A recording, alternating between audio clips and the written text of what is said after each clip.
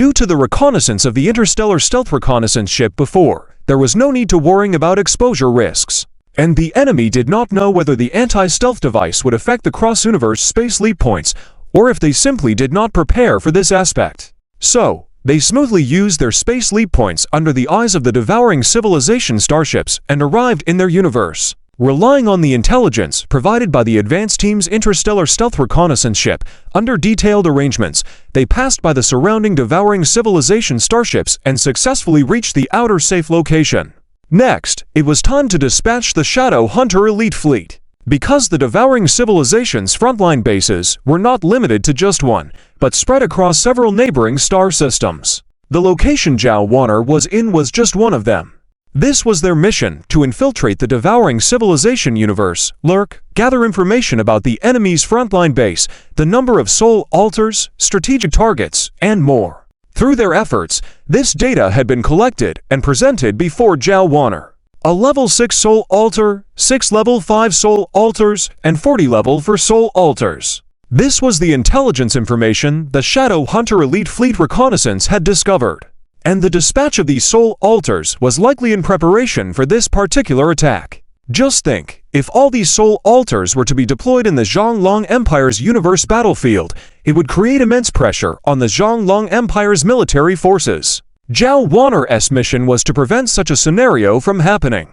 These soul altars must be left entirely within this universe's range. For this reason, Zhao Wanner and her team had meticulously prepared for this mission. Report: a level for soul altar has already crossed the space leap point and entered our universe, a subordinate reported. Zhao Wanner calmly responded, "We cannot capture them all. As long as we can keep the main targets here. The most important one is the level 6 soul altar." With these words, Zhao Wanner looked outside the bridge window. She could see in the distance a level 6 soul altar positioned on a starship's deck that had not yet unfolded. Its size far exceeded that of the level 5 soul altar by tens of times. This important mission naturally required Zhao Wanner to take personal charge with great confidence. At this moment, the T-6 Shadow Phantom class medium interstellar stealth bomber they were in was quietly lurking near this key target. With a single command, this T-6 Shadow Phantom class medium interstellar stealth bomber could release all of its weapon ammunition towards the soul altar within the shortest time frame, ensuring its destruction. Report on the position and status of the various Legion fleets. Zhao Wanner glanced at the time, asking her subordinates. The subordinates immediately began to report on the situation of each Legion fleet. Our first Legion fleet has 80% of its interstellar warships already lurking in position, while the second Legion fleet has 80% of its interstellar warships in position. It is expected to be fully ready, but will still need 5 more minutes. The third and fourth Legion fleets of the Shadow Hunters have already taken positions and locked onto their objectives. However, the 5th and 6th Legion fleets of the Shadow Hunters encountered some minor issues. To avoid giving away their positions, their actions have been slowed. To reach the best strategic positions, it is estimated that they will need 30 minutes. Zhao Wanner frowned slightly. 30 minutes. But the commanders of the 2 Legion fleets have taken into account the time issue and prepared contingency plans. Changing the covert locations would require 15 more minutes. While the hiding places may not be ideal, they ensure the elimination of the highest priority targets during battle. Hearing this, Zhao Wanner's brows relaxed. The subordinates continued to report on the situation of the other Legion fleets.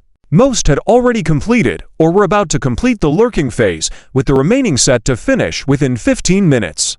Inform all Legion fleets to prepare for combat in 15 minutes, Zhao Wanner ordered. Yes. The subordinate responded. How are the outer defenses doing? Zhao Wanner inquired. The outer defenses are ready and waiting for our actions, the subordinate replied. Zhao Wanner nodded, her gaze sharp as she looked at the red dots marked on the interstellar map.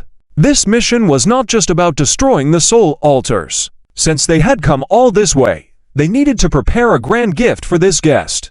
Zhao Wanner's lips couldn't help but curve up.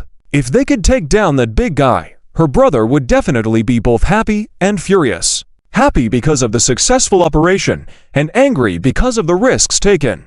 With that thought, Zhao Wanner looked at another video window, where the rumored Troll King's flagship, the T-6 Troll King class interstellar fortress, was displayed. Zhao Wanner's eyes sparkled with excitement. As an assassin, she naturally hoped that her prey would be of higher value.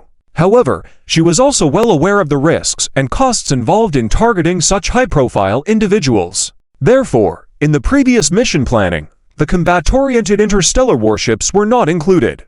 This naturally included the T-6 Troll King-class interstellar fortress. But the temptation was hard to resist. As the highest commander, Zhao Wanner had to conceal her true intentions. Fine, let's first complete the most important missions at hand, Zhao Wanner reassured herself, but her eyes couldn't help but stray back to the T-6 Troll King-class interstellar fortress. T-6 Troll King-class interstellar fortress, Bridge Your Majesty. We have dispatched nearly 20 million interstellar warships into various battlefields of the Zhonglong Empire. Currently, we are arranging for the Soul Altars to enter. For your safety, you and the Troll King-class vessel do not need to personally enter the Zhonglong Empire. A subordinate officer knelt down respectfully and said, "Are you saying I fear death?" The Troll King gazed indifferently at the kneeling subordinate officer. The subordinate immediately replied, "I do not mean that. Your Majesty is a powerful king, and dealing with those lowly ants naturally does not require your direct involvement. HMPH, saying that now. If you had performed well before, I wouldn't be here today," the Troll King sneered.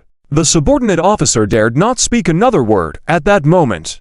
"Arrange for the Soul Altars to pass first. My flagship and Legion fleets will arrive later. If you truly do not wish to see me on the battlefield, then ensure the ants are completely eradicated before my arrival." Instead of staying here, uttering meaningless words, the Troll King said coldly. The subordinate officer immediately reassured, "Please rest assured, Your Majesty. This attack will defeat the Zhonglong Empire's Legion fleets." The Troll King remained silent, focusing on the battle situation displayed on the interstellar map. The subordinate officer began to handle various tasks, ensuring no unexpected incidents occurred, or he would become the Troll King's sustenance. Unfortunately, unwanted events began unfolding. At that moment, sudden fire erupted on the side wings of the bridge window. This unexpected turn of events grabbed the attention of many on the bridge. The Troll King's expression worsened as he asked, "What is happening?" Before he could finish speaking, more explosions appeared, and alarm sounds rang out on the bridge. "Report! Our multiple fleets of interstellar transport and supply ships are under attack by unknown interstellar stealth bombers. Requesting reinforcements. Report! Several interstellar transport ships carrying Soul Altars are under attack by unknown interstellar stealth bombers. Report! Our starport is under attack by unknown enemy vessels. Report!" One after another, messages arrived, all reporting the attacks they were facing. The Troll King's expression grew increasingly grim. He looked out the bridge window and saw numerous flames, indicating multiple locations under siege. At that moment, several video feeds displayed the outlines of the attacking starships, interstellar stealth bombers. And on these ships' hulls were fleet emblems, familiar to all. Seeing these emblems, the entire bridge began to tremble. Fear reflected on the faces of the soldiers present, but no one dared to lift their heads. Unfortunately, a soldier on the bridge was caught by a pair of large hands. Before anyone knew it, the soldier was being dragged towards a gaping maw, hearing only the sound of bones breaking. The subordinate officer immediately prostrated on the ground, not daring to look at the towering figure before him.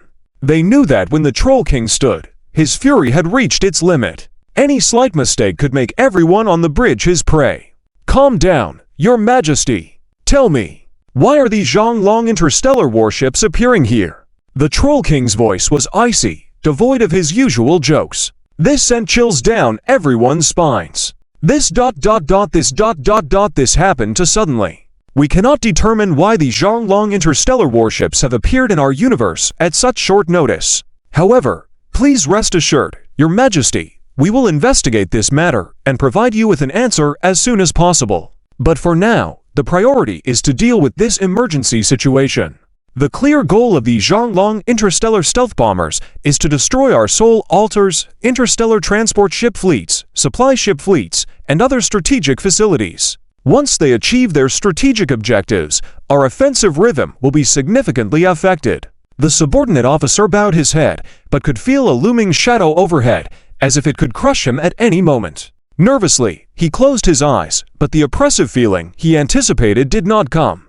Slowly opening his eyes, the massive figure had returned to his throne, his eyes now filled with cold indifference. The relieved subordinate realized, at least for now, he was safe. As for how long that safety would last, only fate could decide. Deploy personnel to investigate how the Zhonglong interstellar warships appeared in our universe as quickly as possible. If they have constructed a Stargate, or used a one-time unidirectional interstellar space traversal equipment similar to that of the Divine Elf Empire, hold those responsible for monitoring accountable.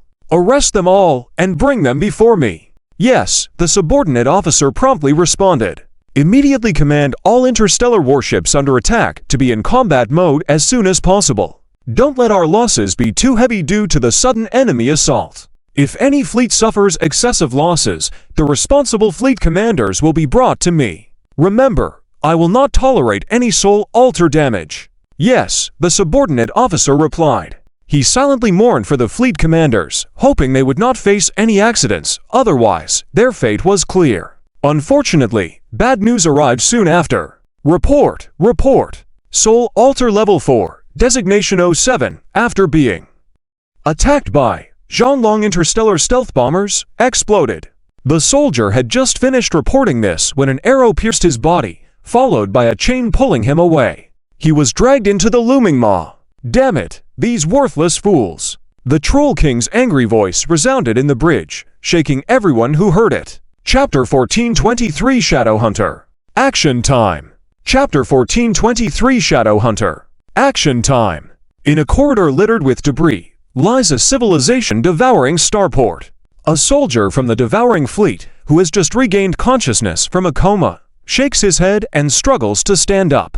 Feeling pain in his arm, he looks down and sees it bent. Recalling the intense explosion that occurred before he lost consciousness, causing surrounding walls to collapse and distort, he was unfortunate to be struck in the arm by a falling object, leading to his coma. His luck seems decent, having survived with injuries but still alive. However, in the current situation, if he doesn't tend to his wound promptly, he will eventually perish due to blood loss. Moreover, he must figure out what exactly happened. Was it a departmental error that caused the explosion? Or did a starship lose control and collide with the starport's surface? The department he is in charge of is responsible for transporting resources from interstellar transport ships to be temporarily stored here, then supplied directly to interstellar battleships as needed, or transferred to interstellar supply ships, which then travel to the front lines to resupply the battleships. In this process, due to some careless captains and crew members, accidents occur everywhere due to work mistakes. But never did he expect to encounter such an unlucky situation himself. He takes a few slow steps, confirming his mobility is unaffected.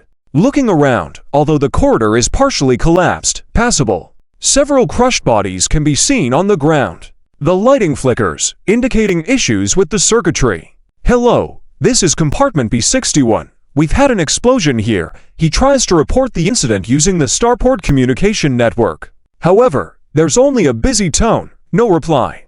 After several more attempts, still no response.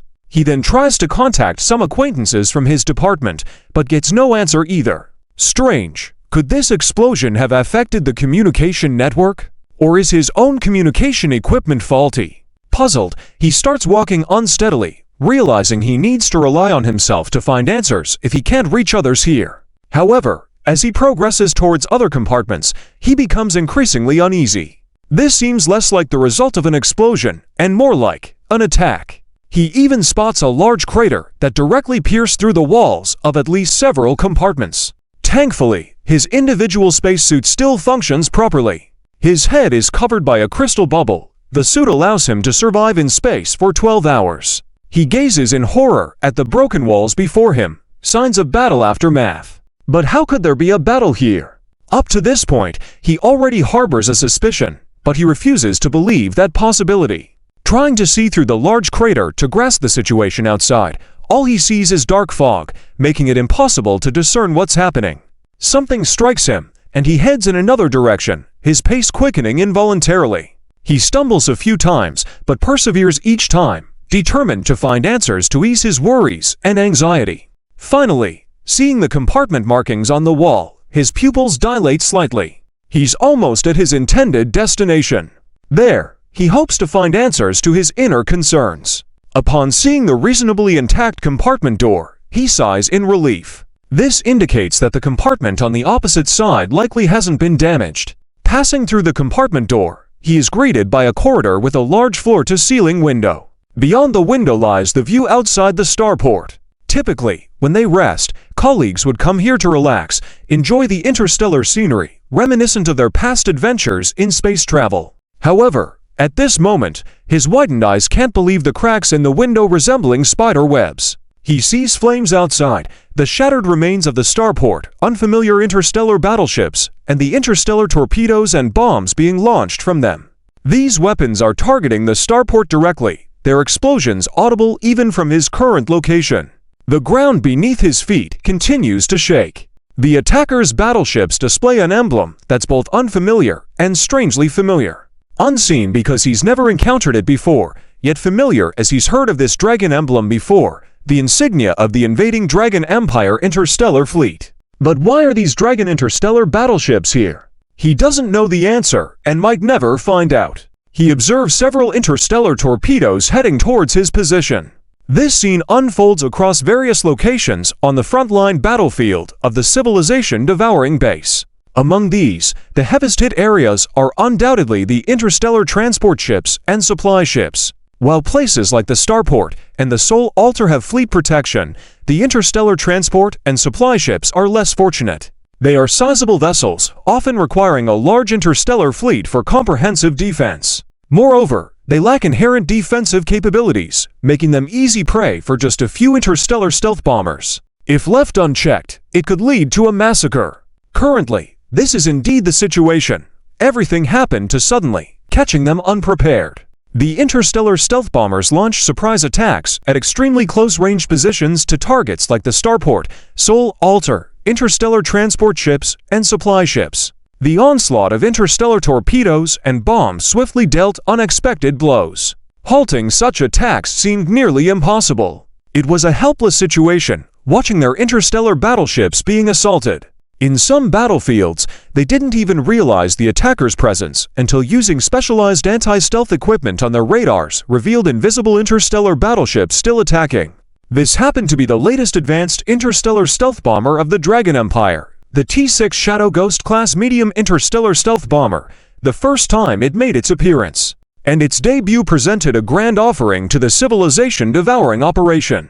In the midst of an empty space, 3 black beams appeared, as if out of nowhere, directly targeting an interstellar transport ship carrying a Level 6 Sol Altar. With the highest security level due to the Sol Altar, the ship was surrounded by an outer layer of interstellar escort ships forming a defensive field to protect the central T-6 interstellar transport ship around the clock. Additionally, the T-6 interstellar transport ship had its own star shield enveloping its hull. Moreover, a layer of defensive field shrouded the Sol Altar placed on a semi-open deck plank. It was specially designed for this purpose, signifying the importance of this Level 6 Sol Altar. Those 3 beams struck the defense field erected by the interstellar escort ships, which ruptured after a brief pause. Subsequently, the star shield of the interstellar transport ship was also shattered.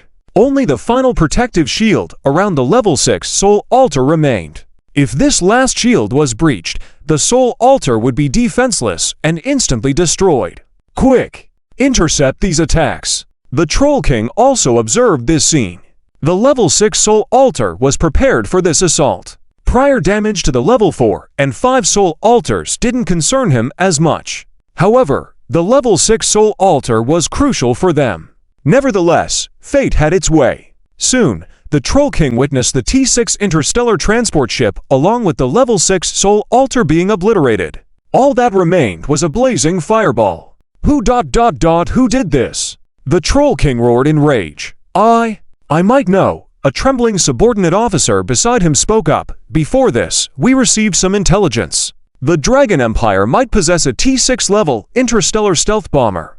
Based on the previous T-5 Shadow of Alf King-class medium interstellar stealth bomber's ability for stealth attacks within a short period, we suspect the T-6 interstellar stealth bomber may possess extended stealth capabilities combined with combat proficiency. However, as this starship had never appeared on the battlefield before, there was no relevant information.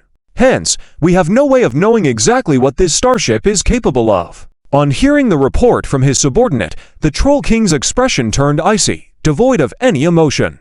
He murmured, sounding like a demon from the abyss, "I don't care what has happened now.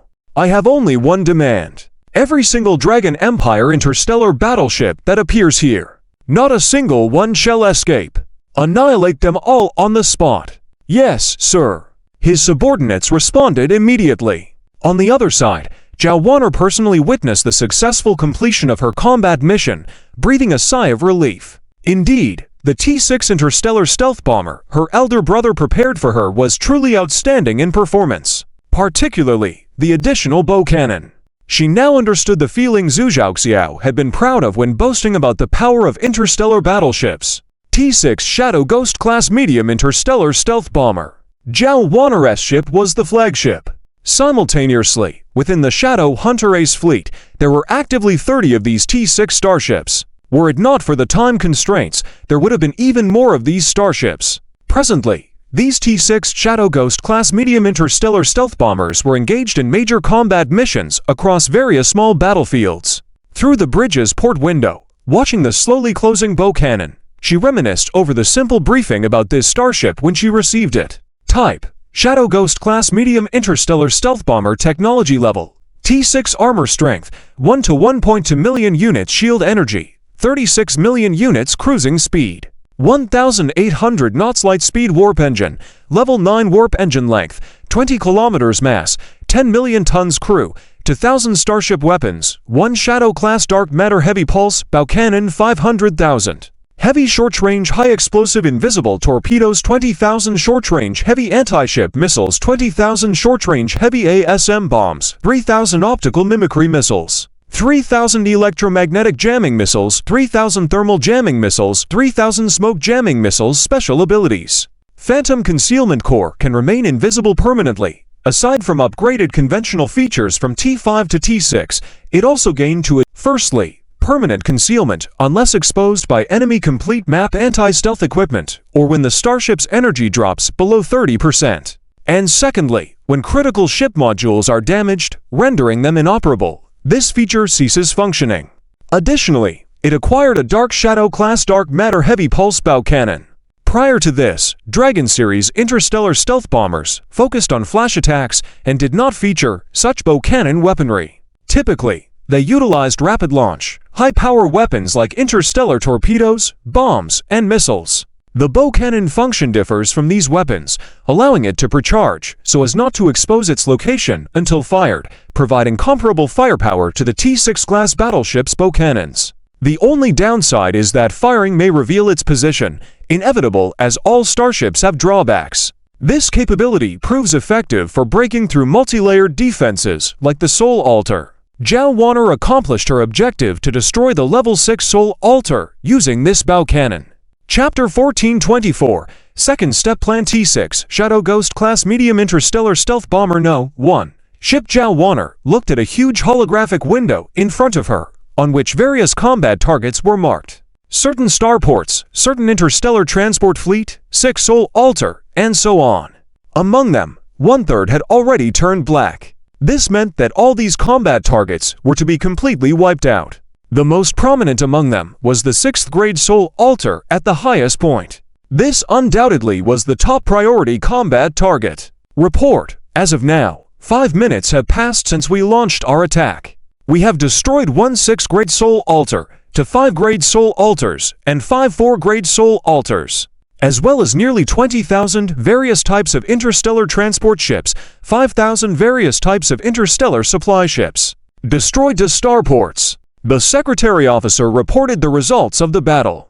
If it were any other interstellar fleet, except for the interstellar missile fleet, it would be hard to believe that these combat objectives could be completed within 5 minutes. And so far, their own losses were still a very small number. The enemy has reacted and begun a large-scale mobilization of counter-reaction equipment, attacking and surrounding our interstellar warships. It has been ordered to, besides destroying the designated attack targets, as much as possible destroy the counter-stealth equipment and starships within our firepower range. At the same time, complete our own mission quickly, evacuate from the enemy's encirclement, and not engage in battles with enemy ships, said the secretary officer, looking at Marshal Zhao Warner. These were some of the things that Marshal Zhao Warner had previously emphasized. Marshal Zhao Warner nodded in satisfaction.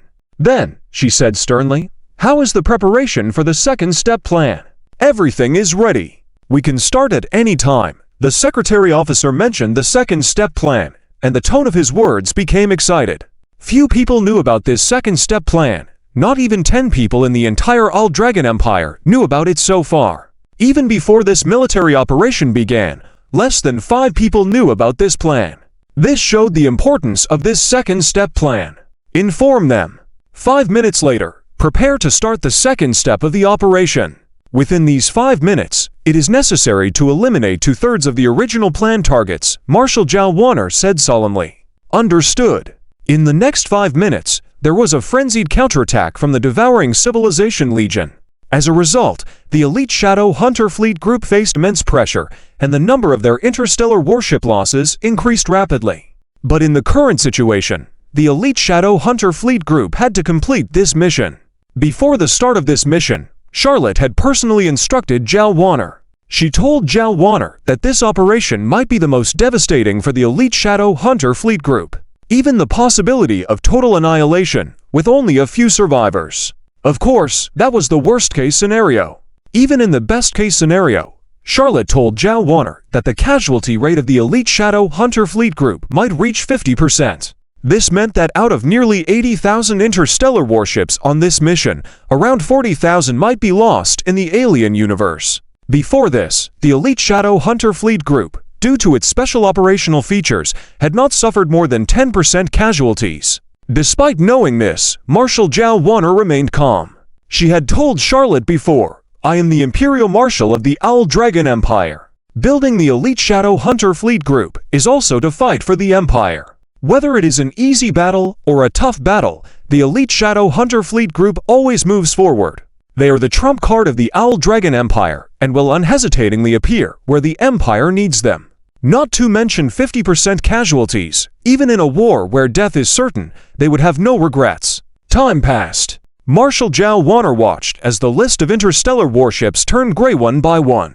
After all, this was the enemy's headquarters, with millions of enemy interstellar warships.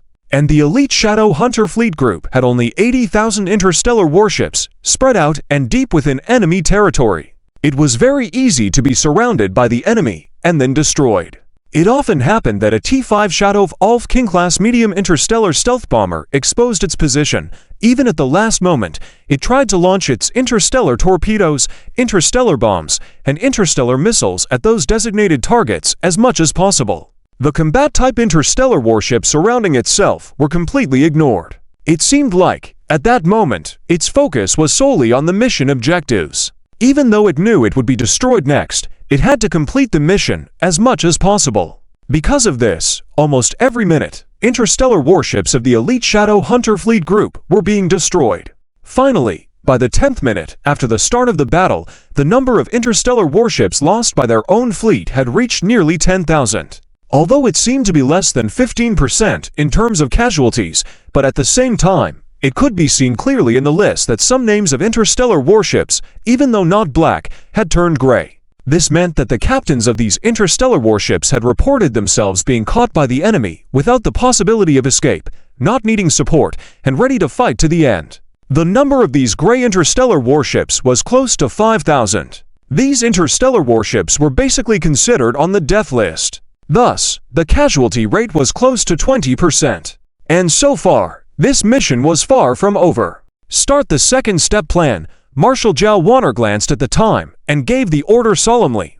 Yes. Soon, changes began to occur on the battlefield. The interstellar stealth bombers, originally scattered in various locations, started heading towards the cosmic leap points created by the devouring civilization. It was as if they were preparing to escape from there. Your Majesty, these interstellar stealth bombers of the All-Dragon Empire are now trying to escape. They seem to want to return to the All-Dragon Empire universe through our cosmic leap points, a subordinate officer reported to the Troll King. The Troll King sneered, trying to escape using our things right under our noses. Then, An angry expression appeared on his face. Do these people from the Owl Dragon Empire think we are fools? Destroy their interstellar warships. Do not let a single one return to their universe. They must pay the price for what they have done. The current Troll King was very angry. On one hand, because of the important military equipment destroyed by these interstellar stealth bombers of the Owl Dragon Empire so far. Although they were all non-combat equipment, the losses would have a huge impact on this war of invasion into the Owl Dragon Empire universe. The Troll King could imagine how the other two kings would reprimand him when they saw him later. And his own prestige would also suffer a great deal due to this battle, plummeting among the devouring civilization. If the Great Existence also blamed him for this, his current position would be greatly affected. Thinking about this, he was not only angry, but also fearful. He had to do something, or after this war ended, he would not only be dead, but also skinned alive. At least, he had to completely annihilate this trump card fleet of the Owl Dragon Empire here. Due to the obstruction from the devouring Civilization Legion, the interstellar stealth bombers of the elite Shadow Hunter Fleet group could not advance towards those cosmic leap points created by the devouring civilization. Every step was very difficult. The casualties were also very heavy. This puzzled the commanders of those devouring civilization interstellar fleets. This was clearly not a good battle plan. Rather than attacking towards those cosmic leap points, breaking through the outer perimeter would have a higher chance of success. And remember that there were nearly millions of devouring civilization interstellar warships on the other side of the cosmic leap points. So, this was a dead end. Just when everyone thought that this trump card fleet from the Owl Dragon Empire was gradually heading towards destruction, something unexpected happened. Report: a batch of interstellar insectoids has emerged at the third cosmic leap point and is attacking our interstellar warships. The sudden news left the Troll King a bit dazed. He frowned, looking puzzled. Interstellar insectoids. I heard that the Owl Dragon Empire seemed to control a force of interstellar insectoids, but how did this force of interstellar insectoids appear here through our cosmic leap points? The subordinate officer thought for a moment and carefully replied, this. The only explanation is that the battlefield on the opposite side of the third cosmic leap point has been taken over by the Owl Dragon Empire. Hearing this, the Troll King immediately rebuked, that's impossible. We have at least 5 million interstellar warships in every battlefield over there. How could the enemy possibly gain control of any battlefield in such a short time? It's impossible. Keep in mind, it had only been about 15 minutes. In such a short time, how could this? Suddenly, the Troll King seemed to realize something. The Owl Dragon Empire's trump card fleet, the Hell Angels fleet group. The Troll King's expression became serious, his round face wrinkled like a steamed bun. It's possible. It's possible. In that previous battle, the 5-grade soul altar that was destroyed. In that battle, the firepower of the enemy's Hell Angels fleet group exposed our cosmic leap point to the enemy's firepower range within a short period of time. So the enemy might, in a short time, have the ability to attack our cosmic leap points. The subordinate officer analyzed and said. The Troll King looked at the screen where the interstellar insectoids emerged from that cosmic leap point. His brows soon relaxed. The enemy only has one Hell Angels fleet group, at most, temporarily controlling a cosmic leap point on a battlefield. Their elite Shadow Hunters fleet group is scattered across multiple battlefields. Even if, the Troll King gritted his teeth, he said firmly, even if the Hell Angels fleet group cannot be completely wiped out, at least we can heavily damage them. As for those interstellar insectoids, they are not to be feared. The interstellar insectoids are just a swarm tactic. Previously, it was heard that the Owl Dragon Empire had only tens of millions of interstellar insectoids. Even if it's over 100 million, they would not pose much of a threat to us. Hearing the Troll King's words, the subordinate officer nodded. Although he felt worried internally, it was indeed the situation. So this is the universe of devouring civilization? The minions under the Order's palm, a massive insectoid nest carrier, appeared in this universe. It was so large that it even exceeded the most prominent T6 Troll King class interstellar fortress giant ship on the opposite side. It was really massive, like a planet, but made of brown material. It was hard to believe that it was a living organism. And this was the T6 level insectoid nest carrier, the seat of the insectoid queen. At this moment, the insectoid queen was located at the bow of the ship, watching the battlefield in front of her with a calm expression. She glanced around. "Queen, these are the coordinates where my few fleets are located," a voice sounded in the Insectoid Queen's ear. "Sister Warner, received." The Insectoid Queen smiled slightly. Then she calmly gave the order, "Start deploying the Insectoid passages." Subsequently, several special Insectoid units began to move at a distance. Soon, in other battlefields, cracks started appearing in the spatial area of the battlefield, as if torn by some kind of creature. Then, numerous interstellar insectoids emerged. Not good. Interstellar insectoids are emerging successively in several battlefields. The enemy has established insectoid passage jump points. The subordinate officer noticed this change and said in a panic, "Insect passage jump points? But why can this insectoid passage jump points constructed by the interstellar insectoids be done so quickly? How is this possible?" The Troll King had a shocked expression on his face. He knew a bit about the interstellar insectoids and naturally knew that among them was a T5 level insectoid unit called the interstellar webworm insect. But to his knowledge, building an insectoid passage jump point with this interstellar webworm insect required some time. Yet, at present, these interstellar insectoids had almost instantaneously built several insectoid passage jump points. This efficiency had increased hundreds of times. "Your Majesty, it's not good. The number of the enemy's interstellar insectoid has exceeded 10 million and these interstellar insectoids and insectoid nest carriers have a combat power completely different from the common interstellar insectoids we know. Their combat capability has increased significantly, and they even have tactical cooperation," the subordinate officer said with some panic. "Interstellar insectoids with tactical cooperation?" The Troll King's expression was very ugly at the moment, almost as uncomfortable as eating shit. Chapter 1425. The origin of the Troll King's interstellar fortress ship accompanied by the increasing emergence of the Owl Dragon interstellar insect race. The situation at the front base of civilization began to show signs of trouble. Report, up to now, the total number of enemy interstellar insect race has exceeded 300 million and is still increasing. The subordinate reported this news to the Troll King. The Troll King's face darkened.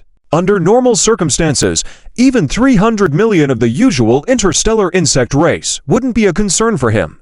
However, it was clear that the Owl Dragon interstellar insect race on the opposite side was much stronger than the common types of interstellar insect race. He looked out of the window. At this moment, even his flagship, the T6, had already entered the war alongside the almost T7 Troll King's interstellar fortress ship.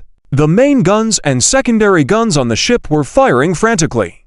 Originally, the plan was to eliminate the Owl Dragon Empire's interstellar stealth bombers, but now they were mostly targeting the continuously incoming Owl Dragon interstellar insect race. Despite destroying many Owl Dragon nest motherships, it was evident that the purpose of these nest motherships was to hinder the Troll King's interstellar fortress ship, preventing it from affecting other interstellar warships. This situation was acceptable for the Owl Dragon, but unbearable for the Troll King. However, what could he do at this moment? The Troll King's plump body trembled as he spoke solemnly. "If the number of enemy nest motherships continues to increase, can we still eliminate their starships?" The subordinate paused for a moment before replying. "To be honest, given the current situation, it is highly likely that, before we can eliminate these Owl Dragon interstellar warships, they will use the universal space jump point to return to the Owl Dragon Empire's universe. And it may be very difficult for us to completely destroy or heavily damage them in the end. After all, we currently have less than 10 million interstellar warships, which are barely enough to deal with that elusive Shadow Hunter flagship fleet. But to deal with the constantly increasing Owl Dragon interstellar insect race, it will require time and resources." The Troll King's expression was extremely grim. He had repeatedly lowered his expectations, but he hadn't expected the situation to turn out like this. If the mastermind, the Owl Dragon Empire's Shadow Hunter flagship fleet, escaped back to the Empire in front of his eyes, the King's face would truly be lost. Find a way to relay orders to our Legion fleet on the other side of the Owl Dragon Empire's battlefield. Their attack can be temporarily halted, but the only requirement is to block these exits and prevent these Owl Dragon interstellar warships from escaping. Furthermore, issue orders to my Legion fleet to mobilize 5 more Legion fleets." The Troll King paused, then continued, "The Troll King's Legion fleet will launch an attack on the universal space jump point controlled by the enemy. At all costs, block this exit in the shortest time possible. Yes. The subordinate immediately began to issue this order. The current situation could only be managed by finding a way to block the influx of all dragon interstellar insect race. The Troll King frowned as he looked at the holographic image of the interstellar sandbox in front of him. Before coming here, he never expected the Owl Dragon Empire to have so many means at their disposal. He had already acknowledged the strength of the Owl Dragon Empire in his heart and only hoped that the situation wouldn't spiral out of control. Interstellar T6 Dragon Emperor flagship of the Owl Dragon Empire, according to the latest reports, Marshal Zhao Wanner has already entered the third phase of the entire plan. The Owl Dragon Insect Fleet, led by the Princess, has passed through the Universal Space Jump Point controlled by us, entered the interstellar universe of civilization, and established insect teleportation points to support the Shadow Hunter flagship fleet under Marshal Zhao Wanner's command, deployed in other battlefields. Lily reported the latest news to Zhao Chen. Zhao Chen looked at a new interstellar sandbox in front of him, containing information about another universe's battlefield. Although not in real-time synchronization, it was better than having no information at all. Fantastic! I never thought that one day we would be able to counterattack the homeland universe of the civilization. The holographic image of the Flame Elf King beside him could not hide his excitement. But it's still far from succeeding now. We are celebrating prematurely. Charlotte's voice was calm beside them. Zhao Chen nodded, reflecting. The next step of the plan is crucial, right? Charlotte nodded, gazing at the interstellar sandbox of the civilization universe. As long as this step is successful, not only will our current operational plan be successful, but it also means that the pressure on our Owl Dragon Empire will suddenly decrease. We might even be able to severely damage the civilization of Engulfing, buying more time for the development of our Owl Dragon Empire. If it turns out as your plan suggests, that would indeed be a great victory, the Flame Elf King exclaimed excitedly. Lily glanced at the Flame Elf King, indicating something with her words. If that's the case, I wonder if the Sacred Elf Empire will continue to act cautiously as they do now. The Flame Elf King understood the meaning behind Lily's words, his expression serious and his voice deep. If it comes to that point, I will definitely try to persuade the High Council to engage in full-scale war against the civilization of Engulfing. To ignore such a good opportunity in front of us would be foolish. Lily had intended to say something more provocative, implying that they were being timid, but Zhao Chen interrupted her. There was no need to expose such matters. A subtle hint was enough. They were well aware. How are the Troll King's preparations against our Owl Dragon interstellar insect race? Zhao Chen inquired. Charlotte responded beside him. There are measures in place, but due to the large number of Owl Dragon interstellar insect race under the Princess's command and their superior combat strength compared to ordinary interstellar insect race, unexpected attacks and failure to seal off exits in time have led to the completion of the insect teleportation points. Now, the enemy can only stop the Owl Dragon interstellar insect race by capturing the Universal Space Jump Point in the Lu Yangno 11-star system battlefield. However, that's where the largest number of the Princess's Owl Dragon insect fleet is deployed. The Troll King would find it difficult to capture that tough nut. This is also because we have the upper hand in intelligence. Thanks to the Flame Elf King providing us with technical information about the Universal Space Jump Point technology used by the civilization of Engulfing, Zhao Chen turned to the Flame Elf King. A small token of appreciation, the Flame Elf King smiled. Ahead of time, Zhao Chen had talked about the Universal Space Jump Point used by the civilization of Engulfing. It was a type of black technology controlled by the civilization, known as T6, but actually verging on the T7 level of technology. It could remain active for short periods, such as a month, 3 months, or half a year. It allowed bidirectional passage, with the only limitation being the number of interstellar warships in use at the same time, with no other restrictions. But it also had a downside. It was indiscriminate use, meaning it had no control. Once activated, any starship could pass through freely. Closing it required either destruction or the use of some equipment to dissipate it rapidly. It was this weakness that allowed their interstellar warships to quietly make their way to the enemy's universe without alerting them, enabling this surprise attack to proceed so smoothly. The Flame Elf King looked at Zhao Chen. Among them, your interstellar insect race that has joined us has made a significant contribution. In our intelligence on the civilization of Engulfing, we indeed found knowledge about a powerful interstellar species possessing a special unit, a T5 class interstellar network changeling. But according to the data and intelligence in our database, creating a wormhole jump point by an interstellar pathway worm requires some time. However, the interstellar pathway worm of your Xiaolong interstellar swarm possesses this. Interstellar pathway king worm, Zhao Chen said. Yes, the existence of this interstellar pathway king worm can establish a wormhole jump point in an extremely short time, catching the opponent completely off guard. This is what led to the current situation. The Flame Elf King's eyes were filled with admiration. Zhao Chen nodded with a smile.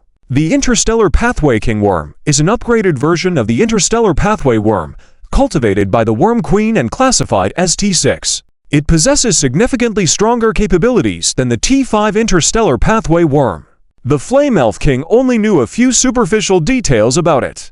According to the introduction from the Worm Queen to Zhao Chen earlier, the T6 Interstellar Pathway King Worm not only significantly increases the efficiency of creating wormhole jump points, but also improves the transit efficiency for the Hive mothership by several dozen times. This enables the Xiaolong Interstellar Swarm to reinforce other battlefields in the shortest time possible. However, it does have a drawback. The efficiency of creating wormhole jump points is affected by the distance. The farther the distance, the more time is required to establish the point.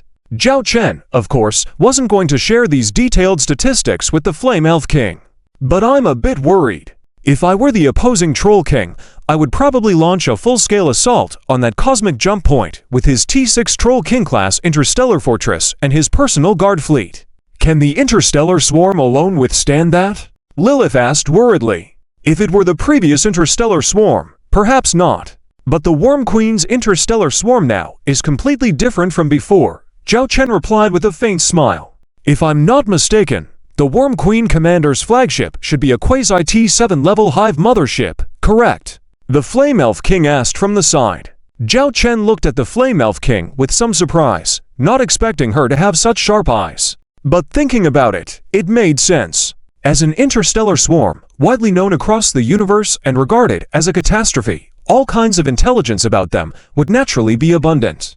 That's correct, Zhao Chen admitted. Since she had already noticed, he decided to be upfront. What a pity that I can't witness it in person.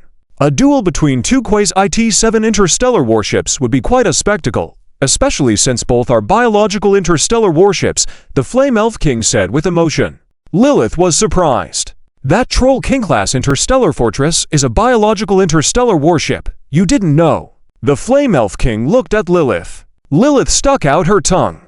The Empire's logistics workload is overwhelming, so I only skimmed through some frontline battlefield data. These details should have been shared with your Holy Elf Empire as well. It's not exactly a secret.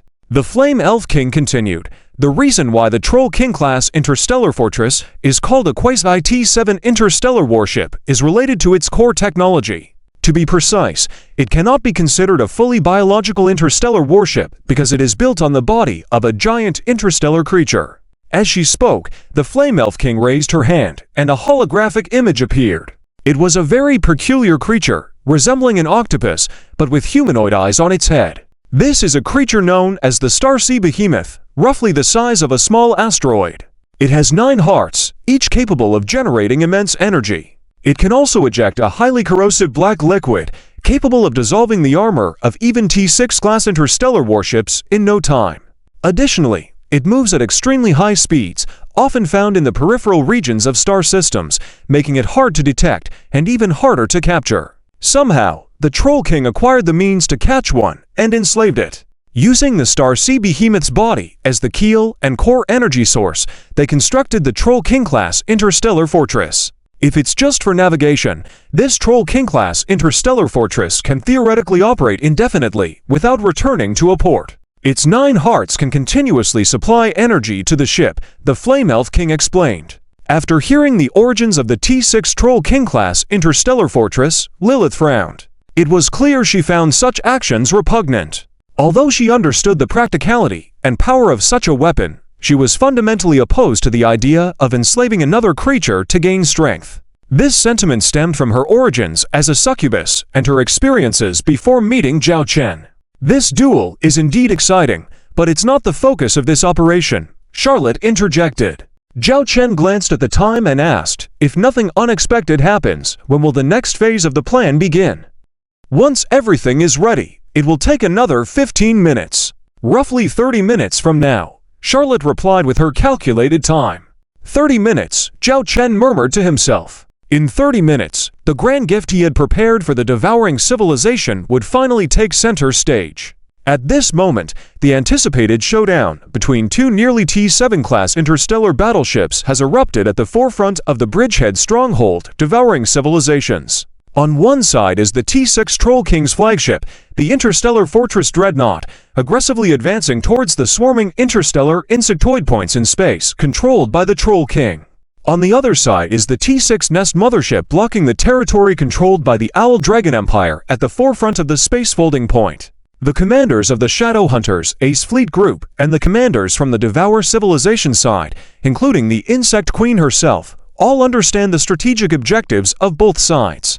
The only way for the Troll King to break the deadlock now is to seize control of this location, cutting off the continuous influx of interstellar insectoids being sent by the Owl Dragon Empire. Without this, there is little hope of recovering losses from the ongoing battle. Fighting a war of attrition against the interstellar insectoids is deemed foolish, as they are a formidable warlike species that can quickly regenerate losses if given adequate resources.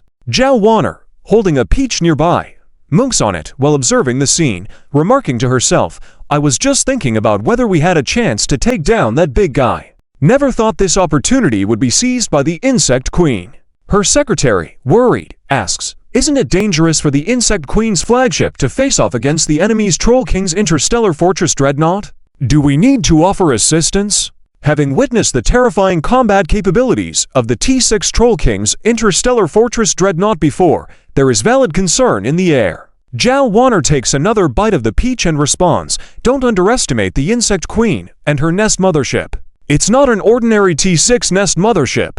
Besides, the Insect Queen is smart. She has been nurturing her interstellar insectoids, whose combat capabilities are not on par with those encountered initially. If our Owl Dragon fleet had faced these kinds of interstellar insectoids from the beginning, even my big brother would have lost." The secretary is embarrassed at this revelation, but asks, "Should we just watch and wait?" Zhao Wanner disposes of the peach pit and wipes her mouth, saying, "Observing is our best course for now. Let's first complete our assigned tasks. If there's an opportunity later, or if the Insect Queen needs help, we can make a move." The secretary immediately understands Marshal Zhao Wanner's intentions and replies, "Understood."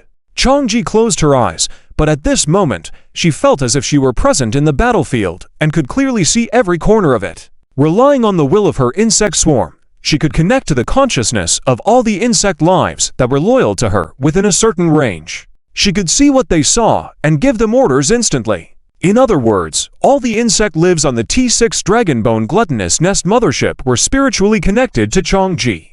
At this moment, tens of thousands of insect combat units were pouring out from the T-6 Dragonbone Gluttonous Nest mothership, continuously rushing forward to eliminate any enemies that stood in their way. Their mission was to get close to the T-6 Troll King interstellar fortress carrier at all costs.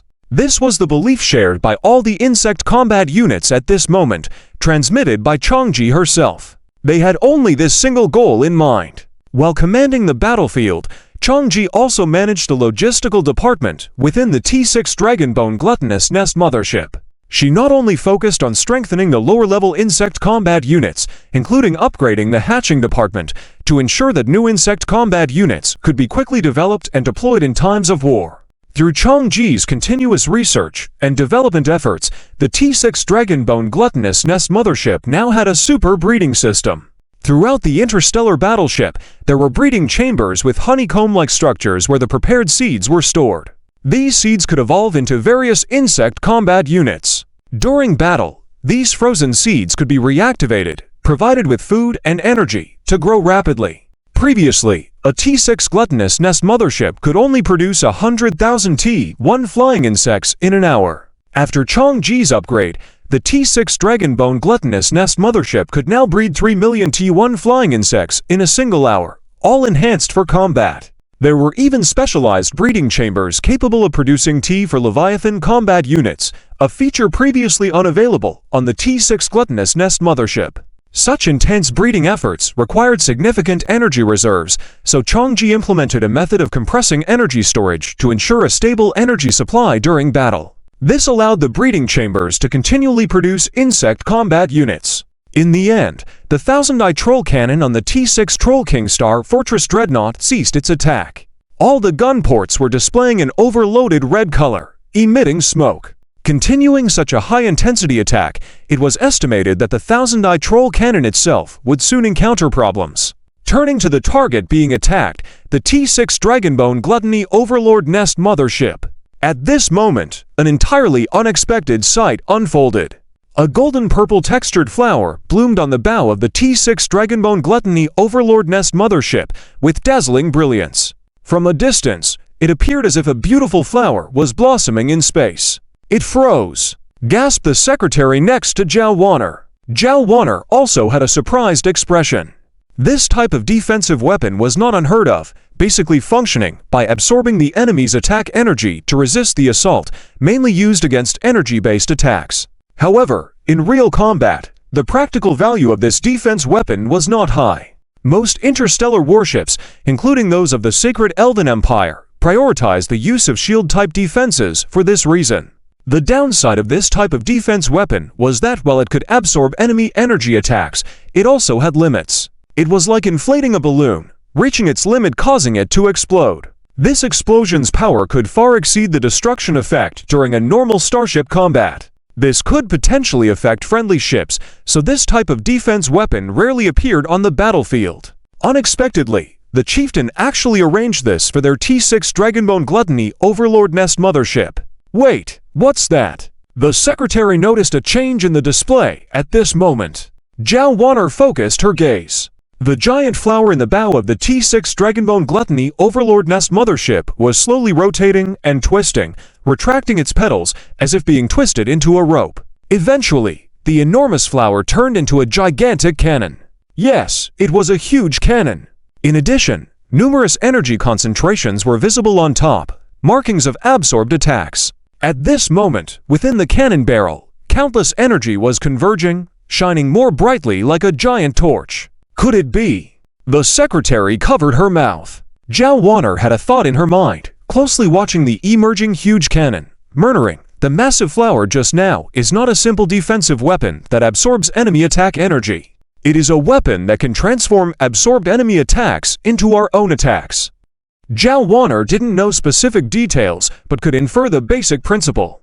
However, implementing such a weapon in reality would not be simple. If the chieftain managed to do so, it would be a significant advantage for their T6 Dragonbone Gluttony Overlord Nest mothership. Additionally, if this weapon could be used on other Nest motherships in the future, it would elevate the combat capability of the entire All-Dragon Interstellar Insect Clan. Thinking about this, Zhao Wanner felt her breath becoming constrained. Whether it could be achieved had to be seen in the current attack. At this moment, the opposing T6 Troll King Star Fortress Dreadnought also realized something was amiss. Several layers of star shields appeared in front of it. This feature was likely the uniqueness of the T6 Troll King Star Fortress Dreadnought, possessing multi-layered star shields capable of withstanding more attacks and avoiding the risk of direct penetration by powerful enemy strikes. However, a defense like this required massive energy consumption, a feat only possible due to the special constitution of the T6 Troll King Star Fortress Dreadnought. Seems like I underestimated these bugs. The Troll King observed the shining T6 Nest mothership from afar. Regardless of the method, being able to withstand the frontal attack of his T6 Troll King Star Fortress Dreadnought demonstrated its strength. But the gap with the King Troll King is still there. I don't believe a bug could challenge my Troll King like that, the Troll King said coldly. None of his subordinates dared to speak. They were unsure if their king's words were genuine or mere pretense. Finally, after the T6 Dragonbone Gluttony Overlord Nest mothership absorbed the attack energy of the T6 Troll King Star Fortress Dreadnought, a counterattack ensued. A huge rainbow beam shot over. Yes, it was rainbow-colored. Extremely dazzling. It was difficult to imagine that such an attack originated from an insect nest mothership. It only indicated a mismatch with the style of the nest mothership. However, at this point, these details were insignificant. The crucial question was whether the T-6 Troll King Star Fortress Dreadnought could withstand the counterattack from the Dragonbone Gluttony Overlord Nest mothership. Similar to the earlier assault by the Thousand-Eye Troll Cannon, virtually all units in the attack path were obliterated. Even entities of T5 level found it hard to withstand this terrifying high-intensity attack. Boom! At the moment when this rainbow beam collided with the star shields of the T6 Troll King Star Fortress Dreadnought, Zhao Wanner felt a sensation, as if something had collided in her head, bringing a bewildering feeling. Visually, it was extremely dazzling, as if a new miniature star had emerged. The secretary clenched her fists tightly, displaying a tense expression, as if engaging in the attack. "We can do it! We can do it for sure!" the secretary muttered softly. Yet, Zhao Wanner soberly dashed her hopes. "Don't overthink it. It's impossible to bring down the T6 Troll King Star Fortress Dreadnought with this round of attack alone." "Huh? I thought that attack was powerful," the secretary muttered.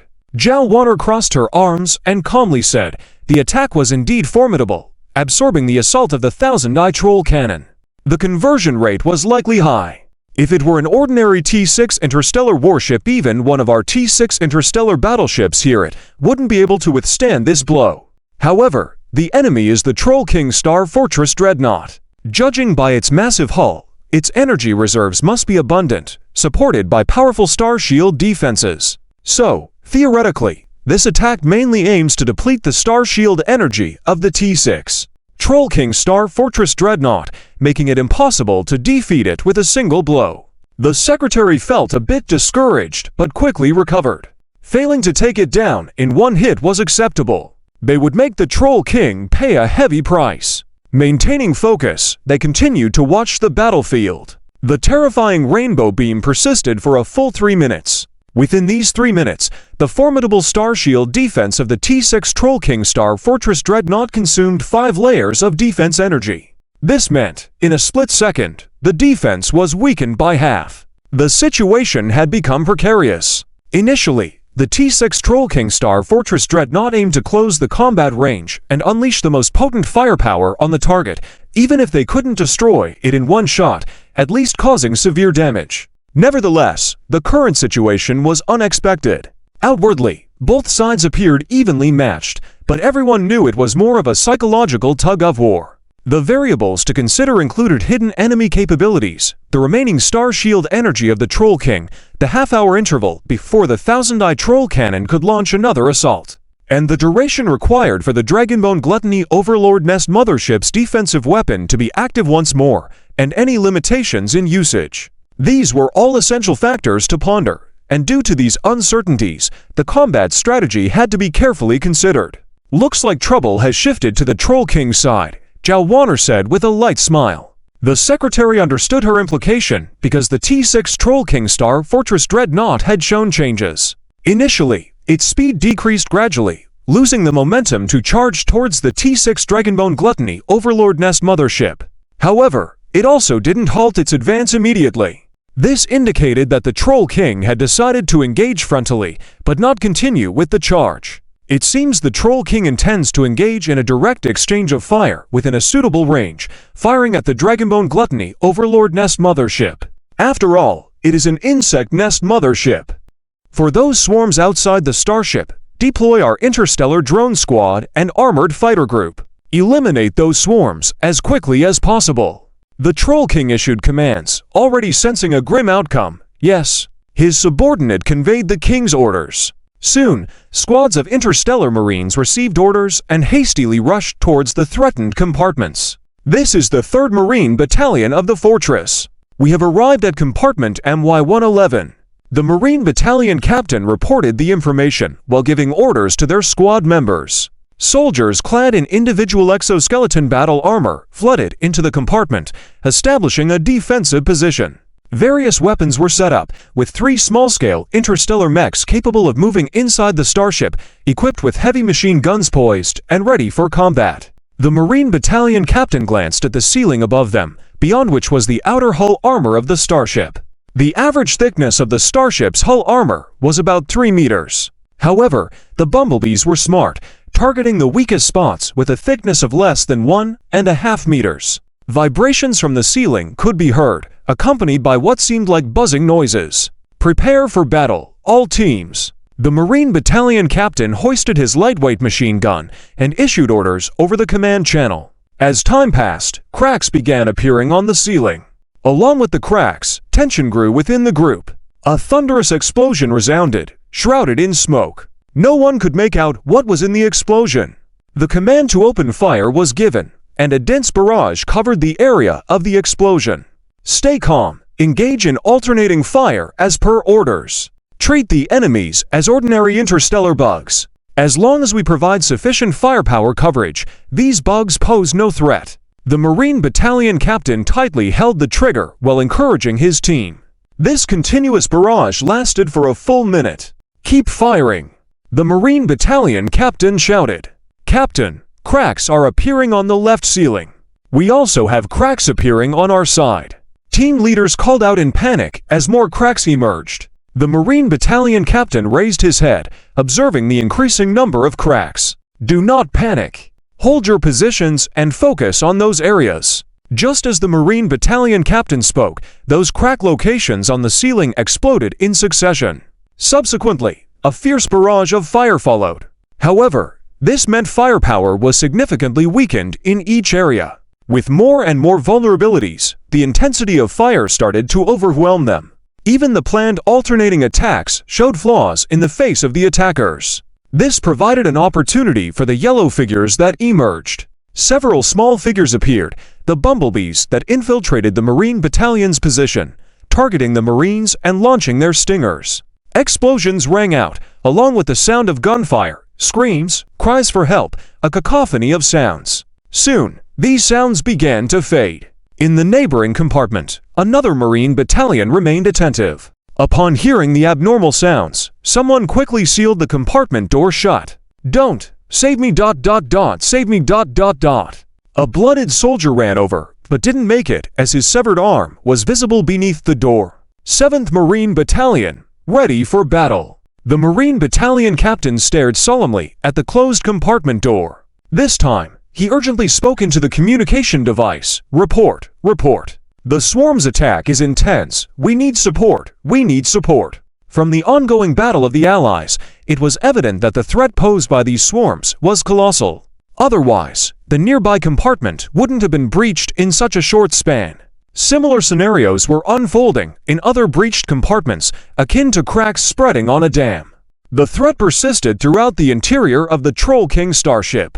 Externally, the situation was more visually apparent due to the King's orders. In certain areas of the starship, giant compartment doors opened, resembling warehouses with well-organized squads of interstellar combat mechs inside. Simultaneously, tens of thousands of interstellar drones swarmed out as well. Unlike the interstellar drone squadrons on the Owl Dragon Legion's carriers, those on the Troll King's starship primarily served for close-range defense. These drones targeted the small bumblebees, causing havoc on the starship's surface, exterminating them one by one.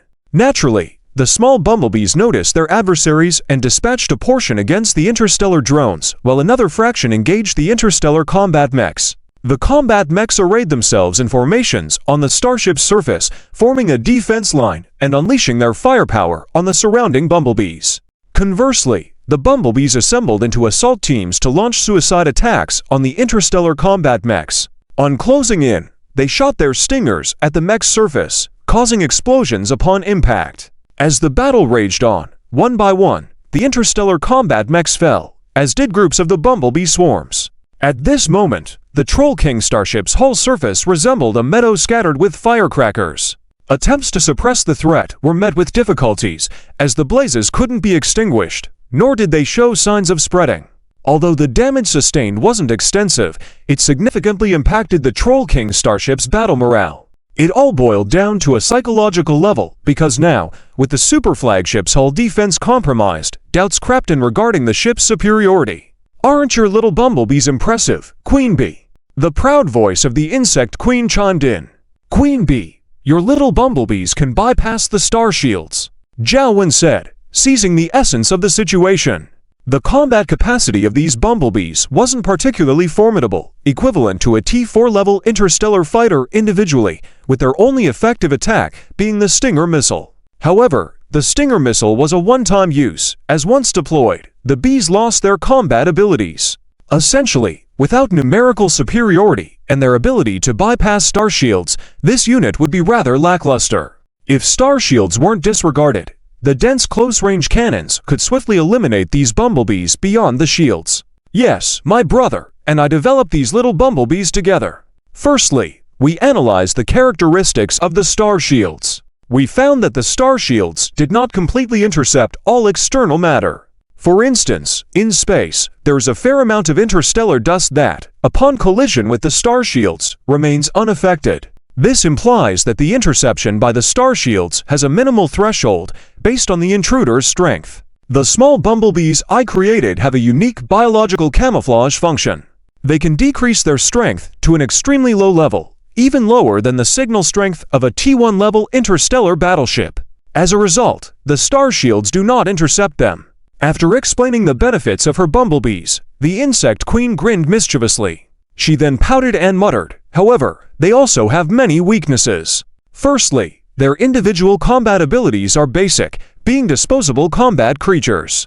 Additionally, their lifespan is short, as they can only last 30 minutes in battle after deployment before succumbing to energy depletion.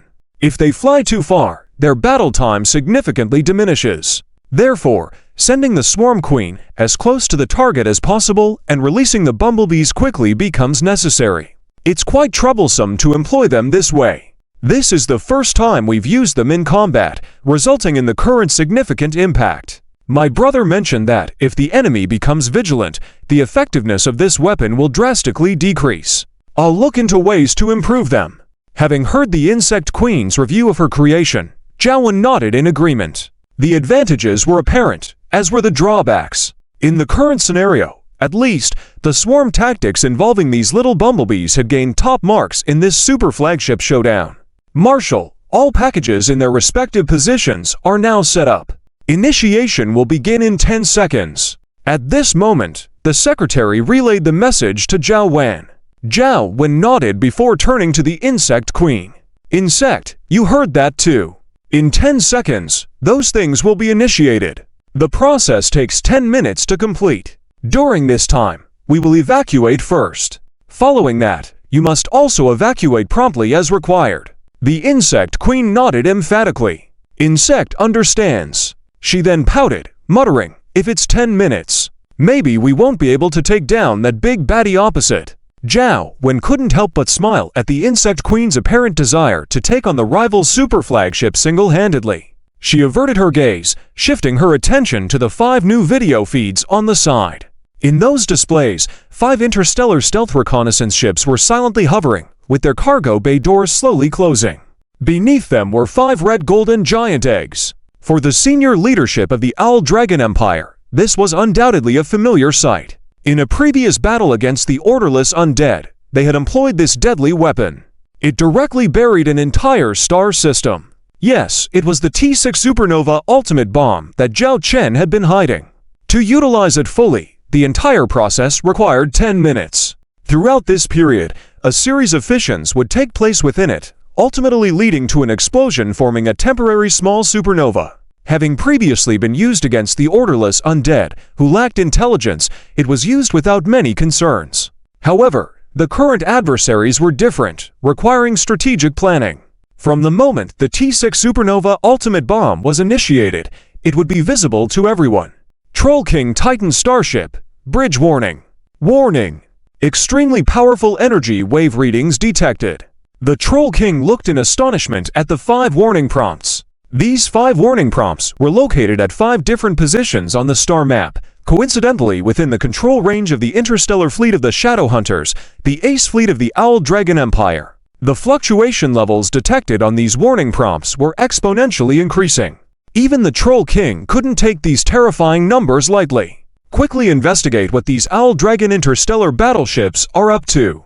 The Troll King roared angrily. His own Troll King ship had suffered losses in confrontations with the enemy's Nest mothership, which had left him very displeased.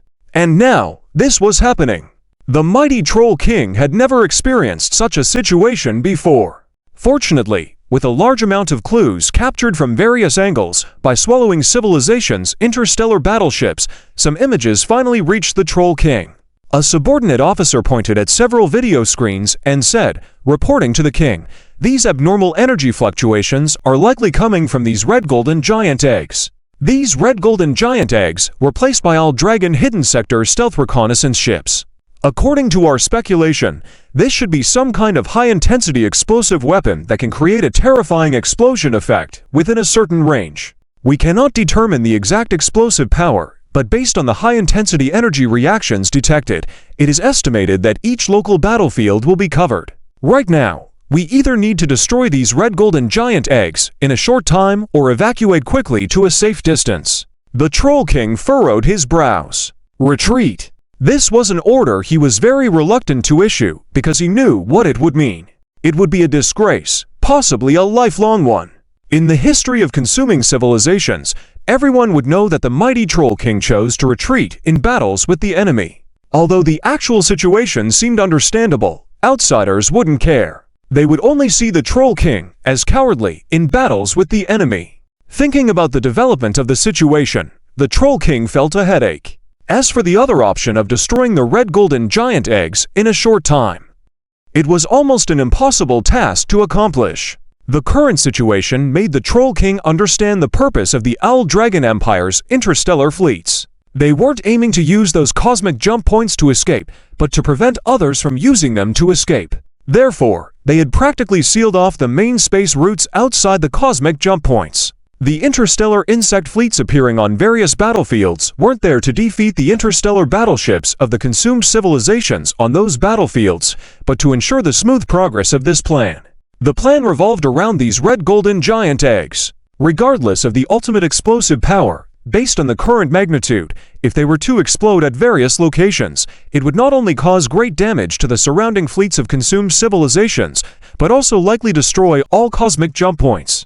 This would mean the complete failure of the operation for the consumed civilizations invading the Owl Dragon Empire's universe. Launching a new round of attacks on the Owl Dragon Empire's universe would require extensive preparations once more. That would be months later. The failure of this attack would be solely the responsibility of the king. Damn it! Those damn Owl Dragons! They should all die. That Owl Dragon Emperor should be skinned alive. The Troll King roared in anger, pounding his fist on the seat below him. This caused the entire bridge to shake violently, like an earthquake. "Your Majesty, the most important thing now is for you to make a decision," a subordinate officer reminded, head down and cautious. The Troll King coldly asked, "How long until those red golden giant eggs explode?" The subordinate officer replied, "According to our research personnel's observations and analysis, the time should not exceed 15 minutes. 15 minutes might seem long or short, but breaking through the protection of the interstellar insect fleets and Shadowhunters' Ace Fleet to destroy those red golden giant eggs was practically an impossible task. That left only one choice. While this choice would bring him disgrace, at the moment, reducing losses to his own fleet could be a means of redemption. If all nearly 10 million interstellar battleships were to perish here, even the consumed civilizations wouldn't be able to bear such huge losses. Issue my command. All fleet squadrons are to evacuate without engaging in battle. The farther away, the better. The Troll King issued this difficult command. When this command was transmitted, many fleet commanders were surprised, even suspecting if the message had been forged by the Owl Dragon fleet. After verifying the authenticity of the information multiple times, they confirmed that this command was indeed issued by the Troll King. Though they carried some doubt, they chose to unconditionally execute the command of the Troll King. Soon, the consumed civilization's interstellar fleet squadrons on the outer periphery of the battlefield turned around and evacuated, followed by the internal fleets. Even the Troll King's flagship, the T-6 Troll King Superstar Fortress, began its evacuation. However, at this moment, a strange scene unfolded on the battlefield. People began to block the consumed civilization's interstellar fleet from evacuating. These were the Owl Dragon interstellar insect fleets. They sought to disrupt the consumed civilization's interstellar fleet's evacuation using every means possible. They focused on disabling starship engines rather than destroying them, ensuring they couldn't leave the area within that time, achieving their goal. This strategy was successful as the Owl Dragon interstellar insects were challenging opponents, and the consumed civilization's interstellar fleet was focused on evacuating. Without firepower cover, the Owl Dragon interstellar insects were uncontrollable, resulting in many consumed civilizations' starships being stranded. The primary target, the T6 Troll King Superstar Fortress, became their top priority. Even the Insect Queen's T6 Dragon Corpse Devourer Super Heavy Nest mothership showed no intentions of retreat. Instead, it tried everything to obstruct the T6 Troll King Superstar Fortress evacuation. Since both sides were evenly matched, one side trying to leave while the other trying to stop resulted in a more complex battle situation. As everyone envisioned the interception of the T6 Troll King Superstar Fortress, numerous elite interstellar squadrons emerged from the Troll King's fleet. These starships, driven by the idea of sacrificing themselves, made their way to the Owl Dragon Swarm, seeking to protect the T6 Troll King Superstar Fortress's evacuation by any means. As a result, these starships suffered significant casualties. Fortunately, the ultimate outcome was positive. The T6 Troll King Superstar Fortress finally escaped the entanglement with the T6 Dragon Corpse Devourer Super Heavy Nest mothership and swiftly departed using its own space jump technology. It left behind a large number of consumed civilizations' interstellar fleet to their fate. Report, there are 3 minutes remaining. Someone informed Zhao Warner. Issue my command. All Shadow Hunters Ace Fleet squadrons begin evacuating, Zhao Warner ordered. Subsequently, in the 5 battlefields, the T6 interstellar stealth reconnaissance ships that had been following began deploying some special devices. These devices, similar to white jade mirrors, were thrown out and rapidly enlarged, causing space tears. They were interuniversal crossing equipment. This kind of equipment wasn't unfamiliar to the consumed civilizations or the Divine Elves Empire, but this was the first time they had seen it. And it was from the Owl Dragon Empire. This was its first appearance. The T6 White Jade type interuniversal single-use Stargate was activated like a white jade mirror, and the starships of the Shadowhunters Ace Fleet immediately began crossing this universal Stargate, evacuating quickly from the impending destruction of the star system. 3 minutes could be long or short, but for the well-prepared Shadowhunters Ace Fleet, the evacuation was more than sufficient. Chirp, you also evacuate quickly. Although you can't take all the Owl Dragon interstellar insects, you can grab some high-value ones, Zhao Warner reminded the Insect Queen before leaving. The Insect Queen chuckled and said, "Sister, rest assured, I've figured out how to handle these bugs. I'll be evacuating soon as well. Relax." With that, Zhao Warner departed. Meanwhile, the Insect Queen watched as the countdown showed less than a minute remaining and observed the ongoing interstellar war. The Shadowhunters Ace Fleet had evacuated, leaving the Owl Dragon interstellar insects behind. This arrangement had been discussed earlier between Zhao Warner and the Insect Queen, and the Insect Queen had accepted it. Since someone had to stay to protect the T6 Supernova Ultimate Bomb, the Owl Dragon interstellar insects were undoubtedly the most suitable choice. Though it meant wasting many Owl Dragon interstellar insects, there was no other way. However, the Insect Queen had made some arrangements. Muttering something under her breath, her T6 Dragon Corpse Devourer Super Heavy Nest mothership also crossed the White Jade Stargate, departing from the battlefield. The remaining All Dragon interstellar insects began to show some movement. Chapter 1433. Annihilation of 5 galaxies in the interstellar battlefield, where fierce battles were raging just moments ago. Now everything was in chaos as everyone retreated. The Shadowhunters Ace Fleet evacuated completely.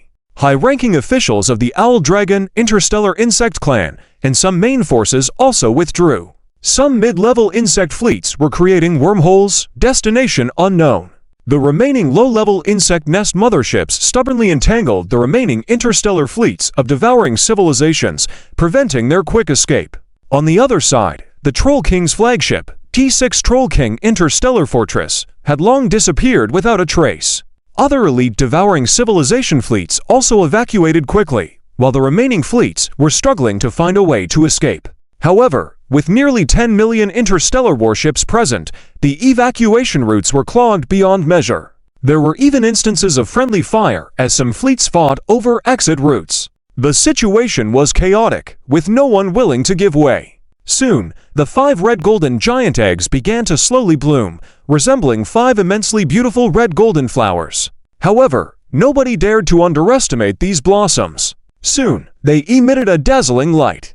A beam of light emerged from the flowers, spreading across the entire space. Those caught within the radiance were primarily the devouring civilization interstellar warships entangled by the Owl-Dragon interstellar insect clan, unable to escape in time. The alarms blared unprecedentedly in the bridge of these warships. It was a warning from a super-high energy entity. The energy fluctuation had already surpassed the limits of the starship's detection equipment. The conclusion drawn from the database was suspected supernova explosion. Anyone who read those words felt a sinking sensation in their hearts. The power of this explosion might have been underestimated, but facing a supernova explosion, even with the protection of starship armor and shields, survival was doubtful. As the light spread, more and more devouring civilization interstellar warships were enveloped. Meanwhile, the Troll King relied on the performance of the T-6 Troll King interstellar fortress to flee to several galaxies away. "We should be safe here," a subordinate officer sighed in relief. "Immediately observe the current situation at the frontline combat base." The grim voice of the Troll King sounded. "Yes." The subordinate quickly proceeded with the task. However, bad news quickly poured in. "Reports indicate we cannot contact the frontline base. Reports show all military facilities in the frontline positions are unresponsive." Hearing this, the Troll King's heart sank. He ordered, "Contact any interstellar warship that can be reached. Find out what is happening."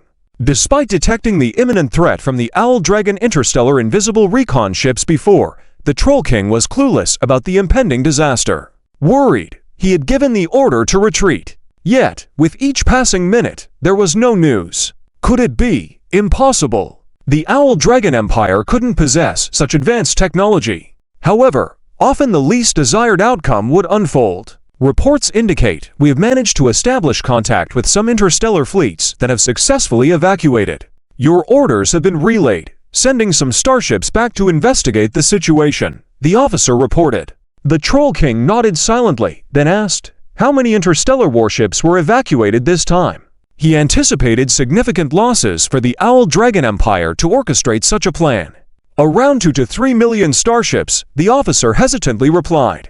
The Troll King sensed something was amiss and lowered his head to face the subordinate, asking, "Tell me, how many were lost?" Glancing at the data in the report, the officer gulped and replied, "So far, we have actively contacted and received feedback from interstellar warships. The number lost is less than 1 million. Before he could finish, a giant hand grabbed him, lifting him up slowly. "What did you say?" The fatigued face of the Troll King now twisted with anger. The officer stammered, That's the truth," I reported. "Ah, please, no," accompanied by a sorrowful cry. The officer was swiftly dismissed from his duty. The remaining crew on the bridge shivered, afraid to look up. The Troll King clenched his teeth, blood oozing from his mouth. He raised his hand, using his authority to bring the report in front of him. Seeing the majority of the screen covered in black, his heart sank. So many fleets were gone. How was this possible? How could this be? Anger and frustration consumed the Troll King as he coughed, blood and flesh splattering onto the ground. Nearly 10 million interstellar warships had dwindled to less than 1 million in an instant. This was a colossal blow to the devouring civilizations. How could this have happened? The Troll King was at a loss, but he would soon have his answers. In the midst of their escape, some starships were fortunate to flee swiftly, oblivious to the events behind them. Others narrowly escaped the coverage of the T-6 supernova ultimate bomb explosion, their shields cracking under attacks, barely surviving. These starships recorded relevant data in their systems. Supernova explosion. The Troll King stared incredulously at the statistics and videos of the sudden outburst that emerged. He had never expected the Owl-Dragon Empire to wield such powerful weapons resembling a supernova explosion, which was clearly beyond the T-6 technological level. More detailed information followed, revealing that the 5 foothold systems arranged by the devouring civilizations for the attack on the Owl-Dragon Empire had their entire contents vanish within moments. Nothing remained. This signaled a catastrophic event, with 5 galaxies obliterated in a matter of minutes, along with millions of devouring civilization interstellar warships. How could this happen? How could this happen? The Troll King's face displayed an expression of disbelief. At that moment, 2 figures appeared beside him, the other devouring civilization kings. "Troll King, look at what you've done. 5 galaxies destroyed, Nearly 10 million interstellar warships gone in an instant. What have you done? Do you know what our devouring civilizations are facing now? The Skinny King took the opportunity to mock their long-standing rival. The Armored King's presence added an uncomfortable tension as he expressed his wrath. Unfazed by their sudden appearance, the Troll King argued back, defending his decisions amidst the chaos. Despite the ultimate command over the front lines, their agents within the numerous starships naturally informed them of the catastrophe. This is not my fault. I could not have foreseen the Owl Dragon Empire having such a powerful weapon, simulating a supernova explosion to destroy a galaxy in a short span of time. Even with you present, how much more could you have done? The Troll King retorted, refusing to take sole responsibility for the current situation. HMPH. Are you making excuses for your mistakes now? While we might not have been able to handle such a weapon, look at the chaos in your ranks, allowing the Owl Dragon Empire's starships to roam freely in our territory for so long. If not for this complacency, how could they have been given the chance to use such a weapon? The Skinny King sneered. Before the Troll King could respond, the Armored King intervened. Enough! This is not the time for such discussions. Given the current situation, our priority is to address the mess at hand.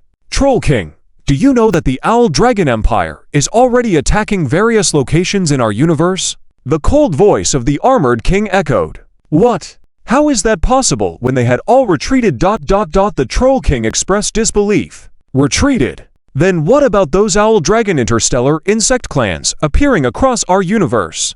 They have already started attacking our dominions, causing us immense trouble. The Skinny King smirked, sharing video clips of the chaos caused by the Owl Dragon interstellar insect clans in devouring civilization territories. Chapter 1434, Safe Return. Chapter 1434, Safe Return. Zhao Chen, sitting on the bridge of the Void Dragon Empire's Cosmic Dragon Emperor flagship, the Interstellar Command ship, sat with a serious expression. He raised his head to glance at the time, then slowly shifted his gaze away. After a dozen seconds passed, he looked at the time again. Though Lily, the secretary, did not speak, she knew exactly what Zhao Chen was thinking. It was nothing but the war on the other side of the universe, devouring civilizations. Can the Shadow Hunter Ace fleet successfully complete the mission and return? Hence, Zhao Chen would glance at the time every few seconds. Lily, according to the original plan, how long until they return? Zhao Chen couldn't help but ask with concern. Lily glanced at the time and replied, according to the original battle plan, they should return to our universe within 5 minutes. 5 more minutes, Zhao Chen murmured, looking very serious. Sir, you need not worry excessively. According to our simulations, Warner and the others will definitely successfully complete the mission and return safely, Lily reassured him. Zhao Chen remained silent. All he could do now was wait. Still not back? At that moment, a figure appeared on the bridge of the Dragon Emperor's flagship. It wasn't a holographic projection, but someone walking in through the main door. It was none other than the Flame Elf King. Her pace was brisk, emphasizing her voluptuous figure. Even women couldn't help but steal a few more glances, but at this moment, most people were more concerned about something else. Is there no news from there? The Flame Elf King asked, her face showing a hint of impatience. Lily shook her head and said, the enemy's interstellar warships have sealed off the inter-universe Stargate jump point in the Luoyang 11 star system. Hence, there is a wormhole jump point established by the Void Dragon interstellar swarm there, but we still cannot communicate with those low-level interstellar swarms. Therefore, we cannot know the situation there. The Flame Elf King pursed her lips, looking at Zhao Chen, who had been silent the whole time. She didn't speak, realizing her mistake. She also knew of the relationship between Lily and the Void Dragon Emperor. It wasn't quite appropriate to be celebrating with her husband present. Excuse me, she apologized as she took a few steps back, but the smile on her face remained. Lily, try to contact the flagship of the Shadow Hunter Ace fleet. Continue observing the situation on our side with the Void Dragon interstellar swarm, Zhao Chen ordered. Yes, sir. Lily immediately began to try to establish contact. Soon, there was a result. At a jump point, a T-6 Shadow Ghost-class medium-sized interstellar stealth bomber stood quietly there. Subsequently, a video window appeared before Zhao Chen and the others. On the other side, it was Zhao Warner. After seeing Zhao Chen, Zhao Wanner saluted solemnly and said, reporting to His Majesty the Emperor, the Shadow Hunter Ace fleet has successfully completed the mission you assigned them. They destroyed 5 enemy interstellar bridgehead fortresses and fought alongside the Void Dragon interstellar swarm, annihilating nearly 10 million enemy interstellar warships. The Shadow Hunter Ace fleet itself suffered over 20,000 interstellar warships losses. Please give your instructions. When Zhao Wanner mentioned the loss of over 20,000 interstellar warships, there was a pause in her speech. This loss could be equivalent to 50% of the Shadow Hunter Ace fleet's strength. Such losses were unprecedented in the elite fleet groups established at this stage. However, to complete such a difficult mission with a 50% loss could still be considered quite a good performance. Very well. Excellent job. You are all heroes of the Void Dragon Empire. After the battle, I will celebrate with all the officers and soldiers of the Shadow Hunter Ace fleet. Zhao Chen said with a smile. Fighting for the Empire is the honor and mission of our Shadow Hunter Ace fleet. Zhao Wanner replied seriously. It seemed that his little sister had indeed grown up to have the demeanor of an imperial marshal. All right, your mission is also completed. Next, rest well. Lily will arrange for your fleet to enter the starport for rest and maintenance, Zhao Chen said. Yes, sir, Zhao Wanner replied. The communication ended. As an elder brother, Zhao Chen had many more things to say to Zhao Wanner, but as the Void Dragon Emperor, there were more important matters for him to attend to. He looked at several other video windows monitoring various interstellar war battles. At this moment, reports from various departments on the bridge could be heard. Report from the Luoyang Ota star system battlefield. The cosmic space leap point created by the enemy shows signs of collapse. Report from the Millennium star system battlefield. The cosmic space leap point created by the enemy is also showing signs of collapse. Report from the Scorpion-tailed Tiger star system. Nearly all the star system battlefields reported this situation. Zhao Chen looked at the Flame Elf King beside him and said, Sherman, it's time to proceed with our next battle plan. The Flame Elf King smiled and said, you can rest assured. By cutting off their retreat, we can confidently clean them up. With that, the Flame Elf King left the bridge with a completely different mood than when she arrived. Before those interstellar space leap points were destroyed, it was essential to point out that there were still over 30 million interstellar warships devouring civilizations in the 8 battlefields of the Void Dragon Empire's universe. This was an enormous figure. However, at the same time, this presented an opportunity for the Void Dragon Empire to completely wipe out their enemies. Although the number of enemy interstellar warships was massive, their supply lines were now completely cut off. These over 30 million interstellar warships that were devouring civilizations would soon lose their combat effectiveness. If the Void Dragon Empire and the Divine Elf Legion fleet could seize the opportunity, they could eliminate all these millions of interstellar warships in the shortest time possible. If the Void Dragon Empire could devour all these interstellar warships here, it would be a massive blow to the civilizations they were consuming. Destroying the 8 invading bridgehead fortresses established by the devouring civilizations and wiping out all the interstellar warships of the devouring civilizations within the Void Dragon Empire's cosmic territory was the Void Dragon Empire's complete battle plan this time. It could be likened to catching the thieves by closing the door. However, these thieves were still ferocious, and their bites were quite painful, so one needed to be cautious. Help from the Divine Elf Empire was also needed. Is there any news from Insect Princess? At that moment, Zhao Chen thought of another fleet executing this battle mission. Just as Lily was about to speak, a video window popped up. It was precisely the Insect Princess they were mentioning. The Insect Princess beamed with joy. Reporting, Emperor Big Brother, the insects have successfully completed this mission. The Insect Princess stood straight, reporting like a Void Dragon officer. I understand. You've done a fantastic job. After the battle, I will celebrate for you. Zhao Chen nodded. The Insect Princess blinked at Zhao Chen, seemingly waiting for something. Zhao Chen quickly realized and, with a serious tone, said, Insect, report the detailed content of this battle, the enemy situation, and our own losses. Yes, the Insect Princess immediately reported excitedly. During this operation, we, together with Marshal Zhao Wanner's Shadow Hunter Ace fleet, annihilated nearly 10 million enemy interstellar warships. We destroyed 8 frontline star system fortresses of the enemy. The Void Dragon interstellar swarm suffered a loss of 3 billion nest motherships. We withdrew 3 million elite nest motherships, while another 10 million nest motherships were unable to retreat, so I arranged for them to harass the main systems of the devouring civilizations using the wormhole jump points. Chapter 1435 is a bit long.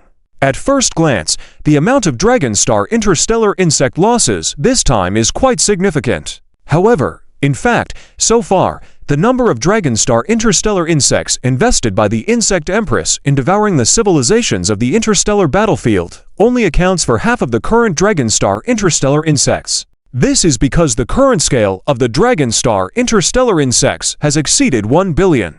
This billion figure does not even include the lower-level insect units. Moreover, this is under the controlled quantity of the Insect Empress's eugenics. If the Insect Empress were to proceed with uncontrolled breeding under the current circumstances, the lost portion of the Dragon Star interstellar insects could recover in the shortest time as long as resources and food are abundant. And right now, there is indeed an abundance of food. There are more than 30 million devouring civilization interstellar warships stranded in the Dragon Empire's cosmos. Insects, we will also need your fleet of insects from our Dragon Empire homeland for the upcoming battles. And you can bring back all the remains of those interstellar warships as food for a quick recovery of the lost Dragon Star interstellar insects, Zhao Chen instructed the Insect Empress.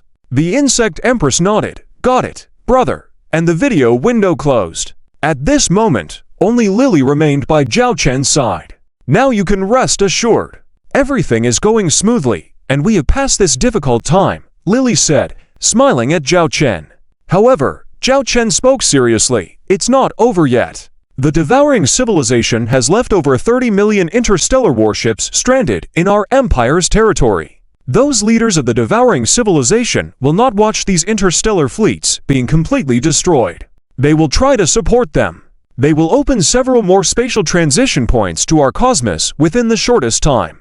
Lily pondered for a moment and nodded. You're right. But they need to gather resources and assemble the needed interstellar fleets, which will take a lot of time. It will be impossible to accomplish that in a short period. Dragon Girl, can you calculate how much time the devouring civilization will need to launch another invasion against our Dragon Empire cosmos from now? Zhao Chen asked the artificial intelligence of the Dragon Emperor. No problem, the little Dragon Girl said, her eyes fixed on the void as if looking at something, with countless streams of data flowing in her pupils. Zhao Chen continued, in any case, we need to consume these 30 million interstellar warships from the devouring civilization within the shortest time. Lily frowned and said, although the enemy's 30 million interstellar warships have lost logistic support and supplies, they may still experience instability in morale. But the scale and quantity are there. Our Dragon Empire fleet has less than 3 million interstellar warships, and the Sacred Elf Legion fleet has around 7 to 8 million interstellar warships. Together they make up only 10 million. Even if we can mobilize the part of the interstellar insect fleet under the Insect Empress, it's estimated to be around 500 million ships. To consume these over 30 million interstellar warships from the devouring civilization in a short time is quite challenging. Of course, it depends on various factors and the time required. At this point, the little Dragon Girl spoke again. Based on the data in my database regarding the intelligence of the devouring civilization, if they want to launch another invasion against our Dragon Empire cosmos in a short time, the fastest they could do it would be in a week. A week? Lily was surprised. She hadn't expected the time frame to be so short. She asked in confusion, just a week? How is that possible in such a short time? The little Dragon Girl explained, this conclusion is drawn from various intelligence data. They haven't launched a comprehensive invasion against our Dragon Empire cosmos before, indicating that they have preserved a considerable amount of hidden resources and power. As long as they have the determination and intention, a week is entirely possible. Lily looked worriedly at Zhao Chen. Consuming over 30 million interstellar warships from the devouring civilization in a week was indeed quite challenging. It was only a month ago that they had managed to consume just 10 million of their ships. Although the current situation had pushed these 30 million devouring civilization interstellar warships to the edge, time was also running out, with just a week left. And everyone understood that those pushed to their limits could potentially erupt in a strong resistance. At that moment, a video window popped up. It was Marshal Charlotte. From your expressions, I can tell you're worried about how to deal with the remnants of the devouring civilization within our Dragon Empire's territory. Marshal Charlotte observed the concerns on Zhao Chen and Lily's faces. Lily nodded and informed Charlotte of the data calculated by the little dragon girl just now. 1 week. That's similar to what I estimated, Charlotte said calmly. Lily scratched her head. If we can consume just 10 million interstellar warships in a week, that would already be considered good. The difficulty is really high. The difficulty is indeed not small. After all, we are talking about consuming over 30 million interstellar warships from the devouring civilization in one go, Charlotte said with a smile. Zhao Chen rubbed his chin and spoke seriously, but we don't necessarily need to consume all 30 million interstellar warships completely. Lily looked puzzled at Zhao Chen. Zhao Chen retrieved some data about the devouring civilization, including the composition of their interstellar fleets. These interstellar fleets of the devouring civilization have a record because they have accommodated many interstellar races that were previously invaded. This has led to near half of the alien races in their devouring civilization cosmos. This also means that many of their recruited officers and soldiers come from the previously invaded interstellar races. Some of the interstellar fleets even belong to those star families who have joined the devouring civilization. Although they previously served the devouring civilization, it does not mean they are completely loyal to them. Zhao Chen explained his idea. Lily immediately understood his point. You want to sow discord among them and recruit them at the same time. Zhao Chen nodded. Exactly. If we can get a portion of their interstellar fleets to surrender, that would also be a method. This way, the enemy's internal military structure will split, significantly reducing their combat effectiveness. In this way, we can greatly alleviate our pressure. Charlotte added, I have also considered this, but the difficulty is not small. If the Sacred Elf Empire can send us some reinforcements, that would be great, Lily pouted. Zhao Chen said, the Flame Elf King has already worked on it. However, since this is their own decision, we cannot control it, and naturally, we cannot rely entirely on others. We need to be prepared on our own. Charlotte spoke seriously. I think your Majesty's thoughts are suitable.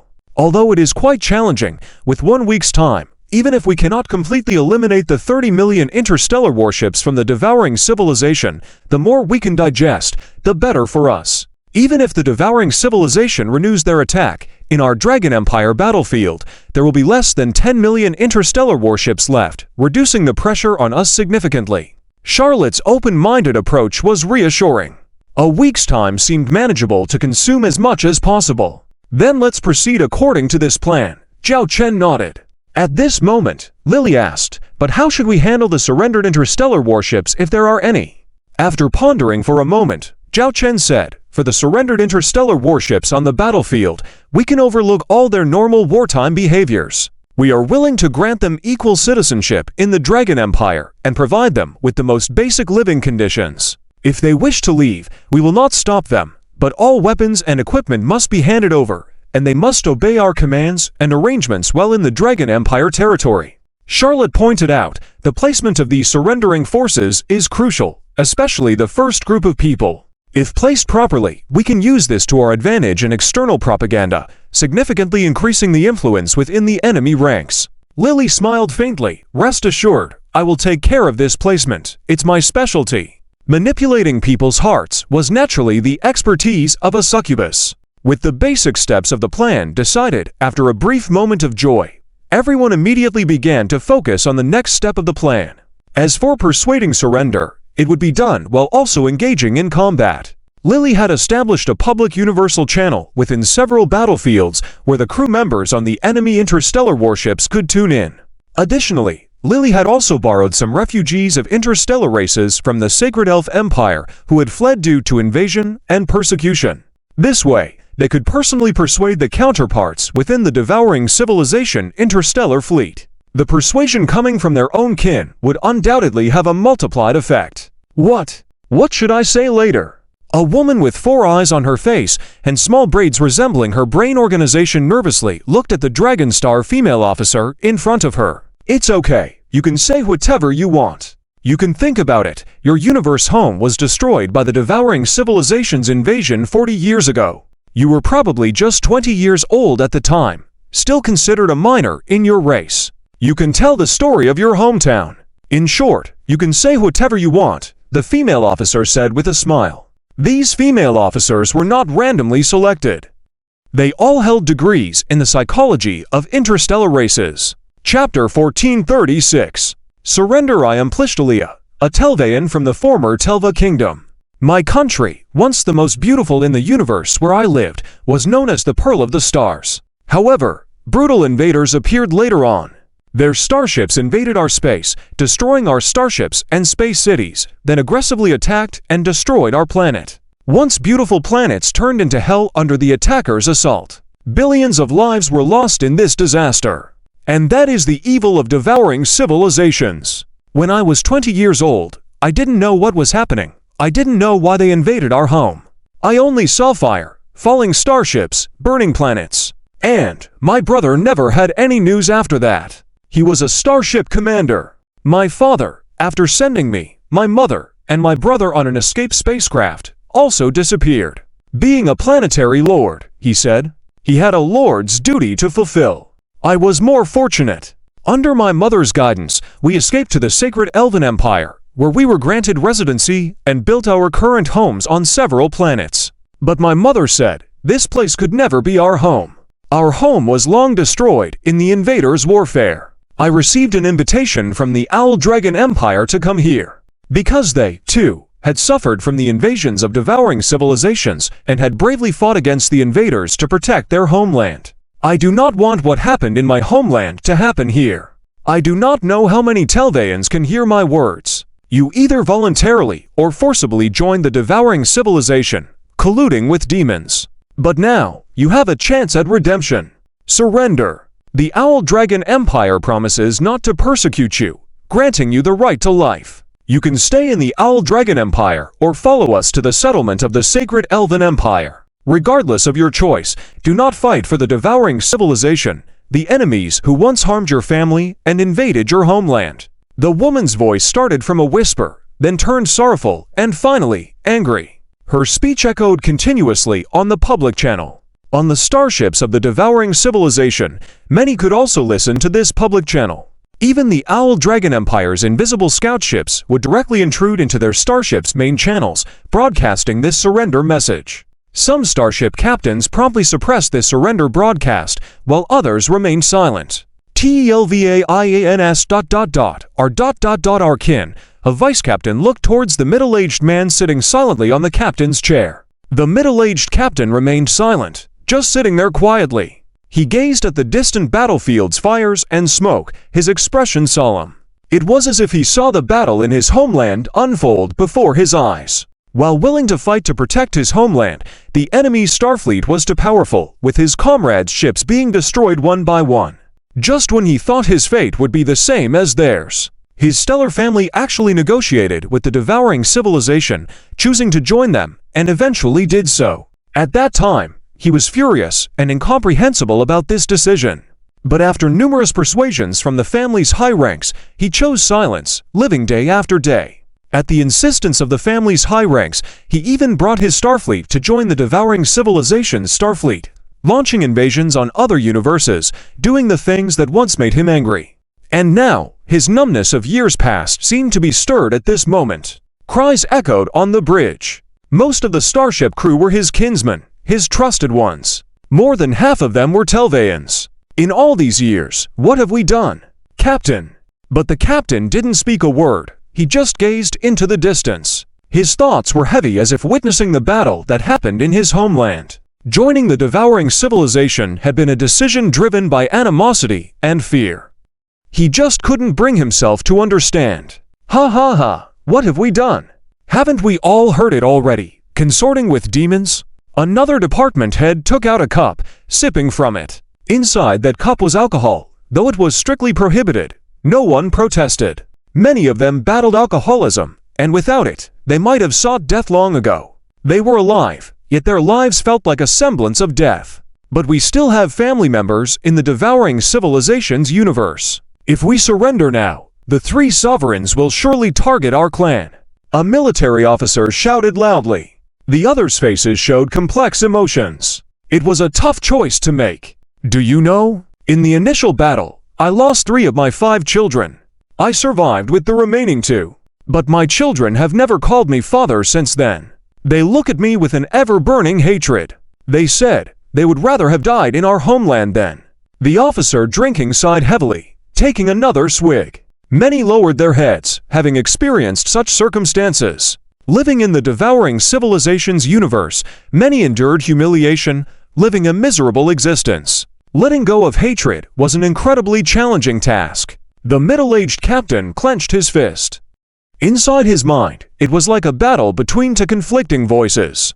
Making a decision seemed nearly impossible. Report, there's a riot in compartment V41 on the starship. The area has been sealed off. How should we proceed? A military officer reported suddenly. The middle-aged captain watched the video feed, showing chaos in the compartment. Dozens of soldiers wielded various weapons, causing havoc, and bloodstains littered the floor, while some crew members were bound and left aside. It appeared to be a dispute between surrender proponents and non-supporters. Report, emotions among the crew in all ship departments are fluctuating, another said abruptly. Suddenly, a military officer on the bridge grabbed a gun, startling everyone around. Those with weapons aimed at him immediately, but with tears streaming down his face, the officer merely pointed the gun at his own head.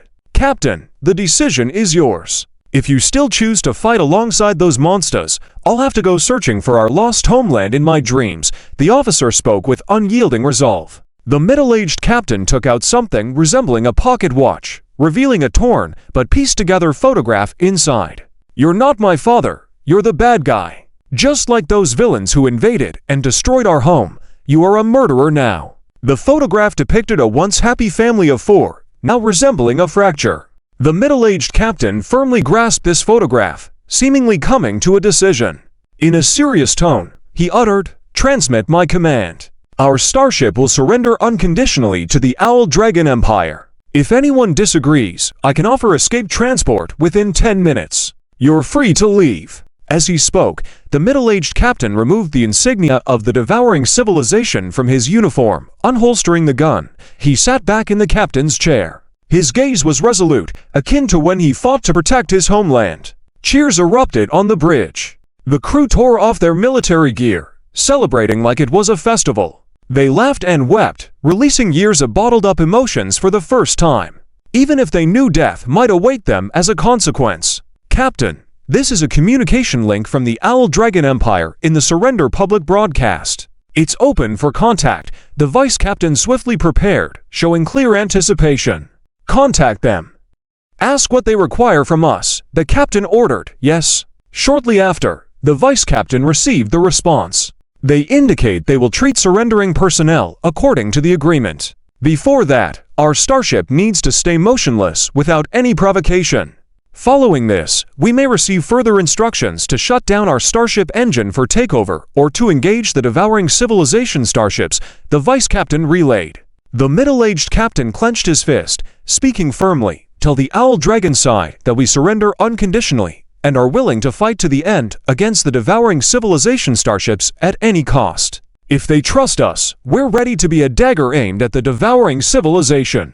Understood. The surrender announcement from the Owl Dragon Empire spread like a virus. Within the devouring civilization Starfleet, many ships were in disarray due to severed retreat, and their morale was unstable. Under the persuasion of their own kind, many starships either surrendered or encountered mutinies. Some starships seemed to explode on their own, without external hits, a result of mutiny. At the same time, the Owl Dragon Empire's Legion fleets, the Sacred Elven Legion fleets, and the Owl Interstellar Pest fleet launched offensives. In the background, they targeted the remaining starship transports, interstellar supply ships, and similar carriers, leading to significant trouble and losses for the devouring civilization Starfleet. Concurrently, news of the devouring civilization's severe defeat in the Owl Dragon Empire spread rapidly, reaching all the interstellar forces observing this war, including the Sacred Elven Empire. Chapter 1437. Questioning. Real or fake? What? The Owl Dragon Empire actually launched a counterattack into the devouring civilization universe. A one-time annihilation of nearly 10 million interstellar warships from the devouring civilization, with the showdown between the Troll King's T6 Dreadnought and the Troll King's Star Fortress. Are all of these true? Do we have confirmed information? Inside the High Council of the Sacred Elven Empire, the voices of discussion filled the room. Undoubtedly, the topic of discussion was the ongoing battle in the Owl-Dragon Empire. The current rumors were extremely shocking, causing many present to hold a skeptical attitude, unwilling or afraid to believe. At that moment, a figure slowly walked into the Grand Hall of the High Council. All eyes turned to this person, the Flame Elven King. The Flame Elven King had returned this time because of the current situation. As the commander involved in the Owl-Dragon Empire's war against the devouring civilization, the words of the Flame Elven King were still trusted. The Flame Elven King could feel the eager gazes seeking accurate information directed at him. Shaloman, call for an emergency meeting this time. The content is simple, regarding the Owl-Dragon Empire's military actions against the devouring civilization. While we know some details, the truth of the matter, potential exaggerations, and specific information need to be verified. So, we need to hear what you have learned about this matter, said the Radiant Elven King. Surveying the room, the Flame Elven King calmly said, I understand your curiosity and doubts. I can assure you, in the name of the Elven King, everything you have heard is true. The Owl-Dragon Empire launched a surprise attack on the devouring civilization's home universe, destroying nearly 10 million interstellar warships and all spatial transit points connecting the Owl-Dragon Empire universe at the time. The room erupted in astonishment. Although they had anticipated this outcome, receiving confirmation from the Flame Elven King still left many shocked. A military elf counselor renowned for his achievements in military matters stood up and loudly asked, Flame Elven King, please tell us how the Owl-Dragon Empire managed to achieve this. According to what we know, even with the military strength of the Owl-Dragon Empire, completely annihilating 10 million interstellar warships of the devouring civilization, let alone in a direct confrontation, is extremely difficult. The Flame Elven King did not conceal any information and revealed all the details she had learned about the war. Everyone listened as if hearing a legendary story from the Flame Elven King, from the initial setup by the Owl-Dragon Empire to the recent assault on the Soul Altar that covertly placed the Shadow Hunter elite fleet in the devouring civilization's universe. The Flame Elven King also described the appearance of the Owl-Dragon interstellar insect fleet, the emergence of the superweapon that destroyed nearly 10 million warships belonging to the devouring civilization, and the current situation where the Owl-Dragon Empire surrounded over 30 million warships of the devouring civilization. The Supernova Ultimate Bomb, capable of destroying an entire star system. At this technological level, is this T7 technology? Everyone's attention was now focused on this Supernova Ultimate Bomb. After all, this weapon could destroy a star system in a short amount of time.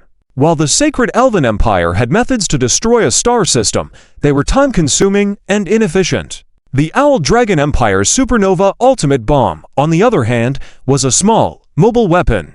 According to reports, from deployment to detonation, it took less than 15 minutes, providing little time for the enemy to react and increasing its effectiveness. Shaloman, do you have any specific data on this Owl-Dragon Empire's Supernova Ultimate Bomb? Inquired the Emerald Elven King with some interest. As very few had witnessed this weapon firsthand, only a few leaked images and limited information were available regarding its usage. I have information similar to yours, the Flame Elven King replied. This is a secret weapon of the Owl-Dragon Empire, and despite our cooperation, they wouldn't divulge such information to us. While we have some crucial confidential information, we wouldn't share it with them either. However, from some details, it can be seen that this weapon is not produced in large quantities within the Owl-Dragon Empire. The cost and requirements for each construction are extremely high. They used 7 of them this time, and I suspect there are not many left. They probably would have used them earlier if they had more. Additionally, despite its name being a supernova, it is merely a weapon simulating a supernova explosion, and does not possess the full power of a true supernova explosion. Upon hearing the Flame Elven King's explanation, everyone nodded in agreement. She continued, I have returned this time not only to share this information.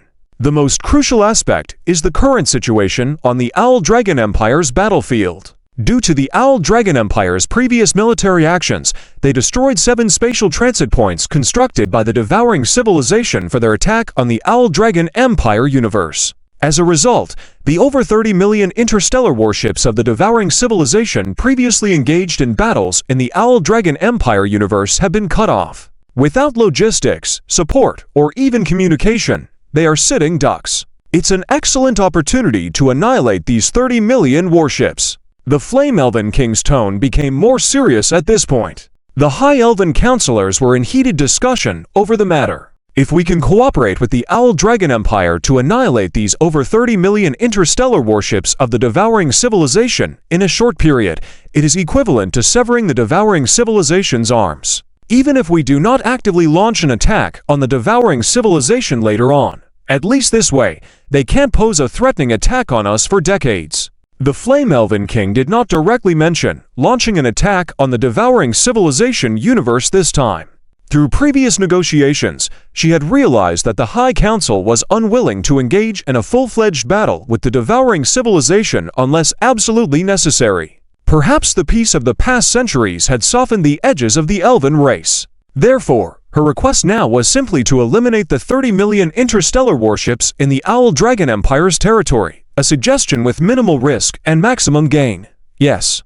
If we can annihilate over 30 million interstellar warships of the devouring civilization in one go, it will severely damage them. This is a rare opportunity. Without logistic support, once their fleet consumes their supplies, they will be powerless. In this way, the devouring civilization will have sacrificed nearly 50 million interstellar warships throughout this war against the Owl-Dragon Empire. Not only repelling the invasion, but we can even launch a counterattack on the devouring civilization's home universe. Some were excited, some were enthusiastic, and even those who had been timid before were now shouting for a counterattack. However, soon, dissenting voices emerged.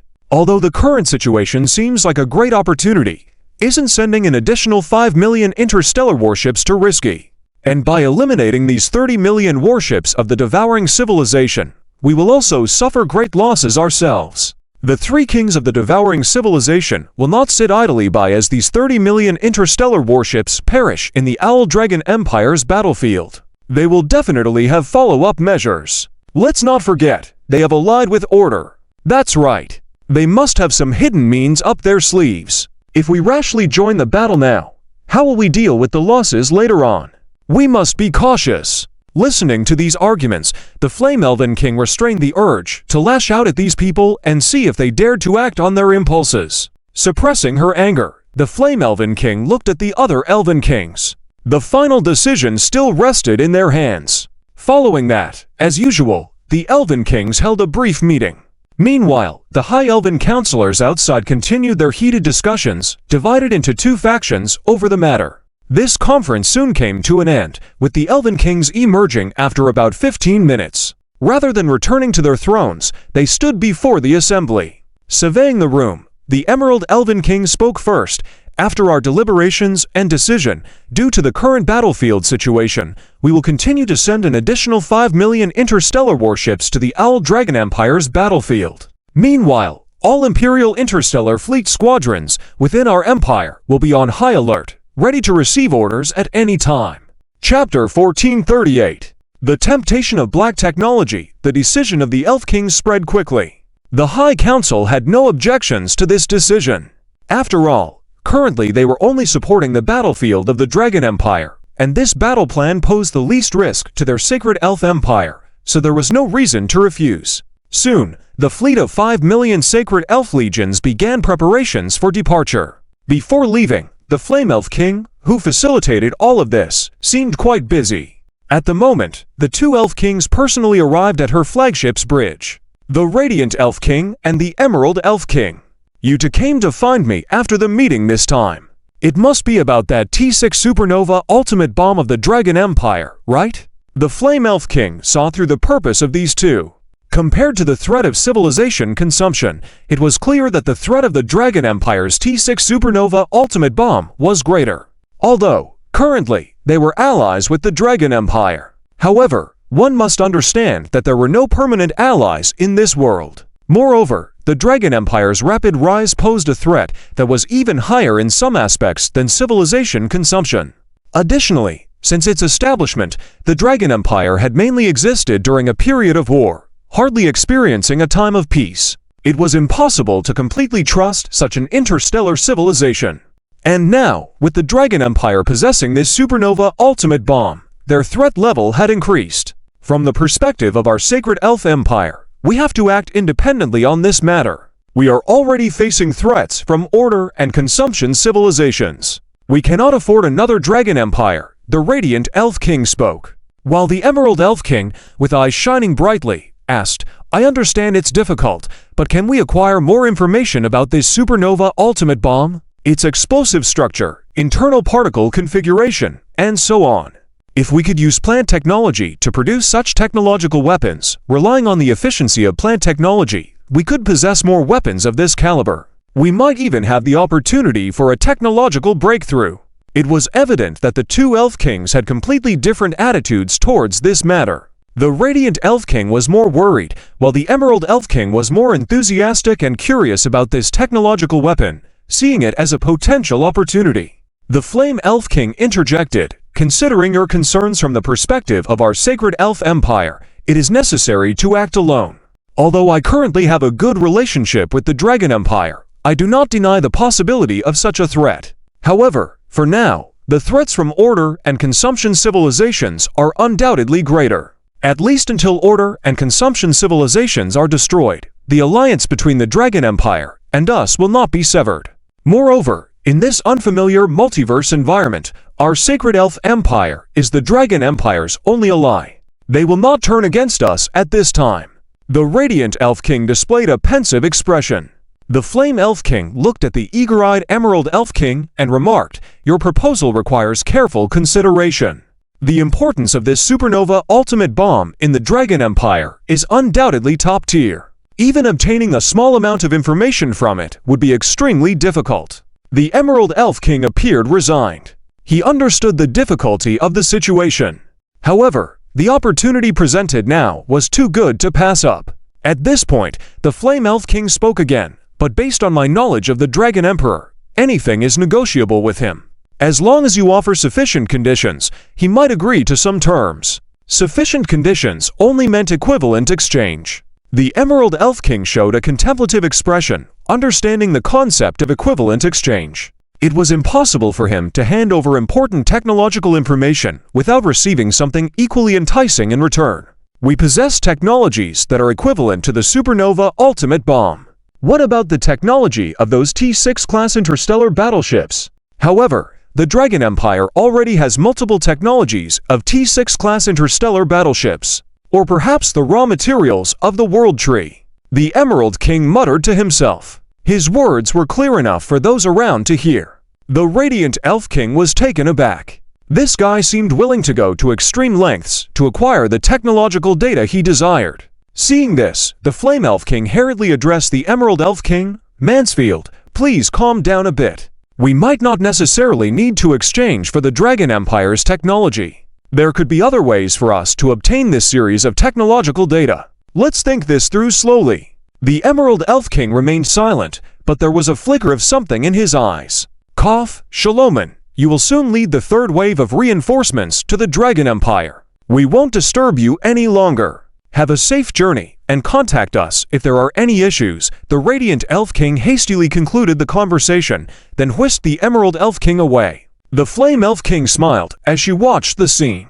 She knew that her words had planted a seed in the Emerald Elf King's mind. With his character, once this seed sprouted, he would actively push forward with this matter. In order to obtain the relevant technological data of the supernova ultimate bomb, he would engage in a series of trades with the Dragon Empire. This was what the Flame Elf King wanted to see. After their interactions with the Dragon Empire, the Flame Elf King saw them as the best ally of the Sacred Elf Empire, one that could not become an enemy. Strengthening this bond would require close exchanges in all aspects, cultural, technological, military, and so on. If they could closely engage in military technology and even exchange and learn each other's classified technological knowledge, it would undoubtedly deepen their relationship. Moreover, the Sacred Elf Empire possessed some secrets of its own. Leveraging this opportunity, they could tell the Dragon Emperor about these secrets, thereby fulfilling their promise and not betraying the Sacred Elf Empire. With these thoughts in mind, the Flame Elf King couldn't help but smile. This return to the Sacred Elf Empire had been the most pleasant for her. Chapter 1439. Every second counts at this very moment, facing the current situation of the Owl Dragon Empire. Both the Owl Dragon Empire and the devouring civilization were truly racing against time. If anyone could see, they would know that in the universe of the devouring civilization, fleets of interstellar ships were urgently gathering. Simultaneously, countless war resources were being transported to several neighboring star systems. Those star systems were undoubtedly the frontier star systems prepared for this emergency military operation. The war resources were meant for constructing the necessary space jump points and for the subsequent logistics needed for the interstellar fleet expedition. Every interstellar warship was working at full capacity, especially the interstellar transport ships. At this moment, almost all interstellar transport ships above T3 level from the devouring civilization had been dispatched here. Whether they were from the military, private entities, or any stellar lord, they were all under the command of the Troll King, and no one dared to make mistakes because the Troll King personally supervised these matters. Additionally, the other two kings explicitly entrusted the Troll King with these tasks, with the Armored King even emphasizing that if he couldn't handle even this, he shouldn't blame anyone but himself for facing the wrath of the higher existence. Therefore, the Troll King was truly giving his all this time, even mobilizing a significant amount of his resources and power, trying every possible means to complete the arrangements within the set time frame. And if he caught anyone making mistakes during this period, the consequences would be severe. For example, when one interstellar transport ship made an operational error during unloading, resulting in an accident that caused congestion at the unloading dock, wasting 3 hours, everyone from the captain to the crew on that ship was executed. The Troll King did not hide this information, even suspending the corpses in an area alongside the work channel to warn everyone. These mistakes were not isolated incidents. As time passed, the number of corpses in that area increased, rumored to have reached millions. Although sacrificing millions in a war was not significant, witnessing interstellar warships explode and seeing the bodies floating naked had a chilling effect on those who passed by, even causing nightmares for some. This fear often led to more mistakes. The Troll King was oblivious to these consequences, believing that only through his warning killings could his subordinates work efficiently. On the other side, in the universe of the Owl Dragon Empire, it was a true slaughter. Surrounding the 7-star battlefields left by the remnants of the devouring civilization, various Legion fleets collaborated to form a meat grinder, gradually harvesting the interstellar warships of the devouring civilization here. Initially, these warships from the devouring civilization had some combat strength, putting up some resistance. However, with the overwhelming numbers of the Owl Dragon interstellar insect race joining in and the appearance of their infecting insects, infected warships turned their barrels to attack their own allies, instilling a mountainous pressure on them. Furthermore, as more and more fleets from the Divine Elf Empire appeared on the battlefield, the Owl Dragon Empire directly stated in their surrender channel that the Divine Elf Empire had declared full participation in this military operation to eradicate the remnants of the devouring civilization's fleet. Although this claim was somewhat exaggerated, the fact remained that the Divine Elf Empire had dispatched 5 million warships. Given the devouring civilization remnants could not discern the truthfulness within a short time, they only saw the increasing number of Divine Elf Empire warships. Alongside the surrender of more remnants of the devouring civilization, these multiple factors resulted in chaotic battles for them during this period, with daily losses of interstellar warships quickly surpassing previous wartime peaks, surpassing 1 million warships. This number did not include the surrendered warships. As the quantity of the devouring civilization's fleet decreased, their resistance increased, leading to gradual losses of interstellar warships. Employing various efficient tactics in each battlefield, such as aggressive assaults, dividing the battleground, precise firepower coverage, capturing key targets first, etc. They rapidly eliminated the primary combat forces of the remnants of the devouring civilization's fleet. The operation had reached its 5th day of encirclement. Compared to before, the battlefield ranges of the 7 battlefields had significantly reduced. On the bridge of the Dragon Emperor's interstellar command ship, Zhao Chen observed the interstellar war simulation table before him and said thoughtfully, "Today is the 5th day of this military operation. In the past 4 days, we have collectively destroyed nearly 8 million enemy interstellar warships, with an additional million interstellar warships surrendering. Among the 7 battlefields, some are more challenging, with stubborn enemy resistance, while others have been successfully divided into several regions that can be cleared gradually in 2 days. Zhao Chen then looked at the star system map and continued, with 3 days remaining, there are still over 20 million enemy interstellar warships. The enemy is relentlessly preparing rescue plans. Can we eliminate these 20 million interstellar warships within these 3 days? After considering for a moment, Lilith responded with the results from the simulation calculations. In the remaining 3 days, we estimate that we can destroy 6 million interstellar warships and persuade another million to surrender. As a result, the final count of remaining enemy interstellar warships capable of combat will be around 10 million warships. As we speculated before the operation, consuming all over 30 million interstellar warships in a week is indeed a very challenging task. Zhao Chen smiled lightly and said, eating up over 30 million interstellar warships in a week can be quite a tough nut to crack. Nonetheless, being able to destroy over 20 million is already considered a significant achievement. This will also force the enemy to make a choice. With another 10 million interstellar warships left, do the 3 devouring civilization kings want to continue fighting us or not? If they choose to continue, it means they are truly determined to fight us with everything they have. If they choose not to engage, then all their efforts in this war would have been in vain. Zhao Chen's face bore a playful expression. Chapter 1440. Placement of surrendered personnel. After discussing matters on the battlefield, Zhao Chen immediately asked, how are the surrendered personnel being placed? Up until now, over 1 million interstellar warships have surrendered to us, which must mean there are over 1 billion people among them.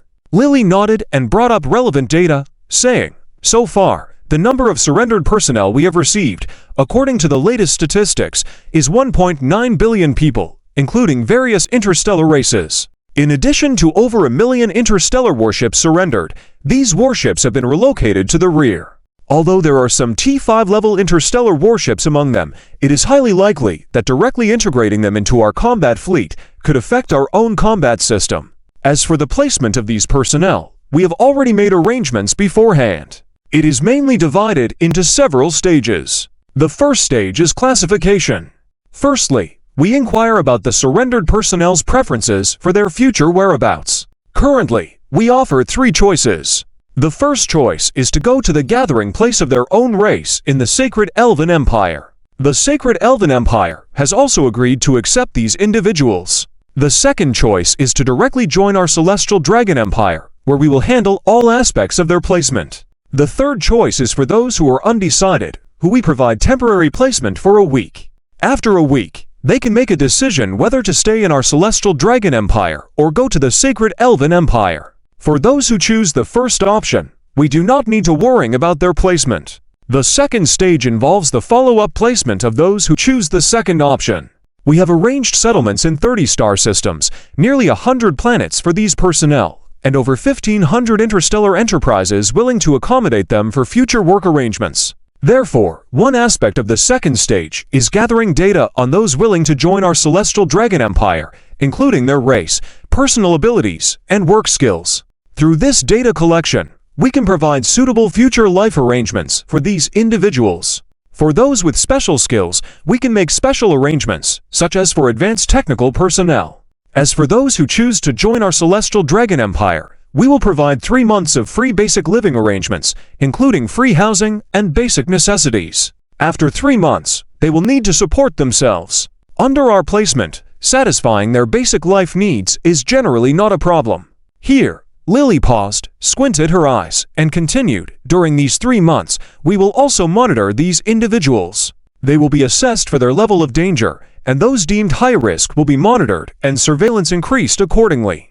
These arrangements made by Lily were fully understandable. After all, welcoming such a large number of people from consumed civilizations at once inevitably mixes in some unstable factors, which naturally require strict management and control. Zhao Chen nodded in satisfaction and said, these arrangements must not be taken lightly, especially by our management personnel, who should not discriminate against or bully the surrendered personnel. If we treat them well, not only can they work for us, but we can also use this to our advantage, perhaps to attract more enemies to join us. Moreover, those who can work on interstellar warships are pillars of society wherever they are. Obtaining so many technical personnel at once is a further enhancement for our Celestial Dragon Empire. With the expansion and growth of the Celestial Dragon Empire, there has been a significant shortage of technical personnel. Even though the Celestial Dragon Empire is currently investing heavily in training such personnel, the training period still exists, and the problem cannot be resolved in the short term. Absorbing technical personnel from outside is a means to expedite the process. This is why countries that win in wars can often recover and develop rapidly in a short period before becoming powerful once again. This is a great advantage for the victors. Is there any movement from the Sacred Elven Empire? Zhao Chen asked another question. Lily spoke seriously. After our recent great victory, there are celebrations among the civilians in the Sacred Elven Empire, along with a slightly more aggressive tone than before. But at the same time, there are those curious about the supernova ultimate bomb we displayed this time. The existence of this weapon naturally stirs some fear among their high ranks towards us. It is said that there have been related discussions in their higher parliament, and even among the Elven Kings, there are such voices. At the same time, the Sacred Elven Empire has increased the number of spies they placed into our Celestial Dragon Empire by nearly 30 times compared to before. Zhao Chen smiled faintly. After all, how could they not be tempted when such a devastating weapon is revealed by us? This was something we anticipated. There is no need to worrying about that. As for those spies, let them investigate, and if they can't find anything, just ignore them. As for the thoughts of the Sacred Elven Empire, let them ponder on it themselves. However, there is another proposal. It is said that an Elven King is interested in exchanging the top-notch scientific and technological expertise of the Sacred Elven Empire for the technology behind our supernova ultimate bomb. After Lily finished speaking, she looked at Zhao Chen without saying anything else. This matter could only be decided by Zhao Chen.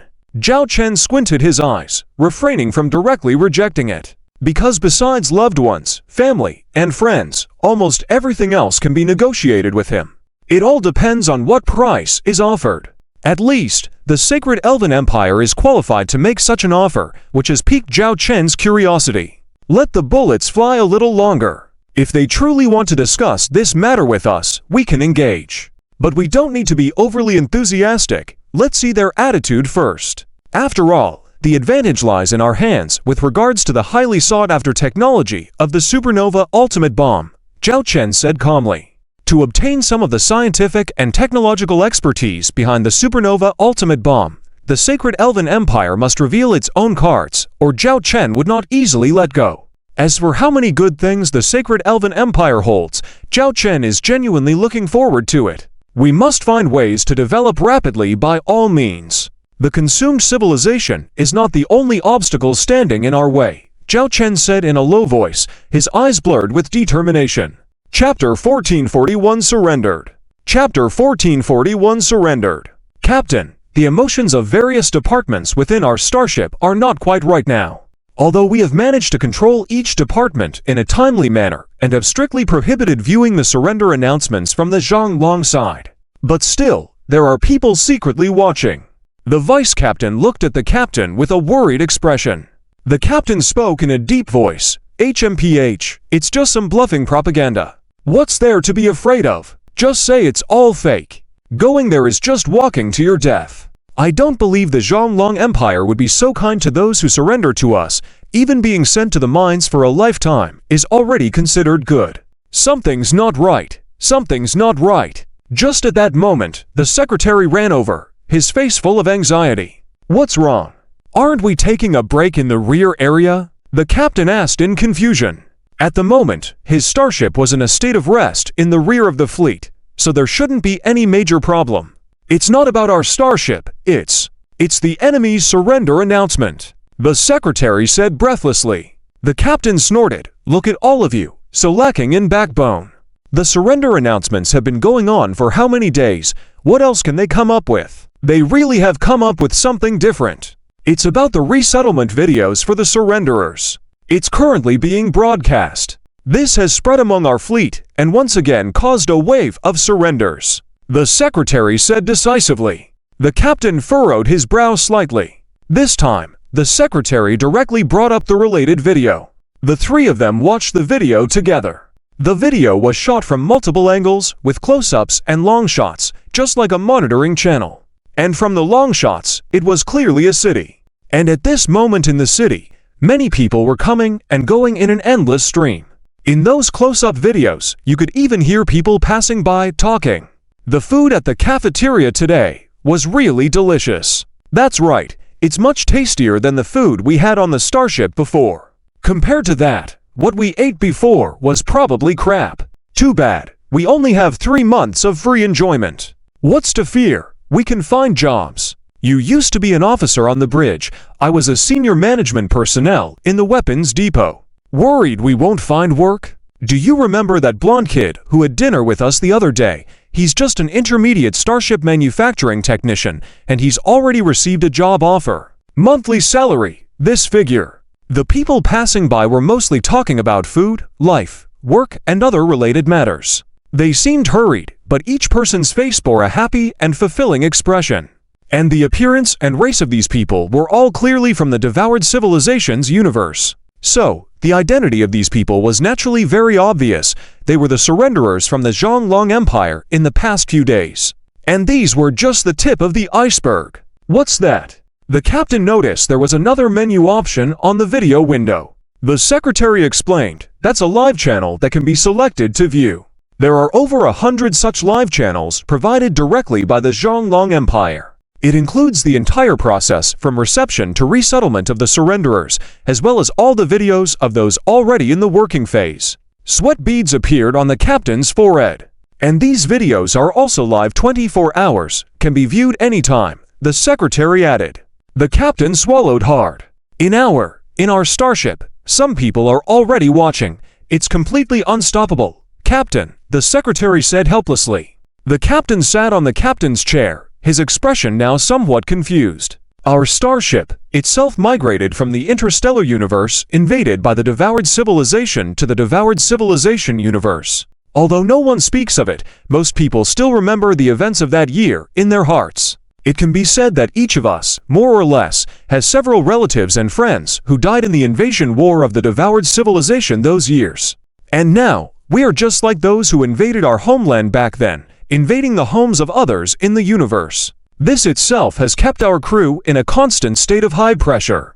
And in this state, the Zhonglong Empire has given them another choice. It's like casting a light into the darkness of their original hearts. And with the current situation on this battlefield, chaos within our starship is only a matter of time.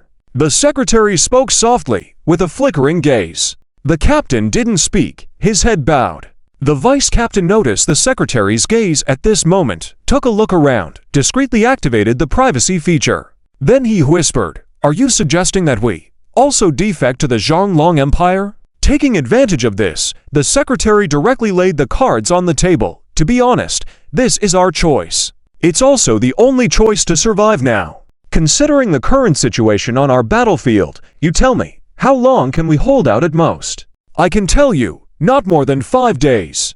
If behind us is our homeland, our hometown, I would fight to the death without regrets. But to die here wearing this skin, I can't face my relatives and friends. The secretary tugged his clothes. The captain immediately stood up, grabbed the secretary's clothes, and pushed him down onto the captain's seat.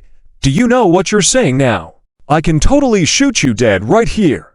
And all the Legion commanders have issued orders that if anyone is found thinking of defection, they can be shot on the spot. Then go ahead and shoot me. I really don't want to fight this battle anymore. Even if I live, what's the use?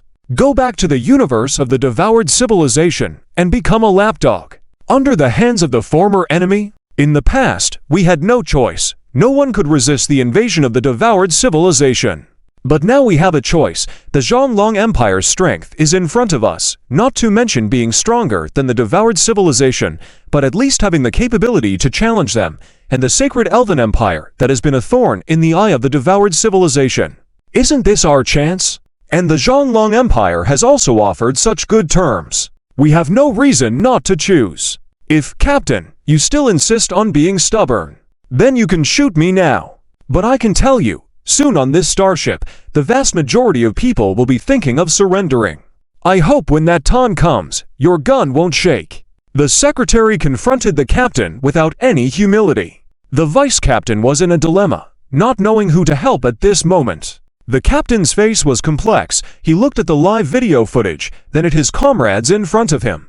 He closed his eyes. Then, let's surrender. Chapter 1442 bankrupted. The Osprey Dragon Empire targeted the consumption of interstellar fleet trapped within the Osprey Dragon Empire on the 7th day of the Annihilation Battle. On the interstellar command ship of the Dragon Emperor, all departments start gathering their fleets. Do not rush to attack, said Zhao Chen, looking at the interstellar warfare sandbox in front of him casually. It's a shame. If we were given more time, we could have finished off the remaining 15 million interstellar warships. Zhu Zhaoxiao muttered unwillingly. Who said otherwise? In just a little time, within 3 days, at most for 3 days, I can annihilate all the remaining enemy interstellar warships in this battlefield. Leona grumbled dissatisfiedly. Around a round table, all the marshals of the Osprey Dragon Empire's military were gathered. Commanders of various Osprey Dragon Legions fleet groups. Your Majesty, regarding the consumption civilization, will establish a connection point in our Osprey Dragon Empire's cosmic space in approximately 24 hours. Is this information reliable? Wei Shishi couldn't help but speak up. Zhao Chen could see that the vast majority of commanders present were actually quite dissatisfied. After all, given a little more time, the meat in their plates could have been completely wiped out. With so much left, it was truly hard to accept. This information was relayed by the personnel implanted by the Sacred Elf Empire within the cosmic space of the consumption civilization.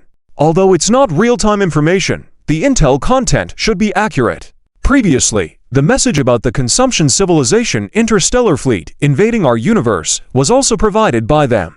In this regard, we can still trust them. It's just that there might be some variations in timing. But we cannot take risks because of it. Once the enemy appears at a time when our interstellar fleet groups have just experienced a fierce battle and are at their worst, the enemy will undoubtedly seize this opportunity to launch an attack against us. By then, we will only incur unnecessary losses. This risk is not worth taking, Zhao Chen said sternly. Charlotte beside him also said, Your Majesty's arrangement is not to seize all attacks. It's just to reduce the intensity of the attack to a lower level. Under this attack intensity, each of your Legion fleets will have 20 hours of rest time. No matter how you arrange it, you just need to ensure that within these 20 hours, the combat readiness of your respective interstellar fleets is restored to 70% of their previous level to cope with the possible attacks in the next phase of the consumption civilization. The many commanders nodded. This battle, spanning nearly 50 days from start to finish. Your performance in all units has been exceptional. After the war, I will give you the appropriate rewards. Although at present, we have gained an advantage through this surprise attack by the Shadow Hunter fleet group. But until the war truly ends, we cannot afford to let our guard down at any moment. Zhao Chen reminded. Understood. All the generals said. Next was some discussion on operational matters, mainly led by Marshal Charlotte. The meeting concluded, and one by one, the commanders in attendance disappeared in their seats. Soon, only Zhao Chen, Charlotte, and Lille were left in the venue. Lille, any recent issues with logistics? Zhao Chen and Charlotte looked at Lille together. Lille said directly, I have already informed Charlotte of some related information. Currently, our logistics efficiency and strategic resource supplies can only reach about 75% of the initial stage of the war. And if we continue to maintain this level of warfare, then in terms of logistics supply, it will continue to decrease. After all, war is very costly in terms of manpower, materials, and finances. Charlotte nodded. Lille informed me of this information promptly. I and others have long anticipated it. Sustaining a month of high-intensity combat has already depleted the resources we have accumulated in the Osprey Dragon Empire during this time. Zhao Chen nodded. The Osprey Dragon Empire was established relatively recently, and it really lacked in terms of reserves. This war, if not for the war resources provided by the Sacred Elf Empire in between, it could not have been sustained for a month. So, if the consumption civilization continues to fight us at all costs, how long can our logistics sustain? Zhao Chen asked a key question. Based on the current situation, if things continue like this, it will be at most another month and a half before this value drops to 30%, triggering a yellow alert. Then another month after that, it will decrease to 10%, triggering a red alert. In this scenario, we will need to make related decisions in industrial production capacity. For example, abandoning the production of interstellar warships and focusing entirely on producing strategic resources, or forcibly requisitioning all civilian industrial resources for the production of war resources. These arrangements are double-edged swords. Lila said seriously. Zhao Chen took a deep breath. The things Lila outlined were already very clear. From the current situation, if the war can end in this stage, even if we have not completely defeated the consumption civilization, that would be an acceptable situation for us. We can completely restore our combat capability through a short recovery period and then slowly plan against the consumption civilization, Charlotte said earnestly. As the Supreme Martial Commander, she was not someone who blindly craved for war. She knew when to wage war and when to stop.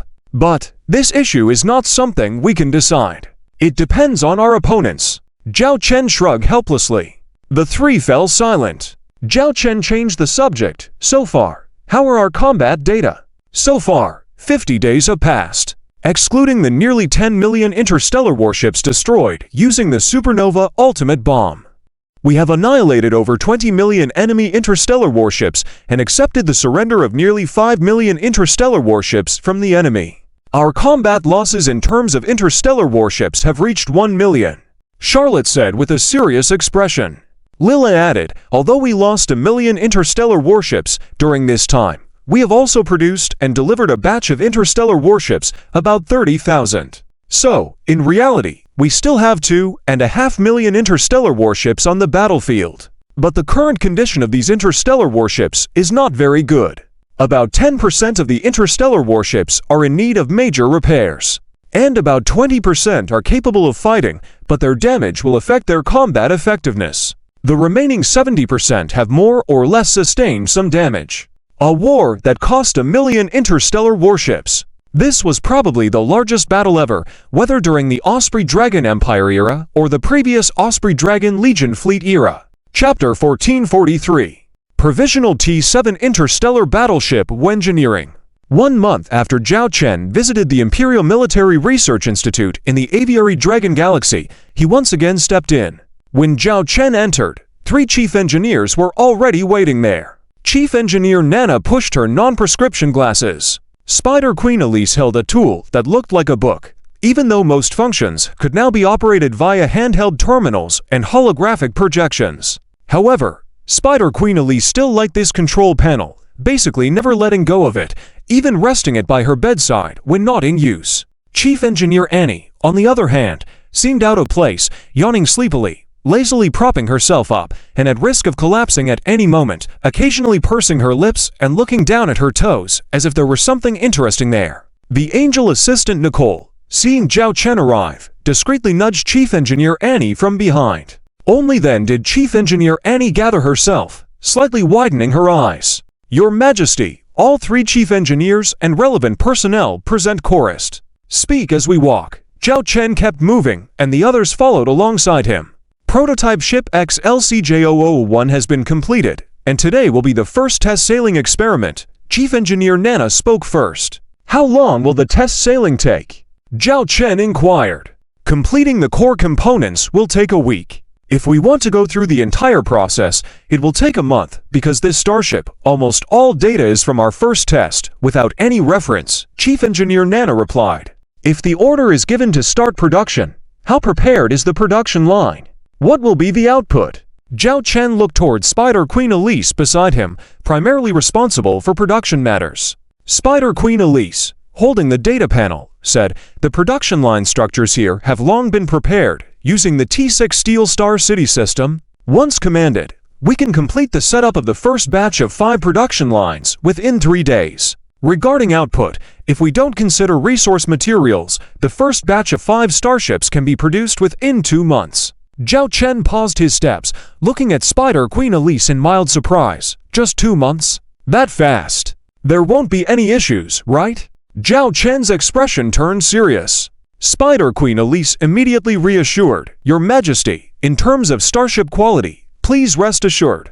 Our department guarantees there will be no issues. The reason for the speed lies in the technology we're using this time, significantly reducing the production time. Also, many production components can be outsourced, with only the core modules needing our completion. With this, production efficiency can be greatly enhanced. 2 months are sufficient. Zhao Chen nodded in satisfaction and continued to walk forward. A huge gate appeared ahead, leading into an even larger space containing a supersized interstellar battleship supported by tens of thousands of mechanical arms. Truly impressive. Zhao Chen scanned the interstellar battleship from left to right. It wasn't painted yet, maintaining its initial brown color. The ship's design resembled a mix of battleships and destroyers, a standard form.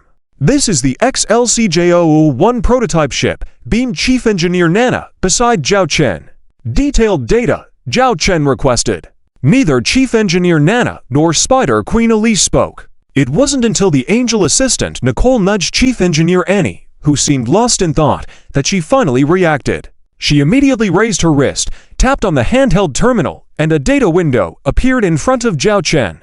The No. 077 Restaurant of Steel Star City. Handmade beef fried rice by Chef 7 is the most delicious.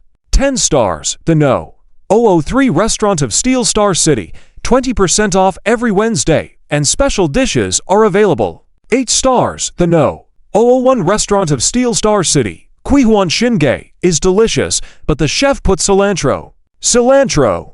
Cilantro. Remember, no cilantro. 9 stars. Deduct 1 star for not liking cilantro. Reading these comments accompanied by images and detailed evaluations, Chief Engineer Nana's face twitched. Chief Engineer Annie blushed, shut the window, and opened another document. Wrong one. This is the correct one. Finally, the genuine data about this interstellar battleship appeared before Zhao Chen. He pointed and tapped on it, examining some critical information. According to your initial concept, this starship employs technology from the insect and mechanical tribes, integrating core technologies from our Aviary Dragon series battleships. While not achieving true T7 level, it can be considered a provisional T7 interstellar battleship. However, the calculated combat power is slightly inferior to some of our Aviary Dragon flagships, but surpasses others in the series. Most importantly, once the trial is successful, this can be mass-produced as a provisional T7 interstellar battleship. Chief Engineer Nana declared with enthusiasm. A provisional T7 interstellar battleship. Yes, this was a research project Zhao Chen had previously outlined. Unable to develop a genuine T7 battleship in a short time, and for the needs of the Aviary Dragon Empire's development, a mass-produced provisional T7 interstellar battleship was necessary. Although unable to create a T7 battleship, Zhao Chen was somewhat confident in a provisional T7 model. Combining data from the Aviary Dragon Empire's technology database, including insect and mechanical tribe technologies, along with core technologies on Aviary Dragon series battleships. Upgrading and refining them had led to the present XLCJ-001 prototype ship. The key focus of this battleship lies in its use of Starshield technology while enhancing the insect tribe's biological armor technology. Concerned about insufficient core energy, we adopted a dual-core energy system. One is our conventional Starship core energy, primarily from the Aviary Dragon series, upgraded with some advantages of the mechanical tribe's core energy. The other is the biological core energy from the Insect Nest Mothership. Within it are 3 T6 biological core energy units from the Nest Mothership, acting as the heart. This area was set up by engineers from the Insect tribe. Through our cooperation, these two core energy systems are fully compatible, explained Chief Engineer Nana. At this moment, Zhao Chen glanced over to see some unique figures on the nearby workstation. These engineers draped in robes, revealing only their facial contours, all hailed from the Aviary Dragon Interstellar Insect Tribe, selected by the Insect Queen. Although aside from the Insect Queen, communication with other members of the Aviary Dragon Interstellar Insect Tribe was currently impossible. Under the collaboration of the Insect Queen and Zhao Chen, a communication tool for both sides had been developed. These Insect Tribe engineers were now using these tools to communicate with their colleagues from different species. In front of them, a chat-like interface appeared when gatherings occurred, a scene that, if observed by other interstellar species, would likely astonish them. The insects, considered a cosmic calamity, were actually finding a way to coexist peacefully with other interstellar species.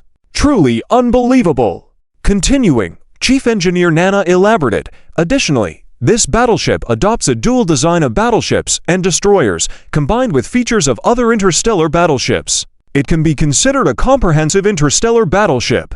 It uses biological weapons, energy weapons, heavy cannons, bow cannons, main cannons, interstellar missiles, insect tribe combat units, interstellar drones, etc. In a nutshell, this interstellar battleship functions as a fully equipped interstellar fleet. As Zhao Chen listened to the explanations, he nodded in approval. These were his initial ideas, and although he had outlined some data outlines, it was the engineers and scientists who truly refined these details. Their capabilities were truly commendable. Moreover, by incorporating features of mechanical starships, automation has been upgraded to the highest level. This battleship houses 3 advanced AI, 109 mid-level AIs, and thousands of low-level AIs. Reducing 80% of combat positions has increased combat efficiency by at least 30%. Typically, a battleship at this level requires tens of thousands, even hundreds of thousands of personnel for combat positions. However, this battleship requires only 10,000 standard combat personnel,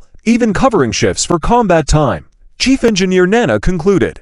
Chapter 1440 for Golden Saint Beetle. Zhao Chen listened to Nana's briefing and asked, "Does the construction cost of such an interstellar battleship and the required construction materials include high-rarity raw materials?" The evaluation of a mass-produced interstellar battleship cannot solely be based on its combat power. It also needs to be evaluated based on its suitability for mass production. Therefore, the cost and rarity of required construction materials are crucial. Even if a highly powerful interstellar battleship cannot be mass-produced on a large scale, it can only be considered a powerful interstellar battleship rather than an excellent mass-produced interstellar battleship. There is a conceptual difference between the two.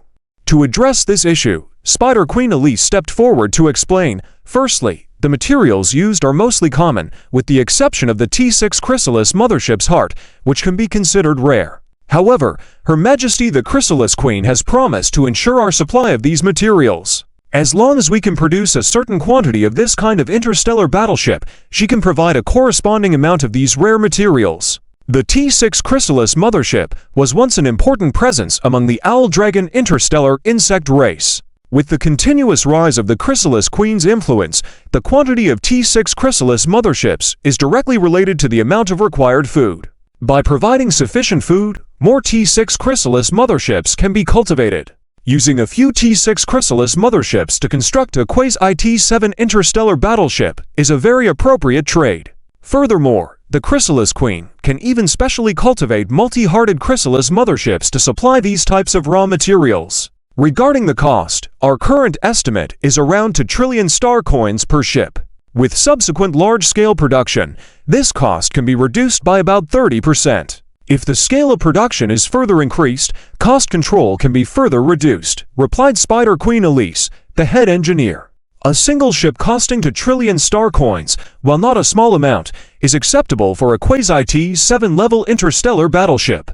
After all, the current T6 interstellar battleships in the Owl Dragon fleet have very high production costs. The solo cost of a T6 Fury Goddess-class heavy artillery battleship is 300 trillion star coins, and the T6 Divine Wing Empress-class super heavy carrier starship costs as much as 900 trillion star coins. This means that approximately 2 T6 Divine Wing Empress-class super heavy carrier starships can be used to construct a Quasi-T7 interstellar battleship.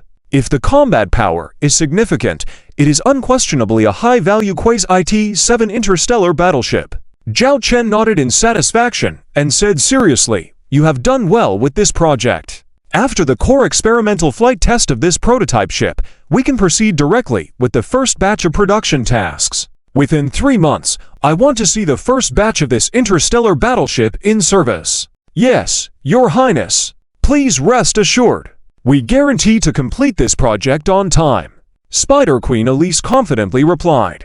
At this point, Nana looked at Zhao Chen, blinked, and asked, "Currently, this interstellar battleship does not have a designated classification name. Please name it, Your Highness." Zhao Chen scratched his head, realizing he had to come up with a name himself. "Do you have any suggestions?" he asked the engineers. After scanning through a list of names, he pointed to one and said, "This one.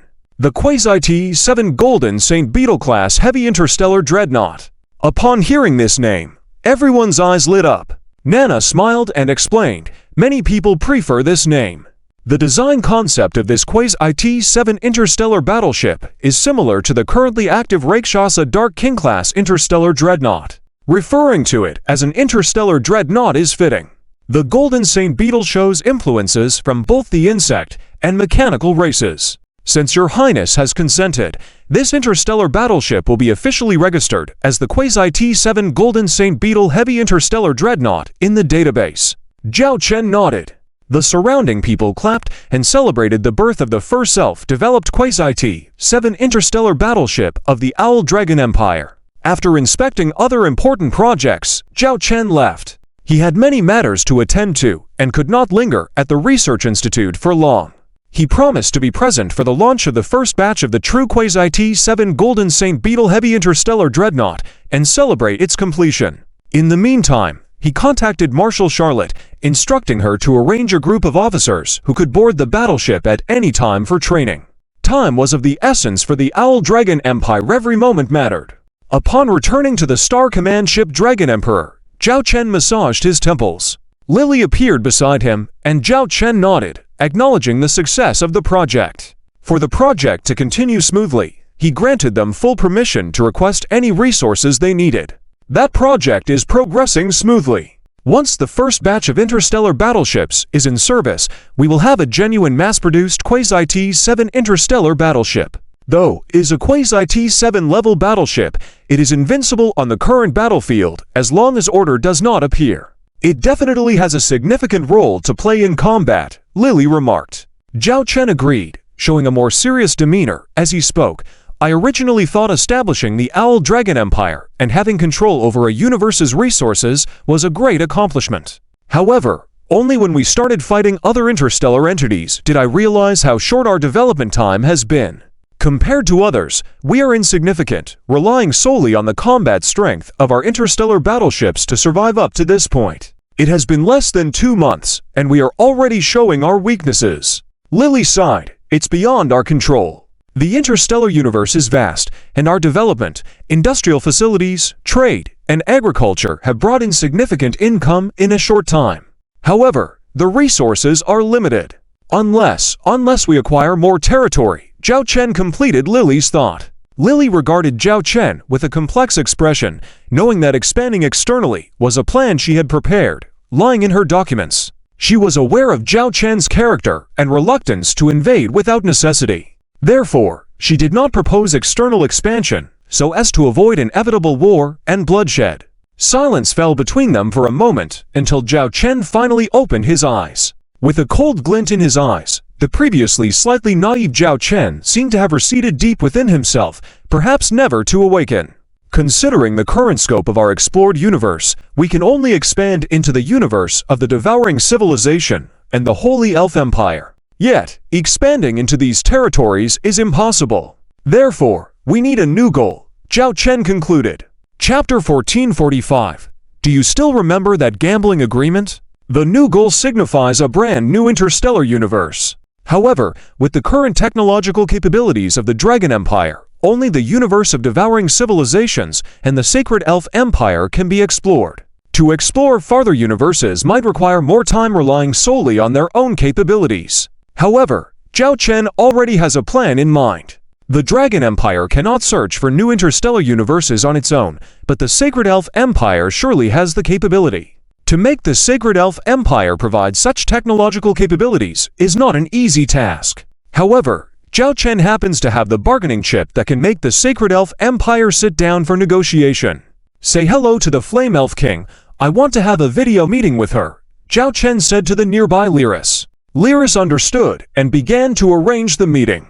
Soon, a video window appeared in front of Zhao Chen, and a transparent privacy shield also appeared around him to ensure the confidentiality of this video meeting. Emperor, what summons me? The Flame Elf King, with interest, looked at Zhao Chen.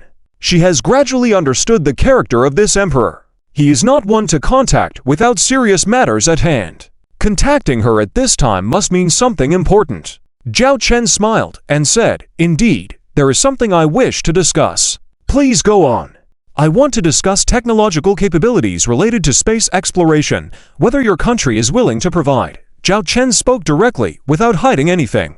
At their level, There is no need to hide anything in their conversations. They both understand what each other wants. As expected, after hearing Zhao Chen's request, the Flame Elf King's eyes twinkled, and a slight smile appeared on her lips.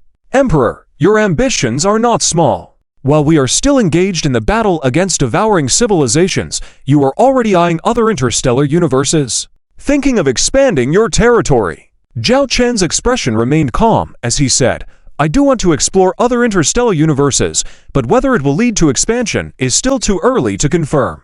Mainly, we are fighting against devouring civilizations and the order behind them. Your Majesty has also seen it. This is very resource draining. Unlike your empire, with hundreds or even thousands of years of history and resources at your disposal. Continuing at this battle intensity, our Dragon Empire cannot sustain it. Therefore, the current solution is to seek more resources. The resources in our Dragon Empire's universe have been fully exploited, and increasing production capacity is already very difficult. The only option left is to look outside. Whether it ends up with expansion or collaborating with others, it depends on the actual circumstances. The Flame Elf King smiled lightly, looking at Zhao Chen. Emperor, you truly do not hide your intentions at all. You should know, our elf race is known for its love of peace. Now you are expressing the idea of using force against other interstellar universes. Wanting us to provide related technological capabilities is putting us in a difficult position. But aren't you interested in the technological capabilities of the supernova ultimate bomb? Zhao Chen hinted. The Flame Elf King's expression changed slightly, her lips curling up, and her hands crossed over her abdomen. Actually, this matter is negotiable. At this moment, Zhao Chen's lips also curved up slightly, and the two of them shared a smile. So, tell me, how do you want to discuss this matter? Or rather, what conditions would make you willing to provide us with the technological capabilities to explore new universes? Zhao Chen paused and looked at the Flame Elf King, asking, May I ask here, in your current understanding of the map of the Sacred Elf Empire, how many interstellar universes are still around? This question counts as you owing me a favor, the Flame Elf King teased as she looked at Zhao Chen. Zhao Chen shrugged. The Flame Elf King continued, Currently, in the map depicted by the Sacred Elf Empire, there are a total of 21 interstellar universes, in addition to our own Sacred Elf Empire. Unexpectedly, there are so many. Are all these interstellar universes inhabited? Zhao Chen immediately asked a question, as he hadn't forgotten his quest for a breakthrough with the T7 technological civilization, which signifies a primordial universe. The Flame Elf King recalled and said, In fact, every universe is challenging, except for conventional universes like ours. There are some unique universes. For example, aging universes often have scarce resources inside, like an old person or the environment on a planet gradually deteriorating. There are also extremely small universes, maybe only 1% of the size of our Sacred Elf Empire, but still encompassing all elements of a universe. Or there are high-risk universes where traveling and surviving carry significant risks due to internal environmental hazards. The existence of various universal disasters in such environments, even T7 technological civilizations cannot alter. This makes travel extremely challenging in these universes, coupled with unstable space, which makes it difficult to build stargates. Even if stargates are successfully built, they might only be open for a few hours a day. You should understand that in such environments, development or survival is very difficult, leading to poverty, chaos, and disorder. Listening to the Flame Elf King's description, Zhao Chen's mind seemed to envision a scene, with bubbles representing universes floating in a multi-dimensional space. Wait, have these universes not been invaded by devouring civilizations? Zhao Chen expressed his doubt. The Flame Elf King answered directly, These universes are on the invasion list of devouring civilizations. But they will primarily choose based on proximity. Coincidentally, apart from the Sacred Elf Empire, your Dragon Empire universe is the closest to the damned devouring civilization. It seems that we indeed share the same fate. Zhao Chen self-deprecatingly laughed. The Flame Elf King sighed and continued, If you really want to expand your territory, even with the technological support we provide, it's still very challenging. Sending out the interstellar fleet for expeditions to those interstellar universes carries substantial risks. They won't accept another universe's rule and are roughly at the level of T5 and T for technological civilizations. They are also observant of external changes. Once they see you actively attacking other interstellar universes, you will become a similar existence to the devouring civilizations, and they will target you. Many dislike disruptors of balance. Long ago, our sacred elf empire was also such an existence. We called ourselves peacekeepers, dispatching our fleets to suppress interstellar wars between civilizations. As these memories were brought up, Zhao Chen saw a mix of pride and self-deprecation in the Flame Elf King's expression, understanding the glorious past and the current situation of the sacred elf empire. Suddenly, at this moment, Zhao Chen thought of something.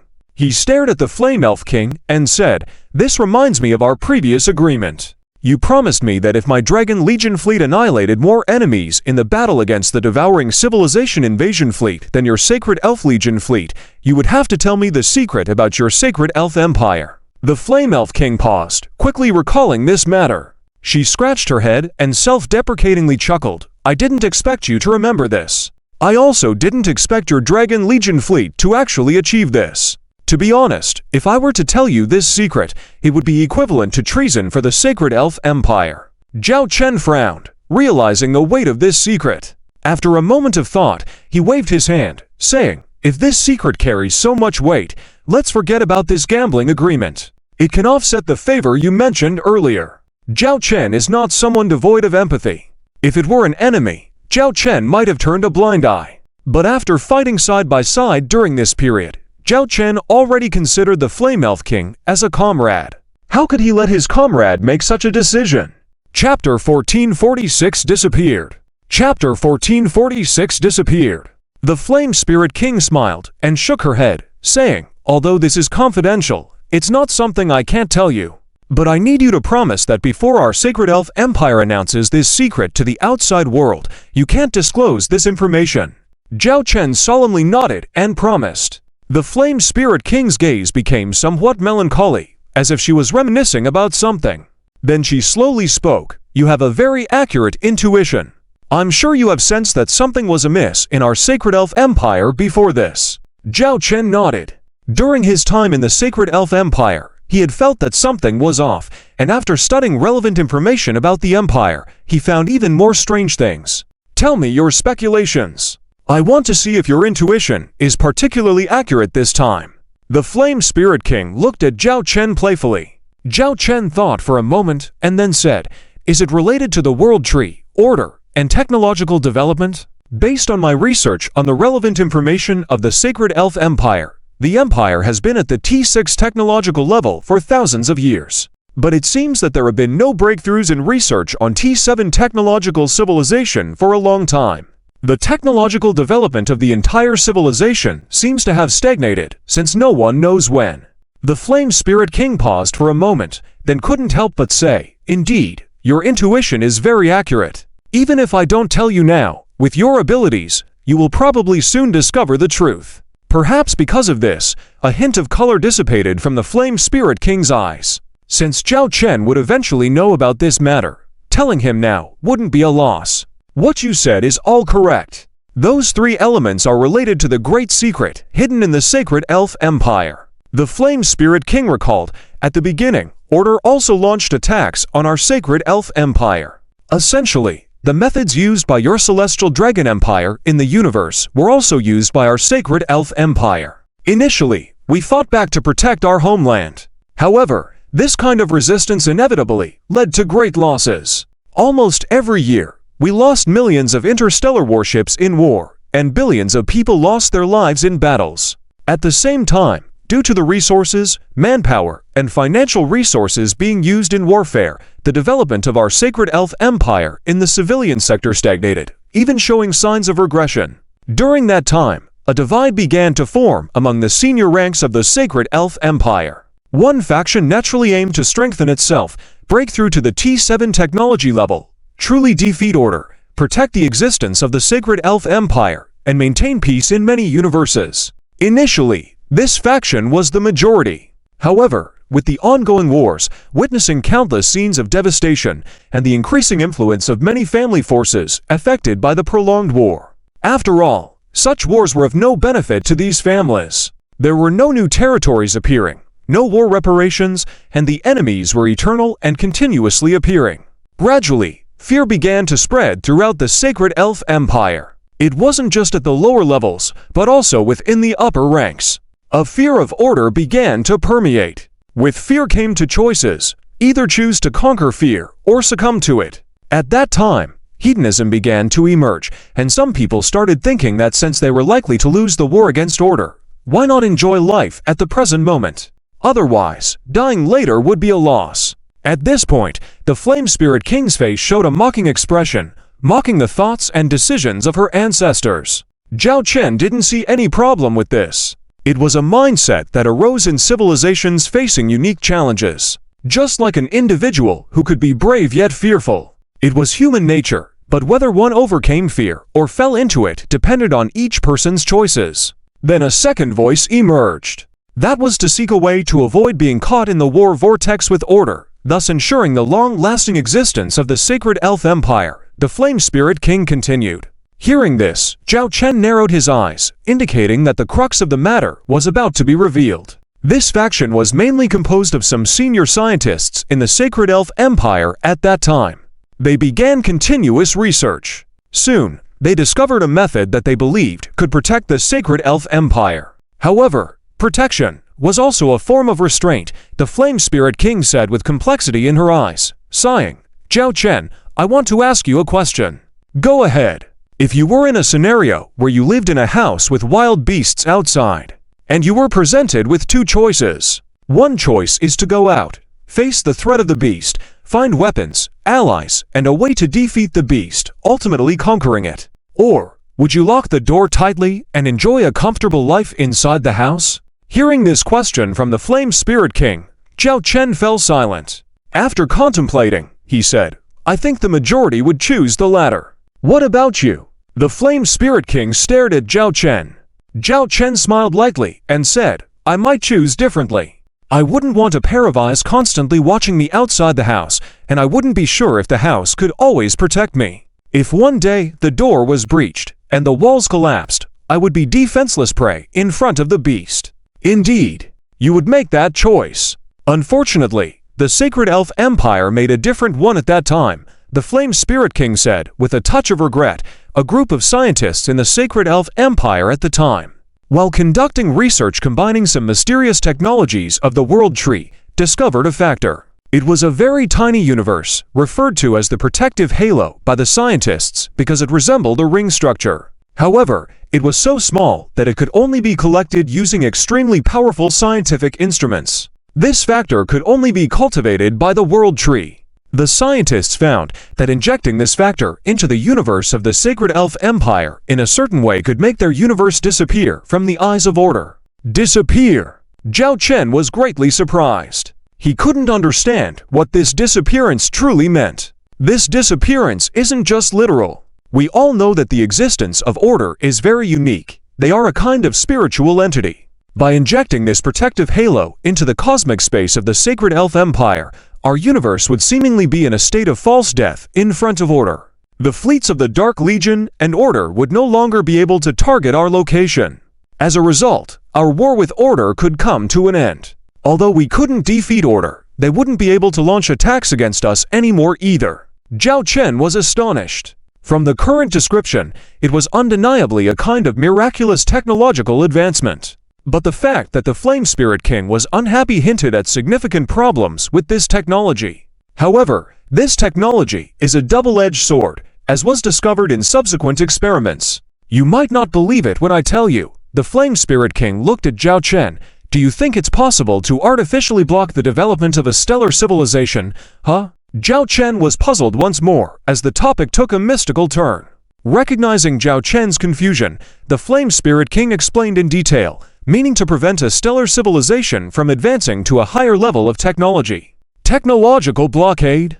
Zhao Chen pondered and said, to some extent, it could be achieved, but only as a delay tactic. For example, if I were to discover another lower-level technological civilization and didn't want its technology to progress further, I could block its technological development in various ways. Either, like Order, use force hunting down any T6 technological civilization that arises, or through measures such as prohibiting the flow of advanced technological knowledge into that universe. However, These methods inevitably have loopholes. Just like us, we are fish that slip through Order's blockade.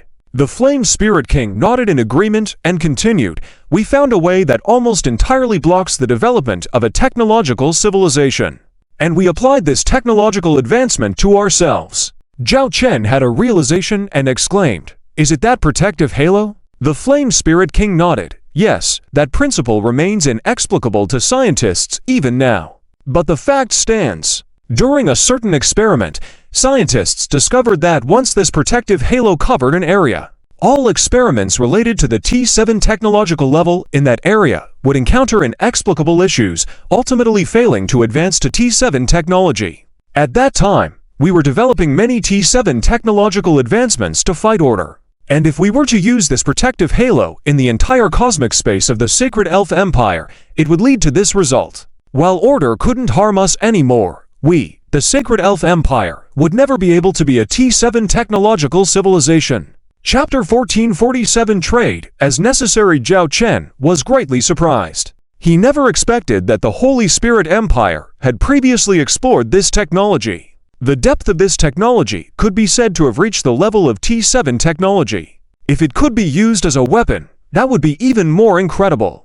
Compared to the continuous resurrection technology of the Dark Legion fleet, it was in a different league. If they were unhappy with a particular interstellar civilization, they could use this blocking technology to trap their technology at the current level forever. At the same time, they could avoid being coveted by Order. Although the principles behind it could not be explained, the fact that this could be achieved was indeed a miraculous function. "So, you use this technology on yourselves? And it's irreversible." Zhao Chen guessed the final outcome. The Flame Spirit King nodded and said in a deep voice, "Yes, in the beginning, there was a lot of debate among the higher-ups about this matter. It is said that at that time, our Holy Spirit Empire's Higher Council convened 30 meetings on this matter. They even directly overturned a warlike Elf King at the time. There were even some internal conflicts erupting privately. In the end, those advocating seclusion occupied the majority, because after years of fighting against Order, many people were filled with fear and confusion. Having such a good opportunity now to tell them that they don't need to fight Order anymore, nor do they need to worry about extinction, is undoubtedly a life-saving straw for them. If anyone stands in their way, at this point, they will not hesitate to tear apart all those obstructors." Zhao Chen seemed to see the scene of internal turmoil before his eyes, which was entirely imaginable. The clash of two ideas, combined with long-standing resentment. Even if you were an Elf King, even if you were part of the Elf King's family, you would still face retaliation from these extremists. Later developments, you should also be able to guess. The Higher Council and the Elf Kings at the time launched this seclusion plan. Since then, all projects related to T7 technology development within our Holy Spirit Empire's cosmic realm could no longer proceed normally, yielding no further results. Initially, many project research teams were trying to break through, but despite significant time and financial investments, there was no output whatsoever. This led the Higher Council and the Elf Kings to gradually give up on developing the T7 technological civilization, acquiescing to the status quo and no longer seeking the T7 technological civilization. This was why the Holy Spirit Empire had always been at the T6 technological civilization level. What about the existence that consumes civilizations? The Flame Spirit King continued, "The emergence of the civilization-consuming entity came later. I don't know if Order had originally planned it this way, or if they discovered our disappearance. Order nurtured the civilization consumer, then used it to attack and consume surrounding interstellar universes. Our protective aura only sustains against Order as a spiritual entity. The civilization consumer could still detect us and launch attacks. We have had a few clashes with them. But it seems the civilization consumer also realized that they had no capability at that time to consume us completely, and at the same time, we were unable to destroy the civilization consumer. Combined with our Holy Spirit Empire being saturated with war weariness, everywhere opposes war, let alone actively attacking other interstellar civilizations." Zhao Chen recalled the term raising a tiger to cause trouble. If it were him, upon discovering this potential enemy, he would without hesitation eradicate them at the first opportunity. But considering the Holy Spirit Empire's system, along with the lingering war weariness and hedonism, the Holy Spirit Empire was no longer the powerful presence that once carried the banner of peace and could interfere in the affairs of other interstellar civilizations. So, if the Holy Spirit Empire is restricted, what about conducting research in other interstellar universes? Zhao Chen thought of a solution. The Flame Spirit King raised her head, gazing at Zhao Chen. Her eyes held no surprise, only a sense of composure. In fact, you've had this arrangement for a long time, haven't you? Zhao Chen realized something, looking at the Flame Spirit King.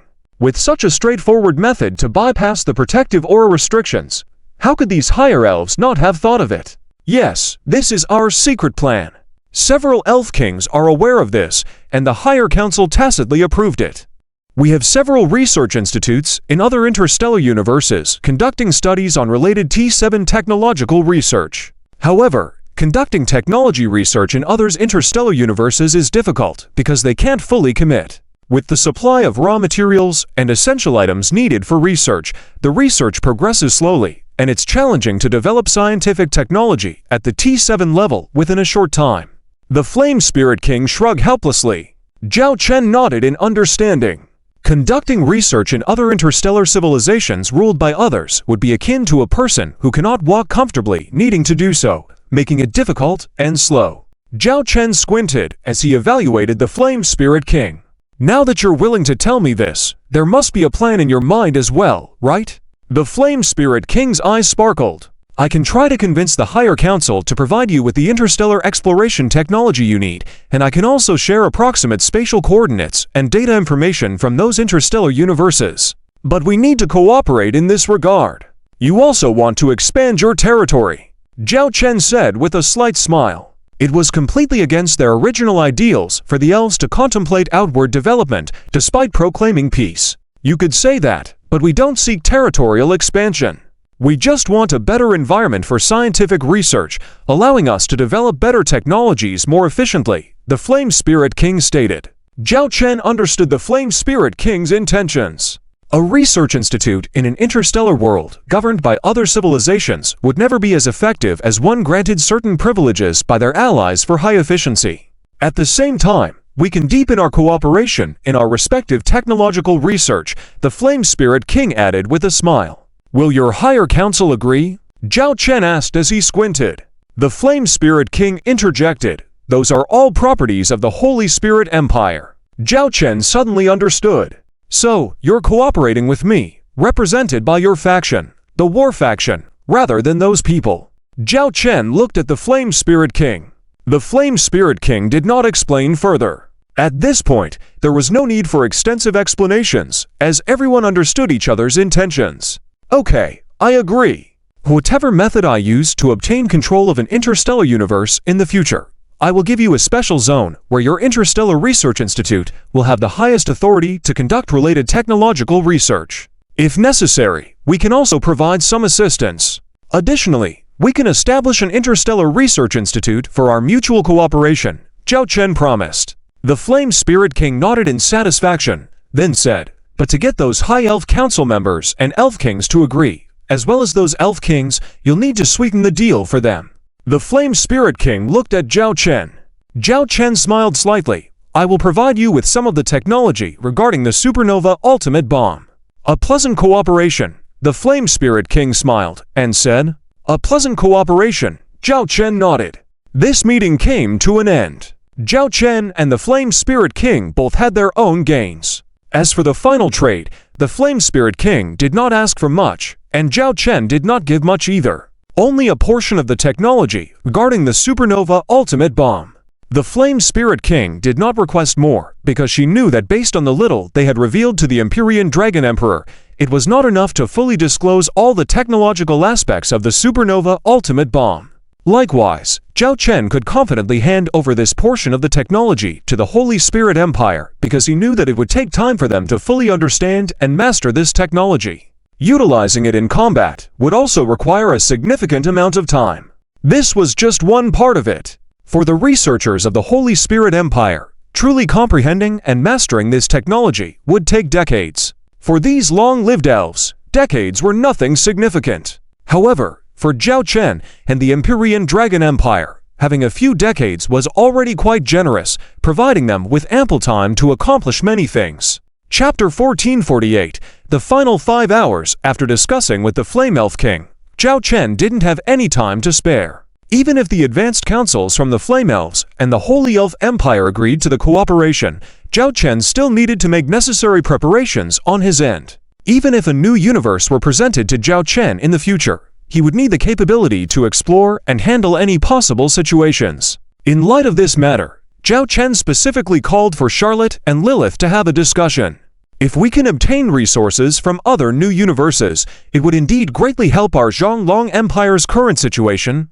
Lilith nodded and said. She continued, however, there is also a problem to consider. That is, how the civilizations in the new universes will react to our arrival. There are a few possible scenarios. First, the other party initially welcomes us and is willing to engage in peaceful exchanges. In that case, it would be the most ideal situation for us, as we can minimize costs for maximum gains. We can engage in interstellar trade with their civilizations, providing resources they need in exchange for what we need. This would boost our trade volume and contribute to the growth of our Zhonglong Empire. Zhao Chen nodded in agreement, understanding that war was always the last resort. If they could achieve their goals without resorting to war, that would be the best approach, but such situations were rare. Second scenario, the other party is wary of us, open to contact but maintaining a distance.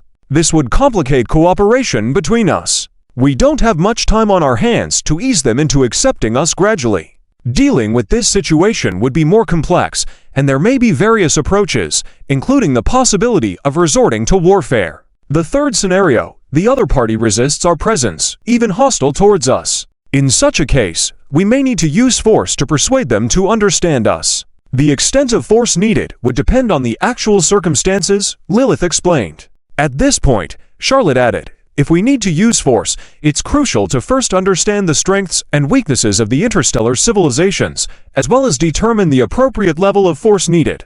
After all, we are currently engaged in battle with the consuming civilization's interstellar fleet. It would be challenging to allocate additional troops to conquer other interstellar civilizations. Zhao Chen considered this and stated, I've taken this into account. My plan for external expansion is currently just a concept. Prior to actual implementation, we need to end the ongoing war or reduce its intensity to a certain level. That's why I'm sharing this idea with you now.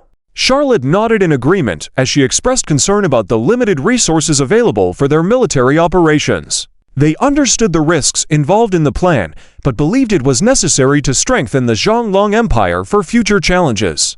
As they continued their secretive discussion, sharing insightful ideas and recording them, Zhao Chen glanced at the time. Addressing Charlotte, he reminded her of the urgency on the battlefield preparations with 5 hours remaining. Charlotte assured him that they were ready on various fronts, prepared to respond to any potential enemy actions.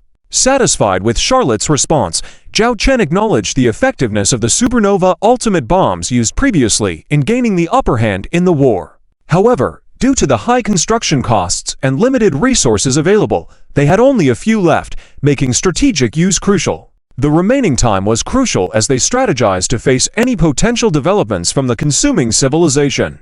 With 5 hours left, the meeting concluded for the time being, allowing Charlotte to focus on battlefield duties. Zhao Chen and Lilith expressed their commitment to providing support and help as needed.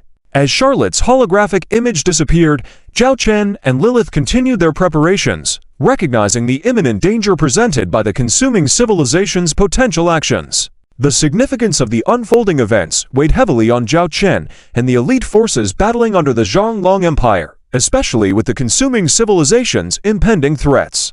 Despite the challenges, Zhao Chen remained resolute in his determination to protect his empire and all that he held dear. As the tense hours passed, Zhao Chen, Lilith, and the Divine Elf forces remained vigilant, ready to confront whatever challenges lay ahead. The Flame Elf King, also observing the developments closely, understood the critical nature of the current situation and the potential outcomes for both the Zhonglong Empire and the consuming civilization.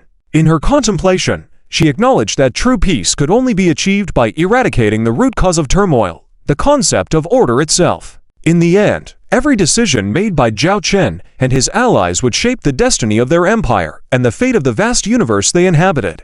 Chapter 1449. Rolling Back. Chapter 1449. Rolling Back. The time was slowly passing by, watching as 5 hours came closer to being 2 hours away. At this moment, the department that monitored the dynamics of the universe sent out the latest message. They discovered abnormalities in various spatial fluctuations. Can we mark the positions of these abnormal spatial fluctuations? Zhao Chen immediately looked towards the interstellar warfare sandbox. We have the locations. Lily immediately inputted some coordinates. 7 red circles appeared in succession.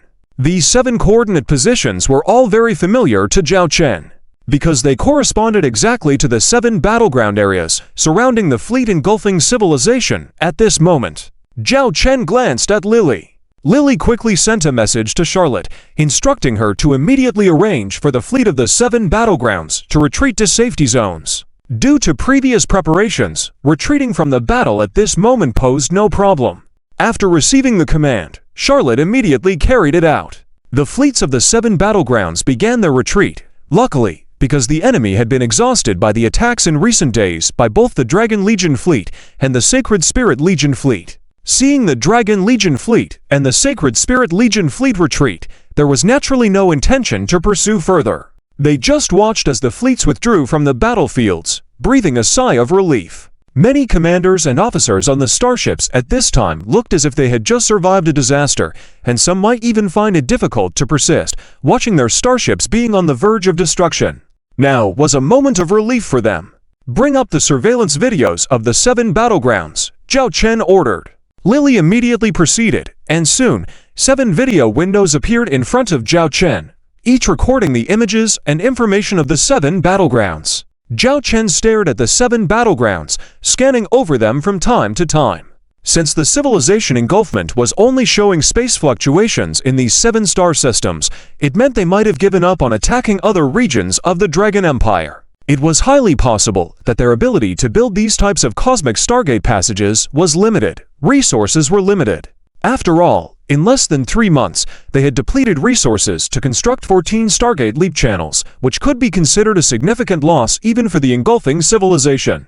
The focus now was whether the civilization engulfment would send more fleets to the Dragon Empire to launch a new round of retaliatory attacks at these 7 reactivated cosmic spatial leap points. If that was the case, the Dragon Empire would have to brace themselves for what was to come next as time passed slowly. In the video windows, faint signs of spatial fluctuations could be seen. These were the signs of the upcoming establishment of spatial leap points. Soon, these leap points emerged one by one. Similar to before, resembling decaying black caves, they gave an unsettling feeling to the viewer visually. Soon, a batch of starships began appearing from these black caves, the starships of the civilization engulfment. Lily's brows furrowed slightly. The appearance of these starships from the civilization engulfment meant something that they all understood and was the last thing they wanted to see. But if it happened, they were ready to face it. "Look over here," Lily suddenly pointed at one of the video windows and exclaimed. Zhao Chen looked over, seeing the broadcast of one of the battlegrounds. What caught Lily's attention was that some starships different from the ones in the civilization engulfment fleet appeared from those black caves. These starships were larger in size and had somewhat different exterior designs compared to the starships in the civilization engulfment's active fleet. These all seemed to be T6 class starships. Lily carefully observed the distinct features. It's not just T6 class starships. Look at the one in the middle. Zhao Chen stared at the starship in the middle of this fleet. This starship's outline was larger than the others and carried a commanding presence, just hovering there exuding a chilling intent. "It looks like we have some honored guests arriving," Zhao Chen said in a deep voice.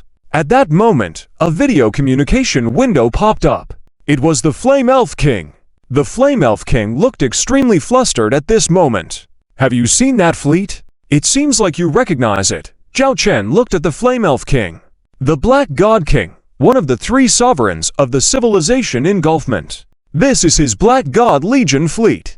Although it has only 3,000 starships, all of them are of the T6 class. In addition to his flagship, which is a quasi-T7 starship larger than the Star Fortress Titan of the Troll King, its combat power surpasses that vessel by no small measure. It is rumored that within the Black Rope Legion fleet, the flagship of each small fleet has been modified, making them as formidable as Quasi-T-7 starships. This fleet of 3,000 starships in previous battles could easily defeat 100,000 regular fleets. When the Flame Elf King spoke, his voice was trembling.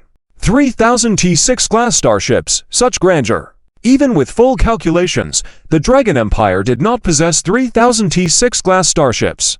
But under the command of this Black God King, such a fleet existed with 3,000 T6 class starships, a truly terrifying force. The Black God Legion fleet has not left the universe of the civilization engulfment for decades. Their appearance in the universe of the Dragon Empire this time signifies ill intentions. You must be careful. The Flame Elf King did not forget to warn.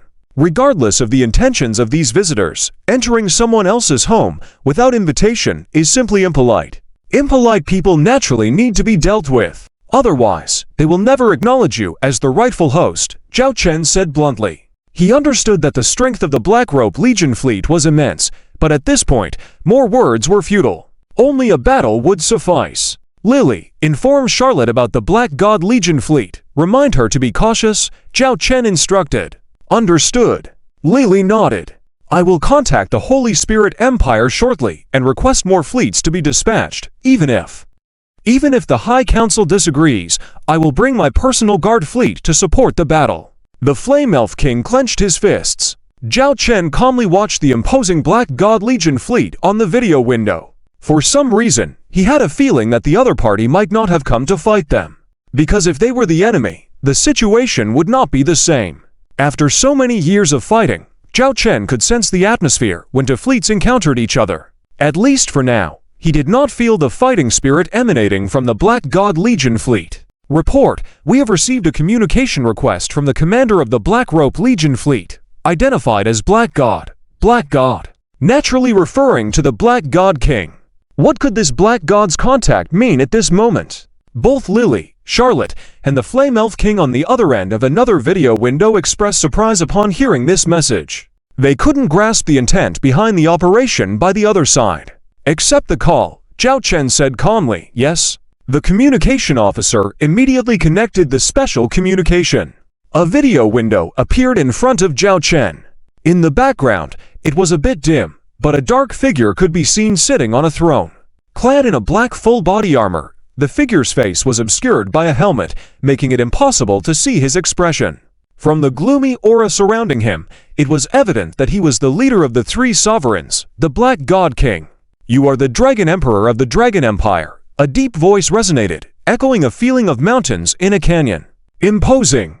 A person without a warrior spirit, just by hearing this voice, would feel as if a great weight was pressing on his shoulder, making it hard to breathe.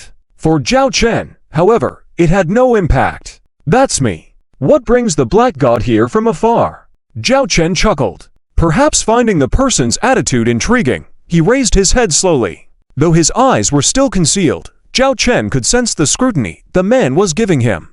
Interesting. To be able to contend with our civilization engulfment as you have, to make that fellow the troll suffer a great loss. You're a worthy opponent. I offer you a chance, consider this. Join us. From now on, the civilization engulfment will be the four sovereigns, the Black God King spoke in a haunting manner. This statement didn't cause any change in Lily's expression, but the Flame Elf King on the opposite end of the video window tensed up. Although she believed Zhao Chen would not surrender, she couldn't deny that the conditions set by the Black God King were quite enticing. Joining the civilization engulfment as one of the four sovereigns was a significant temptation. This made the Flame Elf King worrying whether Zhao Chen could resist this lure. Ha ha ha, ha ha ha. At this moment, Zhao Chen burst into loud laughter, so carefree that tears seemed to well up in his eyes. After laughing for a few minutes, the Black God King couldn't hold it in any longer and asked, "What are you laughing at?" Chapter 1450. I don't provide food and lodging. Zhao Chen rubbed his eyes, as if he had just laughed until tears came out. He put down his hand and smiled lightly at the Black God King in front of him. At the very least, you are one of the three sovereigns who have devoured civilizations. I didn't expect you to ask such a question. If I were willing to surrender, do you think I would surrender to you? Give up your position as one of the three sovereigns and give me an additional one. Zhao Chen's mouth curled up slightly, showing a playful expression. Believe it or not, as long as I am willing, I can negotiate with your boss directly behind you. Then there will only be one leader in the devouring civilization. Unable to see the expression of the Black God King clearly, but can feel the chilliness in his aura increasing. He remained silent for a long time. Perhaps he also thought about what Zhao Chen said, which indeed made some sense. Seeing the value demonstrated by the Dragon Emperor and the importance that Order had placed on eliminating the Dragon Empire first, combined with some understanding of the Dragon Empire, it was understandable why Order was so wary of them. From the earliest stages, when the universe was still at the stage of studying T for technology civilization, to now advancing to T6 technology civilization stage, the Dragon Empire had achieved all of this in less than 10 years. 10 years! It's worth noting that other interstellar civilizations, to accomplish such leaps, would not necessarily complete it even with 1,000 or 10,000 years. One could imagine the threat posed by the Dragon Emperor, who established the Dragon Empire and accomplished these miracles. Order would value him, and it was entirely understandable. If such an existence was willing to submit to Order, then it was entirely possible for Order to remove the title of the three sovereigns and support only this Dragon Emperor. Perhaps you do have that value. But where you stand now, you are already on the list of the deceased. Do you think if you surrender on your own, the great existence will forgive you? Only if I plead for you. You and your people will have a chance, said the Black God King. Zhao Chen laughed again. He shook his head and said, a dignified king, still playing these little tricks. Do a favor for me with Order? Who do you think you are? Just dogs nurtured by Order. Neither more nor less. When did a dog have any face in front of its master? Zhao Chen's words were simple, but sharp as a knife, piercing the heart of the Black God King before him. If someone could see his face under the helmet at this moment, they would notice his facial muscles twitching, his teeth clenched tightly. Because Zhao Chen spoke the truth, and the truth often hurt the most. What? Are you hurt in your fragile heart? Then let me apologize to you here, the Black God King of the devouring civilization. Zhao Chen pretended to have a smile on his face and nodded slightly, showing a respectful look. Do you think I dare not order the destruction of you? With a command from me, the interstellar Legion fleet of the devouring civilization can easily crush your Dragon Empire. The Black God King spoke. With a disdainful laugh, Zhao Chen leaned back on the throne, crossed his legs, and looked disdainfully at the Black God King. If you really had that idea, you would have already given orders to your Legion fleet under your command. Instead of just babbling here. If you want a fight, then come over now. Me and my Legion fleet are here waiting. If you don't want to fight, then you better take your troops and leave quickly. I don't provide food and lodging here. The Flame Elf King on the opposite side of the video window was both surprised by Zhao Chen's attitude and worried that his behavior might provoke the other side, leading to an escalation of the conflict. She couldn't help but cover her head, thinking that her temper was already fiery enough. It didn't occur to her that this lord was also so straightforward and didn't give the Black God King any face. Very well. You're not bad. I hope you remember this. Next time when I lead the army to conquer your Dragon Empire personally. When I crush your head and throne, I hope you can still have that expression now, said the Black God King, then hung up without waiting for Zhao Chen to respond. Watching the dark communication window, Zhao Chen smirked and commented, no manners at all. He didn't even say goodbye after hanging up. Clearly a child without manners. The next time I see your parents, I will definitely have a word with them. The Flame Elf King couldn't help but chuckle, saying, well, he has already hung up. Whatever you say now, he can't hear it. Pause. The Flame Elf King curiously looked at Zhao Chen. You dared to provoke him like that just now, because you knew his purpose for this visit isn't to battle you. From the words of the Black God King at the end, it could be heard that his purpose this time wasn't to battle. Otherwise, he wouldn't have mentioned next time like that. It relieved the Flame Elf King now, and at the same time, made her curious if Zhao Chen had seen through it early on.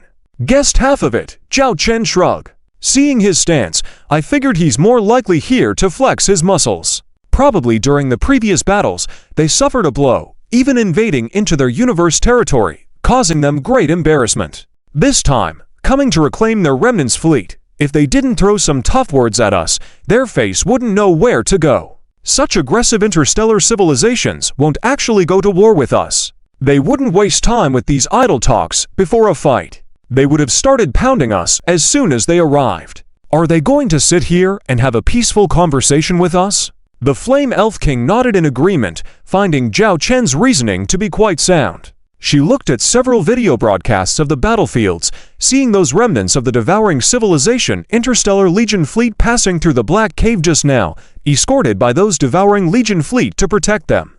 Their mission was undoubtedly to safely withdraw these remnants of their Legion fleet to the devouring civilization universe, then they would retreat, completing the entire cover retreat plan. In this way, the battle between the Dragon Empire and the devouring civilization had come to a temporary halt. This brought a sigh of relief to the Flame Elf King, who had been on edge for nearly 3 months of battle. This battle had truly kept her nerves taut as the Elf King. Simultaneously, she felt both delighted and excited. Since the invasion of the devouring civilization began, this was the first time they had faced such a setback. After all, the Interstellar Legion fleet of the devouring civilization had encountered a huge defeat this time. In the past 3 months, nearly 30 million interstellar warships had been lost. Even their own universe had been attacked. It was a huge disgrace. This had never happened since the inception of the devouring civilization. The fact that the Black God King came here and then backed off, had indeed left quickly after boasting, made the Flame Elf King secretly relieved. Reflecting on these events, she felt a rush of relief, as the feeling of oppression that had been weighing on her chest due to the existence of the devouring civilization had dissipated. Now that this battle has temporarily ended, we can all take a breather. At least it gives us a chance to recuperate. Both our Legion fleets have undergone significant mental stress during these almost 3 months of fighting.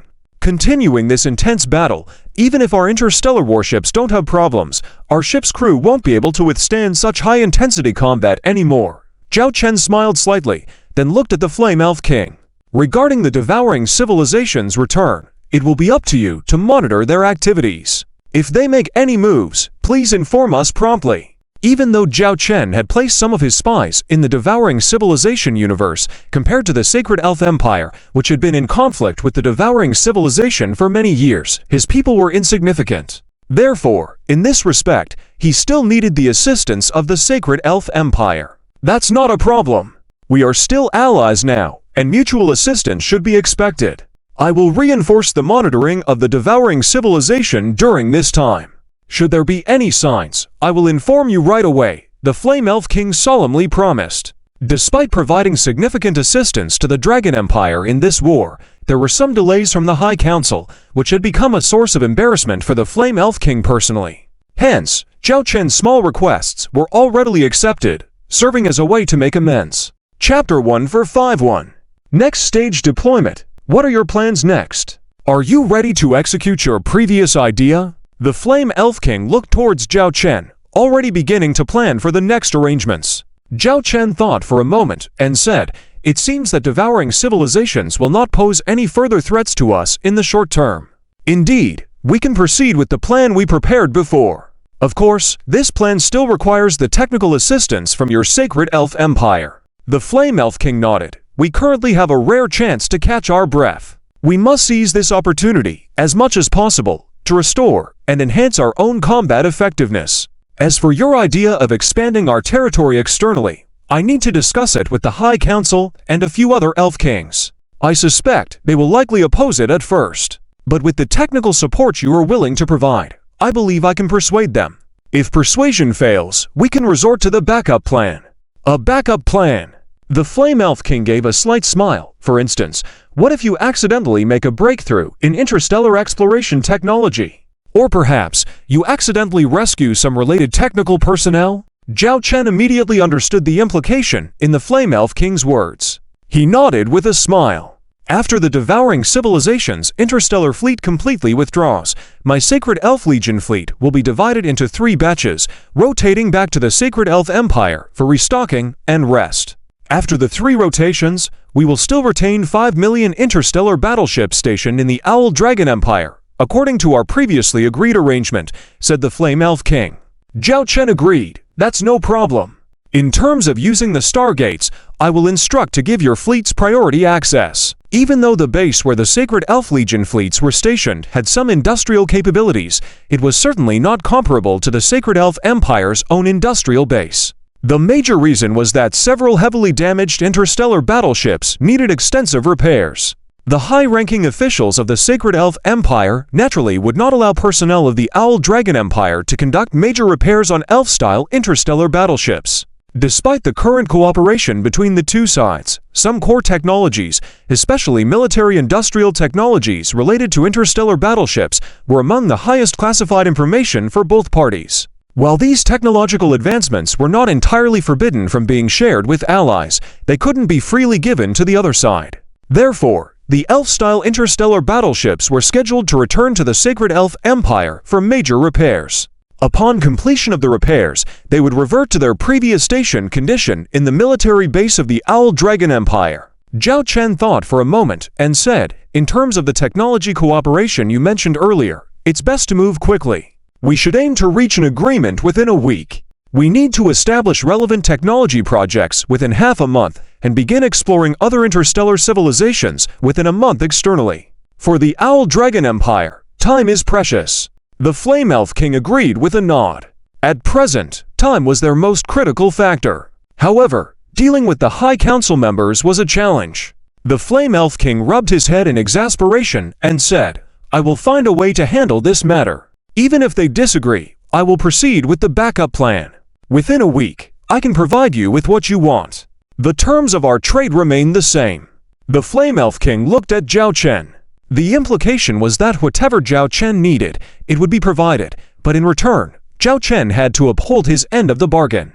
The Flame Elf King held a favorable view towards the Owl Dragon Empire, but it didn't mean she would neglect the interests of her own Sacred Elf Empire. After discussing a few more matters, the Flame Elf King concluded the conversation. Once they finished addressing the matters concerning the Sacred Elf Legion fleet, they would head back to the Sacred Elf Empire. *** Dragon Emperor Star Command Ship, Bridge ***. Zhao Chen watched the battle footage windows, observing the remaining devouring civilization interstellar fleet slowly retreating. At least until the entire devouring civilization interstellar fleet was completely evacuated, Zhao Chen's fleet would remain in a state of readiness. How much longer until they are all gone? Zhao Chen asked Lily. Lily calculated and replied, "At the current retreat speed, it's estimated to take another 5 hours to completely evacuate." 5 hours. Zhao Chen frowned slightly, feeling discontent with the timeline. He thought these individuals were dragging things out. Lily explained, this takes into consideration that some of the remnants of the devouring civilization fleet sustained damage during the previous battles, affecting their navigation speed. Some ships may not even meet the standards for interstellar travel. The enemy needs time to reinforce these ships' hulls on site or transfer the personnel to other ships. This process will take some time, approximately around 5 hours. Disgruntled, Zhao Chen shrugged his shoulders. If things go smoothly, they should leave without causing any issues. We need to prepare for that. Calculate how long it will take for our All-Dragon Legion fleet ships to undergo restocking and refueling to return to combat readiness. Lily quickly provided some data and answered, if we neglect the repair of the damaged interstellar battleships fully, it will take at least a month for all Owl Dragon Empire Legion fleet ships to restore to full combat capability. Of course, we can reallocate some other industrial capacity to expedite the restoration of these battleships. Still, in my view, that might not be ideal.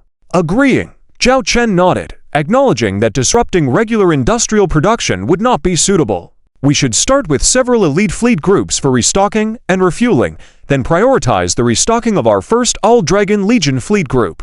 If arranged this way, it should be completed within half a month after the war. Zhao Chen prioritized these measures to prepare for the next phase of the mission. When conditions allowed, they could immediately enter combat readiness and be ready to strike at any time. Time was crucial for the Owl Dragon Empire, and reducing any unnecessary delays was imperative. Soon, the devouring civilization interstellar fleets on the 7 battlefields gradually diminished until only a few warships with smoke and fire were abandoned. The remaining devouring civilization interstellar fleets completed their withdrawal, and the Black Void rifts gradually began to fade and dissipate, bringing about a complete calm on the 7 battlefields, leaving only the remnants of the battles. On the Dragon Emperor Star Command Ship's bridge, there was not the anticipated celebration, but rather weary crew members slumped over their posts, smiling faintly as they drifted into sleep. Zhao Chen watched these tired figures. Though the crew on this starship typically wouldn't engage in direct frontline combat, they managed the overall situation, with every nerve tensed up. The pressure they endured was no less than that of the officers and crew members on the frontline interstellar battleships. At this moment, they could finally relax a bit.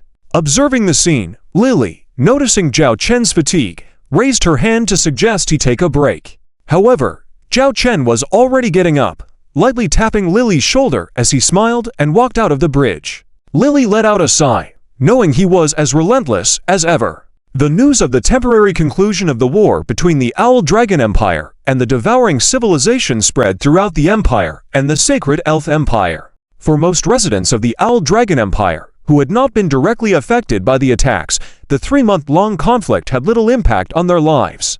They might have heard rumors or noticed changes in military supplies or demands affecting those working in military-related sectors, but it did not affect the lower ranks much. However, for the residents of the Sacred Elf Empire, the news of the conflict's outcome came as a shock. Both high-ranking and lower-ranking individuals were astonished to learn about the resistance shown by the Owl Dragon Empire against the devouring civilization's invasion.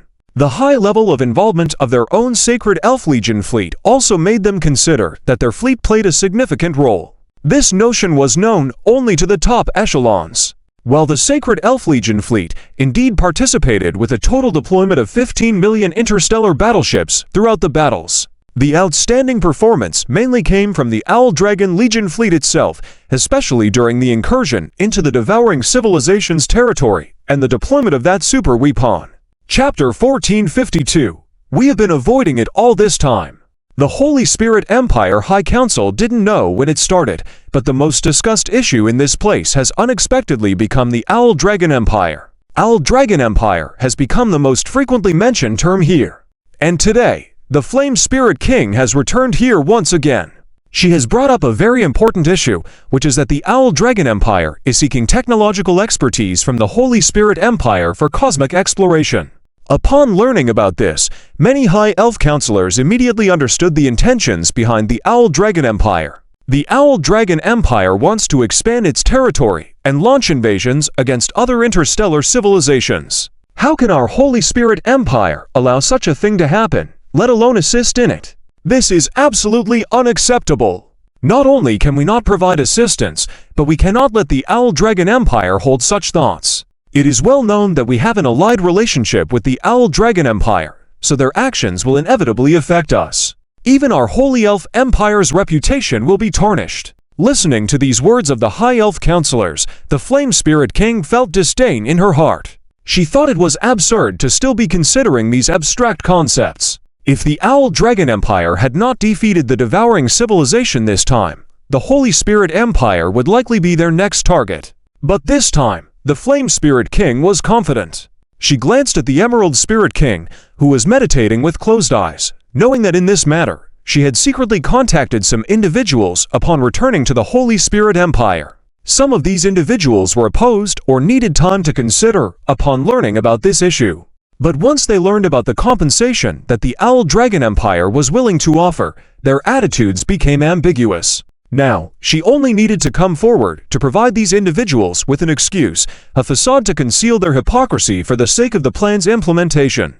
Quite hypocritical indeed. But for the sake of the plan's execution, it was an unavoidable necessity. The Flame Spirit King looked at all the High Elf counselors present. She raised her hand, and instantly the entire venue fell silent. This time, thanks to the Owl Dragon Empire's victory over the devouring civilization's invasion fleet in the cosmic battlefield, the Flame Spirit King's reputation within the Holy Spirit Empire had also risen significantly. She was currently at the height of her prestige, and no one dared to offend this Elf King. I know what you all are worried about. In the past, we, the Holy Spirit Empire, claimed to be peacekeepers and did indeed possess such abilities. But what happened later? What happened later? You all know. The devouring civilization appeared, and since then, we have not been able to prevent a single war. We even abandoned many interstellar civilizations that were once filled with peace. And now, our ally, the Owl Dragon Empire, has achieved a great victory over the devouring civilization while fighting alongside us. This at least indicates the Owl Dragon Empire's combat power and its status on equal footing with us. The Flame Spirit King paused her speech here. A slightly esteemed High Elf Counselor raised his hand and stood up to object, saying, "I do not deny that the Owl Dragon Empire indeed possesses certain military strength and status. In this war against the devouring civilization, they have made significant contributions. However, this does not mean that the Owl Dragon Empire can launch invasions against other interstellar civilizations. If they do, then how are they any different from the devouring civilization?"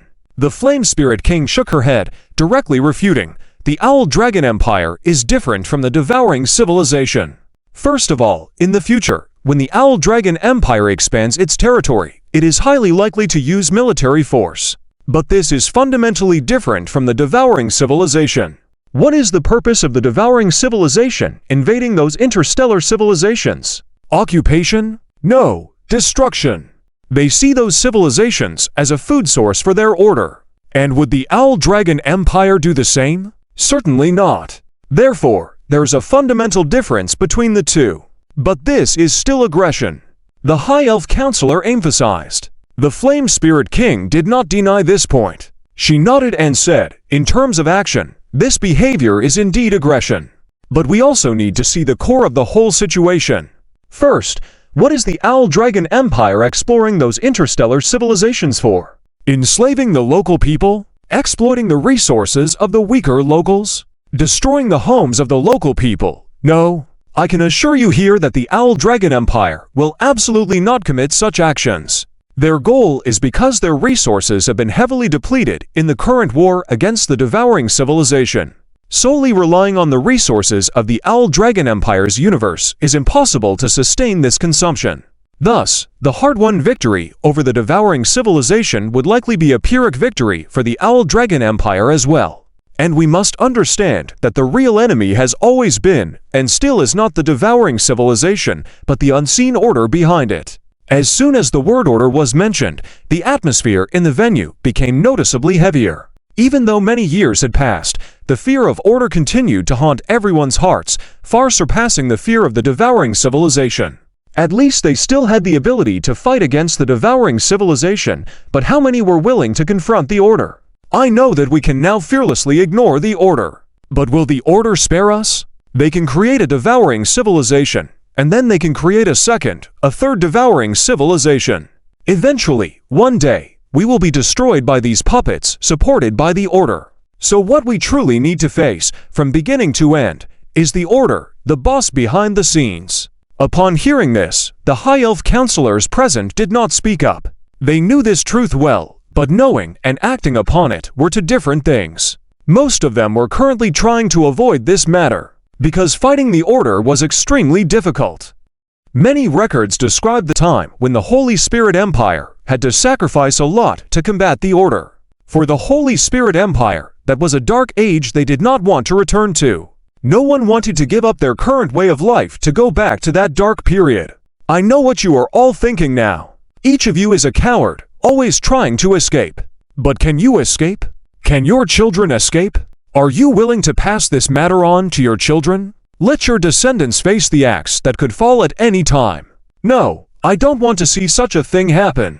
I don't want our future generations to say that their ancestors dared not face the order in times of ultimate disaster. I don't want to be despised by my descendants. The Flame Spirit King's tone grew heavier. Some of the High Elf Counselors hung their heads, feeling ashamed. The Flame Spirit King paused and continued, "In contrast, I see the same spirit in the Owl Dragon Empire that the Holy Spirit Empire once had, or rather, the spirit of the youngest, proudest, and most fearless. Now, how much of this spirit can we still see in ourselves? They dare to face the threat of the order. They never once thought of avoiding it. Even though they are currently fighting the devouring civilization, they are also considering how to fight the order in the future to truly achieve peace. Not cowering in a shell just to survive." The implications of the Flame Spirit King's words were clear to all present. "All right, Sheriman, let's stick to the topic at hand and not bring up other matters," said the Radiant Elf King. For the Holy Spirit Empire, that was a scandal no one wanted to recall. This time, the Flame Spirit King's objective was not to reopen that old wound. She continued sternly, going back to what was said earlier, the Owl Dragon Empire needs to defeat the devouring civilization first before challenging the order. This requires adequate resources.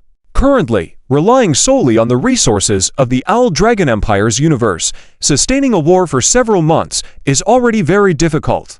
In this situation, expanding outward is their only choice. Upon hearing the Flame Spirit King's explanation, some of the High Elf counselors understood the reasons behind it. Seizing the opportunity, the Flame Spirit King continued, "I have discussed with the Owl Dragon Emperor. His intentions for future territorial expansion have several plans.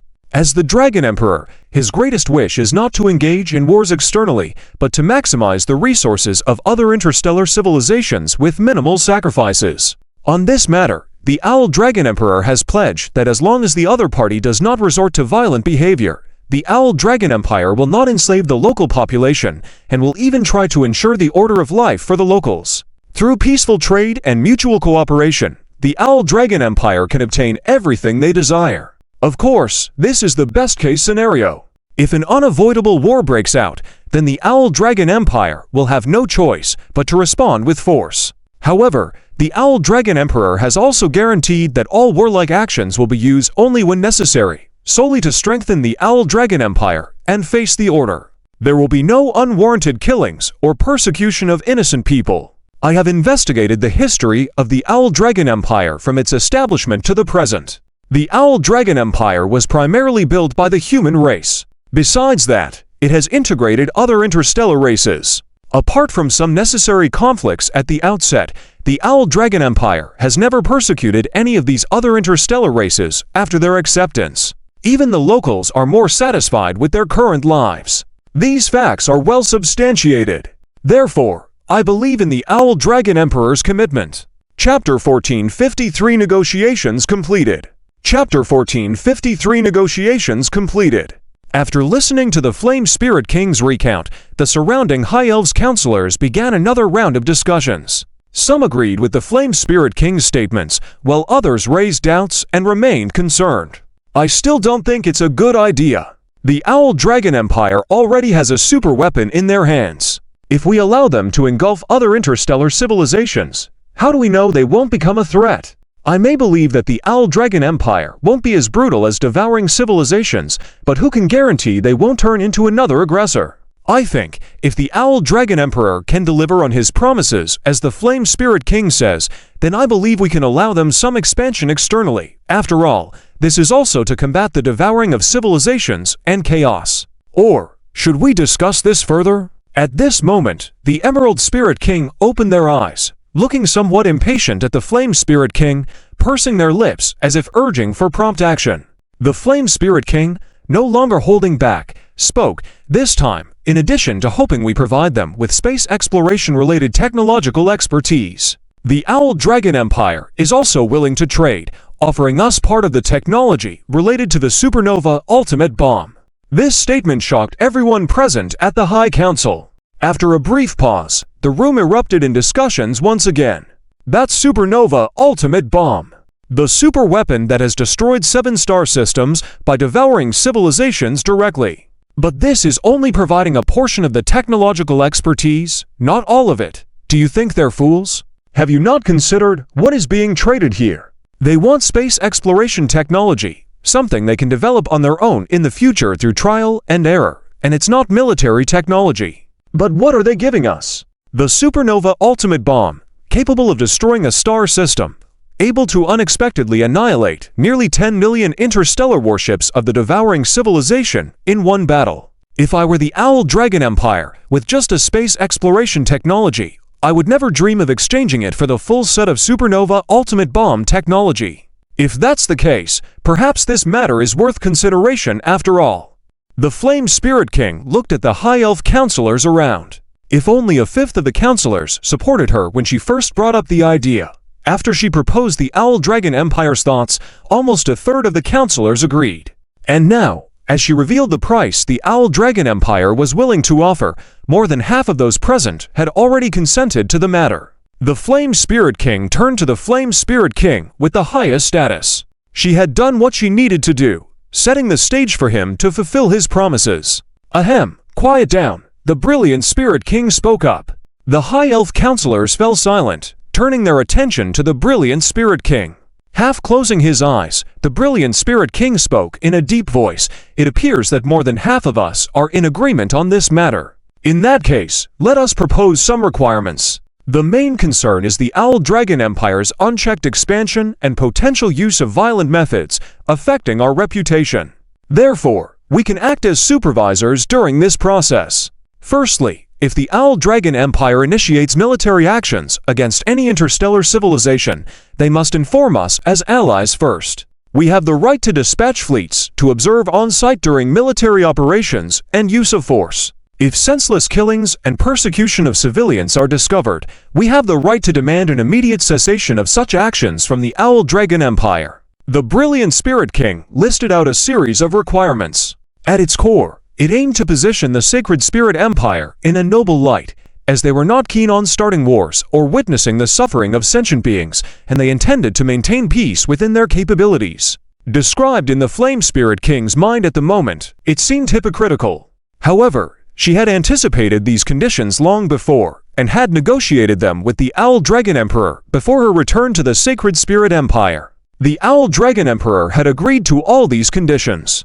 After all, this area was manageable. Additionally, the Owl Dragon Emperor was confident in himself. Though not a benevolent ruler, he was not one to unjustly kill. At least, that had been a principle he had adhered to, building an atmosphere of this sort within the Owl Dragon Empire's Legion fleet. Thus, the Owl Dragon Emperor did not have any worries about these requirements. Following the negotiations between the Brilliant Spirit King and the Flame Spirit King, the people within the High Council became increasingly clear in their thoughts. All right, that should be sufficient. Members present, please cast your votes now. The Brilliant Spirit King addressed the other Elf Kings. This matter was rather critical, as it concerned the glory of the entire Sacred Spirit Empire. If only a few Elf Kings decided the issue, the subsequent repercussions would be too heavy for them to bear. After all, these elves often value their reputation more than their lives. Thus, it was necessary to ensure that the members of the High Council could also accept this fact. The Emerald Spirit King was the first to raise their hand to signify agreement, stating, "I believe we can fully accept this trade. The reason is simple. Our Sacred Spirit Empire has been dormant for so many years. We need to introduce new technological expertise. Moreover, we have already witnessed the power of the Supernova Ultimate Bomb.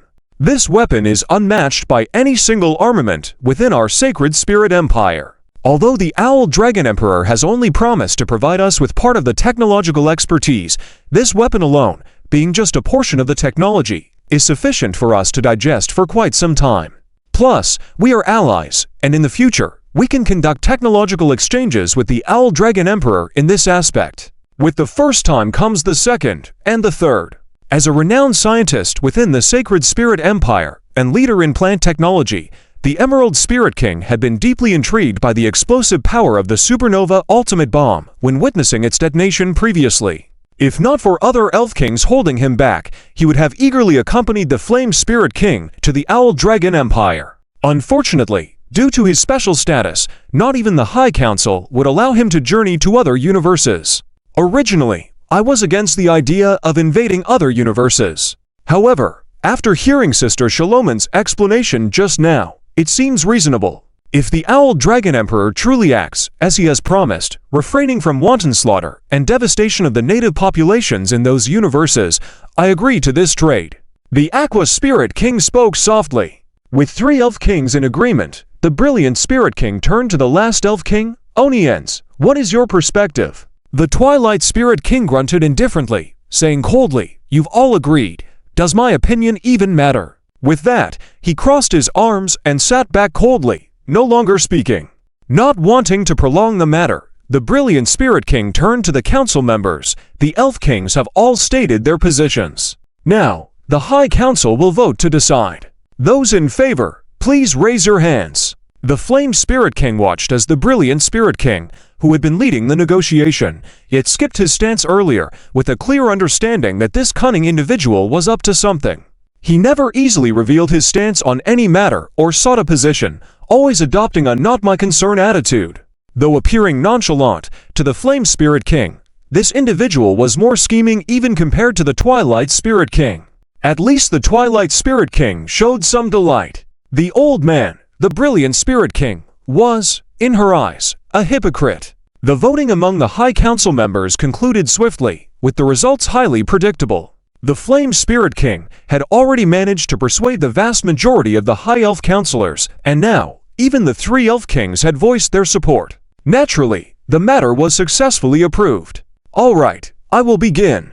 The Flame Spirit King's face broke out into a smile as she began speaking, but was abruptly interrupted by the Twilight Spirit King, who stated coldly, I believe Shaloman shouldn't be responsible for the cooperation on this matter. We just concluded a battle, and those Sacred Spirit Legion fleet groups all need time to recuperate.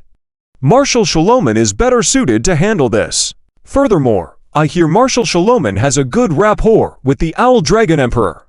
Hence, I believe this matter should be entrusted to someone else. The sudden words from the Twilight Spirit King made the Flame Spirit King furrow her brow, staring at him with disdain, finding this detestable individual rather irritating.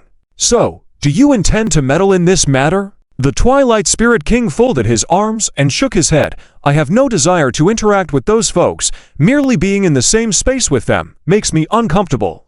I'm just offering a suggestion. You can choose the personnel yourselves. The Flame Spirit King clenched her fists, tempted to land a punch on this detestable individual's face. Then I volunteer. The Emerald Spirit King stepped in courageously, a rare display of eager participation from this individual. After a moment of thought, the Brilliant Spirit King continued, regarding the technological aspect, it naturally falls on Mansfield to oversee. But we will also need someone to supervise the Owl Dragon Empire's future actions towards other interstellar civilizations, as we discussed earlier. If the Owl Dragon Empire exhibits any transgressions, we must act promptly to prevent it. At this point, all eyes were on the Brilliant Spirit King and the Aqua Spirit King. With such a crucial matter, an Elf King status was necessary to uphold it. The Flame Spirit King wanted to avoid suspicion, the Twilight Spirit King declined to intervene, and the Emerald Spirit King had volunteered for the technological side. Those were the only 2 remaining choices. Chapter 1454 Rest and Recovery, Battle the Owl Dragon. Again in the Dark Palace devouring the civilization universe, 3 thrones faced each other. If it wasn't for the slight movement of the figures on the thrones, one might mistake them for statues. After some time passed, a deep voice rang out, Jumo, you bear the main responsibility for this incident. Do you have any objections? The voice of the Black God King resounded. The usual laughter of the Jumo King could not be heard at this moment. He spoke in a low voice, I do not deny my responsibility in this command. However, what are you trying to explain now, Jumo? Because of your foolishness, we have expended 14 sets of inter-universe transportation fleet materials, not to mention the loss of 30 million interstellar warships. 7 star systems were destroyed. The number of battle casualties has reached an unprecedented level. The voice of the Thin King resounded.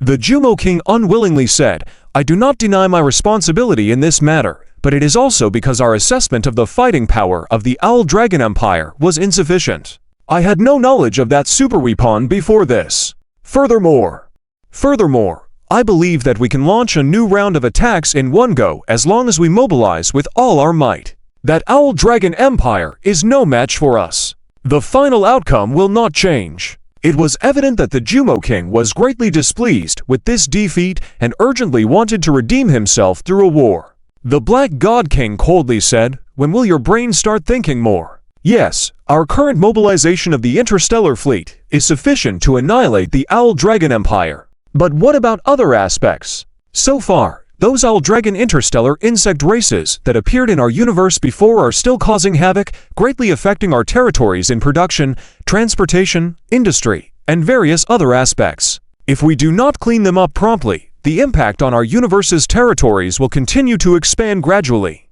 By then, even if we destroy the Owl Dragon Empire, we will be significantly affected as well. Moreover, our failure this time has spread to other universes, and those universes have been watching us closely. Initially, they feared us due to our strength. But if they know that all of our interstellar fleet forces have been put into the Owl Dragon Empire battlefield, I dare say, those people will definitely seize the opportunity to launch retaliatory attacks against us. In addition to that, there are their allies, the cowards of the Sacred Elven Empire. Despite being cowards, it doesn't mean they are fools. This time they could ally with the Owl Dragon Empire, indicating that they have changed. What should we do when the cowards of the Sacred Elven Empire launch an attack on our native universe? Shall we risk our lives for the Owl Dragon Empire? Hearing the Black God King's words, the Jumo King reluctantly fell silent. The Thin King chuckled on the side and said, "But this matter cannot end so easily. Since we began devouring civilizations,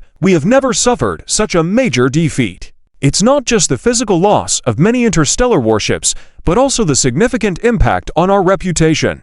It no longer makes other interstellar civilizations fear us as before and generates thoughts of defeating us. This, in turn, poses a significant threat to us. If we can defeat the Owl Dragon Empire and redeem ourselves, will it not make those people abandon their schemes?" The Jumo King immediately said, "The Owl Dragon Empire must be defeated.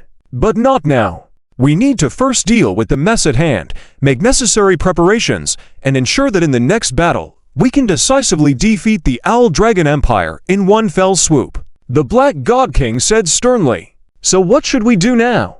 The Jumo King inquired. The Black God King responded ominously, "The first thing to do is to rest and recover our interstellar fleet, ensuring they return to optimal combat readiness. At the same time, we must clean up the Owl Dragon interstellar insect races that have infiltrated our universe as quickly as possible and prevent them from causing chaos in our territories. Then, we need some time. Each of you should go back and have all the Starship factories work overtime from now on, running the production lines 24 hours a day.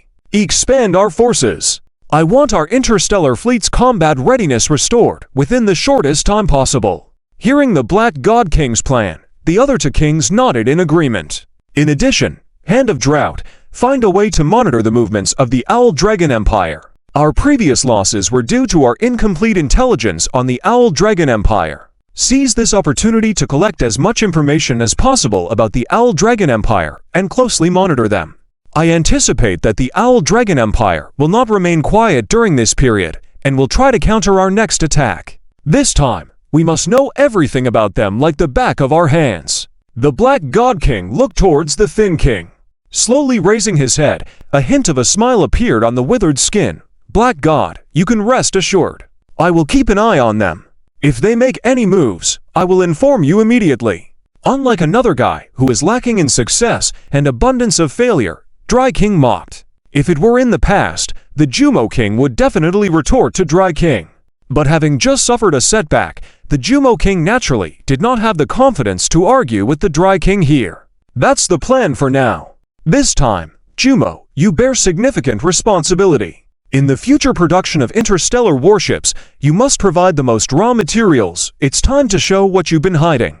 If the outcome of the next battle is the same, the great existence over there will not forgive you again." The Black God King looked at the Jumo King. Though somewhat painful, the Jumo King also realized that for this failure, a heavy price had to be paid. "I understand. I will provide my raw material resources to ensure the smooth progress of the interstellar warship construction plan," the Jumo King said earnestly. The Black God King nodded in satisfaction. Next, the three kings briefly discussed some matters, confirming their intention to recuperate and prepare for battle in the upcoming period. 3 days have passed since the end of the interstellar war with the devouring civilization and the Owl Dragon Empire's universe. During these 3 days, although the war had ended, the military-industrial facilities within the Owl Dragon Empire had not stopped working.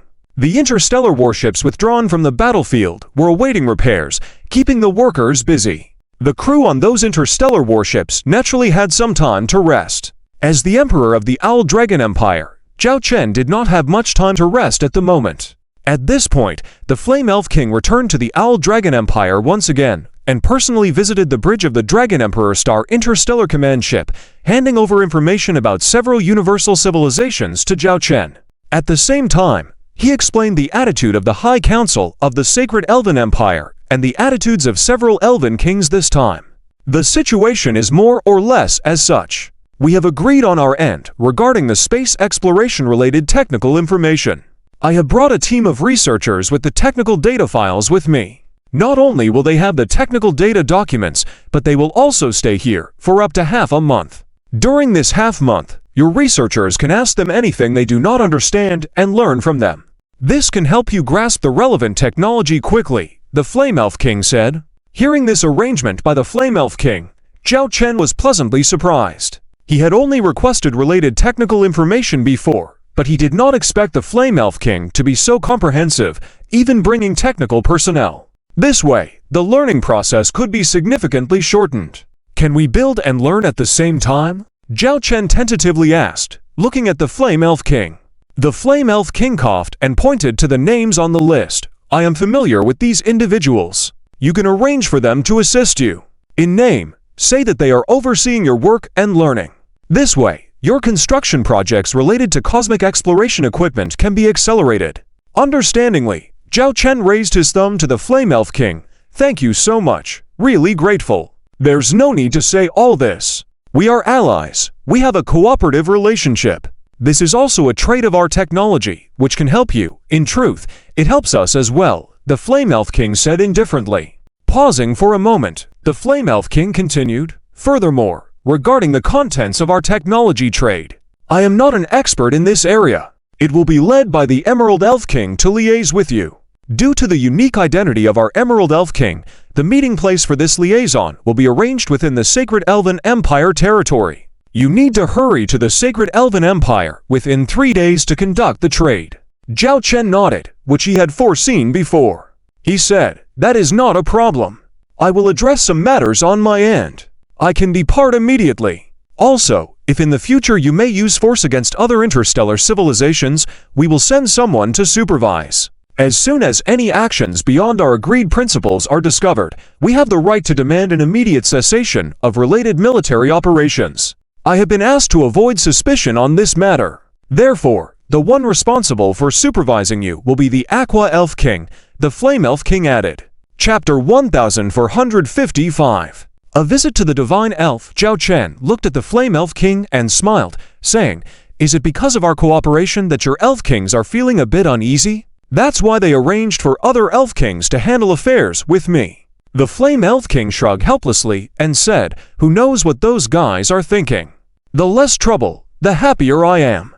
Other than matters related to the military, I really don't care. Although he said this, the Flame Elf King still looked at Zhao Chen and said, Regarding this matter, you cannot take it lightly. The Aquamarine Elf King may seem gentle, but in principle, she is very firm.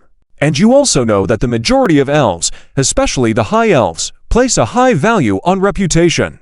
So, you better instruct your Legion fleet not to do anything too extreme. Pausing for a moment, the Flame Elf King lowered his voice and said, At the very least, don't make it too obvious. It seemed that even the Flame Elf King was worried that the Dragon Empire Legion fleet might commit some cruel acts during these external operations.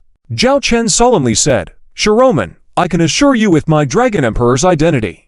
Although we are expanding our territory outward, it is all in order to combat chaos and devour civilization. Resorting to force, waging war is our last resort.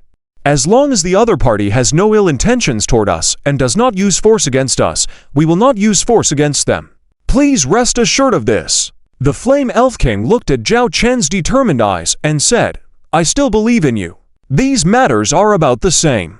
I have also arranged for people to closely monitor the devouring of civilization. If there are any movements, I will contact you. Zhao Chen nodded. Afterwards, Zhao Chen quickly instructed some matters, arranging for relevant technical personnel to communicate with the technical personnel sent by the Divine Elf Empire, learning space exploration technology and constructing related technological equipment in the shortest time possible. This ensured that the Dragon Empire's expansion plans could proceed smoothly. After finishing these tasks, Zhao Chen personally journeyed to the Divine Elf Empire. This time, he did not ride on the T6 Dragon Emperor Star command ship, but on the flagship of the Emperor's Guard fleet. Due to the existence of a cosmic stargate, Zhao Chen's Emperor's Guard fleet quickly arrived at the Divine Elf Empire. On the side of the cosmic stargate at the Divine Elf Empire, a rudimentary interstellar trading port could be seen. As the Divine Elf Empire and the Dragon Empire had strengthened cooperation in various aspects, not only in military cooperation, but also in interstellar trade. The Dragon Empire would purchase raw materials from the Divine Elf Empire, while the Divine Elf Empire would buy high-quality interstellar battleships or living supplies from the Dragon Empire. The trade between the two parties became more and more frequent, leading to the emergence of an ecology system around the cosmic Stargate connecting the two realms. Space fortresses and space stations were built successively, and even on the closest planet, the construction of habitable cities had begun. Compared to Zhao Chen's previous visits to the Divine Elf Empire, this time, there were more interstellar battleships waiting here. At the same time, as soon as Zhao Chen arrived, 3 Elf Kings sent greetings to him. They were Emerald Elf King Mansfield, Azure Elf King Meritus, and Radiant Elf King Gustav. After mutual arrangements, Zhao Chen chose to board an interstellar cruise ship from the Divine Elf side, escorted by the Emperor's guard fleet. In the luxurious interstellar cruise ship, Zhao Chen met with the Emerald Elf King, Azure Elf King, and Radiant Elf King. Dragon Emperor, it's been a long time. Radiant Elf King greeted Zhao Chen respectfully, using the etiquette of high elves. The 2 Elf Kings on the side also paid their respects. My lords, I hope you are well, Zhao Chen replied with a military salute, smiling as he greeted them. This way, please. Radiant Elf King pointed in a direction and led the way ahead. Zhao Chen and the other 2 Elf Kings followed suit. As you visit the Divine Elf Empire again, because of your busy schedule, you couldn't go to the Moon Goddess Star. We have prepared a welcome feast for you here. Radiant Elf King led the way while speaking. Mainly because of the many affairs at the moment, I can't free up my time. Once everything settles down, I would be willing to take a good vacation in the Divine Elf Empire, Zhao Chen said with emotion. That would be wonderful. I'm willing to be the guide for the Dragon Emperor and take you to explore the beautiful scenery of the Divine Elf Empire, Radiant Elf King said after exchanging official pleasantries with Zhao Chen. Zhao Chen noticed that the Emerald Elf King, who had been silent, seemed hesitant to speak. Your Excellency, is there something urgent you wish to discuss regarding our trade? Zhao Chen smiled softly. Watching the Emerald Elf King's absent-mindedness, Radiant Elf King chuckled and said, Mansfield is like that. He's not interested in anything else but technology. Once you mention that, he can forget about anything else. Emerald Elf King muttered, when I came here, it was to take charge of the technology side of our trade, so naturally, I care about this. At that moment, Zhao Chen took out a data disk and said with a smile, patience is a virtue. But what you seek is already here. According to our agreement, here is a quarter of the technology related to the Supernova Ultimate Bomb, including its architectural design and basic modules. Seeing the object Zhao Chen took out, Emerald Elf King immediately perked up, took the disc from Zhao Chen's hand, and prepared to leave. But after taking 2 steps, he stopped, looking somewhat embarrassedly at the 3 behind him. Radiant Elf King helplessly covered his face, not knowing what to say. Azure Elf King stifled a laugh. Zhao Chen smiled and said, it's okay. Your Excellency's attention to detail is unnecessary to keep him here. Just let him do what he wants. Heh, the Dragon Emperor understands me. Emerald Elf King smiled at Zhao Chen.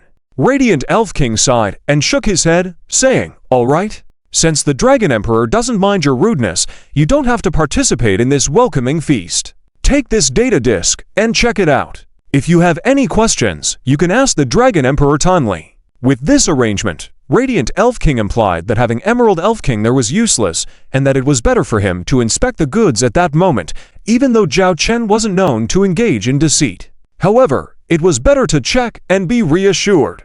After saying this, Emerald Elf King immediately left with a smile, displaying a departure speed and attitude that did not match the respectable status of a Divine Elf King. Please don't be upset with his behavior. This Elf King is just like that. Radiant Elf King apologized again. I understand. We are now old friends, and we are in this together. There's no need for this formality. Zhao Chen waved his hand. Soon, the 3 of them arrived at a grandiose private room, where only Zhao Chen and the 2 Elf Kings were present, along with delicious food on the table. This time, a meal system was used, and in front of Zhao Chen, there were meat dishes that were not present in front of the 2 Elf Kings, indicating the elevated status of the Dragon Emperor here. The Divine Elf Empire's reception already took into account the requirements of the Dragon Emperor in all aspects. Please have a seat, Radiant Elf King said. Okay, Zhao Chen took his seat. After the exchange of pleasantries, they began to enjoy the delicious food and chat. Gradually, they drifted into a conversation about the recent war. In the previous war between the Dragon Empire and the Devouring Civilization, your Legion fleet went deep into the Devouring Civilization's cosmic territory and, with the help of that super weapon, annihilated nearly 10 million interstellar battleships of the Devouring Civilization, destroyed 7 star systems, and even defeated the flagship of the Troll King and his fleet. We truly admire that. Radiant Elf King nodded in approval. Zhao Chen smiled and said, "It's not just our merit. Without the support of 15 million Divine Elf interstellar battleships, we could not have fought such a battle with just the strength of our Dragon Empire alone." This kind of courtesy language was something Zhao Chen was familiar with. After a few more polite exchanges, Azure Elf King, who had been silent until then, spoke up. The Dragon Emperor's upcoming arrangements must involve expanding territory and preparing to incorporate other interstellar civilizations. I wonder if you have any ideas or plans in mind. Can you talk to me about it? Although I might not understand technology or military matters as well as Shiroman and Mansfield do, I still have some insights in interstellar civilizations. Perhaps I can offer some help to the Dragon Emperor. Zhao Chen's gaze shifted to Azure Elf King. He and his people had collected relevant information about Azure Elf King. The Flame Elf King had also provided some information. Despite Azure Elf King's gentle appearance, if she became an Elf King, she was no ordinary figure. What she just said was correct. Even the Flame Elf King had previously mentioned that if the subsequent expansion plan was to proceed smoothly, it would be best to receive help from Azure Elf King. Because before this, Azure Elf King's role in the Divine Elf Empire was a diplomatic envoy for civilizations. Chapter 1456. Advice from the Sapphire Elf King. Zhao Chen saw that the Sapphire Elf King was straightforward in his inquiry. Therefore, it was unavoidable for the two sides to make some contact. Relevant military actions would also have significant fluctuations. There was no possibility of keeping secrets. I have seen some information about the interstellar civilizations provided by the universe. Although it cannot compare to first-hand exploration, we can still filter through this information. The first step is to eliminate interstellar civilizations with poor resources, which contradicts our goals and is unnecessary. Among the remaining options, there are 3 choices based on suitability: upper, middle, and lower tiers. I won't talk about the middle and lower choices here. Currently, the most suitable top choices are 3, which also happen to be 3 types. The first one is the Cancer Constellation Interstellar Civilization, a technological civilization at the T5 level of interstellar civilizations without signs of using T6 level technology weapons. This allows us to end all disputes with a show of overwhelming force when using military power, reducing casualties resulting from unnecessary wars. However, this Cancer Constellation interstellar civilization is still not unified internally, and up to now, it is divided into more than a dozen interstellar forces of various sizes. This doesn't even account for those interstellar forces with territories that don't even cover a single star domain. If those are included, the number will be quite terrifying. This works in our favor, but there are drawbacks as well. The advantage is that the other party is not a centralized ruling interstellar civilization, so we will not face unified resistance when we enter. Thus, we can use various means to control this interstellar civilization, with the simplest being to support proxies. This method is the most effective in reducing conflicts and the military equipment we need to invest. The downside is that due to the long period of division among various forces, connecting each territory together will be time-consuming. The Sapphire Elf King's eyes brightened as she looked at Zhao Chen with interest. Zhao Chen continued, "The second option is a unified interstellar civilization, the Mohatis Interstellar Civilization. This is an interstellar civilization with a unified interstellar regime called the Mohatis Interstellar Empire, using imperial totalitarianism. Currently, it is still a T5 technological civilization, but is advancing towards T6 technological civilization. There are even rumors that they have purchased a batch of T6 interstellar battleships from other interstellar civilizations to supplement the lack of their own T6 interstellar civilization battleships. The pros and cons of this target are the opposite of the first one. Because it is a unified interstellar civilization, if we want to control it directly using force, it is tantamount to declaring war on this interstellar civilization.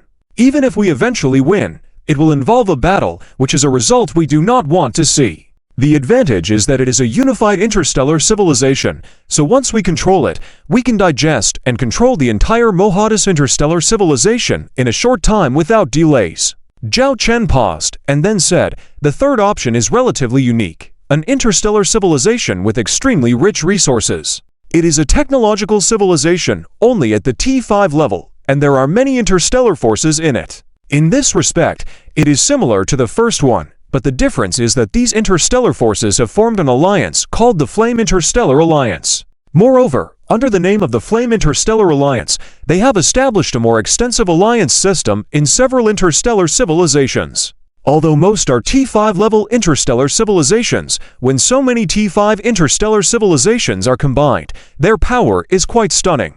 They were aware of the existence of order before, and were unwilling to submit to it. That's why they chose this method to resist the invasion of order. Now, they happen to stand in our way. The Flame Interstellar Alliance has the richest resources among the 3 known interstellar civilizations, and there are no other problems. As long as we can control it, the cost-effectiveness is far superior to the previous 2. However, the difficulty is also not small. After listening to the Sapphire Elf King's explanation, Zhao Chen's interesting asked, I wonder if the Sapphire Elf King has any suggestions. Upon hearing Zhao Chen's direct question, the Sapphire Elf King did not intentionally conceal anything. She spoke, the Cancer Constellation interstellar civilization appears to be in a state of internal strife. However, it is also divided into many factions, some strong and some weak. In interstellar forces that have long existed in a war environment, they revere the strong. As long as the person in front of them is powerful enough, they will unconditionally obey. So, my advice is to select some suitable factions within the Cancer Constellation interstellar civilization to contact, provide relevant support, and use this as a springboard to gradually infiltrate and control the entire Cancer Constellation interstellar civilization. As long as you demonstrate sufficiently powerful technological capabilities and military strength, there won't be much of a problem with this. Of course, the drawback is, as you said earlier, the majority of star domains are separated due to the previous division of various interstellar forces, leading to significant problems with interstellar routes and consuming a lot of time. As for the Mohatis interstellar empire you mentioned, you were correct. This is a unified interstellar civilization. What you may not know is that the Mohatis interstellar empire is currently in a delicate stage. From what I know, the old emperor of the Mohatis interstellar empire is about to pass away, but among the successors, there are many outstanding individuals. This has caused distrust among them. As a result, the future distribution and control of the Mohatis interstellar empire are likely to have issues. At this time, if the Dragon Emperor can make contact with one of them and support them, controlling the entire Mohatis interstellar empire in the future will likely be more manageable. Although it may take some time initially, once you control the Mohatis interstellar empire, the subsequent work will be much simpler, and you can control all aspects of the Mohatis interstellar empire in a very short time. Zhao Chen was somewhat surprised as he looked at the Sapphire Elf King. He did not expect her to be so knowledgeable. She could observe even these details. Although the Dragon Empire would eventually know these things when they truly moved against these interstellar civilizations, being aware of them now allowed for adjustments in the entire plan, which could save a lot of time. Zhao Chen smiled and said, "Thank you very much for the guidance, Sapphire Elf King. It is very useful for us. If there is anything that requires your help in the future, I hope the Sapphire Elf King will not refuse." With that, Zhao Chen returned the gesture with a military salute, showing his respect towards the Sapphire Elf King. Seeing Zhao Chen like this, the Sapphire Elf King opened her mouth as if she wanted to say something.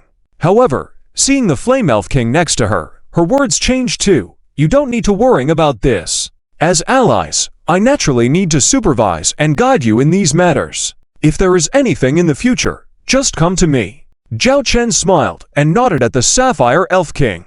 The Flame Elf King clapped his hands and said, "It is clear that Emperor Xianglong has a strong connection with our Divine Elf Empire. The several Elf Kings here have good relationships with you.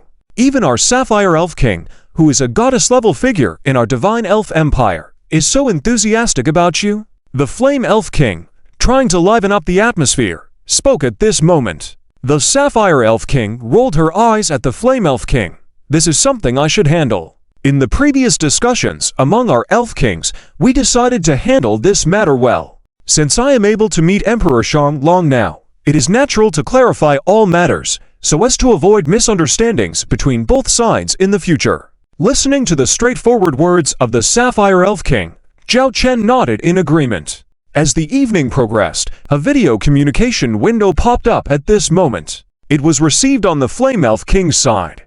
On the other side of the video window was the Emerald Elf King, who had temporarily left previously. Seeing the video window light up, the Emerald Elf King couldn't wait and excitedly said, "The technological framework is unbelievable. Not to mention anything else, just the contents of this technological framework itself are enough for our scientists and researchers to study for 10 years. Once we learn this thing, we can also build quasi-T7 level technological weapons." Chapter 1457 The Little Secret of the Elf King. Seeing the Jade Elf King in such a disheveled manner, speaking rapidly as if reciting a string of firecrackers, describing the technological data provided by the Avian Dragon Emperor. The Radiant Elf King looked apologetically at Zhao Chen, then furrowed his brow and glared at the Jade Elf King on the video window opposite him. "Mansfield, you are still an Elf King after all. You should pay attention to your manners in front of guests." Hearing the reminder from the Radiant Elf King, the Jade Elf King finally recovered. He adjusted his mood, then apologetically looked at Zhao Chen, even took the initiative to apologize, saying, "His Majesty, the Avian Dragon Emperor, is deeply sorry. I was rude just now. It's because the technological data you provided us was truly incredible. It's just, if allowed to continue speaking like this, it would take a long time." Zhao Chen politely interrupted, saying, "I wonder if His Majesty, the Jade Elf King, is satisfied with the technological data we exchanged." "Satisfied. Very satisfied," the Jade Elf King said without hesitation. The Radiant Elf King covered his face beside him. This Jade Elf King had a bad temper like this. Once exposed to related technological data, he was straightforward and blunt, saying whatever came to mind. Even if he could be a bit more tactful, he might have been able to discuss some matters with the Avian Dragon Emperor. But now, by revealing everything, how could he continue the conversation? Since there are no issues, let's consider this technological exchange successful this time. Zhao Chen smiled at the Radiant Elf King. The Radiant Elf King nodded, though feeling helpless inside, still maintained a smiling face, saying, "Haha, we are fools to believe in the sincerity of His Majesty the Avian Dragon Emperor, so there should be no issues with this technological data." Zhao Chen chuckled inwardly, knowing that the Radiant Elf King's eyes just now didn't convey that sentiment at all. Zhao Chen naturally wouldn't expose the somewhat hypocritical Radiant Elf King at this moment. "Since everything is fine, let's leave it at that," Zhao Chen said. Just as Zhao Chen finished speaking, the Jade Elf King stood up and said, "No, this won't do. Your Majesty the Avian Dragon Emperor, although the technological data you provided seems detailed to me, there are still some things I don't quite understand. I need your guidance." There were things even the Jade Elf King couldn't comprehend. The Radiant Elf King and the Aqua Elf King were both surprised. This revealed the profound nature of the technological foundation of the Supernova Ultimate Bomb. "I'm sorry, I may not be able to stay long in the Sacred Elf Empire. As you all should be aware, in the upcoming phase, the Avian Dragon Empire has many things to attend to. I also need to be personally involved," Zhao Chen apologized. The Jade Elf King looked worried. The Radiant Elf King noticed the expression on the Jade Elf King's face and naturally understood his thoughts. This fellow Elf King was good everywhere, except his emotions and thoughts were written all over his face, and he wasn't good with words. In such situations, he needed to step in to advocate. "Your Majesty the Avian Dragon Emperor, I understand you are busy at the moment. However, this matter is very important to our Sacred Elf Empire, so I hope you can." The Radiant Elf King smiled at Zhao Chen. After some consideration, Zhao Chen raised 3 fingers and said, "I will stay here for only 3 days. No matter what, I have to return to the Avian Dragon Empire after 3 days." 3 days is enough, the Jade Elf King immediately agreed. 3 days would be sufficient for this outstanding scientist and researcher of the Sacred Elf Empire to understand some of the intricate details of the technological data. After that, the banquet ended. The Radiant Elf King escorted Zhao Chen to the entrance of the most luxurious room inside the Star Cruiser. "For these 3 days, Your Majesty the Avian Dragon Emperor will rest here temporarily. The star cruiser will orbit the star systems around this cosmic stargate for 3 days, returning here after 3 days. During this time, we have selected some scenic star systems within the voyage, which you can explore. Today, just relax. I have instructed Mansfield not to disturb you for the next 8 hours, the Radiant Elf King said with a smile. You can rest well. Thank you, Zhao Chen nodded. The Aqua Elf King smiled and said, this star cruiser is the best star cruiser of our sacred elf empire. There are many observation decks here that are quite nice. If you have time, you can enjoy them. All right, I will, Zhao Chen nodded. Later, Zhao Chen settled into the suite. As soon as Zhao Chen entered the room, the leopard woman took the lead and signed to a few guards she brought along. The guards promptly took out some equipment and checked the entire suite. Zhao Chen walked towards the sofa and said with a light smile, you can rest assured, the Sacred Elf Empire isn't that foolish to use such low tactics in such a high-level diplomatic setting. This is my duty, the leopard woman said coldly. Zhao Chen didn't say much, and after closing his eyes and resting for a few minutes on the sofa, he immediately began working. Although he was now in the Sacred Elf Empire, there were still many tasks he had to handle. Time passed slowly. Zhao Chen suddenly lifted his head and looked at the time. He packed up his work equipment, stood up, and walked towards the door. The leopard woman immediately followed him, and this time the guards didn't follow. Zhao Chen opened the door, stood at the doorway, looked at the leopard woman behind him. Knowing her temperament, he didn't say much. Along the corridor outside the door, he walked in a direction. Where do you want to go? Let me show you. The leopard woman followed Zhao Chen. As Zhao Chen's guard, after boarding the ship, the Sacred Elf Empire provided her with the structure of the Star Cruiser. So although it was her first time boarding the Star Cruiser, she had already memorized every location. No need, I remember as well, Zhao Chen smiled. Taking the nearest floating elevator, Zhao Chen and the leopard woman quickly arrived at an observation deck. This observation deck was very quiet, with a view of many plants and the starry universe through the transparent glass above. The leopard woman stopped in her tracks, standing there without following Zhao Chen further. A look of surprise flashed in her eyes, but quickly dissipated. Then she stood still, occasionally scanning her surroundings. At this moment, in this quiet observation deck, there was already a person present. Looking at the figure, it was none other than the Aqua Elf King. Seeing the situation, no matter how straightforward the leopard woman was, she could guess that the Avian Dragon Emperor had personally come here to meet with the Aqua Elf King.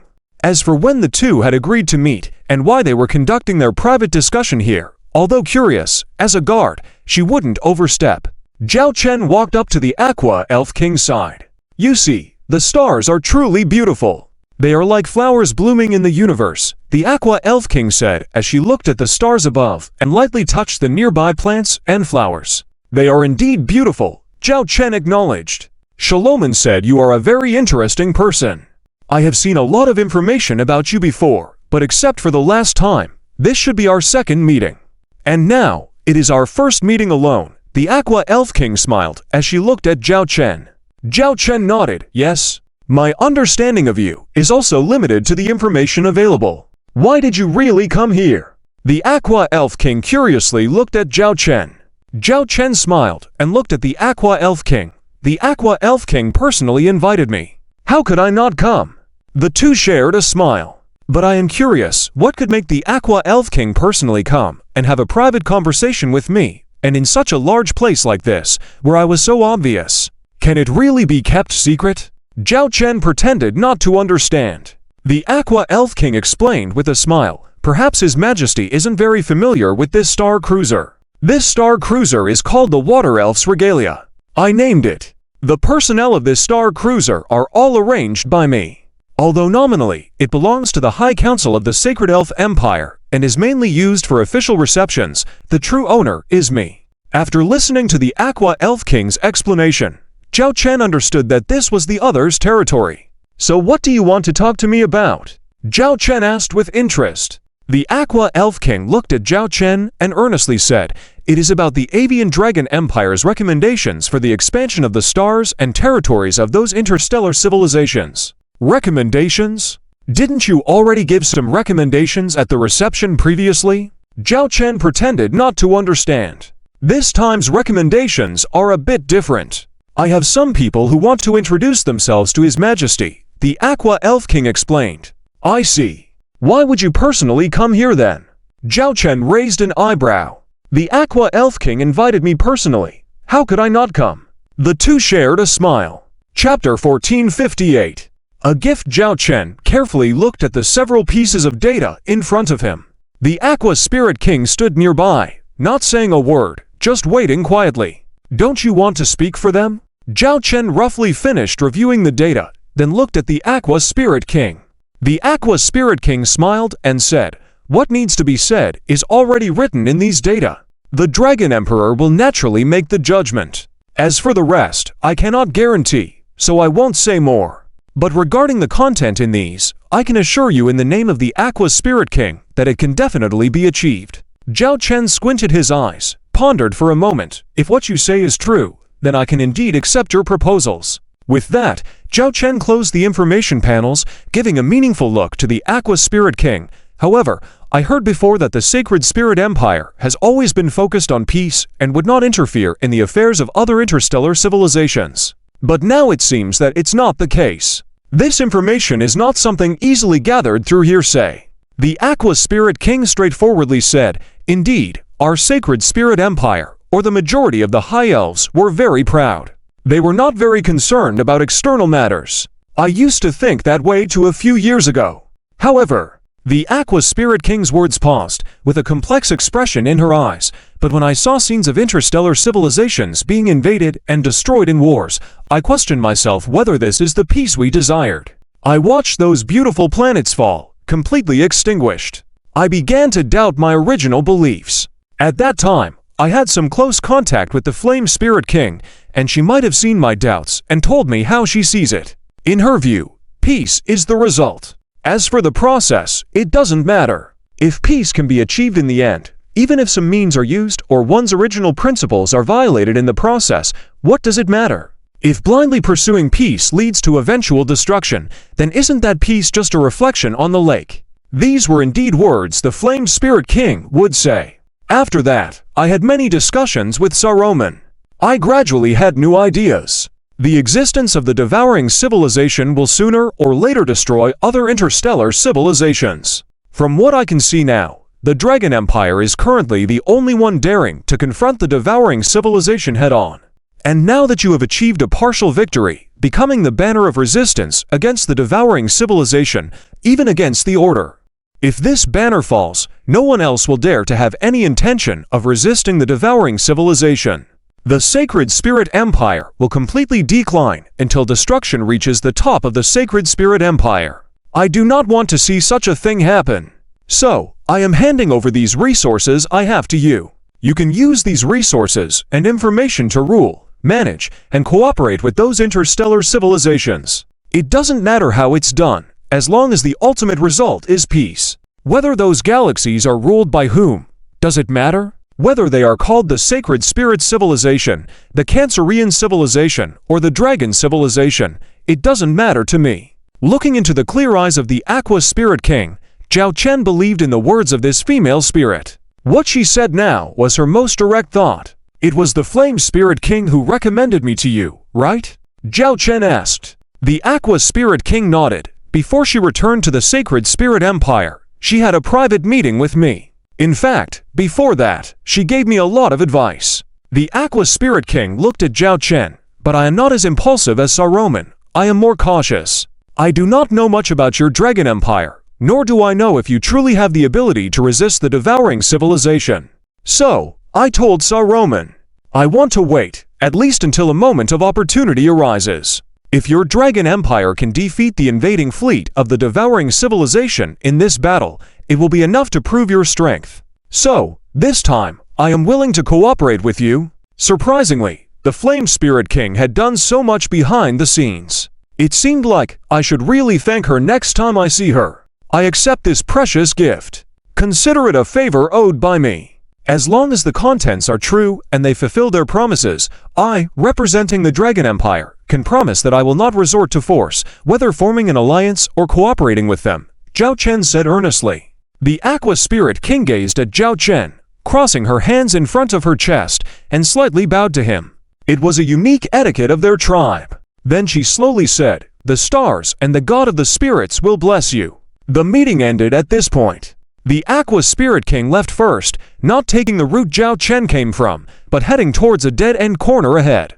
If it was a dead end for the Aqua Spirit King, it might not be definite for her. Zhao Chen looked at the cosmic scenery outside the porthole, and a smile appeared on his face. Zhao Chen returned to his room, into one of the offices. He reopened the data given by the Aqua Spirit King. These data were information acquired by the Aqua Spirit King as a diplomatic envoy of the Sacred Spirit Empire in those interstellar civilizations, along with contacts and acquaintances. For example, in the Cancerian interstellar civilization, the Aqua Spirit King provided a list of several interstellar powers, including their contact information. One of the stellar powers was the giant-toothed sea demon tribe.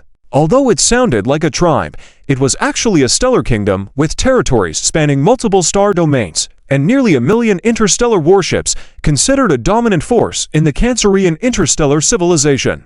Recently, there was a civil unrest within the giant-toothed sea demon tribe. Several heirs did not recognize each other, and behind them quietly developed armed factions supporting them. Some within the tribe colluded with outside interstellar powers. The entire tribal kingdom was filled with the smell of gunpowder. Among these heirs, the Aqua Spirit King recommended a candidate to Zhao Chen. It was the younger brother of the former chieftain of the giant-toothed sea demon tribe, known as the Wanderer King, an individual rumored to have no interest in power struggles, a refined person. However, the Aqua Spirit King's information revealed that this younger brother of the former chieftain was actually a hidden talent, biding his time for an opportunity. He possessed high talent in various aspects, and previously, due to not being part of the power hierarchy within the giant-toothed sea demon tribe, he mainly traveled all over the Cancerian interstellar civilization. He had dealings with other interstellar powers and, relying on his talents and charisma, had made quite a few friends, possessing a significant network. His reputation was also quite good. In the Aqua Spirit King's suggestion, if the Dragon Emperor was willing to support him, he could swiftly control the entire giant-toothed sea demon tribe and use his existing network to establish an interstellar alliance system within the Cancerian interstellar civilization. Under a unified interstellar alliance system, anything could be done very efficiently. By then, the Dragon Emperor could further use this proxy to access the resources of the Cancerian interstellar civilization, making operations even more efficient and rapid.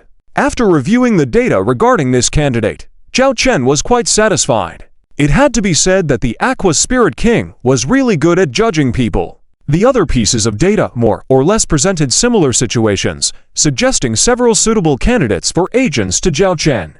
The proposal was for the Dragon Emperor to cooperate with these individuals to control those interstellar civilizations, managing them more effectively under reduced warfare, thereby efficiently controlling the resources of those interstellar civilizations to benefit the Dragon Empire, allowing for rapid restoration and even expansion of its military strength. This data was extremely valuable. In Zhao Chen's eyes, it could be worth as much as a 300,000 starship fleet of the Sacred Spirit Empire. With this information, even if Zhao Chen did not follow the Aqua Spirit King's suggestions, he could still develop a series of action plans for the Dragon Empire's future in those interstellar civilizations, saving a considerable amount of time. At present, time was the most precious thing for Zhao Chen and the Dragon Empire. Zhao Chen carefully examined everything, then personally recorded a piece of information and encrypted it. He took off the handheld terminal from his wrist. "Come in," the voice fell, and in just a few seconds, the leopard woman entered directly through the door. She closed the door and looked at Zhao Chen behind his desk. "Your Majesty, do you have any orders?" Zhao Chen pointed to a data disk that had already been copied in front of him. "Go tell Xiang to arrange a starship. Then select a few individuals to board that starship and safely deliver this thing back to the Dragon Empire. Hand it to Secretary Lille as soon as possible. Before then, no one else is to see it." After listening to the task assigned by His Majesty, the Dragon Emperor, the leopard woman walked to the desk, picked up the data disk, and then said earnestly, "Please rest assured, I will handle the task you entrusted to me. Ensure this data disk is safely and confidentially delivered to Secretary Lille. If you have no other instructions, I will now go and arrange this matter." "No, that's all." Zhao Chen waved his hand. Chapter 1459. Unbelievable Phenomenon. In the following 3 days, the Aqua Elf King did not visit Zhao Chen again. Just as she had said, she had already handed over the things that could help Zhao Chen. She had nothing else to do. As for how the Owl Dragon Emperor would handle the things she received and arrange them, that was up to the Owl Dragon Emperor himself. Zhao Chen naturally understood the meaning behind this and did not go looking for the Aqua Elf King. Instead, during this time, she had a lot of contact with the Jade Elf King. The Jade Elf King was very interested in the technological data Zhao Chen provided. These 3 days seemed like they never rested, even though it was unknown whether not resting for 72 hours would harm their bodies as elves. But the Jade Elf King was like this. As for why Zhao Chen thought this way, it was because during these 3 days, except for the 8 hours specifically mentioned by the Bright Elf King at the beginning, the remaining time was spent. Whenever the Jade Elf King encountered difficulties and had questions, he would directly contact Zhao Chen. For major issues, he would even go directly to Zhao Chen's door. Later, in order to save time, the Jade Elf King simply arranged for Zhao Chen to be in his office. This way, they could ask Zhao Chen directly when faced with any issues. Zhao Chen could only laugh and cry at this. But she also admired the professionalism of the Jade Elf King. During this period, Zhao Chen was not idle. After all, it was the Jade Elf King's office. Although temporary, it contained many things related to the technological advancements of the Sacred Elf Empire. Zhao Chen casually browsed through them. The Jade Elf King only glanced at this and did not intend to stop her. Presumably, this information was not highly classified technological data of the Sacred Elf Empire, so the Jade Elf King did not stop her. During this time, Zhao Chen also took the opportunity to ask the Jade Elf King some questions about the technological aspects of these elven starships. Even when discussing some important issues, Zhao Chen and the Jade Elf King would engage in discussions. At the same time, Zhao Chen also took the opportunity to borrow some technological equipment and conducted experiments related to T7 level technologies. These experiments had been successful many times in the Imperial Industrial Research Institute of the Owl Dragon Empire. However, here, every attempt failed. It seemed as if some mysterious force was preventing any discoveries related to T7 technological civilization. Previously, she had heard the Flame Elf King's explanation about this. However, Zhao Chen still had some doubts. Now, after personally experiencing it and witnessing the results, Zhao Chen could only lament the many unexplained things in the vast universe. The 3 days passed quickly. Zhao Chen prepared to return to the Owl Dragon Empire. The Jade Elf King was very reluctant about this. He even held Zhao Chen's hand and directly persuaded her to stay a few more days. Zhao Chen could only helplessly say, "I am sorry. I also want to continue discussing scientific and technological matters with Your Majesty, the Jade Elf King. However, there are still many things in the Owl Dragon Empire that require my personal supervision. Furthermore, there are many things awaiting my attention in the future. The 3 days I have spent here are already quite limited. But when the war is over in the future, I will definitely come to continue exploring the mysteries of cosmic technology with Your Majesty. Or you can also come to the Owl Dragon Empire and discuss relevant technological mysteries with our scientists." Hearing Zhao Chen's suggestion, the Jade Elf King's face actually showed a hint of emotion. At this moment, the Bright Elf King next to him, who was observant, noticed this. He was naturally familiar with the personality of this scientist of theirs and knew that he was genuinely interested. If they hadn't prevented him earlier, this guy might have really gone to the Owl Dragon Empire to explore the secrets of those technologies. The Bright Elf King timely stood between Zhao Chen and the Jade Elf King, separated them, and then smiled and said, "This time, Your Majesty, the Emperor, really does not have much time to stay in our Sacred Elf Empire, nor has time to visit the Moon Goddess Star. It's a pity. Next time you have the opportunity, please be sure to stay with us for a few more days. I am willing to accompany you and show you the beauty of the Sacred Elf Empire." As he spoke, the Bright Elf King also gave the Jade Elf King a stern look. The Jade Elf King calmed down at this moment and could only watch Zhao Chen leave without saying much more. She bid farewell and left the Star Cruise ship, returning to her own flagship. Then, the Owl Dragon escort fleet headed towards the Cosmic Stargate, returning to the Owl Dragon Empire in space. Watching the gradually disappearing Owl Dragon escort fleet, the Bright Elf King looked at the somewhat dejected Jade Elf King beside him and naturally understood his emotions. He spoke, How much of the data that the Emperor of the Owl Dragons gave us have you grasped? Are those technological advancements useful to us? Can we replicate weapons of that technological level? When it came to the technological data of that supernova ultimate bomb, no one could remain unmoved. After all, it was a portable weapon that could destroy an entire star system in a short amount of time. About going to the Owl Dragon Empire, the Jade Elf King tentatively asked. No, Mansfield, you should be well aware of your value to our sacred elf empire. You are currently the most outstanding scientist and expert in relevant fields of our sacred elf empire. Your importance even exceeds that of any elf king. Your safety is not just about yourself, but also about. It's about the future of the sacred elf empire. I know. How many times have you said this? If I'm not going, I'm not going.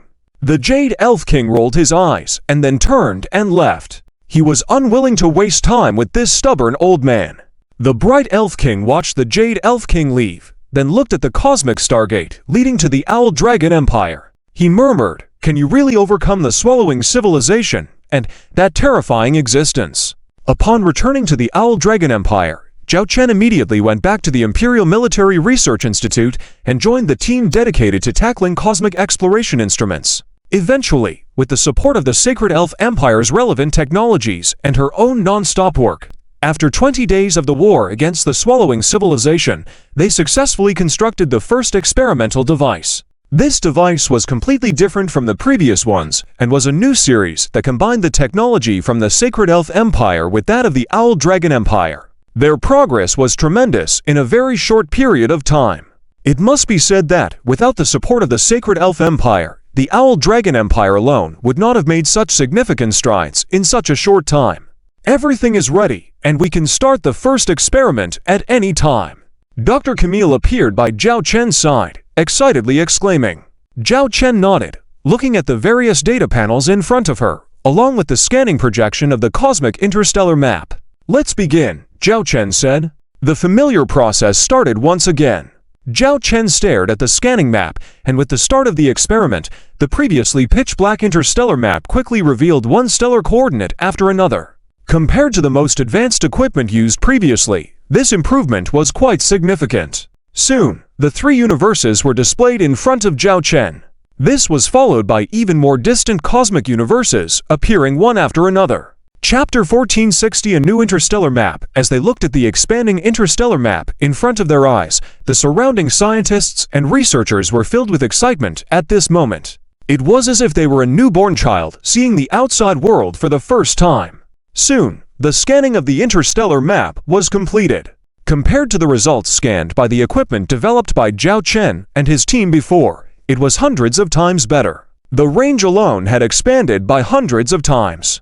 Originally, there were only 3 universes, but now they could see over a dozen universes. Furthermore, this was not even the interstellar data provided by the Holy Elf Empire. After all, this was only the first generation of equipment developed by the Owl Dragon Empire, which still couldn't compare to the many years of heritage of the Holy Elf Empire. However, for the current Owl Dragon Empire, this was already sufficient. In this interstellar map, there were several interstellar civilizations mentioned by the former queen of the Azure Water Elves. Zhao Chen recorded this interstellar map data. Then he looked at Dr. Caramel beside him and said, "The experiment went smoothly. Next, you will collect the relevant data from this experiment yourselves and further upgrade this equipment." Due to her identity, Dr. Caramel also knew the interstellar map information from the Holy Elf Empire. She knew that what they currently saw was only a part of it. Dr. Caramel immediately said, "Your Majesty, rest assured, we will make sure to research this promptly, to catch up with others in the shortest time possible." Zhao Chen nodded in satisfaction, and then left. With this interstellar map data, his next plan could be set in motion. On the Dragon Emperor Starship E-Bridge, Zhao Chen looked at the 2 people in front of him, Marshal Charlotte and Secretary Lily. "This is the interstellar map we explored on our own." Zhao Chen opened the data, and the holographic data appeared in front of the 2. Marshal Charlotte and Secretary Lily immediately examined it carefully. The interstellar civilizations marked on the related data you transmitted earlier are all here as well. Secretary Lily pointed to several coordinate positions. Zhao Chen nodded and then looked at Charlotte. These are the relevant information and suggestions provided by the Azure Water Elf King of the Holy Elf Empire. Of course, whether we adopt those suggestions will depend on their suitability for us. Right now, we are ready to proceed with the next plan. Take a look and see if we should use the data provided by the Azure Water Elf King. As the highest commander of the Owl Dragon Empire, Marshal Charlotte naturally saw the data as soon as Secretary Lily received it. Charlotte said solemnly, "The information provided by the Azure Water Elf King is indeed valuable. If what is described is true, we could adopt about 80% of it, just with some adjustments to suit us. This way, we can save a lot of time. Some of it even gives us hope that we could completely control it within half a year, benefiting the Owl Dragon Empire." Zhao Chen asked with interest, "It seems like you already have some ideas. Please explain in detail." Charlotte said seriously, "Based on the information provided by the Azure Water Elf King, I have developed some operational plans. These plans do not require us to use too much military fleet power. This way, we can greatly reduce our burden. After all, we are still under the threat of engulfing civilizations. Although we have restored the formation of 3 million interstellar warships, we cannot afford to deploy too many interstellar military fleets for this operation plan, at least not more than 1/3. This 1/3 naturally meant 1 million interstellar warships. To conquer those interstellar civilizations with 1 million warships would likely be seen as an absurd idea by outsiders. After all, the invasion of the Owl Dragon Empire universe by the engulfing civilizations mobilized nearly 40 million interstellar warships. And now the Owl Dragon Empire was only deploying 1 million interstellar warships? This was not just a fantasy, it was a dream, a huge daydream. No, even a dream couldn't reach this level. At this moment, Lily spoke up. "Launching our operations against 5 interstellar civilizations at the same time indeed sounds unbelievable. But this is the result of several discussions between me and Charlotte. This time, we are not relying on force to conquer them, but using other means to make them genuinely willing to cooperate with us. So, we rely on here." Lily pointed to her brain. Zhao Chen squinted and asked, "So, which are these 5 targets you have in mind?" "The Cancer Interstellar Civilization, the Mohatis Interstellar Empire, the Flamemark Interstellar Alliance." Lily mentioned the first 3 targets, which Zhao Chen was familiar with because they were recommended by the Azure Water Elf King. The Kingdom of Stones and the Federation of Flower Fairies Tribes. When Lily mentioned the last 2, Zhao Chen was taken aback at first, but he immediately understood Lily and Charlotte's intentions upon recalling the information about these 2 interstellar civilizations. Placing his hand on his chin, Zhao Chen pondered and said, "The Kingdom of Stones is a very small interstellar civilization. Their universe is extremely special, with a high concentration of mineral resources. Even their race's appearance resembles that of stones, hence the name Kingdom of Stones. This kingdom has always been very closed off. They are unwilling to communicate with the outside world. Apart from necessary interstellar trade, they rarely appear in other interstellar civilizations. Additionally, they are very exclusive in their own domain. Apart from their own race, other interstellar races are rarely seen there. They have a unified political system and are at the quasi-T6 level of interstellar civilization. This is a highly enticing interstellar power for us. If we can control them, we will gain very abundant mineral resources. However, they are like a prickly stone, challenging for us to tackle. At least, it is impossible with just 1 million interstellar warships." Zhao Chen continued, "As for the Federation of Flower Fairies Tribes, they are similarly a small-scale existence. Unlike the Kingdom of Stones, the universe of the Flower Fairy Federation tribes is very barren, with hardly any resources. This has led to the Flower Fairy tribes' population being very scarce, with the ratio of inhabitants on their planets being among the lowest in all known interstellar civilizations. In the early days, they even face situations of starvation. However, since they developed inter-universal travel technology, they have transformed. They began establishing interstellar trade groups, acting as intermediaries in trade, selling resources from one interstellar power universe to another, and profiting from the difference. Over time, they became well-known interstellar traders, with various sizes of interstellar trade groups covering various sectors. Almost every interstellar civilization has trade relations with the Flower Fairy Alliance tribes, even with the reclusive Kingdom of Stones. Over 60% of the Flower Fairy tribe's trade volume is controlled by the star traders of the Flower Fairy tribe. By using this method, they have turned their Flower Fairy universe into a hub of interstellar trade. They shifted from their previous barren situation to a prosperous existence through interstellar trade, without relying on anything else, just interstellar trade. The reason why those interstellar civilizations are bold and confident in cooperating with the Flower Fairy Interstellar Trade Group is that they do not have a military force of their own. Even the interstellar fleets escorting merchant fleets are entirely long-term contracted mercenary fleets. It is for this reason that those interstellar civilizations trust the Flower Fairy Interstellar Trade Group and choose to maintain long-term cooperative relationships with them. Even if the other party occupies more than half of their trade volume, they have no worries. The reason those Star Trader interstellar companies trust the Flower Fairy tribes is because if anyone dares to covet and persecute the Flower Fairy Interstellar Trade Group, those interstellar civilizations that have long-term cooperation with the Flower Fairy Interstellar Trade Companies naturally will come out to support the Flower Fairies at that time. Although they may not care about the survival of the Flower Fairy civilization themselves if the Flower Fairies are eliminated. It means that the trade network established by the Flower Fairy Interstellar Trade Groups will collapse, affecting those interstellar civilizations' foreign trade transactions. The Flower Fairy tribe relies on this psychology to ensure their survival amidst many powerful civilizations until now. Chapter 1461 New Goals. Lila nodded. Your evaluations are all correct. The Stone Kingdom and the Flower Fairy Federation are both my selections. I am confident that I can make them accept our cooperation with almost no need for the use of force. We may even develop a close working relationship. Zhao Chen looked interestedly at Lila. Tell us about your thoughts. In fact, these two are related to us. We must first establish a relationship with the Flower Fairy Federation, then leverage the Flower Fairy Federation's network to contact the high-level officials of the Stone Kingdom.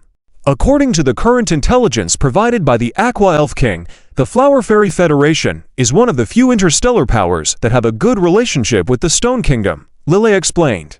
Zhao Chen understood that the Flower Fairy Federation was a stepping stone to the Stone Kingdom. So, how do you plan to win over the Flower Fairy Federation? Zhao Chen asked. Interests, Lila smiled. Zhao Chen squinted at Lila. Lila explained, first of all, what is the foundation of the Flower Fairy Federation?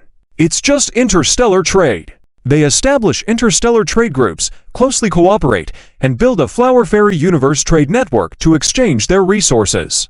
Individually weak, but when they combine their connections and resources, they become a huge Flower Fairy interstellar trade community. Although they may not have any military armament, the interstellar civilizations that cooperate with them are like their fangs. It's a means for the weak to protect themselves, Lila said, with a hint of melancholy in her eyes. Zhao Chen realized that Flower Fairies were similar to the succubi behind Lila, and the benefits we can bring to the Flower Fairy Federation are enough to make them inclined to stand by our side. Lila confidently said. Why? Zhao Chen was curious. Lila smiled faintly. Just by winning over the Flower Fairy Federation, our subsequent actions will be much easier. A large interstellar trade network is often an information network as well. So, among the 5 targets, the first one we need to capture is the Flower Fairy Federation. Lila said firmly. How long will that take? Zhao Chen asked. If all goes well, just one conversation opportunity. Lila raised a finger. Zhao Chen was surprised at Lila's response. What do you need? Nothing at all. You only need to accompany me to the Flower Fairy Federation and meet the bosses behind the Flower Fairy Alliance once, Lila said. Zhao Chen looked at Charlotte. Do you have any other ideas? I don't know if Lila can successfully persuade the Flower Fairy Federation, as she said, but if she can, that would be best. In addition, it will take some time to prepare for the dispatch of our interstellar legion fleets to those interstellar civilizations. Although our goal is not military conquest, we still need to be prepared on both fronts. We cannot rely solely on the information provided by the Aqua Elf King.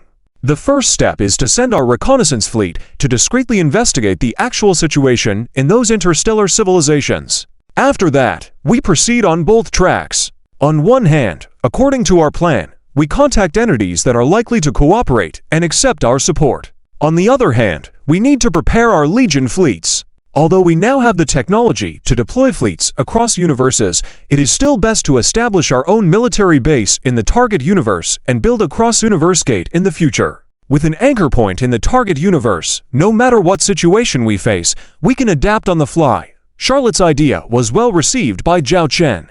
Strike a balance to be prepared for any eventuality. At the end of the day, the Owl Dragon Empire could not afford unexpected incidents. Any one of them could potentially pose a great crisis to the Owl Dragon Empire. Since you both have good ideas, let's proceed according to your plans, advancing on multiple fronts. We now have the coordinates of these interstellar civilizations. I will immediately arrange for Lila and me to go to the Flower Fairy Federation to implement Lila plan.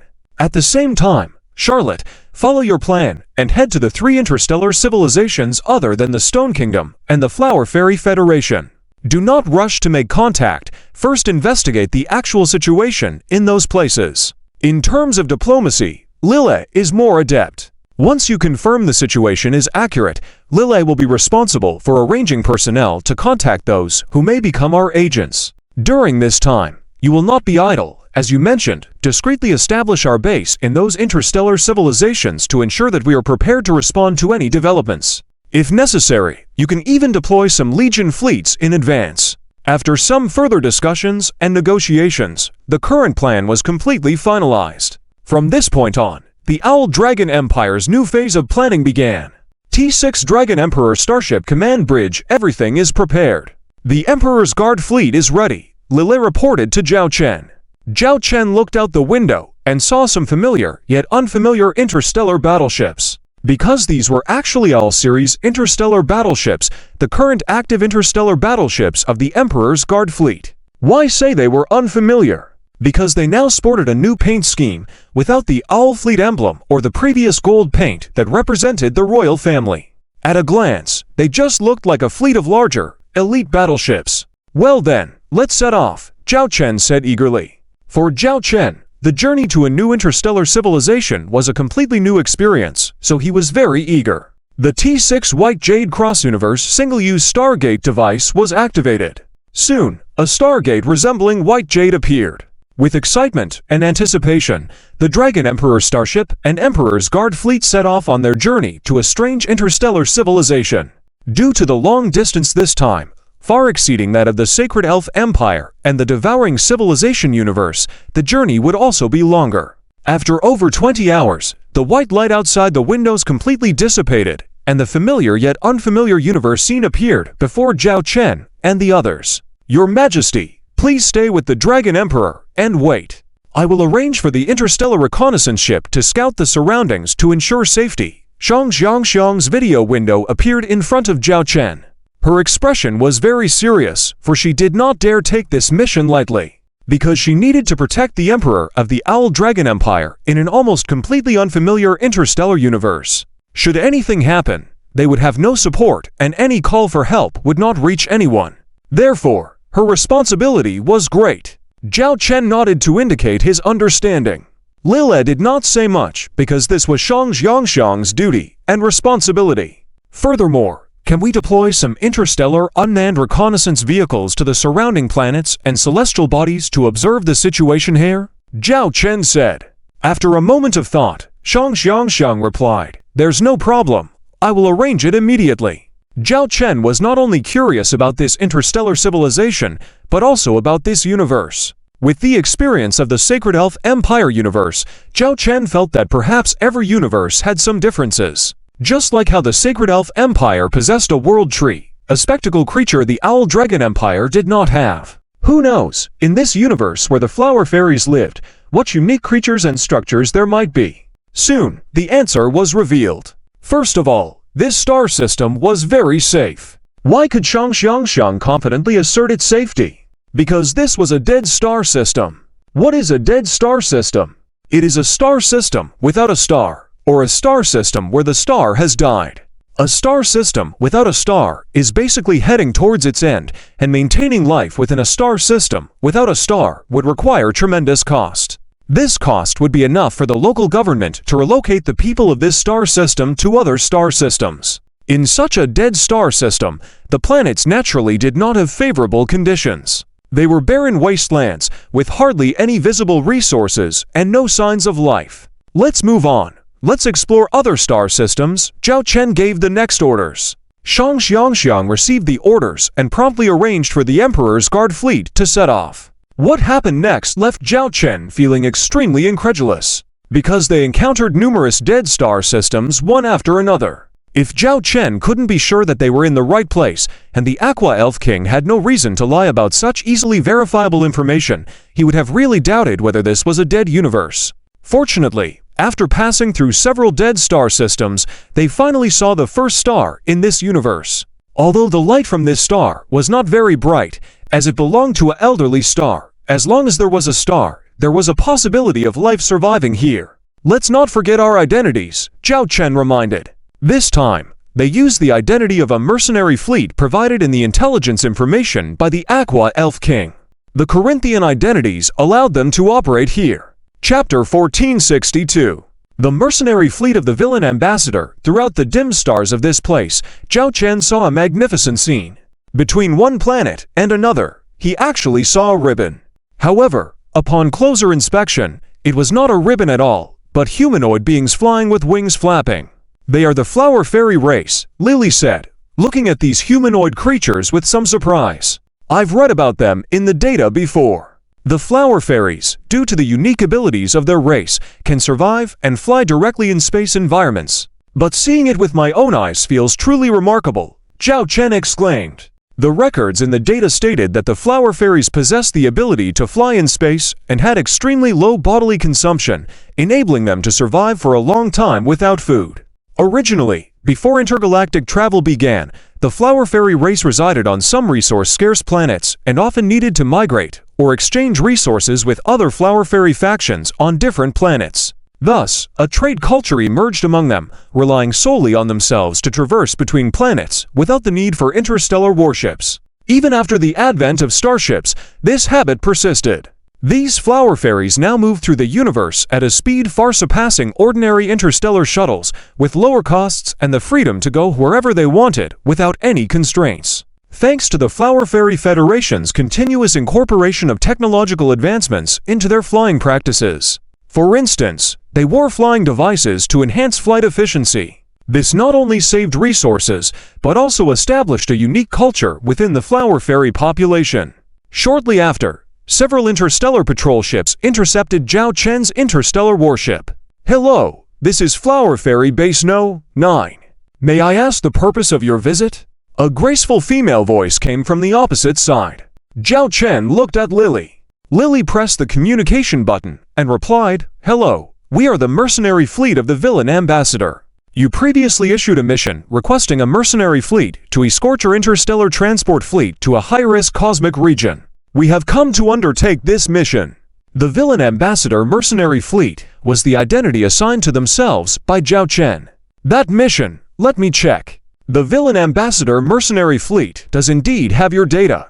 However, the data indicates that 3 years ago, you were almost in semi-retirement and hardly accepting any missions. Why come out now? The other party retrieved some data on the villain ambassador mercenary fleet and expressed doubts. Lily had already prepared an excuse and said, 3 years ago, we had some internal issues that needed to be resolved. Now that they are resolved and our previously stored resources are nearly depleted, we need to undertake some missions for the development of our mercenary fleet. Upon hearing Lily's explanation, the Flower Fairy receptionist on the other end did not raise any further questions. She gently said, "I understand the situation. The mission is still open for acceptance. However, the final decision on who will undertake this mission will take some time. For now, please have your mercenary fleet dock at Anchorage on 51 and await our instructions. During this period, we will provide you with the necessary resources and supplies free of charge." One could not deny the Flower Fairy's excellent treatment and principles regarding the mercenary fleet. They provided for the needs of the fleet during the waiting period before confirming any cooperation or employment relationship without any complaints, even if the arriving fleet did not receive a satisfactory task. This exceptional reception behavior undoubtedly increased the behavior rating of the Flower Fairy Federation among these forces, laying a solid foundation for future collaborations. This was why the Flower Fairy Federation, despite lacking military arms, could survive and prosper in the countless universes. "All right," Lily replied and followed the instructions to guide the 3,000 interstellar warships to the anchorage. The vast fleet of 3,000 interstellar warships crossed early, although their ship exteriors had been purposely modified to appear worn out, making the interstellar warships seem slightly dated. However, the scale and quantity of these 3,000 ships, combined with some being of at least T5 level, demonstrated the formidable and fearsome nature of this mercenary fleet. "Are we being too ostentatious?" Zhao Chen asked, looking at Lily with concern. Lily opened a list and said, "Among the mercenary fleets, 3,000 interstellar warships are actually not considered a large number. According to the data we have, the largest mercenary fleet in many universes possesses even millions of interstellar warships. Naturally, it remains unknown how many of them are substandard.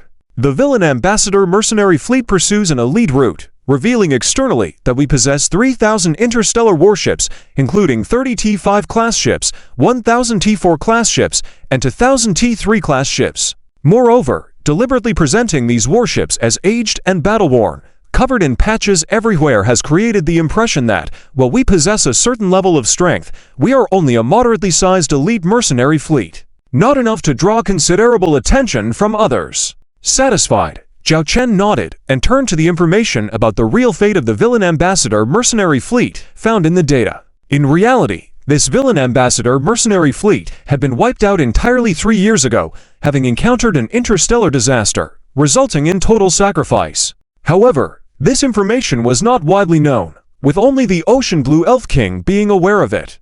Therefore, he had suggested that Zhao Chen use this identity, eliminating any risks of exposure. "Will we have been to Grand?" Zhao Chen inquired. Lily handed him a black mask and said, "You don't need to say or do anything later. Leave it all to me." Understanding, Zhao Chen donned the mask, sat silently in the captain's chair, while Lily lightly touched her face, causing delicate textures to appear on her once youthful skin, reminiscent of some religious followers. This was due to a characteristic of the villain ambassador mercenary fleet, rumored to have a strong faith internally. One primary requirement for joining this fleet was to adhere to this belief. Such occurrences were not uncommon among various universes. The faith could vary widely, from worship of a deity, as in the Sacred Elf Empire, to beliefs in ideas like killing, among others. Although flower fairies primarily acted as interstellar merchants, they were always prudent and meticulous in their actions, a key reason for their successful development to their current state. Therefore, Lily had thoroughly considered every aspect. Returning to the matter at hand, after receiving the video conference invitation, Lily inputted the code and a video window appeared in front of Zhao Chen and Lily. Split into several smaller segments, the main screen featured a flower fairy seated behind a desk in professional attire, wearing a gentle smile. As humanoid beings, the flower fairies differed from humans in being a single gender and capable of asexual reproduction. It was said they could produce flower buds, which would eventually grow into young flower fairies. The petals on these flower buds would become the wings on the mature flower fairies. Each flower fairy's wings were unique, with some transparent, others colorful. Some had one pair, while others had multiple pairs. A small detail worth noting was that the status of a flower fairy was closely tied to their wings. The higher their rank, the more visually appealing their wings. The reason behind this remained a mystery. The flower fairy in front of them wore verdant green attire, with 2 pairs of semi-transparent green wings behind her, occupying the central position in the video window, surrounded by several smaller windows showcasing various beings, including humanoid figures and creatures with animal features. Judging from their fierce gazes, elucidated their identities as mercenary fleet members. Zhao Chen glanced at the 10 individuals invited to the video conference this time. Chapter 1463 Flower Fairy Alliance Tribe Chapter 1463 Flower Fairy Alliance Tribe. Lily also scanned the faces of these 10 people. If Zhao Chen wasn't mistaken, at this moment, Lily should already have the relevant information about the mercenary fleet behind these 10 people in her mind. "Everyone is here. I am the person in charge of this mission, Hua Yani. You have been selected by us as the personnel for the mercenary fleet for this escort transport mission. Next, I will send you relevant information and instructions on what needs to be done for the escort. As for the reward, we will follow the agreed procedure." The person named Hua Yanni said. At this moment, a chubby person raised his hand at the video window and asked, "Wait a minute. Miss Hua Yanni, are you saying that all 10 of us have been selected for this escort mission by the mercenary fleet?" That's right. In the previous mercenary mission, it clearly stated that the number of mercenary fleet factions would not exceed 3, with a total of no more than 10,000 starships. But from what I understand, among the 10 mercenary fleets behind you, there are at least over 50,000 starships present here. The Flower Fairy Lily smiled and said, "That is something I am also prepared to explain to everyone. Some details of the mercenary mission have changed, but your workload remains the same. It's just that the quantity of goods we are escorting has greatly increased, leading to an increase in the number of mercenary fleet factions. Is it really that simple for the content to change?" The person questioned again. Seeing the worried and doubtful expressions on everyone's faces, Flower Fairy Lily could only say helplessly, "Since all of you are concerned about this matter, I will provide you with more information. However, as you all probably know, the information you hear from now on will be confidential. Regardless of whether you accept the mission later, you are not allowed to spread it outside. Otherwise, once we find out, you would be breaching the contract, and our Flower Fairy Alliance tribe will henceforth refuse to cooperate with this mercenary fleet that violates the spirit of the contract." Although Flower Fairy Lily's words sounded gentle and charming, the threat within was quite clear. Currently, based on the Flower Fairy Alliance tribe status and connections, once a mercenary fleet is rejected by them, it's as good as offending 90% of the people. It would be difficult for them to continue benefiting from interstellar trade. You might wonder if the commanders of these mercenary fleets really can swallow their pride. The main reason is that the Flower Fairy Alliance tribe holds these rights, but never uses them lightly. They are well aware of the principle that if intimidation is overused, it loses its effect. So far, the Flower Fairy Alliance tribe has only employed such means twice. Both times, they publicly disclosed all relevant information, making everyone believe that the Flower Fairy Alliance tribe was threatened and harmed. As for the 2 individuals who offended the Flower Fairy Alliance tribe, one was a mercenary fleet that was quite influential and ranked in the top 10 at that time. The other one was a stellar power of an interstellar civilization.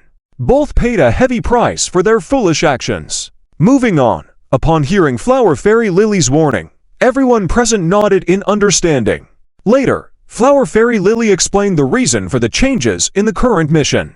This transport mission was, in fact, ordered by an interstellar power currently in a state of war, for a batch of military components and starship modules. You see, the Flower Fairy Alliance tribe's interstellar traders are unwilling to engage in any business except for the trade of complete starships. Why is the trade of complete starships so emphasized? It's because the Flower Fairy Alliance tribe doesn't completely stay out of military trade.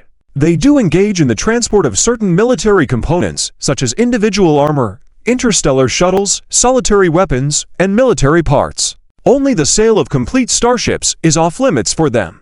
Even though many have hinted at selling their starships to the Flower Fairy's Interstellar Trade Group, or cooperating with them to establish a Starship Interstellar Trade Group, the Flower Fairy Alliance tribe has rejected all such proposals. Even though the sale of complete starships is considered the most profitable military trade, the Flower Fairy Alliance tribe will not engage in it. Many view this as cowardly and overly cautious behavior. However, Zhao Chen understands the reasons behind it. The reason of not allowing others to possess what they themselves cannot, Zhao Chen understands well. If any interstellar trader within the Flower Fairy Alliance tribe starts selling complete starships, it might lead to resentment and fear among others. Though the Flower Fairy Alliance tribe may claim neutrality, complete starship trade clearly crosses a line for many interstellar powers. Through these instances, it's evident that the Flower Fairy Alliance tribe is cautious and does not act out of greed. They know what they can and cannot do.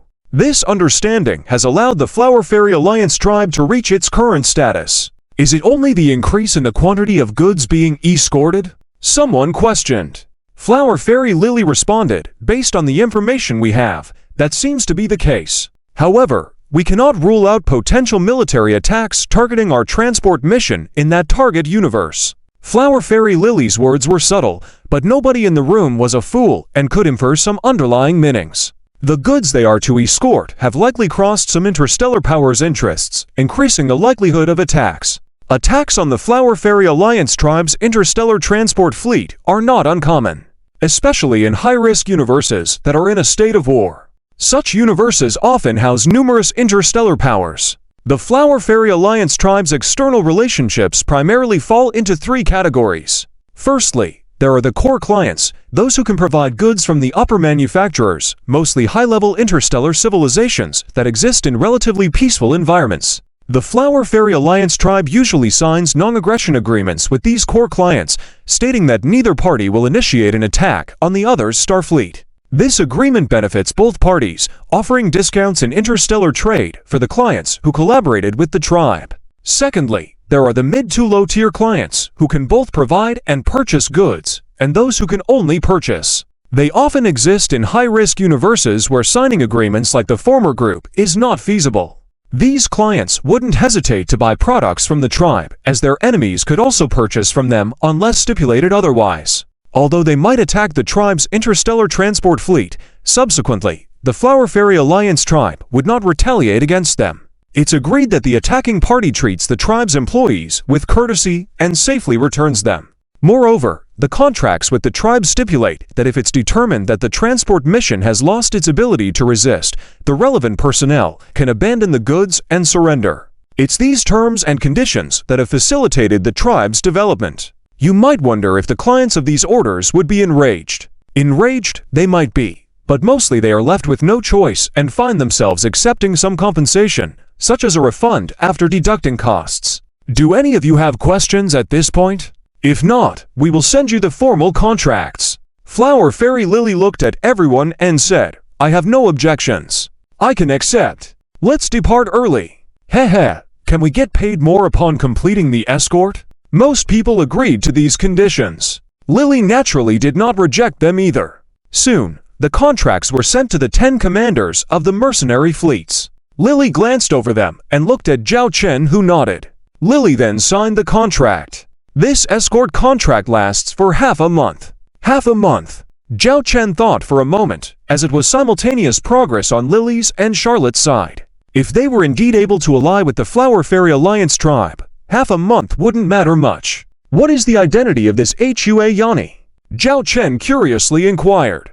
Lily brought up a document and explained, she is the younger sister of the chief of the White Orchid Interstellar Trade Group, a major interstellar trader within the Flower Fairy Alliance tribe. Upon hearing about the White Orchid Interstellar Trade Group, Zhao Chen immediately understood Lily's intention.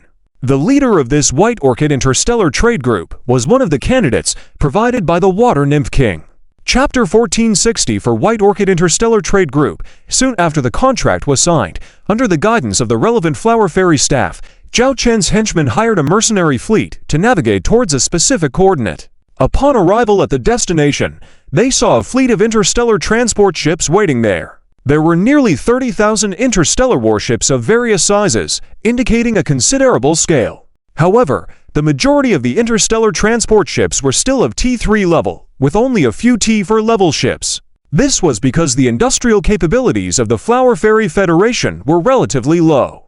Other interstellar civilizations were willing to do business with them, but were not willing to easily hand over their core technology. In the vast universe, technologies of T5 and T6 levels were still considered core technologies. Only the Flower Fairy Federation had access to T4 level technologies, hence the presence of mostly T3 and T4 level interstellar transport ships. Some T2 and T1 level interstellar transport ships could also be seen, leading to questions like, it's understandable to see T3 level interstellar transport ships, but why are there T2 and T1 level ships as well? Their speeds can't keep up. The deputy captain raised this question, to which Lily answered, facing difficulties, everyone naturally seeks their own solutions.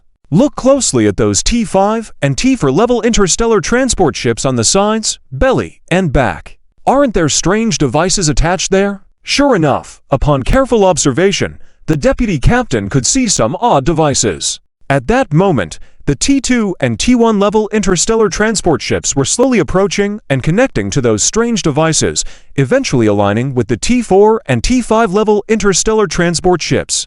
The scene was reminiscent of small fish sticking to a larger fish in the ocean. The Flower Fairy Federation's interstellar traders were aware of this, but struggled to find enough T4 and T5 level interstellar transport ships. Hence, the presence of mostly T1 and T2 level ships. These interstellar transport ships were unique in that they had two emblems on their hulls. One was the pink Flower Fairy emblem, representing their origin from the Flower Fairy Federation. The other was a badge similar to a white orchid flower, symbolizing the White Orchid Interstellar Trade Group. Zhao Chen gazed at the emblem of the White Orchid Interstellar Trade Group and accessed relevant information about the group. The group was one of the Flower Fairy Federation's 10 major interstellar traders and was considered the only remaining trader of the initial 10. Other traders had either been eliminated, absorbed by newer entrants, or underwent reorganization. This underscored the competitive and ruthless nature of the Flower Fairy Federation internally despite their unified front externally. The group was controlled by two sisters, Hua Yalanlan and Hua Yanani, and primarily engaged in interstellar trade activities in medium to high-risk regions due to competitive pressures in safer territories. The group's financial situation was rumored to be precarious, with potential bankruptcy looming if forthcoming transactions faced further issues. The success of their current trade mission was crucial for stabilizing the group's financial status. Despite the mission's dangers, Lily assured that the risks were manageable for their Imperial Guards fleet. The mission involved traveling to a war-torn universe controlled by the self-proclaimed Golden Mountain County Lord. The county was a collection of star systems in a chaotic region known for random attacks, requiring caution in navigation. The Lord of Golden Mountain County urgently required core modules for 3,000 T5 interstellar warships, which were already assembled, with the remaining components needing procurement. This urgency was attributed to the rise of a neighboring major lord who had been annexing smaller territories, causing weaker lords to seek refuge under the new rising power. Chapter 1465. The first generation of the Flower Fairy 10 merchants. In an unfortunate twist of fate, this lord of Jingshan County has a long-standing feud with this newly arisen great lord. Even if the lord of Jingshan County wanted to surrender, there would be no good outcome. The only option was to bank on constructing these 3,000 T5 interstellar battleships, forming an elite fleet to turn the tide on the battlefield and defeat the enemy. Therefore, the importance of this transport by the Bluelin Interstellar Trading Group was paramount. As long as the Bluelin Interstellar Trading Group could transport these goods to the Lord of Jingshan County within the specified time frame, it would enable the Lord to launch a counterattack. Zhao Chen nodded in understanding. So, we will most likely be attacked during this transport, right? Zhao Chen murmured. Lila nodded. It's almost certain. When the time comes, we will need to showcase our worth to that flower bud, Nini. This will give us the opportunity to convince her sister, Yalan. Understood, Zhao Chen said with a smile. Could this also be considered a hero saving the beauty scenario? Lila teased Zhao Chen.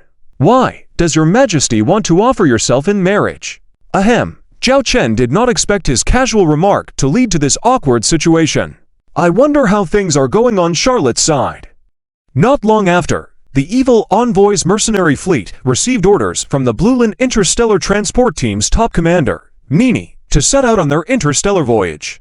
According to the requirements, they would be divided into 10 interstellar transport fleets, departing at intervals as requested.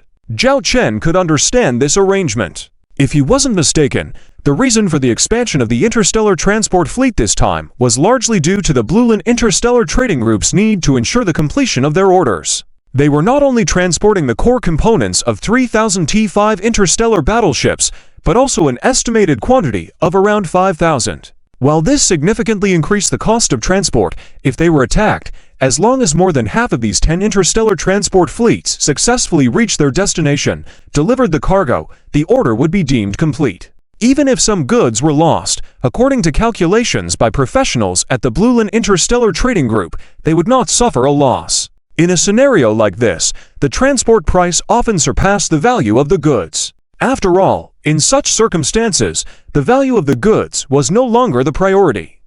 The key was being able to transport them to demonstrate their value.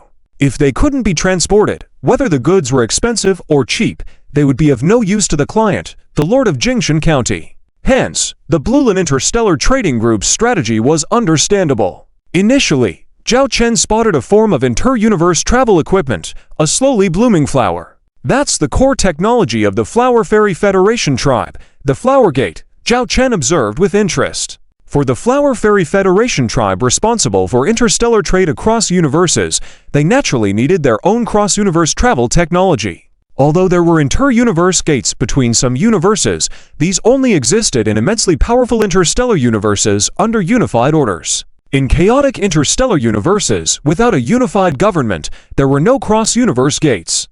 Even their internal gate networks are quite chaotic. Due to persistent wars, the cost of building gates is immense, and maintenance is costly. Once you build a gate, how can you be sure it won't be captured and used by enemies in the future? Returning to the present, Zhao Chen observed the flower gate before him. To his knowledge, this was a multiple-use cross-universe travel technology device classified under T6 technology. It was one of the few T6 technology advancements of the Flower Fairy Federation tribe.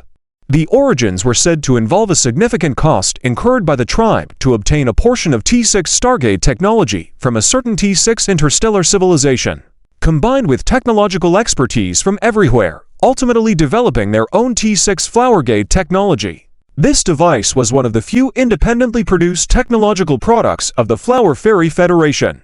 However, due to some prior agreement, the tribe never sold this product externally. It's crucial to understand that a T6 Flowergate, a one-way Stargate teleportation technology, had a high demand in the market as it could be used multiple times. However, this technology had its downsides as well. The biggest issue was its extended startup time, requiring a secure environment to activate for nearly half an hour. In this regard, Zhao Chen's White Jade was much swifter. Nevertheless, since the Flower Fairy Federation used this not for surprise assaults, the efficiency was not as critical. Another flaw was the requirement for high spatial stability at the destination point of the leap. This meant the options for leap points within a universe for them were relatively limited. For instance, the White Jade technology of the Night Dragon Empire had 10,000 options within a universe, while the Flower Gate of the Flower Fairy Federation only had 100 choices. This significantly increased transport risks and costs. The stability of spatial environments usually correlated with the surroundings. If a system was highly technologically advanced, it would likely reduce spatial stability, while a barren or natural system would enhance stability. This was why Zhao Chen's Imperial Guards fleet appeared in a dead system earlier. Approximate. Chapter 1466 Rescue. Chapter 1466 Rescue. Hua Yani looked at the battlefield before her. She frowned worriedly, looking at the battlefield in front of her. She didn't expect to be so unlucky. Just after completing a cosmic jump, before pausing for a few minutes at the destination, a large number of unidentified interstellar warships appeared around her. Moreover, without saying a word, they launched an attack. At the same time, there seemed to be communication interference devices in the vicinity, and they couldn't contact other interstellar transport fleets. Unable to ask for help, and not knowing the current situation of other interstellar transport fleets, Lady Hua Yani, our situation is not good. The enemy has a large number of interstellar warships, large and small, with at least 50,000 warships. Although the vast majority of them are T2 class interstellar warships, currently there seem to be over 1,000 T5 class interstellar warships, and even suspected to have one T6 class interstellar warship. There are also 3 to 5,000 T4 class interstellar warships. The rest are T3 and T2 class interstellar warships. Judging from the style of battle, there are regular forces as well as some mercenary fleets. Judging from this posture, they seem to be well prepared. At this moment, a male commander on the opposite side of the video window looked at Hua Yani and said, Hua Yani solemnly said, "So, we can't break through with the 30,000 interstellar transport ships here." "Impossible," the male mercenary commander said straightforwardly. "What if we abandon some of the transport ships and take the remaining ones to break through? Any chance of success?" Hua Yani continued. The male mercenary commander thought for a moment and then slowly said, "Based on the situation of my Wanderer Hunter mercenary fleet, I can at most cover 5,000 interstellar transport ships breaking through. Any more would just be a burden. And it must be high-level interstellar transport ships with speeds that can keep up with our interstellar warships. 30,000 interstellar transport ships can only leave 5,000. This resulted in a loss of most of them. Although most likely the captives will be returned, but the confiscated goods won't be returned, and one may have to pay a high ransom. Some greedy people may even demand ransom for the fairy captives they confiscated. But in the current situation, action must be taken. Okay, let's break through with the 5,000 interstellar transport ships. HUA Yani decisively made the decision. Okay, let me make arrangements. We will look for an opportunity to break through in 10 minutes. The male mercenary fleet commander immediately said. At the same time, HUA Yani conveyed this idea to everyone. Each interstellar transport ship had a representative of the ferry on board. When these ferry representatives on board learned that the interstellar transport ship they were on would be abandoned, they were afraid but not angry. Because when they accepted this job, they were informed that they might face such a situation while on a transport mission. The mission leader would take the most cost-effective measures. Even if they had to be abandoned when necessary, it was justifiable. Of course, HUA Yani also informed them that after the completion of this part of the breakthrough of the interstellar transport ships, the remaining interstellar transport ships could surrender directly to reduce losses. The 10-minute preparation work was completed. This Wanderer Hunter mercenary fleet immediately protected the 5,000 interstellar transport ships and broke through in one direction.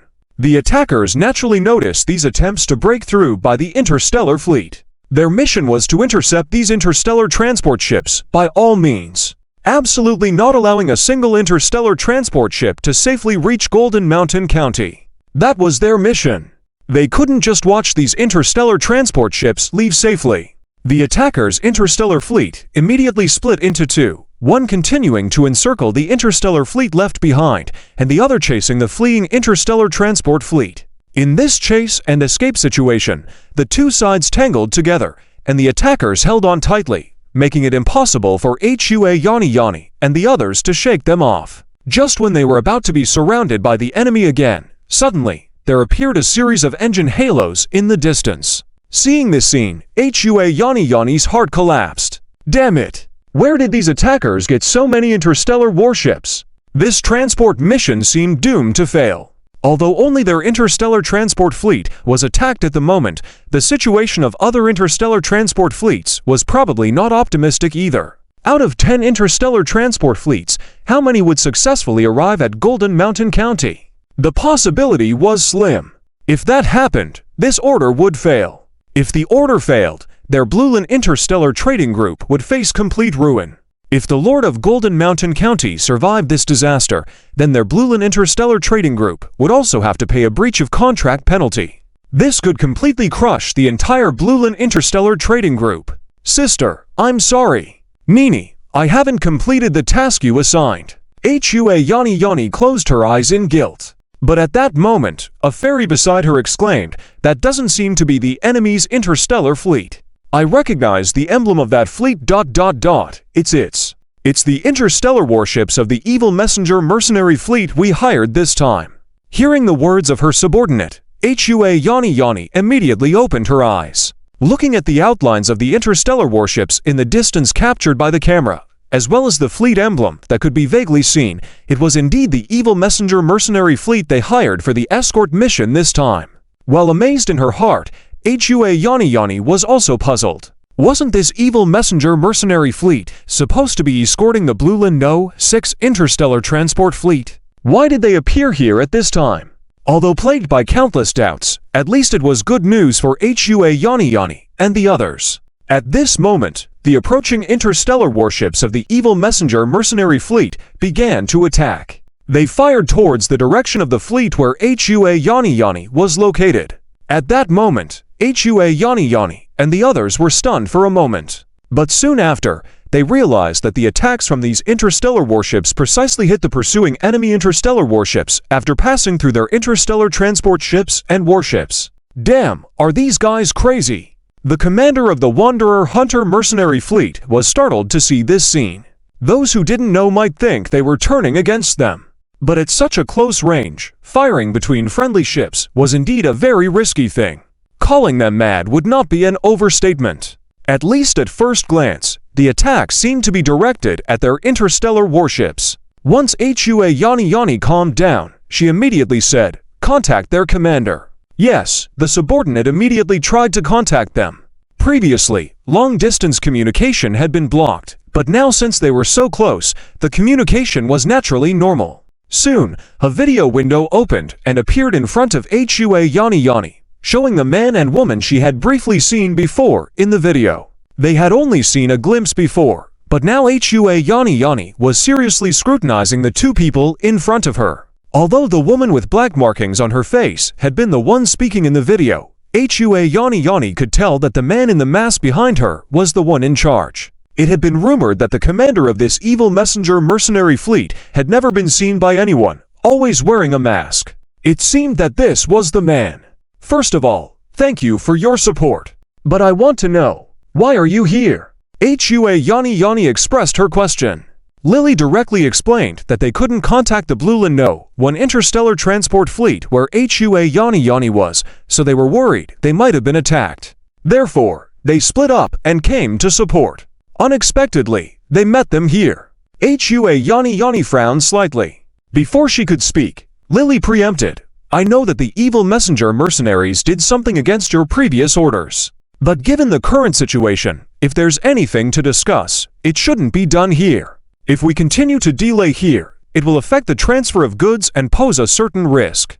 Upon hearing Lily's words, Hua Yani temporarily suppressed her doubts. You're right. Let's leave here quickly now, Hua Yani said. Not us, but you, Lily said with a smile. Hua Yani looked at Lily with surprise, momentarily not understanding the meaning of her words. Lily pointed in a direction, which was the direction they had evacuated from.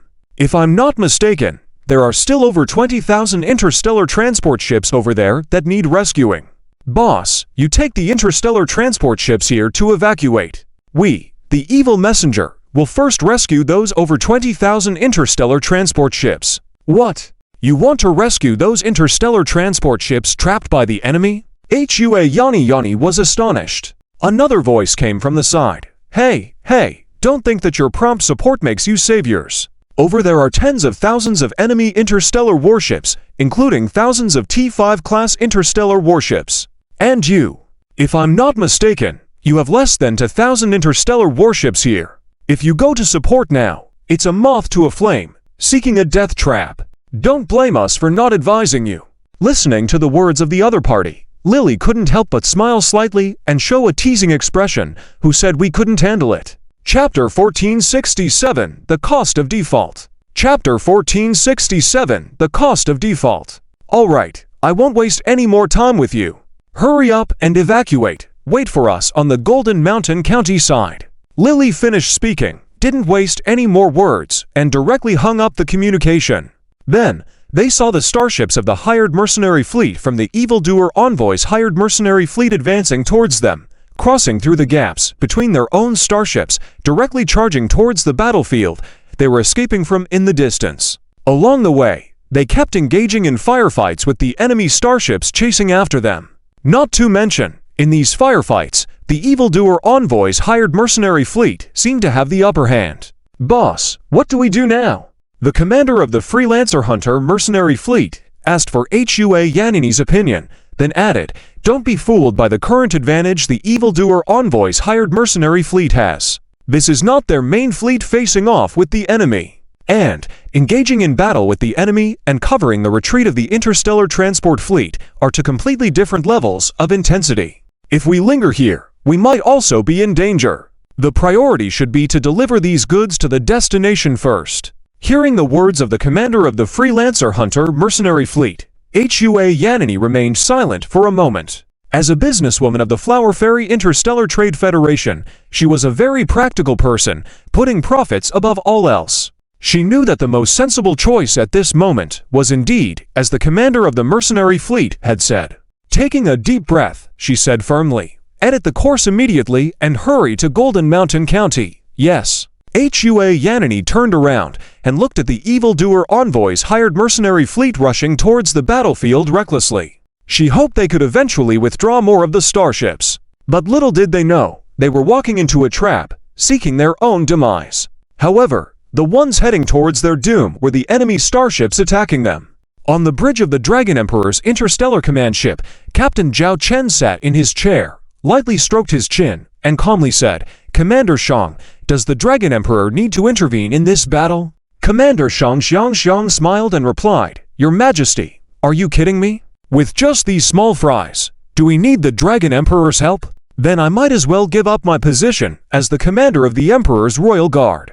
How long will it take? Zhao Chen asked decisively. Commander Shang Xiangxiang pondered for a moment before answering. To resolve the situation here, it should not take more than 5 hours at most. Although there were only 2,000 starships of the Imperial Royal Guard here, facing 50,000 enemy starships, in Shang Xiangxiang's eyes, they were merely targets. But shooting targets also required some time. It's all up to you, Zhao Chen said indifferently. Your Majesty can rest assured. Commander Shang Xiangxiang accepted the order, then looked at the miscellaneous troops with a sneer. Normally, these miscellaneous fleets wouldn't be worth their Imperial Royal Guard's time. The fact that they were going to be defeated under the cannon of their Imperial Royal Guard could only be considered a stroke of luck for these small fry starships. After that, a massacre began. 2,000 starships against 50,000 starships. And the officers on the interstellar transport ships of the White Orchid Interstellar Trade Group who witnessed all of this went from fear, surprise, and worrying at the beginning to shock throughout the entire event. Their minds were filled with thoughts of disbelief. In the Golden Mountain County, the #1 Golden Mountain port was now seeing several White Orchid Interstellar Trade Group's interstellar transport fleet ships appearing at the port. In the port, the eldest son of the Lord of Golden Mountain County had been waiting anxiously. Seeing the interstellar transport ships arriving at the port, he didn't hesitate to order the unloading to begin. After unloading, his men would promptly transport the core modules to the Starship factory to complete the final assembly of the T5 class interstellar warships. After all, these T5 class interstellar warships were vital for Golden Mountain County's survival. However, the current situation was somewhat pessimistic. The eldest son of the Lord of Golden Mountain County quickly walked to a gangway at the Starsport, where he saw Hua Yanni descending from one of the interstellar transport ships. He immediately approached her and asked anxiously, "Lady Hua Yanni, up to this point, your interstellar transport fleet has only delivered 2,300 out of the 3,000 units we ordered. We are still short of 700 units with only 5 hours left until the agreed exchange deadline. Are you sure you can complete this order? You should know that the goods from this order are crucial to the life and death of our Golden Mountain County. If your White Orchid Interstellar Trade Group cannot deliver the ordered goods as agreed, you will have to bear a huge penalty for breach of contract. You should be aware that this time we have paid a transport fee 10 times higher than the market price, not just for nothing." Hua Yanni felt the rush of anxiety coming from the other party. She was also secretly anxious herself. According to the original plan, she had already procured an additional batch of ordered goods, so even if there was a possibility of interception, they would still be able to fulfill the order. The majority of the interstellar transport fleets should have arrived at the destination port of Golden Mountain County by this time according to the original plan. The reason why they haven't yet arrived could only mean one thing. They were also under attack and hadn't arrived yet, indicating that things were likely even worse. There are still 5 hours left until the deadline. Please trust us, the White Orchid Interstellar Trade Group. Even if we truly cannot complete this escort order in the end, we will honor our commitment and compensate you for the contractual penalty," Hua Yanni said confidently. This was what her sister had taught her from a young age. As interstellar traders, no matter the situation, even if they knew they would incur a loss, they had to remain calm. You. All right, I'll wait here." The eldest son of the Lord of Golden Mountain County sat on the ground without caring about his own etiquette. Perhaps he also knew that if Golden Mountain County couldn't overcome the current difficulties, whether or not Golden Mountain County would survive remained uncertain.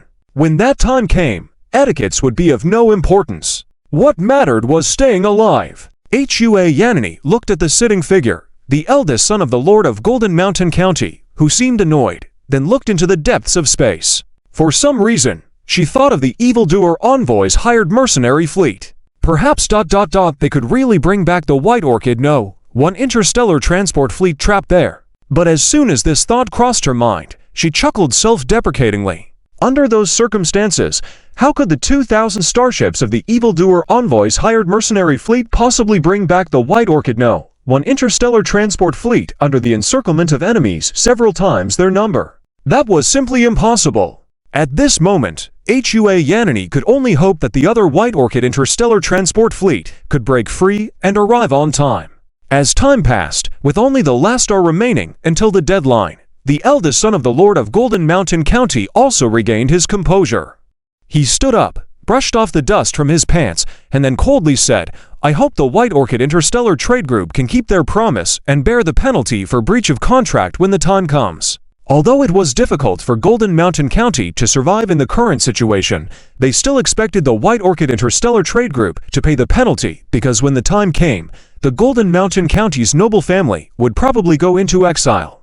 After that, whether they considered their future survival or eventual comeback, they would need funds. So the breach of contract penalty from the White Orchid Interstellar Trade Group would be essential. Hua Yanini bit her lip lightly, clenched her fists. If they really had to pay this breach of contract penalty, her and her sister's White Orchid Interstellar Trade Group would probably go bankrupt. Within the Flower Fairy Federation, to preserve the reputation of the Flower Fairy, if a star trade group went bankrupt, it would unconditionally accept bankruptcy management measures. All assets would be liquidated, and final obligations would be fulfilled, such as delivering the ordered goods or paying the penalty for breach of contract, and so on.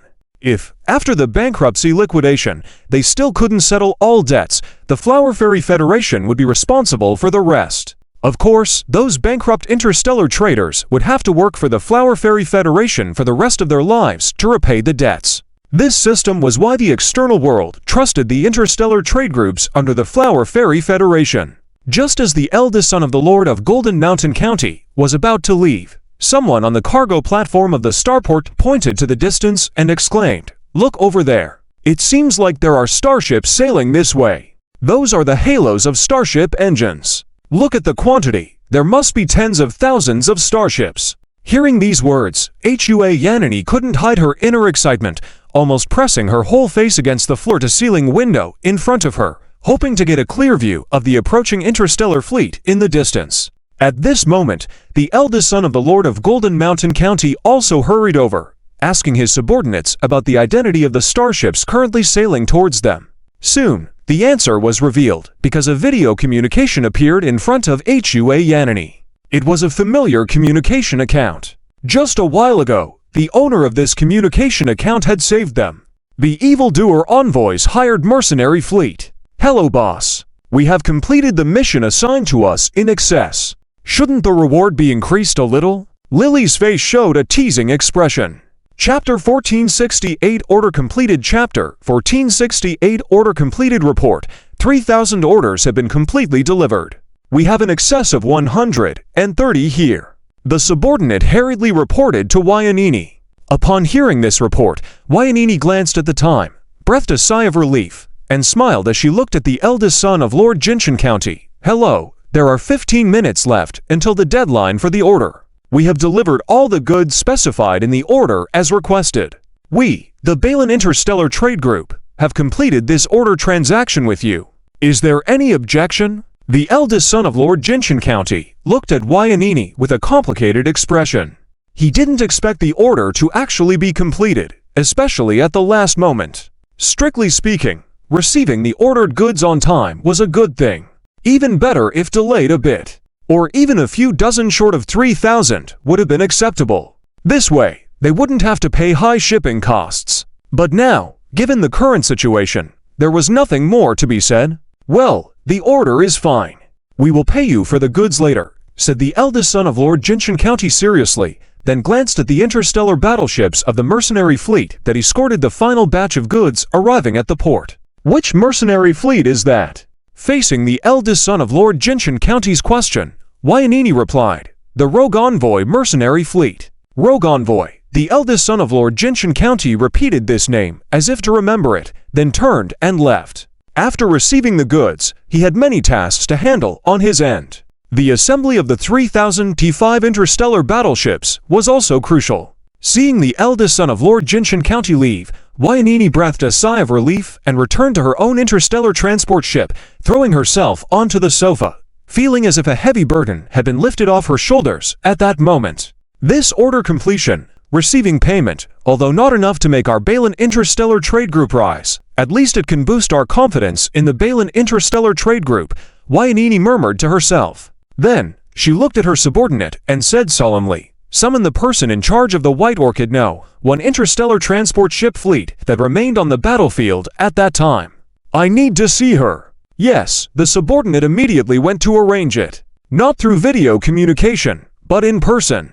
This was enough to show the seriousness of Wyanini's attitude at the moment. Soon, the person in charge of the White Orchid No. 1 interstellar transport ship fleet, a fairy named Hua, hurriedly appeared in front of Wyanini. Sir, what are your orders? The fairy inquired.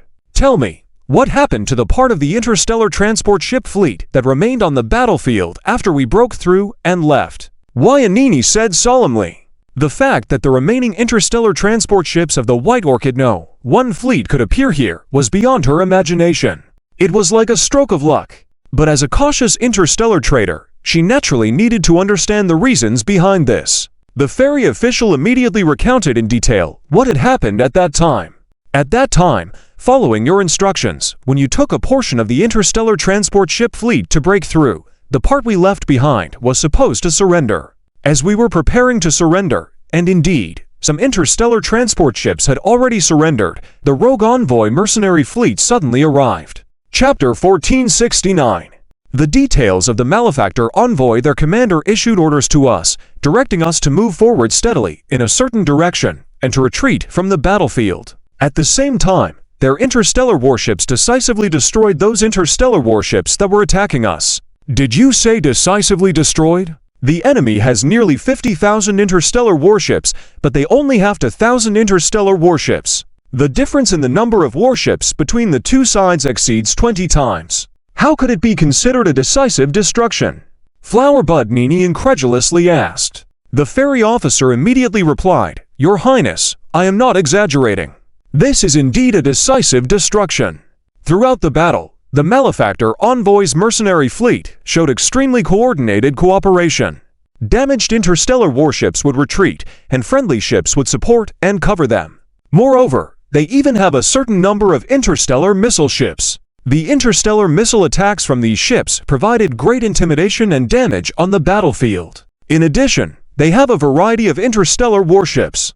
Or rather, their crew is equipped perfectly, covering almost all major types of interstellar ships. They can coordinate very effectively among different ship types. Finally, after eliminating almost 20,000 enemy interstellar warships, the remaining enemy warships lost the will to continue fighting and scattered.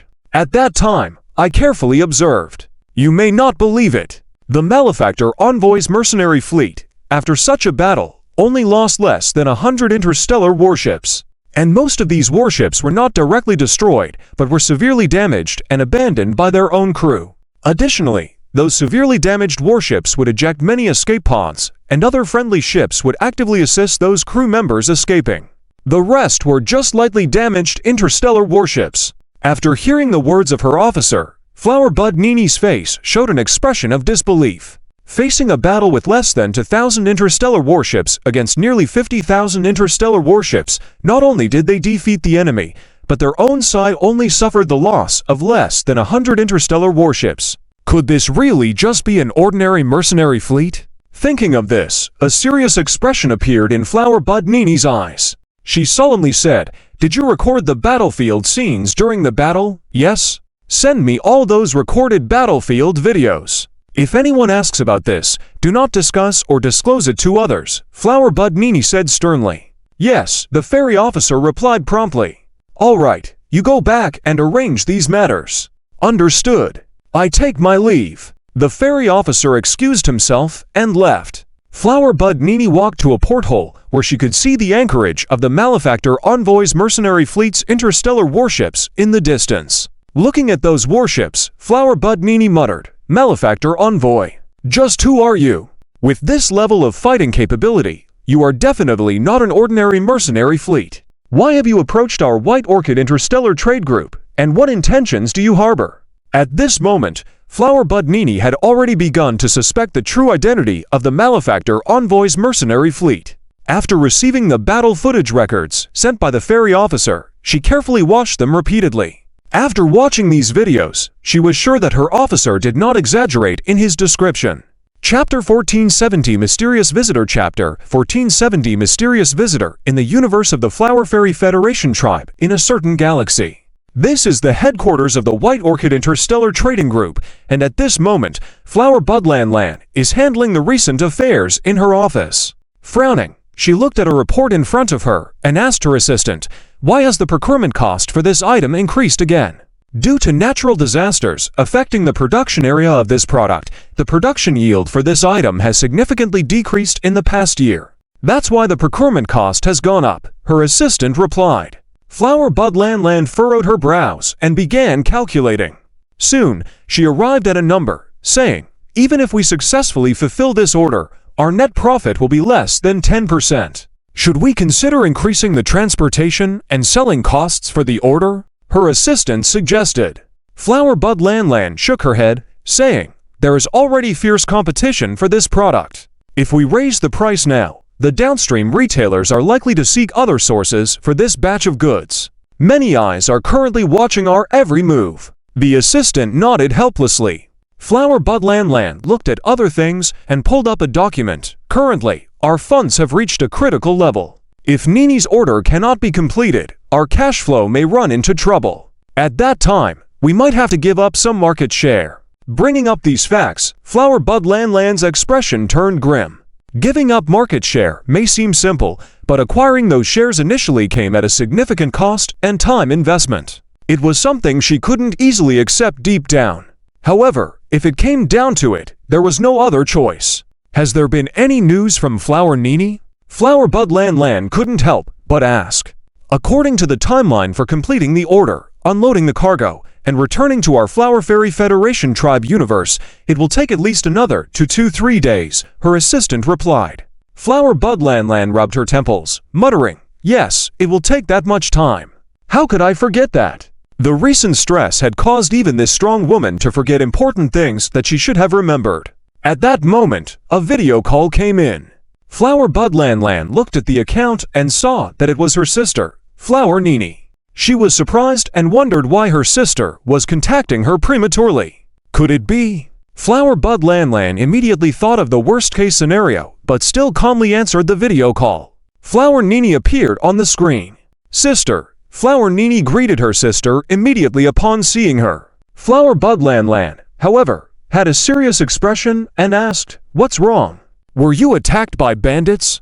Are you both safe? Do we need our people to engage with them? Tell them that as long as they don't harm your lives, we can agree to any conditions." Hearing her sister's words, Flower Nini was momentarily stunned. Then she realized that her sister thought they had been attacked by enemies and something had happened. Flower Nini hurriedly explained with a smile, "Sister, I'm fine.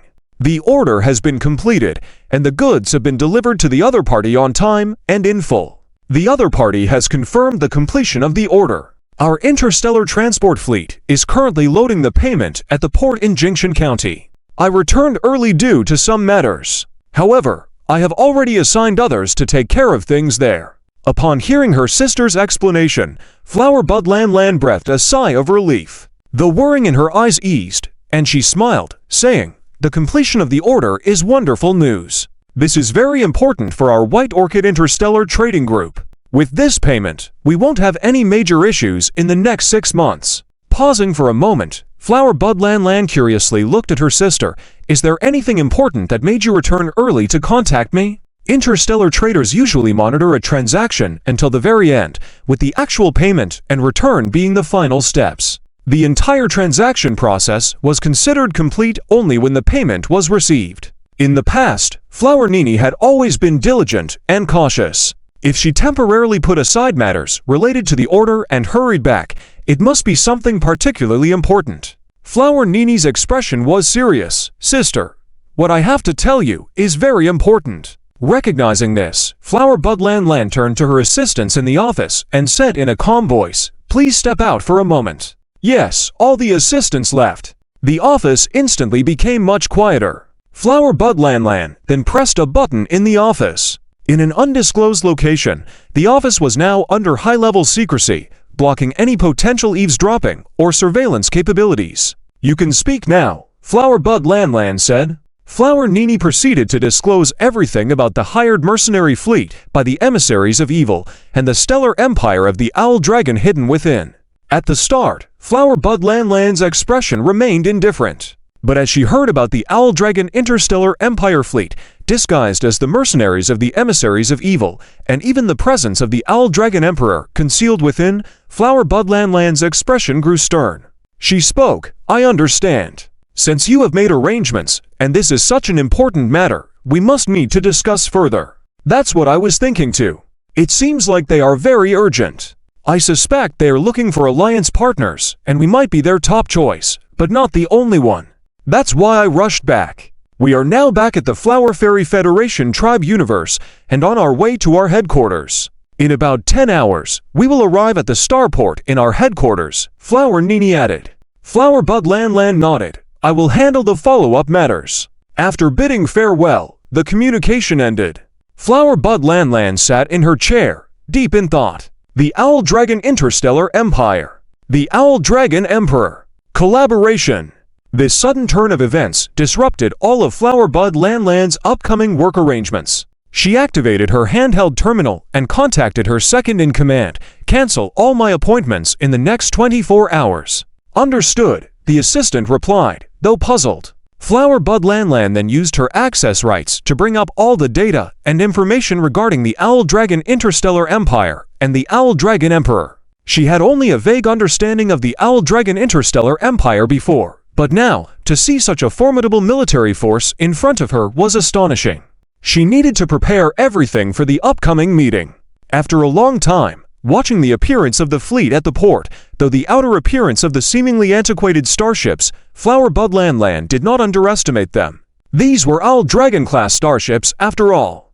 Among the known civilizations in the universe, they were almost the most advanced starships of their kind, surpassing the Sacred Elf Empire and the Devourer Civilization starships. Flower Bud Landland took a deep breath and boarded her interstellar shuttle, flying towards one of the massive starships. Despite the disguised and old look of the starship, as Flower Bud Landland approached, she could feel the imposing aura emanating from the ship. Flower Bud Landland had seen powerful starships before, having visited a few T6 starships from various interstellar civilizations. However, she could attest that the collective might of those starships didn't match the sheer impact this single Owl Dragon-class starship was having on her. After guiding her shuttle, she landed in a dock at the starship.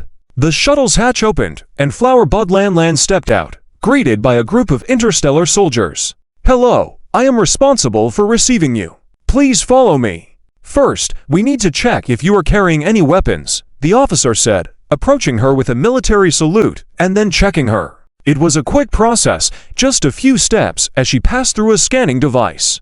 "Very well, please follow me," the officer led the way. Flower Bud Landland followed obediently, occasionally glancing around as they approached the entrance of the massive starship. While the exterior appeared old, upon entering the interiors of the ship, it was entirely new. Though she only caught a glimpse, Flower Bud Landland could affirm that this was indeed a T6 class starship, or even an exceptionally powerful one at that. It was evident by the fact that it served as the flagship of the Owl Dragon Emperor, making it invaluable. Soon, Flower Bud Landland was led to a gate. The officer knocked on the door, and after a scan of all present individuals, the door automatically opened. The officer stepped aside, gesturing, "Your Excellency, please enter. His Majesty is waiting for you." "Thank you." Flower Bud Landland entered the gate, passing an image screen that prevented direct visibility into the room's structure. As she bypassed the screen, she entered a simple hall, adorned with a minimalistic design. Only a few pillars showed dragon motifs, a rare sight within the hall. Despite its austerity, Flower Bud Landland could identify the few decorations inside as priceless. For instance, the screen she passed through was made of a very rare type of jade, and it was not even pieced together. A slab of such jade, with its price on the market, would start at 10 million star coins. Moreover, it would be priceless. Chapter 1471. The first encounter in the middle of the hall. Several beams of light shone down, making the place very bright. A table had already been set up there. The table was not very large, only accommodating less than 10 people sitting around it. A man was already seated at the head, holding a teacup in his hand, gently blowing on the hot steam and then taking a sip. To his right was a woman with a stunningly beautiful and alluring appearance. At the moment she saw her outer appearance, Hanalin recognized the woman's race. A rare race, a succubus. In addition, on the other side of the round table sat Hanalin's sister, Wanini. Seeing her sister arrive, Wanini stood up immediately, joyfully saying, "Sister, you're here. Let me introduce you. This is my sister, Hanalin, the highest executive officer of the White Orchid Interstellar Trade Group, also known as the highest authority figure." Hanalin slightly nodded, displaying proper manners. Wanini continued, "This is Miss Lilith, the highest secretary of the Owl Dragon Interstellar Empire, and this is the current Owl Dragon Emperor. Please." Hanalin didn't hesitate, and took a seat. "Hanalin, your reputation precedes you. It is said that the White Orchid Interstellar Trade Group was predicted to go bankrupt as early as 20 years ago. But since you took over, you miraculously brought the White Orchid Interstellar Trade Group back from the brink of collapse. You extended its life by 20 years, Zhao Chen said with a smile. Your praise is too kind, but it's just my luck. I can't compare to the Dragon Emperor's monumental accomplishments. In less than 10 years, you established a unified interstellar empire in a universe and raised the civilization level of the entire interstellar universe from the previous T4 level to the current T6 level. When facing invasion and devouring of civilization, you bravely fought back. You became the first interstellar civilization to repel the invading fleet of devouring civilization and defeat the invaders. It's an honor to meet the Dragon Emperor, Hanalin said. Indeed, as an interstellar trader, flattering was part of the job. Zhao Chen remained composed and continued, "Since we are here today, I believe Miss Wanini has informed you of the purpose of our meeting. Let's not waste time with idle talk. Time is money in the eyes of interstellar traders. Can you tell us your answer now? Are you willing to ally with the Owl Dragon Interstellar Empire?" Zhao Chen got straight to the point. Hanalin was caught off guard by the Dragon Emperor's directness. She hesitated for a moment, but quickly regained her composure and smiled. "The Dragon Emperor is so straightforward, it truly surprises me. I also appreciate this kind of direct communication. Since the Dragon Emperor has put it so directly, I don't need to beat around the bush. As for this alliance, I cannot give an answer right now. Not that we are unwilling, but such a significant matter requires discussion and consideration. After all, it concerns the future of the White Orchid Interstellar Trade Group." Zhao Chen remained silent, raised his teacup, and took a sip. The atmosphere seemed off at that moment. Lilith interjected, "It's human nature to need to think things over. We can give you time to consider." She pointed to a burning dragon tiger fragrance not far from them under the light, producing a wispy smoke. "This is a specialty product of a star region in our Owl Dragon Empire. The fragrance calms the mind and clears the head. It burns for about 30 minutes. Lilith's gaze gradually turned icy. "I believe, as the highest executive officer of the White Orchid Interstellar Trade Group, half an hour should be enough time for Miss Hanalin to make a decision." Hanalin was surprised by the abrupt pressure from the other side. "Half an hour? We fairies are always cautious in negotiations. Isn't half an hour a bit too short?" Hanalin insisted. "Half an hour may not be long, but it's sufficient to make a decision. Our Owl Dragon Empire is currently facing many challenges, and the fact that our Emperor personally made the effort to come here shows the level of importance placed on this matter. However, we cannot afford to waste too much time here. Therefore, you have this half an hour. No, actually, you now have 29 minutes left." Lilith smiled faintly. But in Hanalin's eyes, that smile carried a chilling undertone. Previously, she had some prejudice against this succubus. After all, in rumors, many interstellar civilizations harbored succubi, or similar beings predominantly focused on beauty and desire. Having a succubus as stunning as her by the Dragon Emperor's side might lead to assumptions that she was merely a plaything of the Dragon Emperor. However, the direct and forceful manner in Lilith's words indicated that she was more than just a succubus. Her title as the highest secretary of the Owl Dragon Empire was no mere decoration. Hanalin took a deep breath and looked at Lilith and the Dragon Emperor. With a serious tone, she said, "You mentioned earlier through my sister that as long as I agree to ally with you, you will fully support and endorse the White Orchid Interstellar Trade Group. It would make our trade group the strongest within the Fairy Alliance tribe and allow us to control all the resources of the Fairy Alliance tribe. But how do I know if you can help us achieve this? Keep in mind, the current most dominant interstellar trade group within the Fairy Alliance tribe controls less than 30% of the market resources. Lilith calmly replied, "As far as I know, while the Fairy Alliance tribe officially handles no arms trading, it's mainly the finished interstellar battleships that are not traded. However, there are still transactions involving crucial components of these battleships, like the shipment you delivered to Gold Mountain County this time. Due to certain circumstances between interstellar powers, direct trade might be difficult. But with your intermediation, buying, selling, and transporting goods can be managed. Even between adversarial forces, thanks to your role, they can obtain the goods they desire from each other. The strength of the Fairy Alliance tribe has indeed been built upon these operations." Hanalin nodded. Lilith continued, "Within all your transactions, the military sector holds 33% of the market share, followed by 23% in civilian industries, 11% in food, and the remaining 33% in raw materials, consumer goods, and other types of interstellar trades. Am I correct?" Lilith said slowly. Hanalin was amazed by the accuracy of this information, something considered secretive within the Fairy Alliance tribe. She didn't expect the Owl Dragon Empire secretary to hold such insights. "You are correct," Hanalin confirmed. Lilith went on, "Furthermore, according to another analysis, 40% of your profits come from interstellar transportation.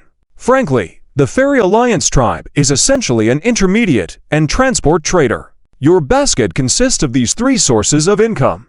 However, from what I know, most of the interstellar transport ships you currently employ are outdated, with the majority still at the T3 level. There are a few T4 interstellar transport ships, and the number of T5 ships is scarce. There are cases where T2 and T1 ships are sent on missions due to the lack of proper vessels, resulting in losses, even without falling victim to interstellar pirates. But what if we could offer you T5 interstellar transport ships? Or even the production lines and technology?"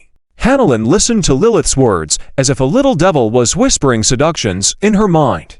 And now, there were two little devils. One devil elucidated the advantages of all dragon products. The other devil presented Hanalin with T5 interstellar transport ships, leading her on. Of course, if our cooperation proceeds smoothly, T6 interstellar transport ships are also an option. Lilith delivered another blow to Hanalin's heart. Chapter 1472. The future of the White Orchid Interstellar Trade Group, a T6 class interstellar transport ship. For any Flower Fairy interstellar trader, it is undoubtedly a killer existence, because they are well aware of the importance and value of interstellar transport ships to them as interstellar traders. Previously, in order to procure some T5 class interstellar transport ships, they were willing to pay a high price. However, most of the time, these ships were unavailable. Not to mention T6 class interstellar transport ships. Lily looked at the expression of Flower Bud Lan across from her, who seemed hesitant. She raised her hand directly, displaying a holographic projection of an interstellar transport ship. It was the current T6 Star Jumbo Whale class super heavy interstellar transport ship of the Oolong Interstellar Empire. Upon seeing the holographic projection of these interstellar transport ships, Flower Bud Lan and Flower Bud Nini couldn't look away from this interstellar transport ship. They stared at it as if a man had seen a peerless beauty. This is the most advanced T6 Star Jumbo Whale class super heavy interstellar transport ship in our Oolong Interstellar Empire's active fleet. We can say that among all known interstellar civilizations, our T6 Star Jumbo Whale class super heavy interstellar transport ship self-proclaims as the second in the interstellar transport ship category, and no one dares to claim the first. With an enormous cargo capacity, it boasts a speed that rivals regular interstellar transport ships. It also has excellent short-term acceleration capabilities, as well as the ability to navigate at warp speed. In addition, the armor of the ship is very strong. With its overall design, this T6 Star Jumbo Whale class super heavy interstellar transport ship can be considered perfect in all aspects. As far as I know, the most advanced T5 class interstellar transport ship currently in service with your Flower Fairy Federation tribe. The selling price of this T6 Star Jumbo Whale class super heavy interstellar transport ship is about 200 times higher, but the cargo capacity is 10,000 times higher. The overall shipping efficiency is 10,000 times higher. That is to say, this T6 Star Jumbo Whale class super heavy interstellar transport ship of mine can match up to 500,000 T5 class interstellar transport ships of yours.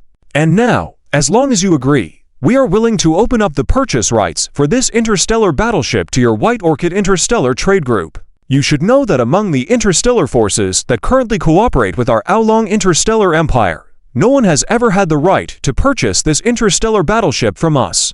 As long as you are willing, you will be unique. Lily paused. Continued, of course, we also understand that you may be concerned about the high purchase price, and your financial chain may not be able to support the cost of purchasing this battleship for a while. But as long as you agree to form an alliance, we can discuss these matters. Low-interest loans, or using other assets as collateral are both possible. Furthermore, we have the T5 Starkin-class Super Heavy Interstellar Transport Ship in our hands, which you can also procure. The public selling price per ship is around 2 trillion star coins. But if you are willing to ally with us and sign some cooperation agreements, you will have the lowest price. 500 billion star coins, 300 billion star coins, or even 100 billion star coins are all possible. As long as we are friends, everything is negotiable. From what I understand, the single ship cost of the T5 class interstellar transport ship currently in service with you at the time of purchase was already 5 trillion star coins. And in terms of comprehensive performance, it is 20 times inferior to our T5 Starkin class super heavy interstellar transport ship. And the quantity is limited. But here with us, as long as you are willing, you can have as many of these interstellar transport ships as you want. In addition, we also have affordable interstellar transport ships. The T for Mega Hoyle class heavy interstellar transport ship with a single price of 80 billion star coins. Of course, this is the external price. For our allies, this price can still be negotiated. Lily's articulate words flowed out like a series of sugar-coated bullets, landing on Flower Bud Lan and Flower Bud Nini. Flower Bud Lan's expression revealed her inner turmoil. Flower Bud Nini's eyes were eagerly fixed on these displayed interstellar transport ships, looking towards her sister, as if wanting to persuade her. The conditions of these interstellar transport ships were indeed very tempting. We also have lower-level interstellar transport ships. The T3 Great White Whale class heavy interstellar transport ship with a single selling price of 800 million star coins, or the Camel Deer class heavy interstellar transport ship with a single selling price of 1 million star coins. However, we Oolong military no longer produce interstellar transport ships of these grades, as they are outdated. Of course, if you are willing, we can transfer the production technology of these interstellar transport ships to you. As long as we are friends, everything is negotiable, Lily said. Directly obtaining the technology of T2 and T3 class interstellar transport ships. Flower Bud Nini gasped for a breath, now fully understanding why the Oolong Emperor and Lily's secretary were confident in allowing the White Orchid Interstellar Trade Group to dominate over 51% of the market share of the Flower Fairy Federation tribe in a short period of time. With this help, it was entirely possible. Armed with these tools, Flower Bud Nini could think of multiple ways to rapidly expand the influence and market share of the White Orchid Interstellar Trade Group in a short amount of time. Flower Bud Lan's expression was now filled with indecision. She had considered how to refuse, knowing that there are no free meals in the world, especially dealing with the Oolong Interstellar Empire, a powerful entity. However, she now realized that perhaps negotiation was possible. The offers from the Oolong Emperor seemed too generous. Are you trying to control our White Orchid Interstellar Trade Group through this? Making us puppets under your control? Flower Bud Lan resisted her own thoughts, trying to appear calm as she asked. Lily immediately shook her head and said, "Puppets? No, no, no, we do not have such intentions. At least at present, we do not have such intentions towards your White Orchid Interstellar Trade Group. Of course, we do not deny that when we interact with some disobedient interstellar forces, we may support the rise of some puppets, but that is due to necessity. Even in that situation, we will still give these officials a lot of freedom. If your White Orchid Interstellar Trade Group is willing to cooperate with us voluntarily, we will not interfere with your freedom. First and foremost, your White Orchid Interstellar Trade Group remains your own entity. How you conduct business and how much profit you make has nothing to do with us. We are merely partners helping each other." Lily smiled as she spoke. Flower Bud Lan spoke earnestly. "What do you want from us then?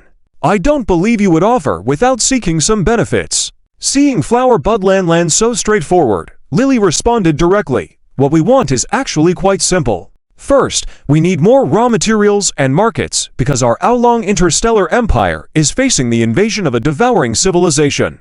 We need more financial and material resources. Controlling interstellar universal trade is the best way to acquire these resources. However, building a cross-universe trade system in a short period of time is beyond our capabilities. The Flower Fairy Federation tribe already has an existing trade system and platform. With this, we can use the Flower Fairy Federation tribe to sell our products to create market demand and gain the profits we desire. These profits can also be exchanged through the Flower Fairy Federation tribe's platform for the raw materials we need to transport to the Oolong interstellar empire. In addition, there are military matters. Truth be told, this time we not only have contact with you, but also with other interstellar civilizations. We want to enhance our influence, and trade and interactions through your networks can greatly accelerate this process. Your information network is also something we need. As the saying goes, knowing our enemies as much as we know ourselves ensures 100 victories. Flower Bud Lan could understand the importance of the information network. Although the Flower Fairy Federation tribe publicly maintained neutrality, they still collected various information for their security and trading advantages. Furthermore, if we find ourselves on opposite sides during our development, engaging in battle is not something we desire. In the principles of our Emperor, the use of force is always a last resort. If there are other options available, resorting to violence is the last thing we want. Of course, if it really comes to that, we may be forced to use force. Lily shrugged, her words containing a hint of threat, but more so honesty. Flower Bud Lan fell into thought. Lily had presented many enticing offers, and she needed to weigh the risks and benefits for her White Orchid Interstellar Trade Group. Lily pointed to the still burning incense nearby, indicating that Flower Bud Lan had less than 10 minutes to decide. Can we have some time to think this over? Flower Bud Lan stood up and politely made the request. Lily pointed to a side hall nearby, saying, "You can rest in there. I will remind you when there is only 1 minute left." Flower Bud Lan expressed her gratitude and proceeded to the side hall, followed closely by Flower Bud Nini. As they entered the side hall, Flower Bud Lan set up a light screen around them for privacy. Flower Bud Nini encouraged her sister to consider the benefits and possibilities provided by the Oolong Interstellar Empire, emphasizing the potential for growth and success for the White Orchid Interstellar Trade Group. Flower Bud Lan expressed her concern about the political implications of aligning with the Oolong Empire, highlighting the importance of maintaining independence and neutrality as interstellar traders. Despite Flower Bud Nini's impassioned pleas, Flower Bud Lan remained hesitant, grappling with the decision before them. Eventually, Flower Bud Lan seemed to reach a decision. She stepped out of the side hall and approached the Oolong Emperor sitting on the main seat. With a respectful and solemn tone, she voiced the White Orchid Interstellar Trade Group's willingness to cooperate with the Oolong Interstellar Empire. The Oolong Emperor expressed assurance that they would not regret their decision and vowed to support the White Orchid Interstellar Trade Group's growth. Formalizing their alliance, Flower Bud Lan and Flower Bud Nini resumed their seats, engaging in a different atmosphere with the Oolong Emperor and Lily. Flower Bud Lan proposed the idea of keeping their alliance discreet to maintain the Flower Fairy Federation tribe's neutral image until they secure a significant market share. The Oolong Emperor agreed to keep their collaboration confidential until they reach a certain level of success. Flower Bud Nini then inquired about the assistance promised post-collaboration. Lily stepped forward, offering connections with the top for interstellar trade groups within the Oolong Empire for trade opportunities. Flower Bud Nini then asked about acquiring interstellar transport ships, to which Lily presented a document detailing the various classes of ships and their selling prices, offering an 80% discount for their alliance. The estimated cost of a T6 class interstellar transport ship was a staggering amount, but with Lily's assurance of a discount, Flower Bud Lan and Flower Bud Nini faced tremendous opportunities and challenges in their new partnership with the Oolong Empire. Chapter 1473. Creating the Fairy Flower brand money tree for the procurement of this part of the interstellar transport ships, we can offer two ways of purchase. The first is that we sell them to you at an 80% discount, but with a restriction: you are not allowed to sell these interstellar transport ships to outsiders without our permission. The second way is that we use these interstellar transport ships to invest in your interstellar trade. We can negotiate a ratio. For example, if you buy an interstellar transport ship, and this ship participates in interstellar trade for the next 100 years, we must take 50% of the profit. Based on this, we can negotiate and offer you more favorable pricing. For example, a T5 Koi-class super heavy interstellar transport ship originally priced at 2 trillion star coins, I can sell it to you for 500 billion star coins. 25% off. Profit sharing for a single interstellar transport ship over 100 years. It has to be said, this is an enticing price. Lily's purpose in saying this is very simple. Although they won't directly intervene in the interstellar trade of the Blan Interstellar Trade Group, they must have a share in the potential lucrative cake that the Blan Interstellar Trade Group may grow into. Not only will selling interstellar transport ships earn them a profit, but the completion of universe orders using these interstellar transport ships will also bring in profits. This is Lily's idea. The Blan Interstellar Trade Group will be developed into a money tree, naturally belonging to the Avian Interstellar Empire. This proposal made Flower Lena Len think for a moment. She naturally saw the purpose and reason behind it. Yet, it was not completely unacceptable. It was similar to ordinary investments, except that they were investing with interstellar transport ships. Regarding what you mentioned earlier, the production technology of the T2, T3, and T4 level interstellar transport ships, Flower Nini eagerly asked. She had her eyes set on this. Lily smiled faintly, and then said, regarding the production technology blueprints of the T to Camel class heavy interstellar transport ship, T3 Great Whale class heavy interstellar transport ship, and T4 Giant Whale class heavy interstellar transport ship, we can provide them to you. But it comes with conditions. Firstly, for the core module, within the production requirement of 10,000 units of a single interstellar battleship, they must be purchased from the factories on our side of the Avian Interstellar Empire, and then transported to your factories for assembly. The remaining parts can be produced by your own factories. For each interstellar transport ship produced, half of the profit earned from the ship's interstellar trade for the next 100 years must be given to us. Additionally, for each produced interstellar transport ship, we will charge a corresponding technical licensing fee. For example, for the T to Camel class heavy interstellar transport ship, the technical licensing fee would be 50,000 star coins per unit. For the T3 Great Whale class heavy interstellar transport ship, it would be 2 million star coins per unit. And for the T4 Giant Whale class heavy interstellar transport ship, it would be 100 million star coins per unit, Lily explained. Zhao Chen, suppressing a smile, stood by listening attentively. Lily's calculations were meant to benefit the Avian Interstellar Empire from all aspects of the Blan Interstellar Trade Group's operations. This left the Blan Interstellar Trade Group with no reason to refuse. At a price of 1 billion star coins for a T4 Giant Whale class heavy interstellar transport ship, it was indeed a great deal. To be continued. Chapter 1474. The Special Stone Kingdom, Chapter 1474. The Special Petrochemical Disease of the Stone Kingdom, Self-Destructing Ores. No wonder such a tempting Stone Kingdom could exist in the midst of many interstellar civilizations in such a lofty manner. It turns out, it relies on the protection of these factors. This revelation caused Zhao Chen and Lilith to fall into contemplation. With this in mind, it seemed that conquering the Stone Kingdom would be a very difficult task. Conquering the Stone Kingdom is not an easy feat. But if one only wishes to engage in cooperation with them, there may be a way, Hua Yalen said, supplementing her words. Zhao Chen and Lilith immediately turned their gaze towards Hua Yalen.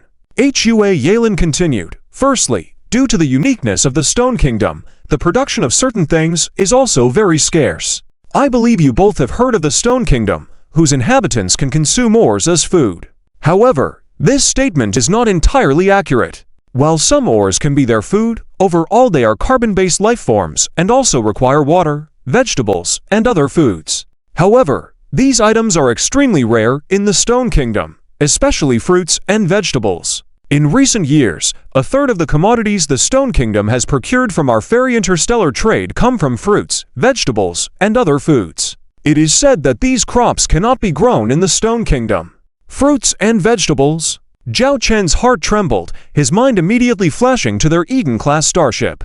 Additionally, while the Stone Kingdom isn't a belligerent race, they love collecting various powerful interstellar warships. Some noble individuals from the Stone Kingdom even purchased T6 class interstellar warships through our ferry interstellar trade solely for display in their collections. They generally have a strong desire for collecting, Hua Yalin said. Listening to Hua Yalin's evaluation, Zhao Chen couldn't help but envision a sort of nouveau rich figure, gaining wealth through local specialties and indulging in extravagant purchases. Hua Yalin looked at Zhao Chen and said, "Your Imperial Majesty, if you wish to establish a good diplomatic relationship with the Stone Kingdom, you can start from these aspects. Then please introduce us to contacts in the Stone Kingdom," Zhao Chen said. "Introducing people is not an issue.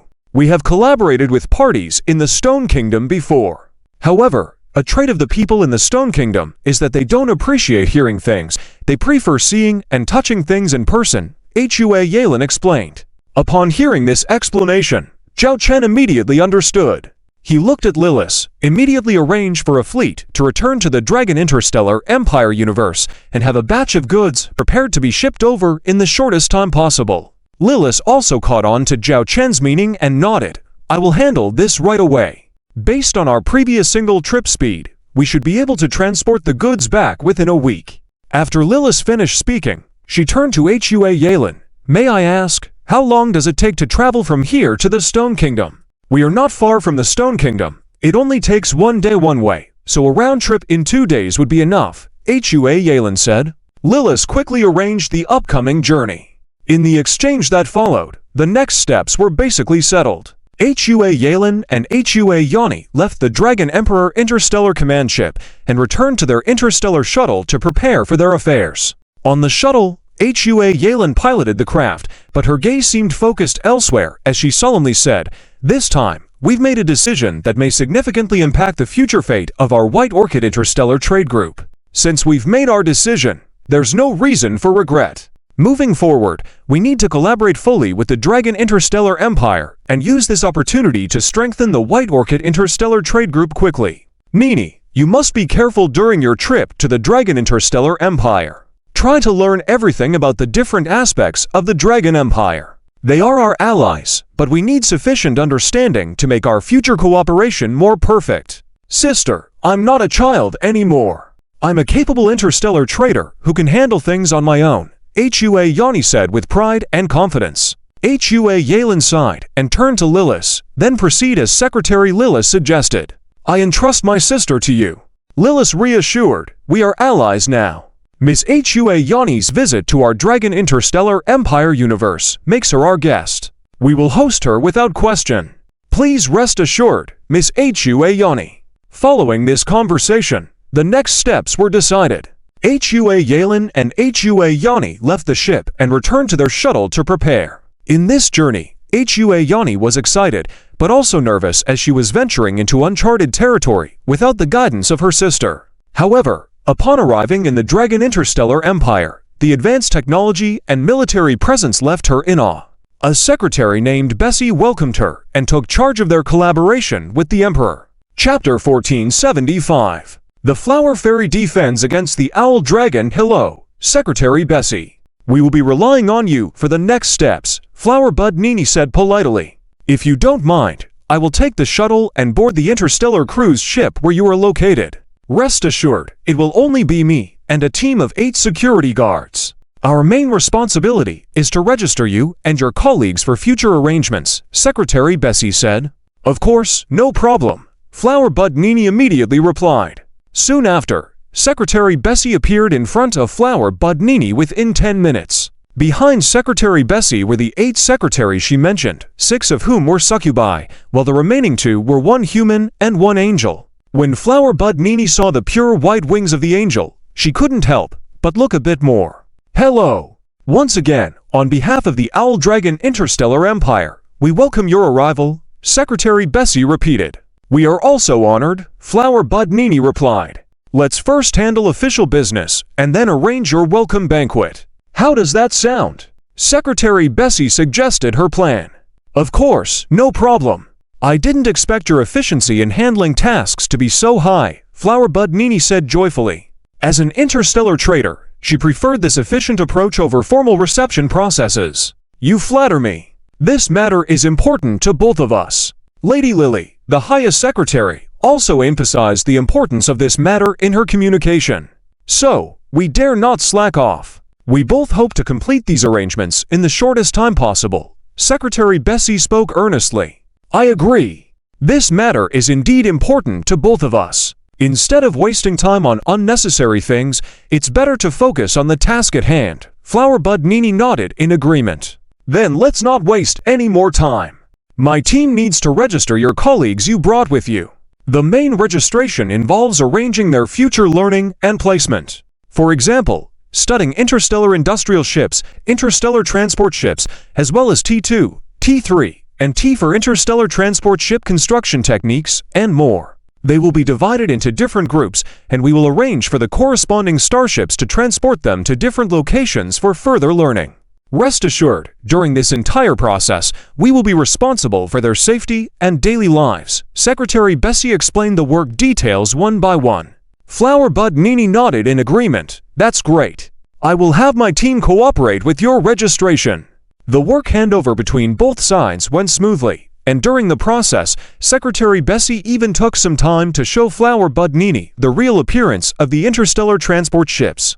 Although Flower Bud Nini had seen holographic images before, the moment the T6 Starwhale-class ultra-heavy interstellar transport ship appeared before her, she was struck with awe that words couldn't describe. She had never seen such a beautiful interstellar transport ship before, and she couldn't even imagine owning one someday. This strengthened her determination to deepen the cooperation plan with the Owl Dragon Interstellar Empire. The initial cooperation plan did not include the purchase of T6 Starwhale-class ultra-heavy interstellar transport ships. The reason being, the single purchase price of the T6 Starwhale-class ultra-heavy interstellar transport ship, even with a discount, was still very expensive. Moreover, at the moment, the White Orchid Interstellar Trading Group did not urgently need the T6 Starwhale-class ultra-heavy interstellar transport ship.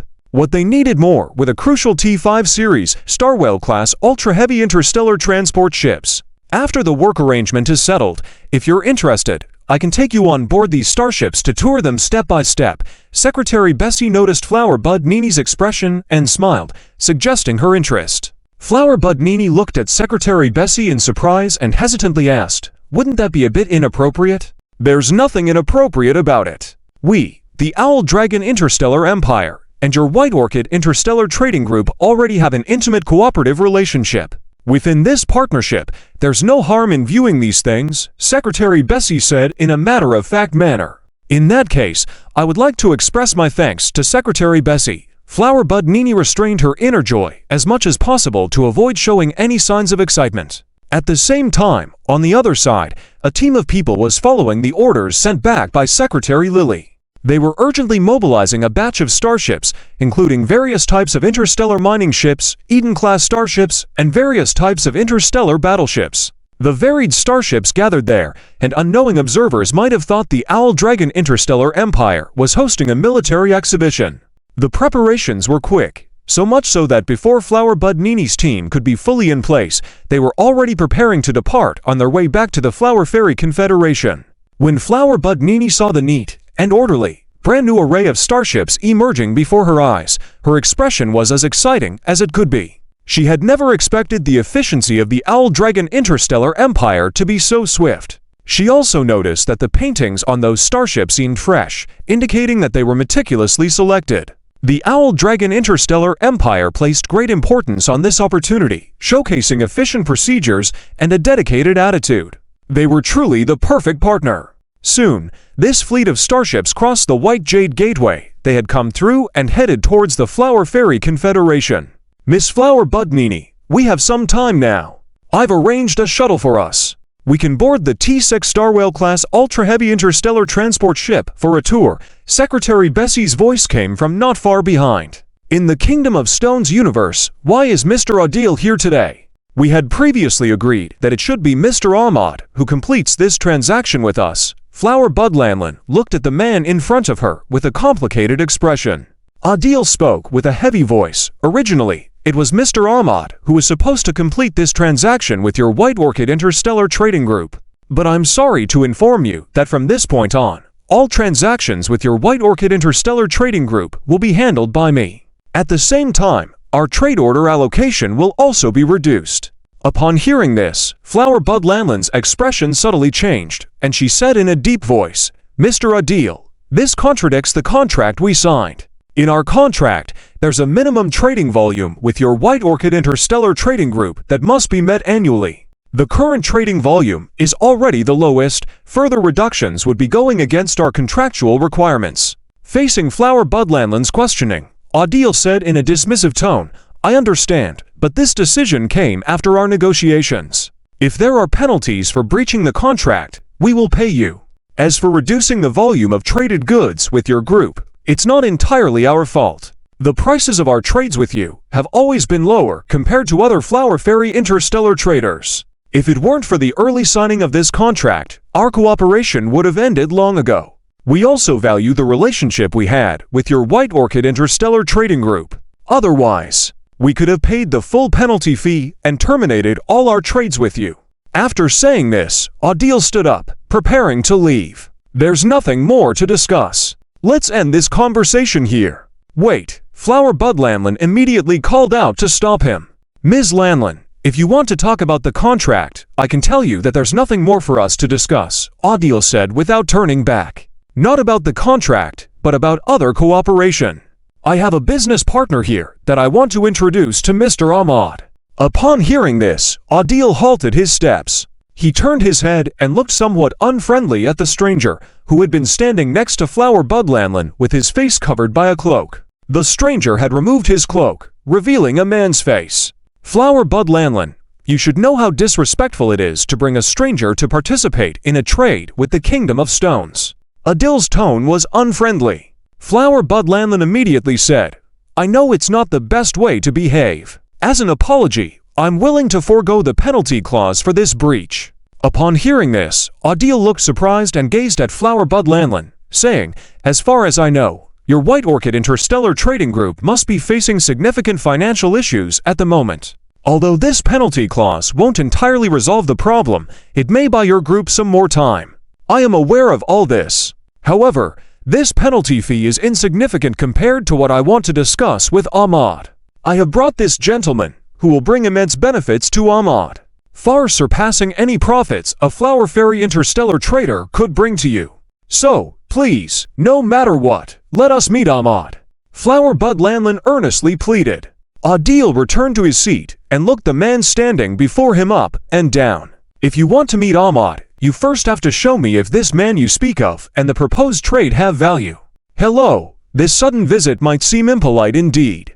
Allow me to introduce myself. I am the Owl Dragon Emperor, Zhao Chen, from the Owl Dragon Interstellar Empire. As an apology for this rudeness, and as a gift from Mr. Ahmad, I am prepared to present in person a T5 Sacred Redeemer class heavy interstellar armored heavy cannon battleship built by our Owl Dragon Interstellar Empire. Chapter 1476 Sugar-Coated Shells. Chapter 1476 Sugar-Coated Shells. Zhao Chen smiled. He looked at the male of this race in front of him.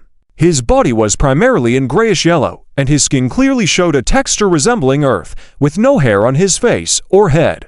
Even cracks resembling dried earth could be seen on his face. The man appeared very robust.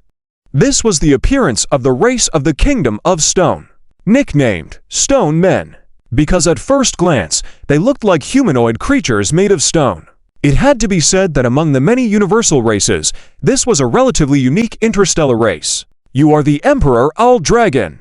Adil was initially shocked and stood up in disbelief, looking at the man in front of him, who appeared plain and ordinary. It was hard to believe that he was the Emperor of the Owl Dragon Interstellar Empire, who was rumored to have survived and triumphed after battles with civilizations that devoured.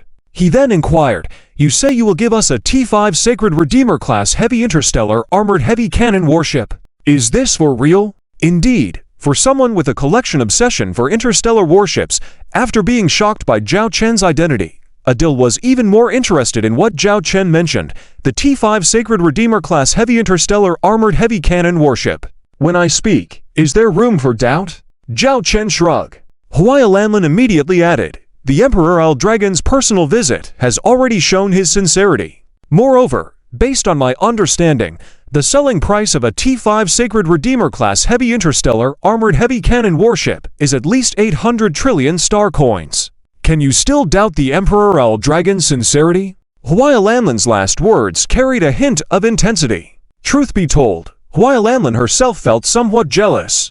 A value of 800 trillion star coins for an interstellar warship, and the Emperor Al Dragon was giving it away like a meeting gift. One could say it was lavish. It should be noted that their previous business loan with the Al Dragon Interstellar Empire during the first cooperation of the Bland Stellar Trade Group was only 100 trillion coin. Jealous, she was truly jealous. Of course, that was just the selling price. Hwaya Lanlin also understood that the higher the classification of interstellar warship, the more terrifying the profit margins. She estimated that the cost of such a T5 interstellar warship was around 8 trillion to 100 trillion star coins. If Hwaya Lanlin were to find out that in the Al Dragon Interstellar Empire, the cost of such a T5 Sacred Redeemer class heavy interstellar armored heavy cannon warship was only 40 trillion star coins, her emotions would be quite different. However, truth be told, in the current interstellar community, transactions involving T6 class interstellar warships were mostly not straightforward purchases. They typically involved additional conditions. Trade of T5 class interstellar warships was also limited in the market, with prices often being extremely high and sellers setting various terms. Therefore, the fact that the Owl Dragon Emperor was directly offering a T5 interstellar warship as a gift had even surprised Adil, representing the Kingdom of Stone, who was used to wealth and extravagance. "I wonder if we can see Mr. Ahmed now," Zhao Chen said with a slight smile. In a universe that loved interstellar warships, there was no better calling card than a warship. Why stop at one when you could have two? "Well, I need to contact Mr. Ahmed first. Please wait here for a moment." Adil immediately stood up, and while leaving, he respectfully bowed slightly towards Zhao Chen, showing a significant change in his attitude towards Zhao Chen. The Emperor is indeed generous. To give away an 800 trillion star coin warship as a meeting gift, Hwaya Lanlin looked at Zhao Chen. Zhao Chen gave a slight smile. A warship is also a commodity, and the value of a commodity is defined by people and its application. Placed elsewhere, this warship may not even be worth 100 million star coins. But here, its value is not just 800 trillion star coins. It's like the value of the T6 Star Sea Whale class super heavy interstellar transport for your interstellar trade group, and others differs entirely. Pause. Zhao Chen smiled and looked at Hwaya Lanlin. "If our future cooperation goes smoothly, I will also prepare a generous gift for the Bland Stellar Trade Group." Zhao Chen was already adept at painting these kinds of pictures. And if Hwaya Lanlin could truly satisfy Zhao Chen, she wouldn't miss this pie. Soon, there was a response from Adil. Mr. Ahmed was on his way, and they were asked to wait a little longer. Zhao Chen and Hwaya Lanlin exchanged a glance, indicating that this calling card was indeed effective. 5 hours later, a muscular figure standing at 2.5 meters tall appeared in front of Zhao Chen and Hwaya Lanlin. Though both were stone men, this particular 2.5 meter tall man, in addition to his robust appearance, had darker skin with mineral adornments that resembled obsidian dots on his skin. There were also some shiny diamonds on his face, a decoration reserved for the nobility of the Stone Kingdom. Even before this visit, Zhao Chen had known of the identity of this man, Ahmed. His family was one of the 4 major families of the Stone Kingdom, holding a high position in the kingdom, and even a prince. He had connections to the royal bloodline of the Stone Kingdom. "This here is His Excellency Emperor Al Dragon." Prince Ahmed looked at Zhao Chen. Zhao Chen nodded slightly. "I have long heard of the renowned name of the Owl Dragon Interstellar Empire. I never expected to have the honor of seeing the esteemed Emperor Al Dragon today. Pleasure to meet you." Prince Ahmed smiled, expressing his respect with a slight bow.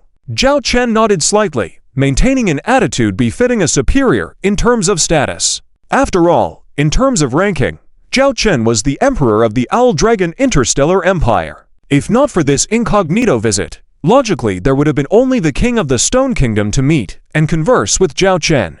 "I wonder, what is the purpose of the Emperor Owl Dragon's visit? Using the relationship between Bland Stellar Trade Group and us to meet with me here. Surely the Emperor Al Dragon has something very important in mind." Prince Ahmed smiled, stopping short of mentioning the T5 Sacred Redeemer class heavy interstellar armored heavy cannon warship.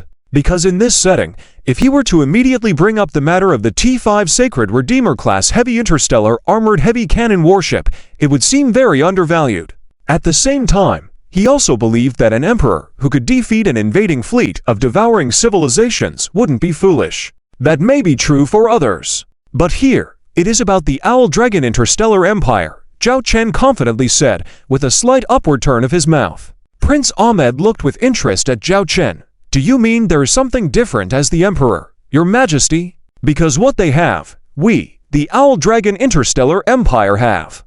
What they don't have, we, the Owl Dragon Interstellar Empire also possess. By cooperating with us, you will get many things you desire. Advanced interstellar mining ships, industrial facilities, powerful advanced interstellar warships, and stable long-term trades for various products. We can completely establish a long-term cooperative relationship between our two sides, Zhao Chen said with a smile. Prince Ahmed fell silent, his gaze steadying as he looked at Zhao Chen. Are you willing to trade with us using the Owl series of interstellar warships, including those T6 class interstellar warships? Are there any other requirements?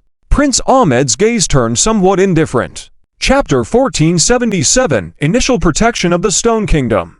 Sensing the caution in Prince Ahmed's eyes, Zhao Chen naturally knew what the other party was thinking. He smiled faintly and said with open hands, I don't have any other requests, I just want to obtain more mineral resources from the Stone Kingdom. However, considering the current efficiency of mineral output in the Stone Kingdom, it would be a drop in the bucket to purchase my T6 class interstellar warship. Although it is true that the Stone Kingdom's annual trade revenue is not small, ask yourself, how much would an unconditional T6 class interstellar warship be worth in Prince's mind? 10 trillion stars? 50 trillion stars? 90 trillion stars? Or perhaps ... 1 quadrillion stars? 10 quadrillion stars? 100 quadrillion stars? When Zhao Chen mentioned 100 quadrillion stars, neither Prince Ahmed nor Huailancelin felt that the Dragon Emperor was making an outrageous offer. Because, as they understood, several known T6 interstellar warships in the universe cost hundreds of trillion stars just to build. And their sale was hardly straightforward, as no interstellar civilization could afford the price of purchasing a T6 interstellar warship.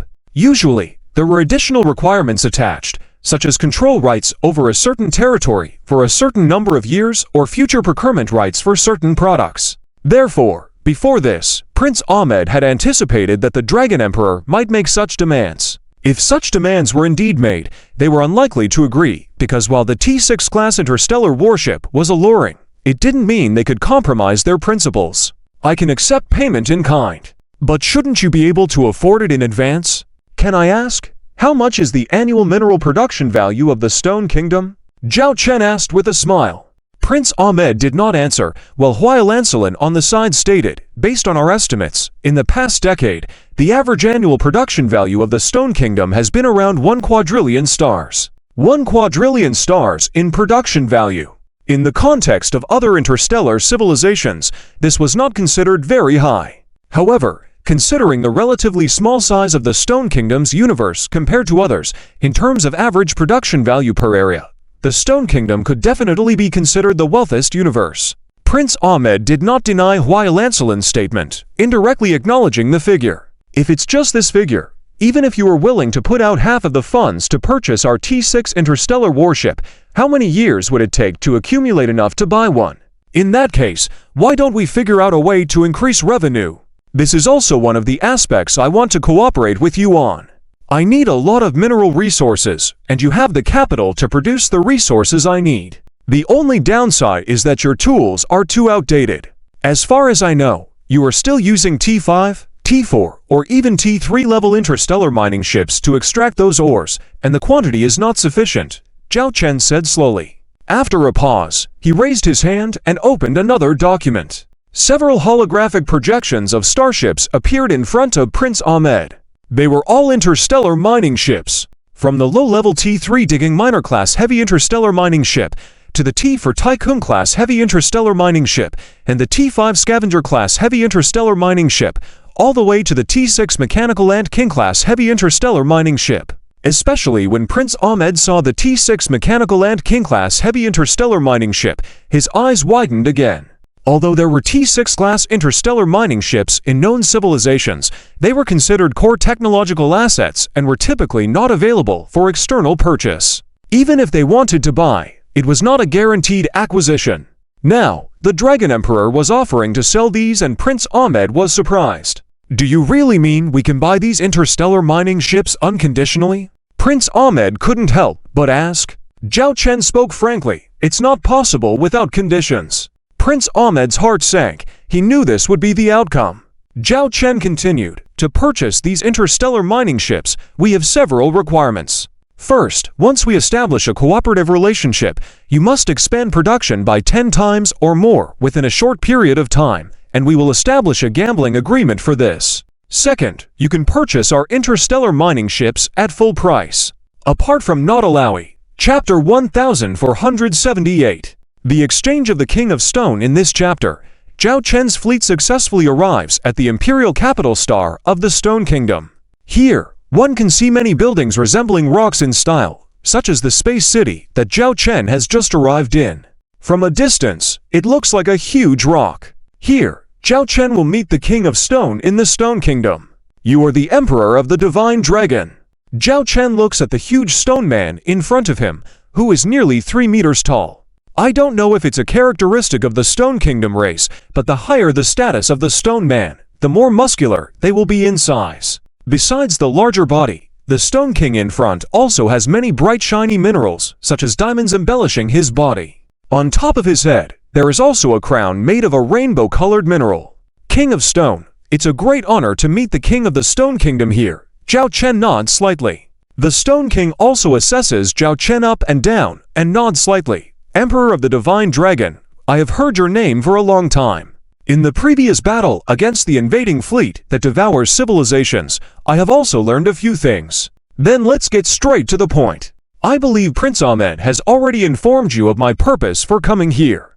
I wonder what your thoughts are on the cooperation requests we have made." Zhao Chen gets straight to the point and states the purpose of his visit. Emperor of the Divine Dragon seems to be a straightforward person. Our people in the Stone Kingdom have the same temperament, and we do not like those who hide their true intentions. The Stone King pauses before continuing. "What you discussed with Ahmed, he has already told me. The cooperation proposals you have put forward and the conditions are indeed appealing. However, this matter is crucial, and we may need to discuss it before giving you an answer." Hearing the Stone King's words, Zhao Chen does not press further, and instead points to the Divine Dragon series interstellar warships hovering in space outside. "In that case, why don't we start by visiting those Divine Dragon series interstellar warships that I have brought?" Upon hearing Zhao Chen's suggestion, the Stone King's face shows a hint of interest. Like the rest of the Stone Kingdom, he is also very interested in powerful interstellar warships. The fame of the Divine Dragon series warships has spread far and wide since that battle. The Stone King does not refuse, and a few people board the shuttle under Zhao Chen's lead to visit the interstellar warships he brought from the Divine Dragon Interstellar Empire. During this time, Huai Lanlin has been accompanying them. She is also very interested in these Divine Dragon series interstellar warships. Zhao Chen leads the Stone King to visit several combat-type interstellar warships. It even includes a T-6 Thunder Lord-class heavy interstellar destroyer. When the Stone King and the others disembark from this interstellar warship, their faces cannot hide their excitement and the expression of a child who has seen a beautiful toy. At this moment, Zhao Chen leads them into a special interstellar warship. The shape of this interstellar warship makes it impossible for them to discern what type of interstellar warship it is. "Your Majesty, Emperor of the Divine Dragon, what type of warship is this, and why is it so special?" After walking into the cabin, sitting on the floating car, the Stone King curiously asks. Zhao Chen smiles and explains, "This is a civilian auxiliary interstellar warship currently in service in our Divine Dragon series." Upon hearing this name, the interest of the stone people present suddenly decreased. They prefer combat-type interstellar warships, which they consider as artworks. Even if they cannot be used on the battlefield, seeing these interstellar warships in their collection is fulfilling to them. However, soon their thoughts are overturned as they witness an incredible scene. The narrow cabin suddenly opens up to a grand space with a bright green landscape, resembling the surface of a habitable planet. The Stone King is astonished and asks, "What is this?" Zhao Chen explains, "This is the interior of the T5 Diamond Eden-class starship." Diamond Eden-class starship? The Stone King repeats the name of this type of warship in confusion. Zhao Chen elaborates, the Eden-class starship was specially developed by our Divine Dragon Interstellar Empire to cultivate a mobile ecological system in the universe. Here, various crops and livestock can be grown and raised. The ecosystem is sustainable and can provide a continuous supply of various foods, as it can move and actively absorb energy when necessary, even approaching a star to do so. Apart from the energy consumed during the initial activation, it hardly requires any energy during its service. The entire ecosystem is sustainable and can provide a continuous supply of various foods. Zhao Chen explains. Huaya Lanlin's eyes light up upon hearing this explanation. Subsequently, Zhao Chen personally guides them to stroll around this vast world. As they pass by the orchard, Zhao Chen picks some fruits and hands them to the Stone King and others. When the Stone King and his companions taste these fruits, they express surprise, as the flavor is much better than the fruits they procure elsewhere. Miss Huaya Lanlin, why are the fruits here tastier than the fruits from your Flower Fairy Interstellar Trading Company? Prince Ahmed looks at Huaya Lanlin with suspicion. Perhaps they feel deceived, thinking that the Flower Fairy Interstellar Trading Company has duped them with subpar products. Huaya Lanlin quickly explains, the fruits and crops procured by our Flower Fairy Interstellar Trading Company are all top-notch from various regions. They never offer subpar goods. As for the fruits here, they are indeed excellent. Huaya Lanlin looks to Zhao Chen for help. She is also clueless about why the fruits here are sweeter and better than the top-grade fruits they purchase. Zhao Chen does not allow Huaya Lanlin to continue to suffer and explains with a smile. Prince Ahmed, you are mistaken to blame Huaya Lanlin and the Flower Fairy Interstellar Trading Company. When they cooperate with you, they ensure the quality of the goods. As for why the fruits here are sweeter, it's a feature of our Eden-class starship, using T5 technology-level cultivation techniques. Recently, we have also upgraded the seedlings, so the fruits grown casually here are at least top-grade quality compared to those in the market outside. We even have premium fruits that taste even better. When we leave later, I will have someone prepare a sample for you to take back. Zhao Chen explains with a smile. The level of the seedlings upgrade is something to be thankful for to the Holy Elven Empire. Their seedlings are indeed excellent. Coupled with the technological expertise of the Eden-class starship, it is an excellent match. Hearing Zhao Chen's explanation, Huaya Lanlin breathes a sigh of relief. At the same time, she looks at Zhao Chen with more enthusiasm, scanning the interior space of the starship. Oh, may I ask if this Eden-class starship is also included in our cooperation plan? The Stone King eagerly asks. Among the Stone Kingdom, fruits and vegetables are considered luxury items. Often, they need to spend tens of times the price to purchase these fruits and vegetables from outside. Possessing this Eden-class starship would mean they could produce these fruits and vegetables themselves. Zhao Chen smiles and says, of course, all the interstellar warships I have brought for this exhibition are part of our cooperation projects. You can purchase these interstellar warships as needed. Zhao Chen had planned in advance to bring the most desired starships of the Stone Kingdom. Not only the interstellar mining ships and warships, but also these Eden-class starships. This move also expands the market. Currently, within the confines of the Divine Dragon Interstellar Empire, the food trade market of the Eden-class starships is almost full. Although not every citizen of the Divine Dragon Interstellar Empire can afford to eat top-grade fruits, they can afford the basic fruits required for their daily lives, such as consuming 2 or 3 apples a week. To enjoy better quality fruits, they need to strive for it themselves. Zhao Chen understands the desire for enjoyment, which is an essential factor that drives their carbon-based lives to continue working hard. Meeting the vast majority of their desires may cause them to become complacent and ineffective in various affairs. Therefore, Zhao Chen only satisfies their basic daily living needs and presents better options for them to access in their daily lives. This way, they will continue to strive for a better life. Getting back to the topic, Zhao Chen observes the attitude of the people before him and realizes that his move is very well planned. Even Huaya Lanlin, by his side, is attracted by Zhao Chen's move. The food trade sale is also a project Zhao Chen is preparing to collaborate with the White Orchid Interstellar Trading Group.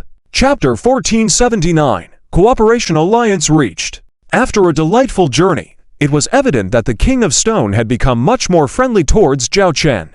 The two of them seemed like old friends who hadn't seen each other in years. The King of Stone even invited Zhao Chen to visit his palace, but Zhao Chen declined due to a tight schedule. When they returned to the meeting hall in the Space City, the King of Stone smiled at Zhao Chen and directly said, regarding the cooperation proposal mentioned by His Majesty, the Dragon Emperor before, I think we can discuss some of the details. Hua Yalanlan, who was watching from the side, was secretly delighted.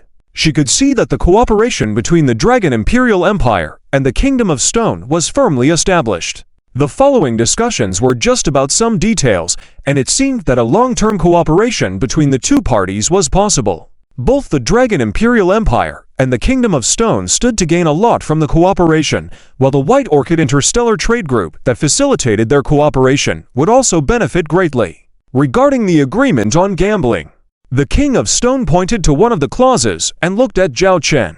Zhao Chen smiled and said, "You should know the requirements of the gambling agreement are not very strict. With our provision of the corresponding interstellar mining ships, it is entirely feasible to increase production within the given time frame. In the end, you will gain more mineral resources, and we can also purchase more mining resources without any issues. Isn't that so? As for why we need to establish such an agreement, it is actually to ensure a mutual benefit for both parties. As the saying goes, diplomacy before conflict. If we settle all matters, there will be no unnecessary conflicts or disputes in the future." Hua Yalanlan also agreed, saying, "Yes, everything is clearly written here. If there are any issues, you can raise them directly. Everyone is straightforward about their demands, and mutual consent is the key to successful cooperation. Isn't that what Your Majesty the King likes the most?" The king nodded. He didn't have any objections to this suggestion. Soon, the king instructed his subordinates to start detailed negotiations with Lily's side. The cooperation method was similar to the one with the White Orchid Interstellar Trade Group. The Kingdom of Stone did not possess enough wealth to fully purchase the interstellar mining ships, so a collaborative approach was taken, buying a batch of such ships at a low price. Aside from interstellar mining ships, the ships purchased by the Kingdom of Stone also included interstellar warships and various types of interstellar Eden ships. For example, the ships showcased by Zhao Chen this time were mostly retained. Furthermore, the mineral resources style that Stone Kingdom would export in the future would directly account for 90% of the market share enjoyed by the Dragon Imperial Empire. This meant that the Kingdom of Stone would become a resource base for the Dragon Imperial Empire in the future. Later, Zhao Chen proposed another idea, to establish a cross-universe permanent Stargate between the Kingdom of Stone and the Dragon Imperial Empire for easy cooperation. The construction costs would be borne entirely by the Dragon Imperial Empire. The Stargate built on the Stone Kingdom side would be controlled by the Kingdom of Stone, allowing each side to control their respective Stargates. After the Holy Elf Empire was responsible for building the permanent universal Stargates between the two worlds, the Dragon Imperial Empire quickly mastered the technology and had no problem constructing a cross-universe Stargate for interstellar navigation. The king hesitated slightly about this proposal, but eventually agreed. The cross-universal Stargate, connecting the Dragon Imperial Empire and the Kingdom of Stone, was expected to be completed within 3 months. Watching this series of cooperation, Hua Yalanlan glanced meaningfully at the Dragon Emperor. Once all these cooperation agreements were finalized, the Universe Stargate appeared to be merely a supplemental cooperation project. However, once built, this Universal Stargate would greatly reduce the distance between the Dragon Imperial Empire and the Kingdom of Stone, potentially tying the Stone Kingdom irreversibly to the Dragon Imperial Empire in the future. One had to admit that the Dragon Emperor not only focused on the present, but also laid out plans for the future. Underneath this series of operations lay hidden many benefits. Hua Yalanlan was glad to be able to cooperate with such a smart individual, but also worried that the White Orchid Interstellar Trade Group might end up in a precarious situation. The negotiation ended within less than 20 hours. The Dragon Emperor Zhao Chen signed all the cooperation agreements with the Kingdom of Stone, marking the beginning of a long-term partnership between the Dragon Imperial Empire and the Stone Kingdom. At this point, Zhao Chen declined the king's invitation to stay longer. With various matters at hand, he needed to return and address many issues with no time to spare. He bid farewell to the Kingdom of Stone, leaving promptly with Hua Yalanlan. Upon their return to the Cosmic Fairy Federal Tribe universe, Hua Yalanlan looked at Zhao Chen and earnestly said, "Your Majesty, regarding those Eden-class starships of yours, the White Orchid Interstellar Trade Group also hopes to engage in relevant cooperation with you. Or perhaps we could directly purchase a batch of such Eden-class starships from you. Zhao Chen looked at Hua Yalanlan, inwardly smiling as another fish took the bait. He smiled and said, "Of course, we can cooperate on these Eden-class starships. However, considering the economic situation of the White Orchid Interstellar Trade Group and your capabilities, it might be challenging to utilize this resource in a short amount of time." Hua Yalanlan's expression dimmed slightly because what the Dragon Emperor said was true. After the previous cooperations, the White Orchid Interstellar Trade Group would undergo restructuring, which would take some time to settle. The existing work areas were not fully mastered yet, and now developing another business area would indeed strain the group. In fact, maybe in this way, these Eden-class starships are already associated with a food trade group in our Dragon Imperial Empire. But apart from the Sacred Elf Empire universe, there are no established trade channels in other universes. Instead of solely managing this area, you might find it difficult to digest it within a short period. It would be better for both parties to cooperate. You handle sales and transportation, while the Eden Food Trade Group manages production. This way, you save on the cost of purchasing Eden-class starships. Food trade is crucial, as quantity matters significantly. Even if you initiate this business area, it will be challenging to dominate the market in a short time frame if you cannot secure a large number of Eden-class starships simultaneously. Zhao Chen shared his thoughts. Hua Yalanlan instantly understood the Dragon Emperor's intentions. While it might seem like cooperation, in reality, the White Orchid Interstellar Trade Group was being used as a pawn. However, even if they were only in charge of sales, it was no small benefit. The greatest advantage was rapidly seizing the market share and market position of the White Orchid Interstellar Trade Group. These values were immeasurable. In the end, Hua Yalanlan nodded in agreement with Zhao Chen's proposal concerning the food trade cooperation plan. Chapter 1480 Development Map. The Bridge of the Dragon Emperor Interstellar Command Ship has concluded all negotiations after leaving some diplomatic personnel behind. The Owl's fleet, where Zhao Chen is located, is preparing to head to the next destination. This destination is not part of the Owl's interstellar empire. Are we really going directly to Charlotte's universe? Lily looked at Zhao Chen with some worrying. Heading to an unknown high-risk universe without any preparation. Your safety. This is completely different from going to the Fairy Federation universe. At least in the Fairy Federation universe, there is an announced permanent neutrality. Sitting on the captain's chair, Zhao Chen calmly replied, "If we first return to the Owl's interstellar empire, contact Charlotte's side, and then head to the universe where Charlotte is located, the time needed for travel alone would be at least 10 days. We don't have that much time to waste now. If we depart directly from here, it will only take 3 days." Seeing Zhao Chen's firm attitude, Lily sighed helplessly, knowing she couldn't persuade the emperor. She could only quietly instruct Commander Shang Xiangxiang to make thorough preparations for the upcoming journey. Then, which universe are we preparing to go to? Lily asked Zhao Chen, waiting for his decision.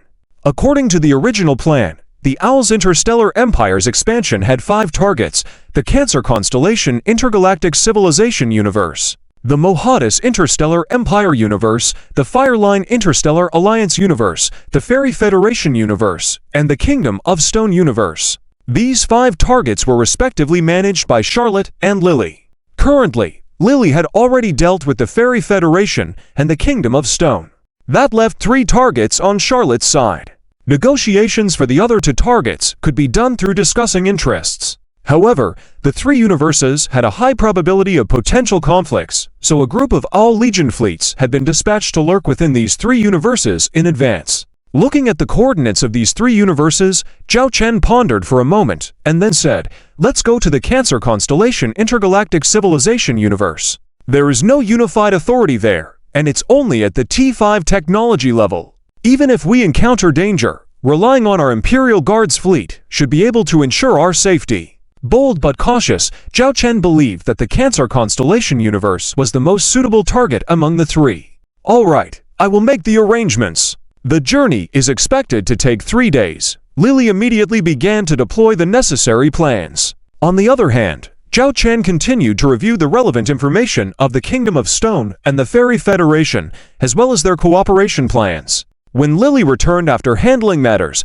Zhao Chen was still engrossed in studying the details. "Lily, in your estimate, how far do you plan to develop the Bright Star Trade Group?" How much time is needed? How much benefit can it bring to us? Zhao Chen directly asked Lily. Lily had quickly formulated a series of cooperation content with the Bright Star Trade Group, indicating that she had a general idea of their potential. Standing next to Zhao Chen, Lily projected a map of the Enterprise's development before him, resembling a small sapling growing towards a towering tree. According to our calculations, the initial investment phase will take about 3 months. Within 3 months, the Bright Star Trade Group will become the largest interstellar trader in the Fairy Federation, occupying over 30% of the market share. The difficulty of this is not high, given the capabilities and talents of Lily Highland. Previous restraints have hindered her full potential. With our help to remove these constraints and provide her with various assistance, such as interstellar transport ships, L-Series products, and food trading, it should be enough for Lily Highland to quickly develop the Bright Star Trade Group within a short time frame. Lily then continued, currently, the net profit of the Bright Star Trade Group is around 500 trillion star coins. Within 3 months with our assistance, this figure could directly increase to 30 trillion star coins, with an estimated monthly average of 250 trillion star coins, occupying 30% of the market share in the Fairy Federation. To mention, the combined pure profits of all interstellar trade groups in the Fairy Federation amount to nearly 10 quadrillion. This means surpassing all T5-level interstellar civilizations and competing with some T6-level civilizations. Impressed, Zhao Chen nodded in agreement, acknowledging the potential of the collaboration. Lily explained that the Bright Star Trade Group's profits could maintain a growth rate of at least 10% per month for 3 years after the initial development phase. This would result in yearly earnings reaching 800 trillion star coins during the first year, with an average monthly income exceeding 600 trillion star coins. This marked a substantial increase compared to the initial 500 trillion. Furthermore, the Bright Star Trade Group's annual profit could reach at least 5 quadrillion star coins within 3 years of planning. Lily mentioned that half of these profits would be shared with their collaboration. This did not even account for the future loans from the Bright Star Trade Group, purchase costs of their products, acquisition of all interstellar warships, nor the authorization fees for producing related interstellar warships. If taken into account, the Bright Star Trade Group could potentially earn 50 quadrillion star coins in a year, of which at least 40 quadrillion would belong to them. They discussed the potential exponential growth of the Bright Star Trade Group and the Kingdom of Stone's valuable mineral resources. This established a clear picture of the future financial success in store for both entities. Reflecting on the extensive potential and ambitious plans laid out by Lily, Zhao Chen couldn't help but comment, "I feel like retirement is further away than ever." Lily, appearing more like a stellar empress with the zeal and excitement in her eyes, was brimming with a strategic vision that surpassed present planning and ventured into a grand future. As they navigated their way to the Cancer constellation intergalactic civilization universe, Zhao Chen authorized preliminary scouting and information-gathering efforts led by Commander Shang Xiangshang to obtain a better understanding of the unfamiliar territory they had entered. Understanding the intricate political landscape and lacking a unified authority within the Cancer constellation universe, Zhao Chen and Lily acknowledged the challenges that lay ahead. They strategically aimed to secure a foothold in this complex universe, recognizing its immense potential for future growth and influence in the region. Affirming their commitment to grasp opportunities and exercise influence in the vast expanse of the interstellar realms, the Dragon Emperor Interstellar Command Ship advanced into the uncharted territories with a determined spirit, ready to navigate the uncertain cosmos with unwavering resolve. Chapter 1481 of the Cancer Constellation, Interstellar Civilization. The interstellar stealth reconnaissance ship responsible for patrolling this area of space quickly sent back several messages. Firstly, they confirmed their current location in the northern territory of the Cancer Constellation Interstellar Civilization, estimated to be at the junction of 3 interstellar powers. Not far away, a starry battlefield was discovered where 2 fleets from different interstellar powers were engaged in battle. It was reported that a total of 1 million interstellar warships were involved, with an average of 300,000 warships dispatched by each side. The situation was clear. The outcome was inevitable, with one side surrounded destined to fall. At the same time, the Dragon Emperor's Interstellar Command Ship also made contact with a fleet of the Owl Dragon Legion stationed here. A video window appeared in front of Zhao Chen. Although slightly blurry, Zhao Chen could still see the figure opposite. A female officer in the armor of the Owl Dragon Legion stood straight and saluted. "Commander of the Owl Dragon 5th Legion Fleet Group, Leona, greets Your Majesty the Emperor." Yes, the one responsible for the Cancer Constellation interstellar civilization was Princess Leona, a female dragon. Leona had since shed her former arrogant demeanor, and now appeared more like a strict and commanding officer. Her eyes exuded a rigorous and fearless aura. "Tell me, how are the developments here now?" Zhao Chen inquired straightforwardly. Leona immediately reported the progress made in this area during his absence. Due to the inability to communicate across universes, after Charlotte assigned her a series of tasks, everything here was left under Leona's control. So, before Zhao Chen arrived, Leona was the highest authority in this area. She guided the progress of the Owl Dragon interstellar empire here. We infiltrated the Cancer Constellation interstellar civilization according to Marshal Charlotte's instructions. We did not immediately alarm the local interstellar powers. Instead, we subtly contacted the king of the giant-toothed sea monster tribe. At the same time, he has launched a plan to unify the giant-toothed sea monster tribe, all with our help. In terms of popularity, it is his responsibility. And for any threats of force, we take care of everything. We did not reveal the identity of our own Owl Dragon Legion fleet to the outside world. In some military actions, we claim that we are a private army nurtured by the king of the giant-toothed sea monster for many years. And we have strictly controlled the Legion fleets we have exposed. Up to now, although we have 300,000 interstellar warships, only less than 50,000 have been deployed in military operations. And we have not used T6 level interstellar warships, so no one has suspected us so far. According to our recent contact meeting with the king of the giant-toothed sea monster, no accidents are expected.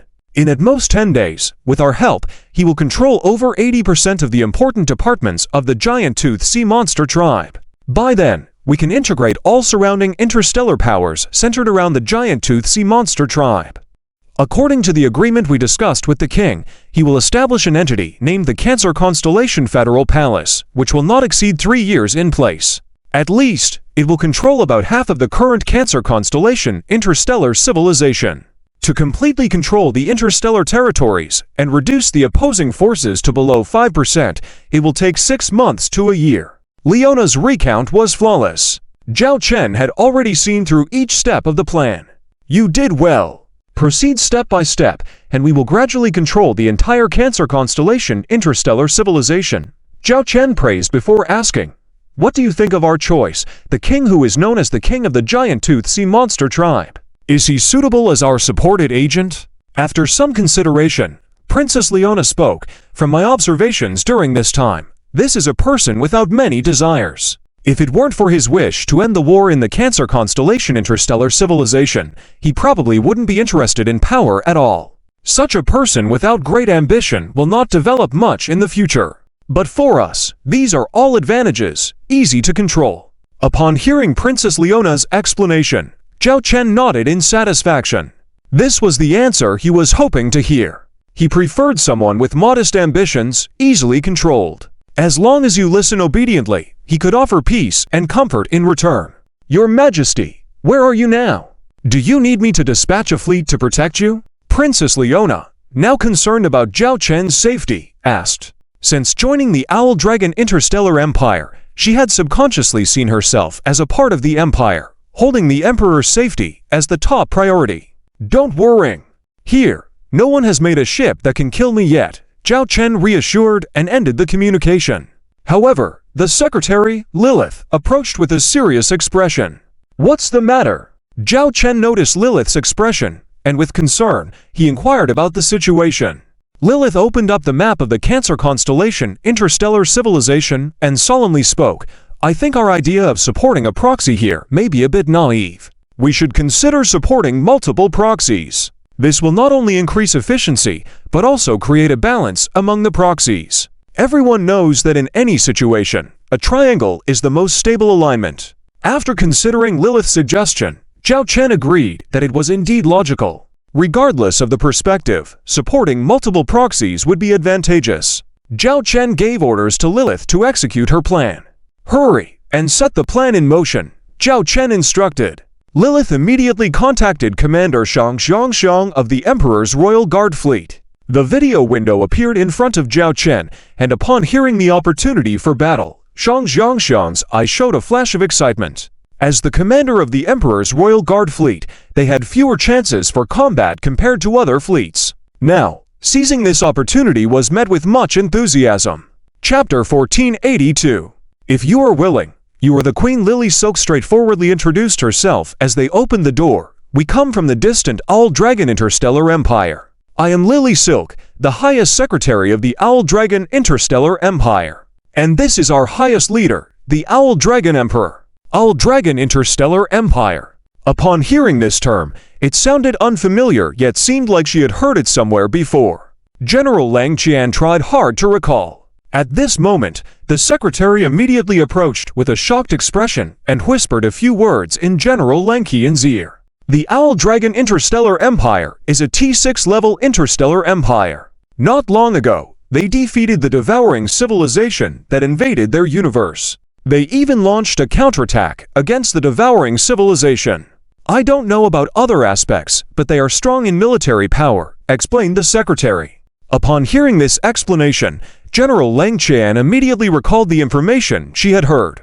At that time, there were many internal affairs in the Luo Kingdom, and the difference between a T5 interstellar empire and a T6 interstellar empire was significant. One governed the entire interstellar universe, while the other only barely existed in a star domain.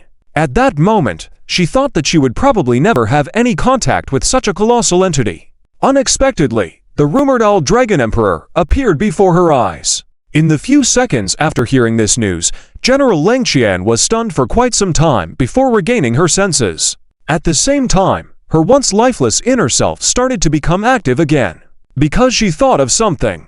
The appearance of the powerful Owl Dragon Emperor of the Owl Dragon Interstellar Empire here was definitely not just a casual visit, it was a well-prepared visit. And contacting her directly, it was most likely aimed at the Luo Kingdom.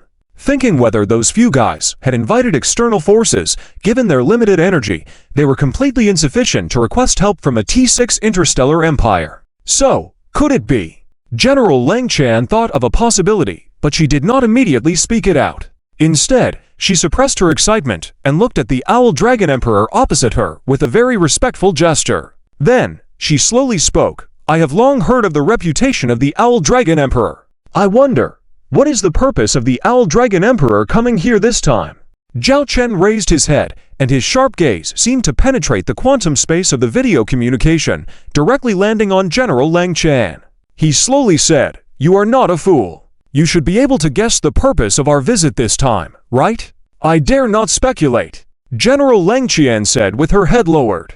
Zhao Chen coldly said, If I wanted to hear your speculation, could it be a test? General Lang Qian calmed down her excited emotions. She raised her head to look at the formidable Owl Dragon Emperor in front of her, and said, with a very solemn tone, I have long heard of the fame of the Owl Dragon Emperor. I wonder, on this visit, what is the purpose of the Owl Dragon Emperor? Zhao Chen's stern face revealed a slight smile. Then he applauded and said, Indeed, General Lang Qian, the most renowned commander of the Luo Kingdom. You guessed our purpose in such a short time.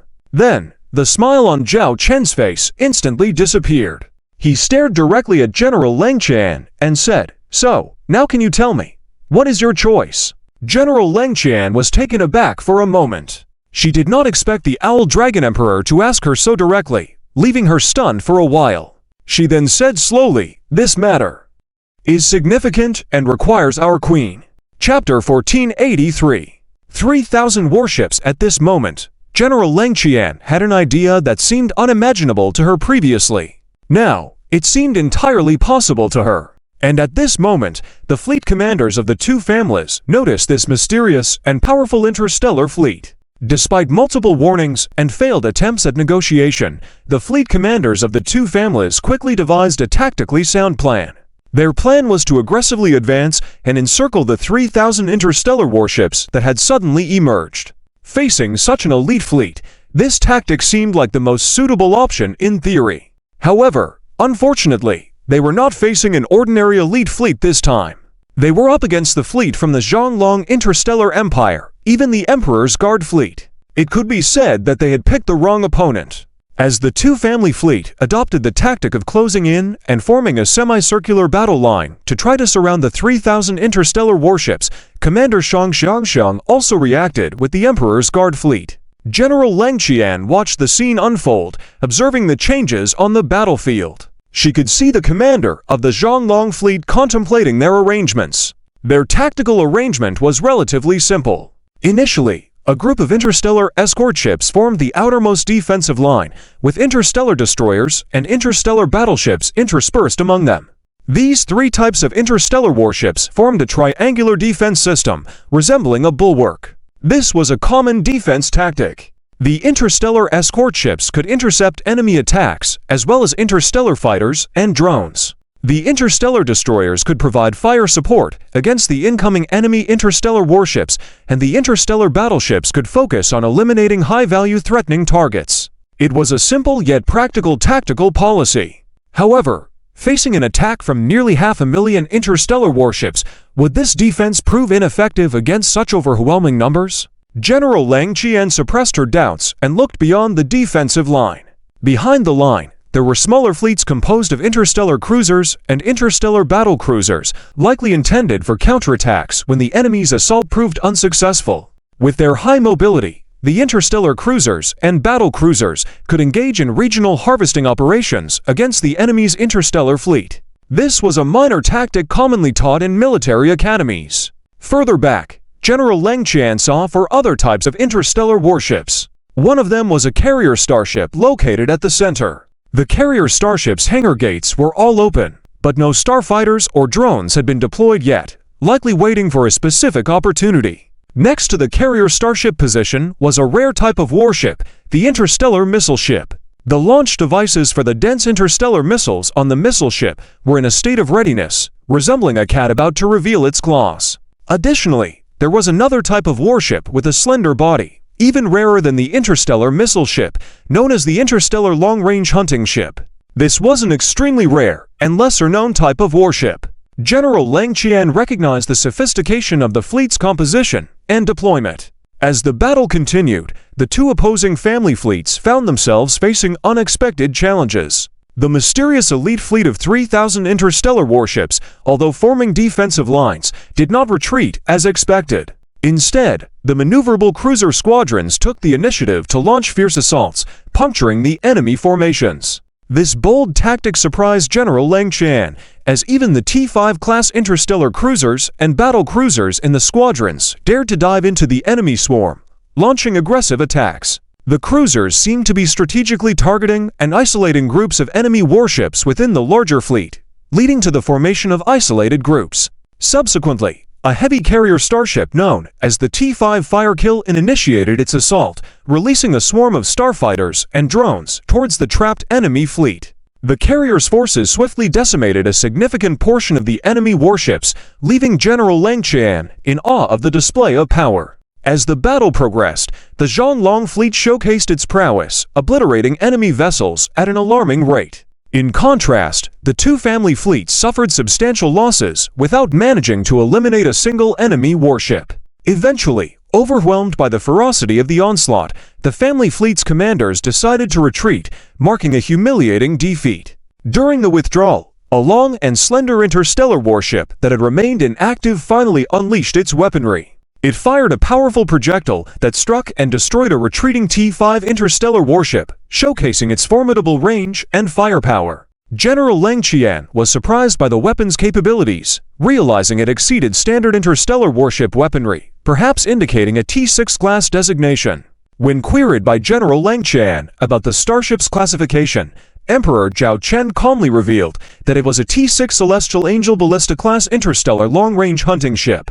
Despite typical use being precision elimination of high-value targets before or at the onset of battles, it had proved effective in providing a finishing blow during their engagement. Witnessing the coordinated attacks and effective strategies employed by the Zhonglong fleet, General Lang Qian commended their exceptional combat capabilities. In the aftermath of the battle, General Lang Qian expressed a newfound respect for the Zhonglong Interstellar Empire, acknowledging their formidable strength demonstrated through the elite fleet of T-5 and T-6 interstellar warships. Recognizing the potential value of such a powerful fleet, General Lang Qian pledged her ability to assert control over the entire Lu star domain within 20 days with a fleet of 10,000 interstellar warships. Emperor Zhao Chen, noting the exceptional offer, explained that the current fleet was his personal guard fleet, equipped with superior T4 class and above interstellar warships. Acknowledging the strength of the Zhonglong fleet, General Lang Qian affirmed her confidence in achieving her promised objectives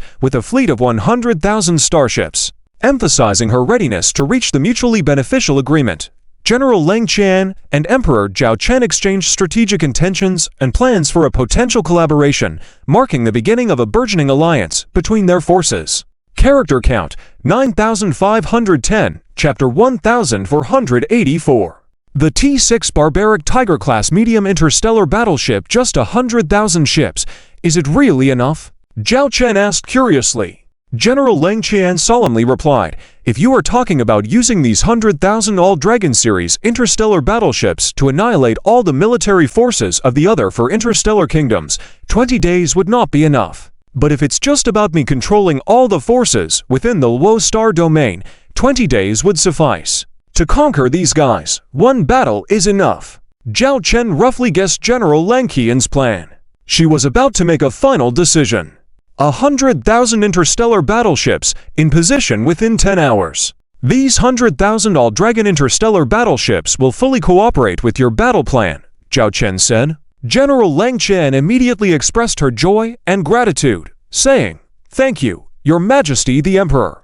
At this moment, Zhao Chen's tone turned serious as he continued, "But remember, this is our deal. From now on, the Kingdom of Luo will be a part of our All-Dragon interstellar empire.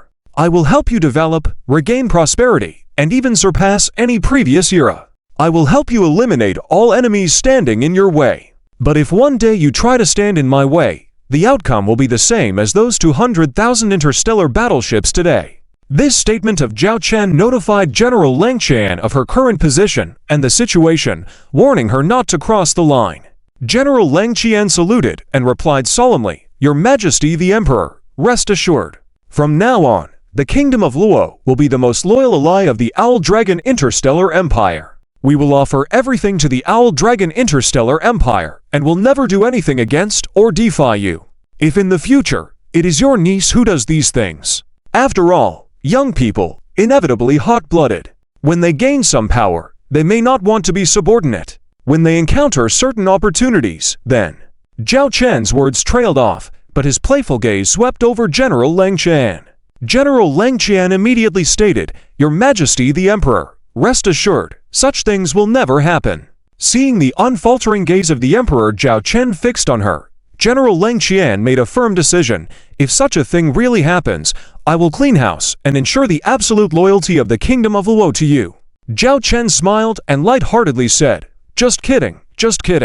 There's no need to be so serious. I also know that such things will not happen. All right. Focus on rallying your fleet now. My interstellar fleet will accompany you back to the capital star. Although the reinforcements of those 100,000 interstellar battleships will take 10 hours to arrive, we should be able to handle some challenging situations in the meantime using my guard fleet. Yes, General Lang Qian replied, adopting an attitude and posture that placed herself under Zhao Chen as a subordinate. The video communication was temporarily suspended. Zhao Chen turned to Lila beside him and asked, "How do you feel about this?" This General Lang Qian is a smart individual. Working with such a smart person can indeed be reassuring. However, it cannot be ruled out that, at some point, she may make some clever missteps. Lila gave her assessment. Zhao Chen pondered and replied, "The possibility of such missteps does exist. But for now, she is indeed the most suitable partner for us to cooperate with. In that case, we should trust her to handle things here. We need an intelligent agent to manage everything here and in the future. Of course, if something undesirable happens, we have the capability to handle it." Lila nodded and looked at Zhao Chen, asking, "Your Majesty, how do you plan to help the Kingdom of Luo? Will you directly send in the Owl Dragon fleet for intervention, or perhaps sell them military equipment behind the scenes, such as advanced interstellar battleships, to help them build an interstellar fleet and strengthen their interstellar kingdom? I think we are pressed for time now. We should take a two-pronged approach. On one hand, We provide necessary military support, provided it doesn't compromise our domestic cosmic defense. On the other hand, we can sell them a batch of interstellar battleships. According to the military levels of the Cancer constellation interstellar civilization, our T4 and T5 class interstellar battleships will easily suffice for them.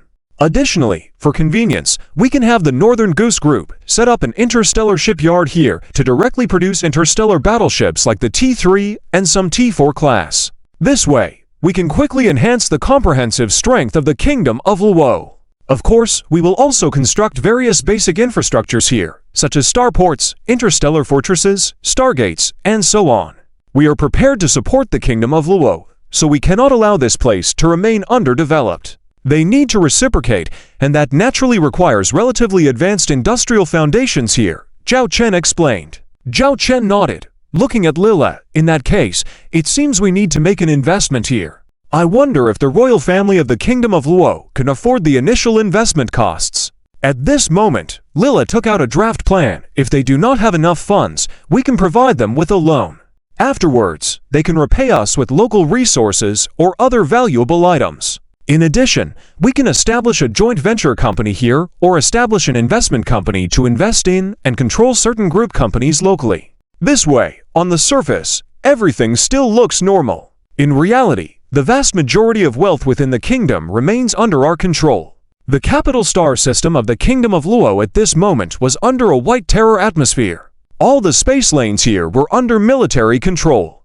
The second fleet of the Kingdom of Luo claimed control of the kingdom's capital star system, and any interstellar battleships, whether civilian or military, were not allowed to take off without permission. Any launch would be met with immediate destruction.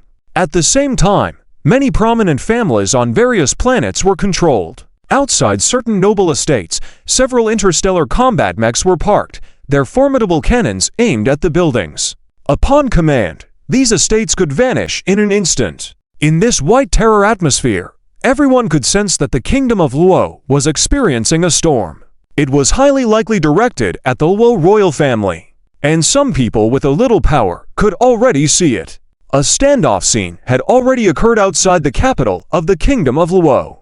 Nearly 300,000 interstellar warships surrounded the capital star of Luo, while on the near-Earth orbit of Luohe's capital star, the royal fleet had 100,000 interstellar warships. Additionally, all defense weapons on Luohe's capital star had been activated. Matrix defense railguns could be seen on several satellites, even in some remote and uninhabited areas of Luohe's capital star. Mountain ranges split open to reveal massive guns, dried up land showing missile silos. At the same time, the entire capital star declared a state of war, with all non-combatants immediately seeking refuge. People on the planets could all sense the heavy smell of gunpowder in the air. As the highest queen of the Kingdom of Luo, Queen Langyun stood in her palace, looking at a holographic image of a man before her. Though he stood on the hall, looking up to the queen on her throne, his aggressive gaze and attitude seemed to declare that he was the master of all. My queen, this may be the last time I address you in this way. 15 minutes have passed since I last warned you. In another 15 minutes, if you do not surrender, my second fleet will attack the capital star. Do you really think that with the defense systems of this planet and the 100,000 interstellar warships outside, you can withstand my 300,000 strong army? Or perhaps you are relying on your aunt. Let me tell you, your aunt's third fleet is currently in no position to help. Do you really expect her to come to your rescue and abandon the border garrison? According to her temperament, in her eyes, you as a queen are no more important than her protected subjects, the man said, his tone light, his gaze continuing to size up the young queen before him. Previously, he would not have dared to act in such a manner, but now he was different. This woman before him would become his plaything. Just the thought excited him greatly, and so he sought to persuade her once more. That way, he wouldn't lose such a promising plaything. Queen Langyun stared angrily at the man. Clenching her fists, she denounced, Chong Lakun. Do you not realize that your foolish actions will ruin the Kingdom of Luo? Do you really believe that you can make deals with those people, that they will truly allow your existence? You're bargaining with the tiger. Chong Lakun, the commander of the second fleet of Luo, chuckled. I know I am bargaining with the tiger, but I also know that if I don't do this, I am facing a slow death. You may not be aware, but a major external universe civilization has set its sights on the Luo star domain, hoping to establish a powerful interstellar federation in the Luo star domain. The other 4 interstellar kingdoms have agreed and are willing to pledge allegiance to that external civilization, but with the condition that only 4 interstellar kingdoms exist in the Federation. They will not allow the kingdom of Luohe's existence. That external universe civilization has also agreed to this. It is nearly a T6 level interstellar civilization. Since they are involved with the kingdom of Luo, do you really think your kingdom of Luo can resist? The fall of the kingdom of Luo is just a matter of time. Since I know this eventuality is going to happen, why would I want to bury myself with your kingdom of Luo? I will make peace with the Manchi family after seizing control of the kingdom of Luo. The kingdom of Luo will split half of the territory, and the second fleet of Luo will join the Manchi family, and the rest of the territory will be handed over to the Hussey family. The king of the Manchi family promises me that his daughter will marry me and grant me a prince's title. I will continue to enjoy everything in the Manchi family. And what can I gain from the kingdom of Luo? Just impending death. Hearing Chong Li Kun's words, Queen Langyun's heart sank. She had heard some rumors about an external civilization targeting the Luo star domain, but she had no concrete information. If what Chong Li Kun said was true, then the fate of the kingdom of Luo was indeed sealed. Lang Yun felt a sense of powerlessness, as if she was facing a fate with no means of resistance. She had done everything she could for the kingdom of Luo, believing that everything was getting better, only for everything to take a turn for the worse, as if everyone was now against her. And now, her predetermined fate was before her. So surrender, Lang Yun. If you surrender now, I can still offer you a life of luxury. But if my fleet attacks the capital star's palace, what my people will do to you, I cannot guarantee. After all, a young queen is quite seductive, Chong Li Kun teased, revealing a wicked smile. Lang Yun clenched her fists and stood up abruptly, staring at Chong Li Kun sternly. Chong Li Kun, I tell you, I am the queen of the kingdom of Luo, was before, am now, and will be in the future. The queen of the kingdom of Luo will not surrender, nor will she kneel for her life. I will fight alongside the kingdom of Luohe's capital star until the last moment. If that's what you want to say, then you can leave now. I will use my ship's cannons to show you my resolve. You? Chong Li Kun did not expect that this foolish woman would not budge. Just as he was about to say more, the communication was abruptly cut off, and the holographic image disappeared. Staring into the darkness before him, Chong Li Kun's expression twisted into one of fury. That damn woman! Chong Li Kun crushed the wine glass beside him, not expecting this woman to be so oblivious to her own peril. He had given her a chance, but she hadn't seized it. Did she not understand the current situation? General, what should we do now? His adjutant asked. Chong Li Kun looked at the wine stain in his hand, picked up a towel to wipe it, and calmly said, Since this woman is so ignorant, there is no need to give her another chance. Relay my orders, advance the attack time. Launch an attack on the capital star in 5 minutes. Any interstellar warships and combat units that do not surrender must be eliminated. Oh, and do not attack the palace. I want to enjoy this woman's final stubborn expression, and perhaps I might even have the chance to see her begging for mercy before me. Chong Li Kun envisioned that scene with excitement, a sinister smile on his face. On the other side, Queen Langyun, after the communication was abruptly cut off, slumped back onto her throne. The once lively palace now had few people left. Your Highness, the top priority now is we should find a way to escape. The situation on the capital star is difficult to defend against the enemy's 300,000 interstellar warships without support. But if we break through, there is still a chance. A minister stepped forward and spoke. Yes, Your Highness. As long as you live, as long as our royal lineage of the kingdom of Luo remains, we still have a chance. Please reconsider, Your Highness. Remaining loyal to the royal family, those few individuals all pleaded with hope that Queen Langyun might escape. Queen Langyun, however, calmly stated, Tired, I no longer wish to run. When I was young, a civil war broke out within the kingdom of Luo. My father and mother brought me around, sometimes spending a year traveling 16 planets. 2/3 of my childhood was spent on starships. I am weary of this life of evasion and hiding. Furthermore, seeking help from others, bowing down meekly. I am tired of those days. I no longer wish to live a life of prolonged suffering. Raising her head, Queen Langyun stood up, staring at the palace's ceiling as if she were looking at something, murmuring, "Father, Mother, I'm sorry. I am incapable of fulfilling your wishes. I could not revive the kingdom of Luo to its former glory as the Luo Empire." Seeing the helpless air permeating the upper echelons of the kingdom of Luo, as if an oppressive force was bearing down, in no time, the second fleet surrounding the capital star of the kingdom of Luo began to reduce its encirclement of the capital star and initiated an attack. The foremost interstellar warships began firing, and following them, the interstellar destroyers poured out a barrage of firepower. Several defense satellites of the capital star became the focal point of the attack.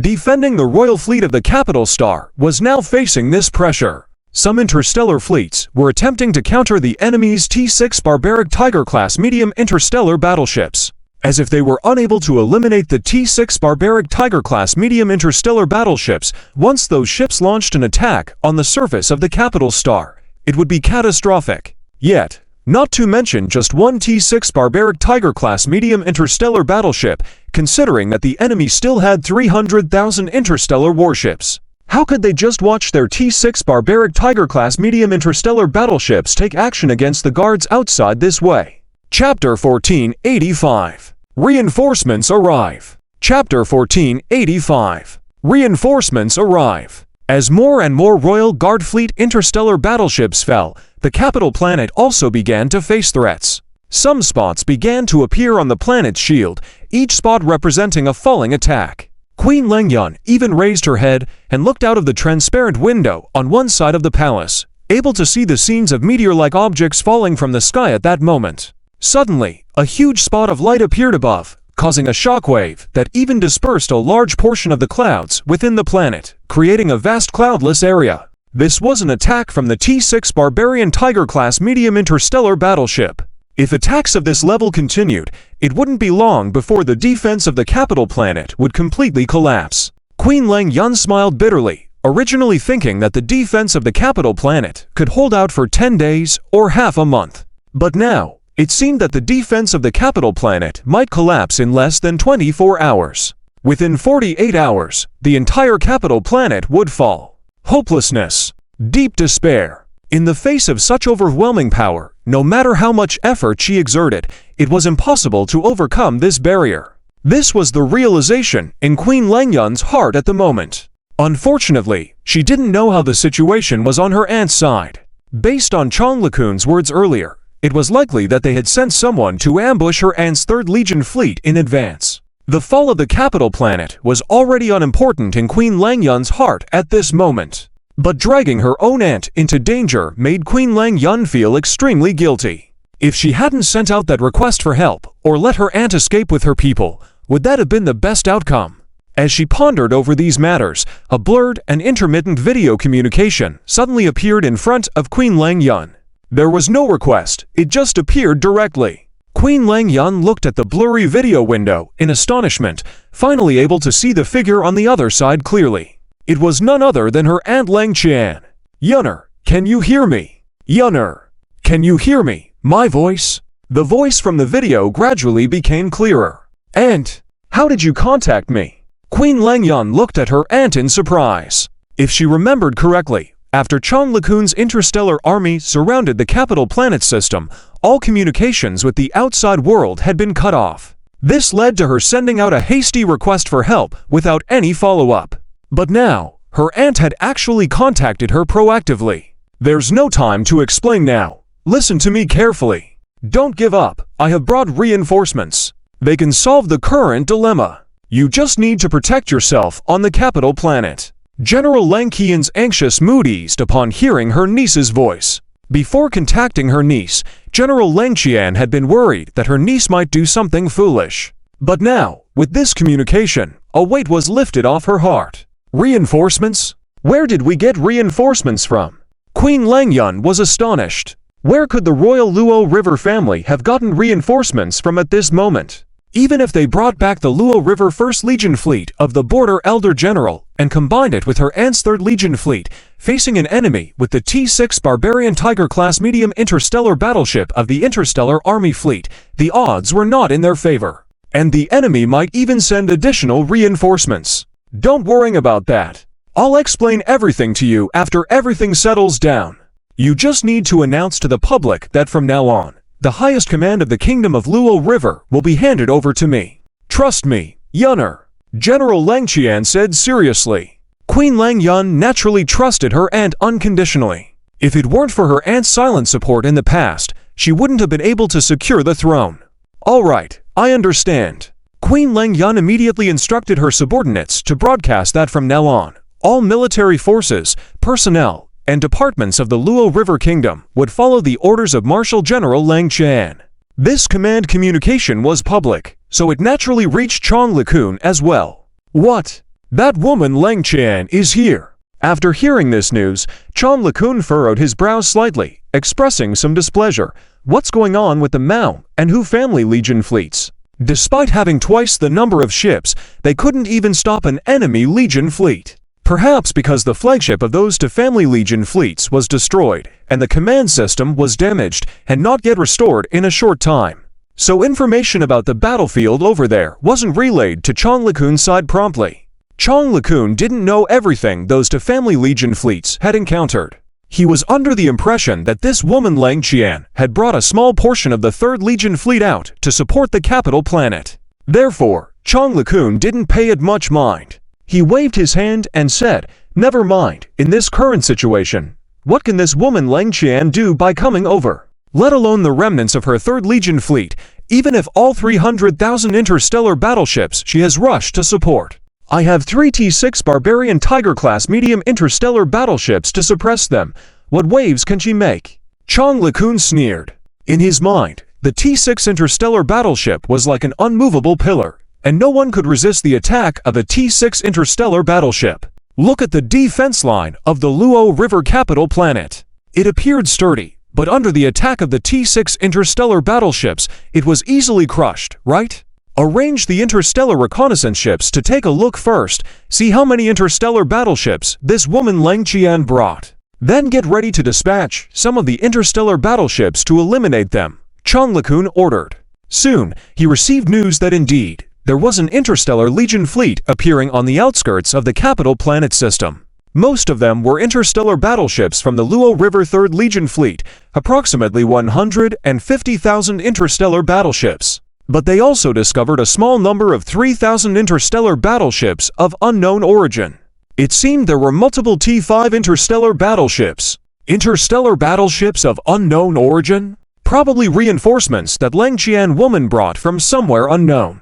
Even if there are T5 interstellar battleships, so what? I have the T6 Barbarian Tiger-class medium interstellar battleships. Transmit my orders. Dispatch 1 T6 Barbarian Tiger-class medium interstellar battleship and 100,000 interstellar battleships to go and annihilate Lang Qian's Legion fleet, Chong LeCun ordered.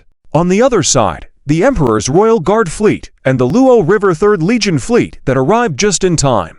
General Lang Qian, the highest commander of the Luo River 3rd Legion fleet, was anxiously watching the situation on the battlefield at the capital planet of Luo River. She saw the burning defense satellites, the scattered fragments falling like meteors toward the surface of the capital planet, and the attacked areas on the planet's shield. Seeing this scene, General Lang Qian was naturally very worried, but fortunately, she had contacted Queen Lang Yun to ensure her safety. Next, it was up to the Emperor's Royal Guard fleet. General Lang Qian looked at the video window beside her, respectfully asking, "Your Majesty, about my Legion fleet." "No need. Save time. Leave the enemies on the frontline battlefield to my Royal Guard fleet. Your Legion fleet only needs to reclaim the controlled planets. This shouldn't be difficult for you, right?" Zhao Chen looked at General Lang Qian and spoke. General Lang Qian immediately said, "Of course, no problem." "Then that's settled," Zhao Chen said. General Lang Qian silently conveyed this command. Without the need for her Legion fleet to join the frontline battlefield, theoretically reducing casualties, she should have been happy. However, the words of the Emperor, "Your Majesty," were piercing. In his words, the 150,000 interstellar battleships under her command were not a form of support on the battlefield, but a kind of trouble. It might even affect the duration of the operation. She wanted to retort, but found that she seemed to have no chance to do so. She could only be a bystander, watching the battle continue. She saw General Chong Li-kun deploy 100,000 interstellar battleships to blockade them, and at that moment, she realized that General Chong Li-kun had made a fatal mistake. Almost at the beginning of the battle, the Shillong Royal Guard Fleet's interstellar battleships and interstellar destroyers cannons fired. Although the two types of interstellar battleships combined amounted to only a few hundred interstellar battleships, the intensity of that attack was like a violent storm, pressing down the 100,000 interstellar battleships on the opposite side with no chance of counterattack. As for that so-called T6 Barbarian Tiger-class medium interstellar battleship, sorry, it didn't even have the opportunity to make an appearance. Because as soon as the Emperor's Royal Guard Fleet entered the battleground, all T5 and T6 interstellar battleships within this battlefield area were targeted. While Commander Shang Xiangshang might disdain the T6 interstellar battleship opposite her, she wouldn't overlook any threat potential. Therefore, her first order was to eliminate all enemy T6 and T5 interstellar battleships in the shortest time possible. And the ones responsible for this task were the T6 Archangel Crossbow-class long-range interstellar hunting ships. 3 T6 Archangel Crossbow-class long-range interstellar hunting ships almost simultaneously locked onto the T6 Barbarian Tiger-class medium interstellar battleship, with 3 arrows shooting out. Everywhere they went, all interstellar battleships were destroyed. When they hit the T6 Barbarian Tiger-class medium interstellar battleship directly, the Starshield defense only lasted for a moment before 3 shining arrows pierced through the body of the T6 Barbarian Tiger-class medium interstellar battleship. Afterwards, the T6 Barbarian Tiger-class medium interstellar battleship exploded. From the moment it began this operational task, it didn't even have the chance to identify its enemy or fire a shot at those interstellar battleships before it crashed. This was something no one had anticipated. The Emperor's Royal Guard Fleet then began its forward push. Forming a line of interstellar battleships and interstellar destroyers, they began to advance slowly. Chapter 1486. I am willing to offer all of myself at the same time. A large number of interstellar drones and interstellar fighters took off, scattering like petals as they dispersed in all directions. They eliminated all enemy combat units wherever they passed. The attack was like a cosmic disaster. This sudden situation naturally reached Chong Li-kun's side first. What? The enemy destroyed our T6 Barbarian-class medium interstellar battleship? How is that possible? Chong Li-kun could hardly believe the news, unwilling to accept the truth of it. In the short span of time, he estimated that the 100,000 interstellar battleships they sent out hadn't engaged the enemy yet, but their T6 Barbarian-class medium interstellar battleship was destroyed by the enemy. Yes. The enemy has a very special type of interstellar battleship, seemingly a rare class called the Interstellar Long-Range Hunship, with a very long shooting distance. That's why they launched the attack on our T6 Barbarian-class medium interstellar battleship before it entered the firing range. And we suspect that this is likely a T6-class interstellar battleship. Because even with just a few of these, they could have destroyed our T6 Barbarian-class medium interstellar battleship in an instant. This is the only possibility. The subordinate's eyes carried a look of astonishment and fear. A T6-class interstellar battleship? Where did Leng Chan get a T6-class interstellar battleship from? How did she get T6-class interstellar battleship support? Chong Li-kun found it hard to believe this fact. But as he started paying attention to the ongoing battle on the outskirts of the Luo River capital star system, his pupils gradually dilated, moving from initial shock to horror. He saw the 100,000 interstellar battleships he had dispatched almost completely disintegrate when facing 3,000 enemy interstellar battleships. It was almost like a total rout. And the enemy had only sent out those 3,000 interstellar battleships, while Leng Qian's 3rd Legion fleet of 150,000 interstellar battleships was merely cleaning up the battlefield and regaining control of those planets. What kind of firepower did those 3,000 interstellar battleships possess? They seemed to have combat capabilities that were not inferior to T5-class interstellar battleships. Wait! Something seemed off. Chong Li-kun furrowed his brow, zooming in on a captured image. In that image, a few of the leading interstellar destroyers and interstellar battleships were different from the majority, with larger hulls and more ferocious attacks. Even T5-class interstellar battleships were almost no match against these enemy ships. These are T6-class interstellar battleships and T6-class interstellar destroyers. Chong Li-kun suddenly stood up, incredulous. And more frightening things kept appearing before him, such as the area-wide attacks by a T-6 class interstellar heavy artillery ship, which was catastrophic. There were also breakthrough maneuvers launched by T-6 class interstellar battle cruisers and T-6 class interstellar cruisers. It was as if a sharp blade seamlessly cut through any interstellar battleships standing in front of those 3,000 interstellar battleships, leaving no room for resistance. In addition, he saw a scene that made his scalp crawl. Prior to this, the enemy swarm of interstellar fighters and drones had completely crushed Chong LeCun's own forces in terms of interstellar fighters and drones, seizing control of interstellar airspace from them and posing a significant threat to their interstellar battleships. But it was in this crucial moment that he saw a massive supercarrier open its gates and release even more interstellar fighters and drones, swarming out like locusts. The formidable number left him unable to comprehend. In the presence of this enemy force, his 100,000 interstellar battleships were like children being easily toyed with no room for any counterattack. After a brief moment of distraction, Chong LeCun swallowed and quickly made a decision.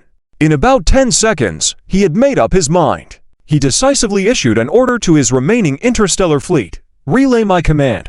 Apart from the interstellar fleet currently engaged with that unidentified interstellar fleet, all other interstellar fleets must immediately disengage from combat and retreat at full speed. Repeat. Retreat at full speed. Retreat at full speed. Yes, Chong LeCun chose to retreat. He gave up the near-at-hand Luo River capital star and instead chose to lead the remaining 100,000 interstellar battleships away. As for the remaining 100,000 interstellar battleships, they naturally became cannon fodder and were cleaned up by the Emperor's Guard fleet in just a few tens of minutes. As for the rebel forces of the 2nd Legion fleet that escaped, without the Emperor's orders, Commander Shang Xiangsheng naturally did not order pursuit. At this time, General Leng Qian also ordered her fleet to begin recovering control of the planets within the capital star system, eliminating the rebellious forces on those planets and restoring order within the capital star system. Soon, the Emperor's Guard fleet also appeared over the Luo River capital star. Here, there were floating remnants of a large number of interstellar battleships and shattered satellite fragments, clearly showing signs of the battle that had erupted before. On the Royal Capital Star, despite being protected by the star shield, the impact of previous attacks could be seen, causing some natural disasters. Fortunately, all of this was still within a controllable range and could be restored in a short period of time. At this moment, General Leng Qian once again initiated a video communication with Queen Lang Yun. At the same time, Zhao Chen's video image also appeared by General Leng Qian's side. When Queen Lang Yun saw the unfamiliar man on the video window, she momentarily hesitated before showing her respect with a bow. Although she didn't know this person's identity, she could tell from the previous situation that he must be the commander of this super elite fleet. Queen Lang Yun had witnessed everything that had just happened, including the intense battle where 3,000 interstellar battleships had annihilated 100,000 interstellar battleships. This is the great emperor of the Dragon Star Empire, His Majesty the Dragon Emperor, said Zhao Chen. Queen Lang Yun was taken aback. She was clearly recalling this familiar yet unfamiliar term from somewhere. This is our Queen Lang Yun from the Luo River Kingdom. General Leng introduced both sides. Zhao Chen nodded slightly at Queen Lang Yun. Subsequently, General Leng, perhaps considering that her niece might not remember the identity of the Dragon Emperor, hurriedly explained, the Dragon Star Empire is a T6 technological civilization empire. Previously, in the battle against the invasion fleet of the Order civilization, it repelled the invading fleet that devoured civilizations. Repelled the invading fleet that devoured civilizations. Upon hearing these words, Queen Lang Yun immediately recalled the Dragon Star Empire she had heard rumors about before, feeling deeply shocked. While the Dragon Star Empire might be unfamiliar to her, the existence of the Devourer of Civilizations was widely known. Everyone knew about this great demon. I received your call for help and immediately brought the 3rd Legion fleet of the Luo River with me to provide support. But on our way to support you, we were intercepted by the Monshi family Legion fleet and the Hushi family Legion fleet. In that critical situation, it was the Dragon Emperor leading the Dragon fleet who saved us and eliminated a large number of interstellar battleships from both family Legion fleets. And the Dragon Emperor also expressed willingness to assist us. So, I brought the Dragon Emperor and his fleet to support us, General Leng explained.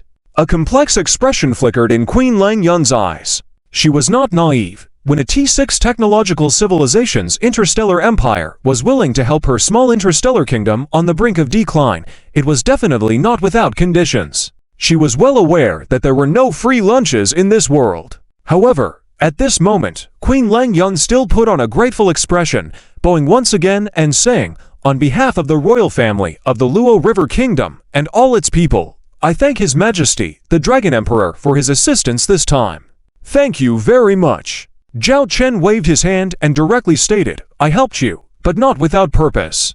Queen Lang Yun was momentarily stunned. She hadn't expected him to be so direct. At this moment, curiosity also stirred within her. What value could her small interstellar kingdom possibly have that a T6 interstellar civilization would offer assistance? General Lang seemed poised to speak first to set the stage, but Zhao Chen went on.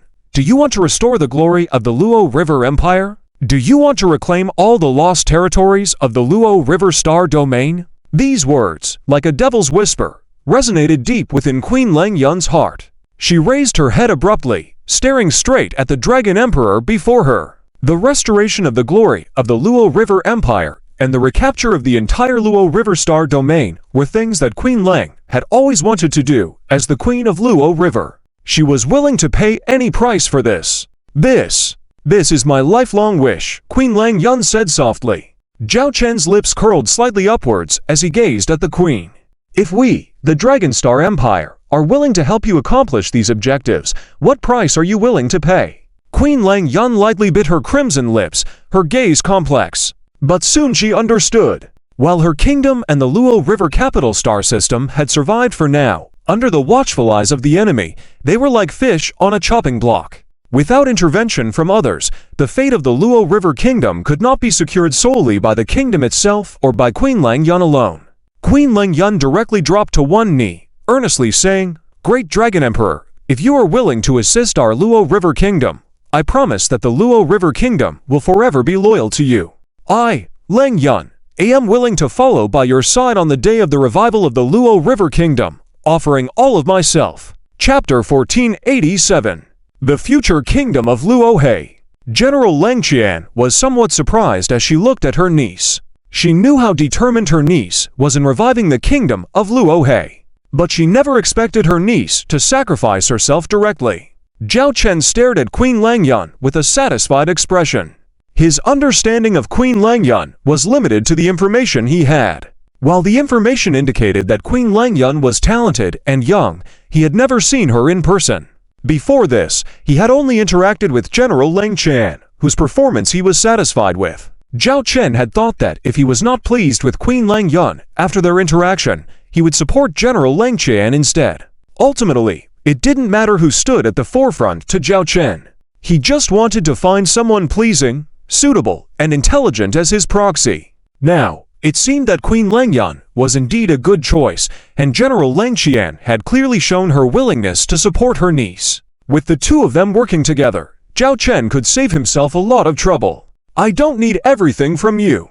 I just need you to do things well for me. In return, I will fulfill my promises to you and give you everything you desire," Zhao Chen said indifferently. Queen Lang Yun looked at Zhao Chen with excitement. Zhao Chen continued, "Regarding the recovery of the Luohe Star Domain, I have discussed it with your aunt before. I will provide her with assistance of 100,000 interstellar warships, and she will regain control of the entire Luohe Star Domain within 20 days. 100,000 interstellar warships! Queen Lang Yun's heart trembled. If all of them were the combat power of the Xuanlong-class interstellar warships, then these 100,000 interstellar warships were indeed sufficient to dominate the entire Luohe Star Domain. It was entirely possible to restore all territories of the Kingdom of Luohe within 20 days. Queen Lang Yun felt her heart beating uncontrollably. She had never imagined that her wish, which she had pursued for so many years, would now be within reach, achievable in a short period of time. It was easily attainable. This made her feel ecstatic, as if she had come from hell to heaven in an instant, and the sudden change made her feel as if she were dreaming. As for what comes next, I have already discussed it. You will continue to maintain the current regime, known as the Star River Kingdom. Queen Lang Yun will continue to reign as queen, with General Lang Qian as her deputy to assist. After you have regained control of the Luohe Star Domain, we will provide you with some industrial resources to develop the kingdom of Luohe within a short period. If resources or funds are insufficient, we can also provide loan resources. In short, within 20 days, you will have 20 days to recuperate. After this second 20 days, you will once again engage in warfare externally. My request is simple: expand the territories of the kingdom of Luohe in the shortest time possible. How large you can ultimately expand depends on your abilities. Zhao Chen outlined his plans. Queen Leng Yun was astonished at the prospect of further expanding their territory. She never imagined that such conditions would be put forth, which seemed more like benefits for them rather than conditions. However, it is difficult for us to continue with external warfare and territorial expansion solely based on our own capabilities, General Leng Qian interjected calmly. Zhao Chen smiled faintly and gestured. I am well aware of that. Therefore, I have already decided on the initial investment for you, including some military-industrial investments. A T5 level military-industrial chain will be established within the Luohe Kingdom. At that time, you will be able to produce T5 or lower-level interstellar warships. I will teach you some of the technology and construction techniques for T5 and T4 level interstellar warships. Providing technology for interstellar ship production and building a T5 level military-industrial complex was both surprising and exciting for General Leng Qian. General Leng Qian, who is usually calm, was startled by the terms proposed. These conditions seemed more like favorable terms for them, and it was hard to classify them as conditions. Queen Leng Yun also realized that the proposals brought forth until now were indeed favorable and not demanding. Satisfied with the agreements, they bid farewell to Zhao Chen, concluding their communication session. As they ended the call, General Leng Qian and Queen Leng Yun exchanged a smile, acknowledging the fortunate encounter with the support of the Zhuanlong Interstellar Empire and the prospects it brought for the kingdom of Luohe. There were challenges ahead, and both understood the importance of showcasing their value to the empire to leverage the support provided. They emphasized the need to adhere to the agreement and work together closely to ensure the success of their kingdom. As the conversation continued on the Dragon Emperor's flagship, further details were discussed regarding the transfer of interstellar ship technology and the establishment of a new military-industrial complex within the Luohe Kingdom. The conversation delved into the strategic benefits and the cost structure, setting the stage for a new era of development and expansion for the Luohe Kingdom. Chapter 1488. Recovering Territory. Chapter 1488. Recovering Territory. Afterwards, under the arrangements of Queen Leng Yun and General Leng Qian, the capital star system of Luo quickly regained control. Order began to be restored gradually. At the same time, the Queen Leng Yun's escort fleet and General Leng Qian's Third Army fleet of Luo joined forces to begin maintenance and supply missions. Meanwhile, Queen Leng Yun publicly announced the betrayal of the Chong family against the Luo Kingdom. Simultaneously, she declared the entire Luo Kingdom to be in a state of military readiness. On the other side, Chong Likun, who had escaped from the battlefield, first fled to his family's home star system with his original Second Army fleet of Luo. In the Chong family's home star system, Chong Likun did not stay long.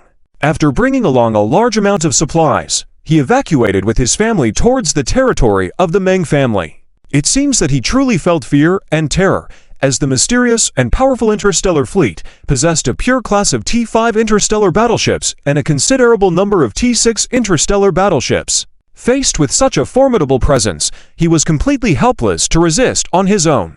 The only option now was to choose to join the Meng family. Although he did not complete his original plan, the Meng family saw his sincerity in seeking refuge. Even though they may not be able to fulfill their previous promises, at least they would not mistreat him.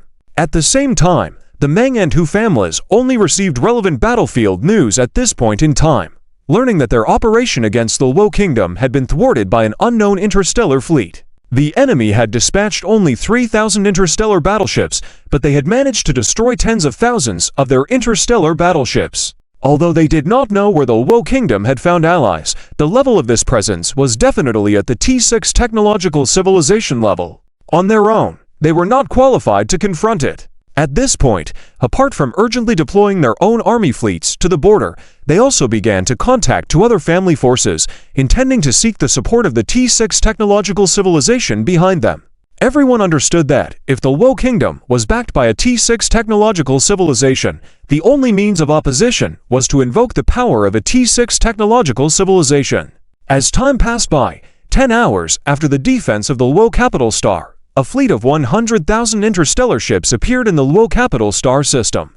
Subsequently, these interstellar battleships followed General Lenkian's Third Army Fleet and conducted a sweep within the Luo Kingdom's territory. Over the course of 3 days, all family forces that had taken action during the prior rebellion were completely eliminated, and the construction of the Chong family in the Luo Kingdom was uprooted. From then on, the rule of the Luo Kingdom had returned to the hands of Queen Luo, at least outwardly. However, at this time, on the border of the Luo Kingdom, the forces of the 4 major family clans had amassed nearly 3 million interstellar battleships. This was an unprecedented large gathering. Even during the split of the Luo Empire by the 4 major families, military actions at this level had never been taken.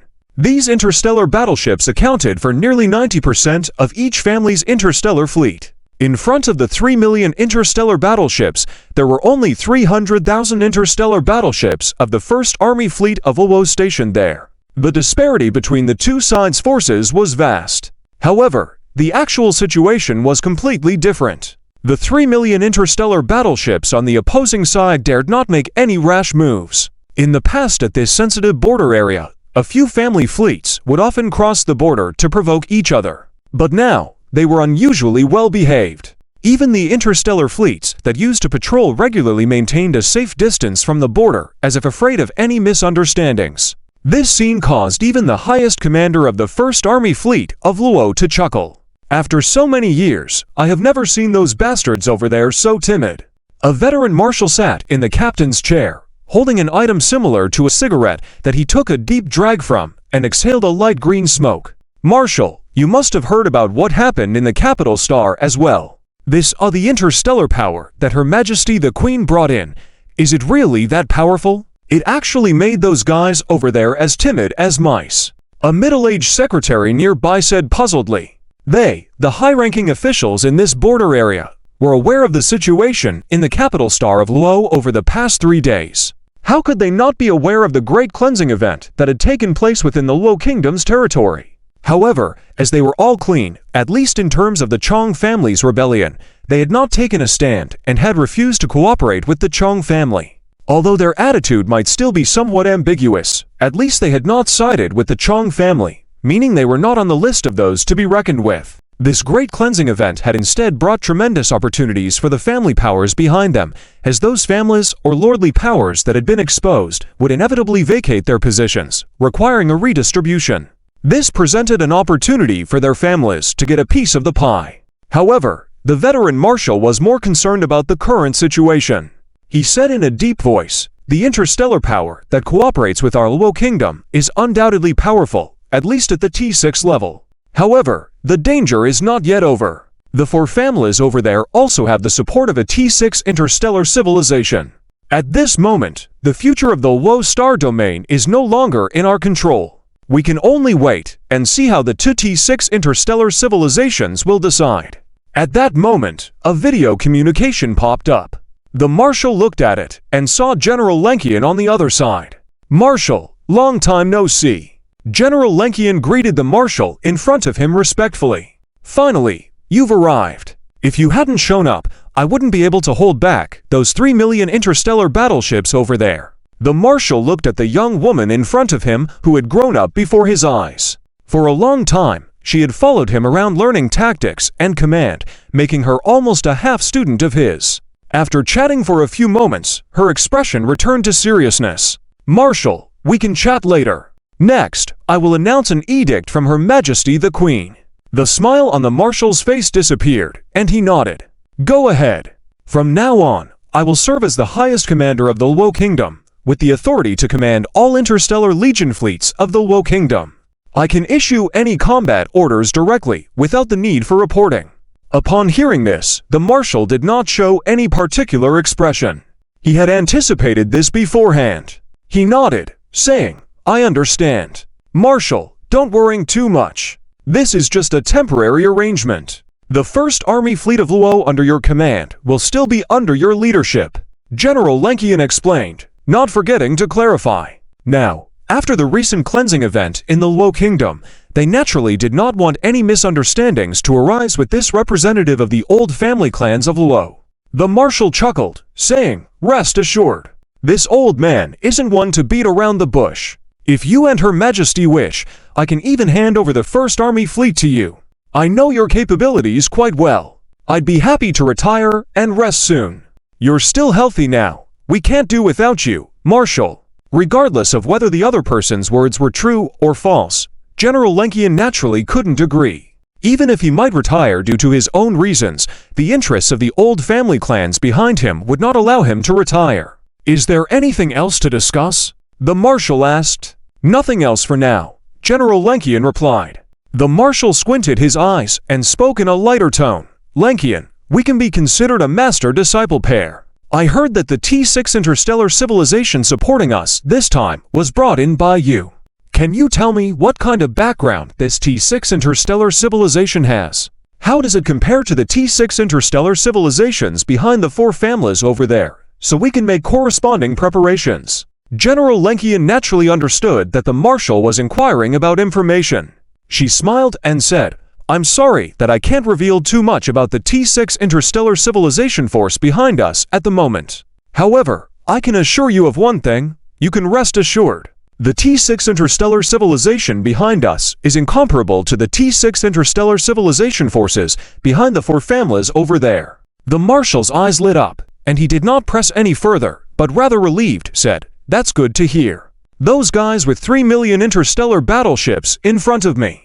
If we don't have a bit of confidence, they might actually come to attack us. If the T6 interstellar civilization forces supporting the Low Kingdom were on par with the T6 interstellar civilization forces behind the four families over there, then this standoff could likely continue peacefully." However, at that moment, General Lenkian smiled and said, "Marshal, they dare not come to attack us. Then, can't we go attack them instead?" Upon hearing General Lenkian's words, the Marshal's pupils slightly dilated. He had captured some information from her words. Before the Marshal could inquire further, General Lenkian directly said, "Although I can't disclose too much about the T6 interstellar civilization force behind us at the moment, there are some agreements that I promised you that I will share. According to those agreements, within 20 days, we will restore full control of the Low Star domain. The Low Kingdom will return to the interstellar territories it once held as the Low Empire." This time, the Marshal did not just of his pupils dilate, but shook in its entirety. Chapter 1489. Who is the behind-the-scenes big shot? An old man gazed at the gradually clearing 3 video windows before him. Soon, the silhouettes of the people on the other side of the 3 video windows emerged. "Everyone's here. Let's begin," the old man spoke. "What is there to discuss? Let's wait for the battle fleet of the Burns interstellar civilization to arrive. Then, we'll swiftly take down the Low Kingdom," a woman said. "Yes, Old Z, aren't you responsible for contacting the Burns interstellar civilization? How's the situation? When will the battle fleet arrive?" Another thin old man inquired. The middle-aged man named Old Z, irritated, looked at the 2 individuals. "Why are you 2 in such a rush here? If it weren't for you, the Moan and Hu families instigating, would we be in this situation now? Do you understand the pressure I'm under from the Burns interstellar civilization side? The original plan was set to start in 3 months. Now you pushed it up by 3 months directly." Listening to the conversation, it becomes apparent. This video communication meeting is actually a joint meeting convened by the other 4 families in the Low Star domain. The reason, of course, is due to the current situation in the Low Star domain. Feeling guilty, the Moan family leader and the Hu family female leader shifted their gaze away, as this current event was indeed caused by them. They launched an attack on the Low Kingdom prior to schedule, keeping the situation hidden from the other 2 families. All of this was in the hopes of performing better with the Burns interstellar civilization. When the time comes for future profit distribution, they could gain more. Who would have thought that it would turn out like this now? The previously silent Ta family leader sneered beside, "You'd have had your plan ready. You left us out, wanting to impress the Burns interstellar civilization. Now that things have gone awry, you send Old Z out to speak. What a great plan you've made. In my opinion, if the Burns interstellar civilization proposes any additional conditions, the consequences will fall on you 2 smart individuals. I won't foot the bill for your foolish actions." Hearing the Ta family leader's words, although unsettled, the Mon family leader and the Hu family female leader understood the responsibility lies on them. They couldn't argue now.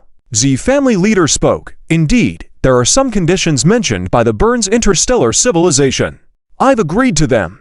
As mentioned by Old Tai, these conditions are to be borne by your families, Mon and Hu. There's nothing more to discuss. If you're unwilling, you can talk to the Burns interstellar civilization directly." In the matter of the joint alliance between the four families and the Burns interstellar civilization, it was led by the Z family, due to their connections with the Burns interstellar civilization.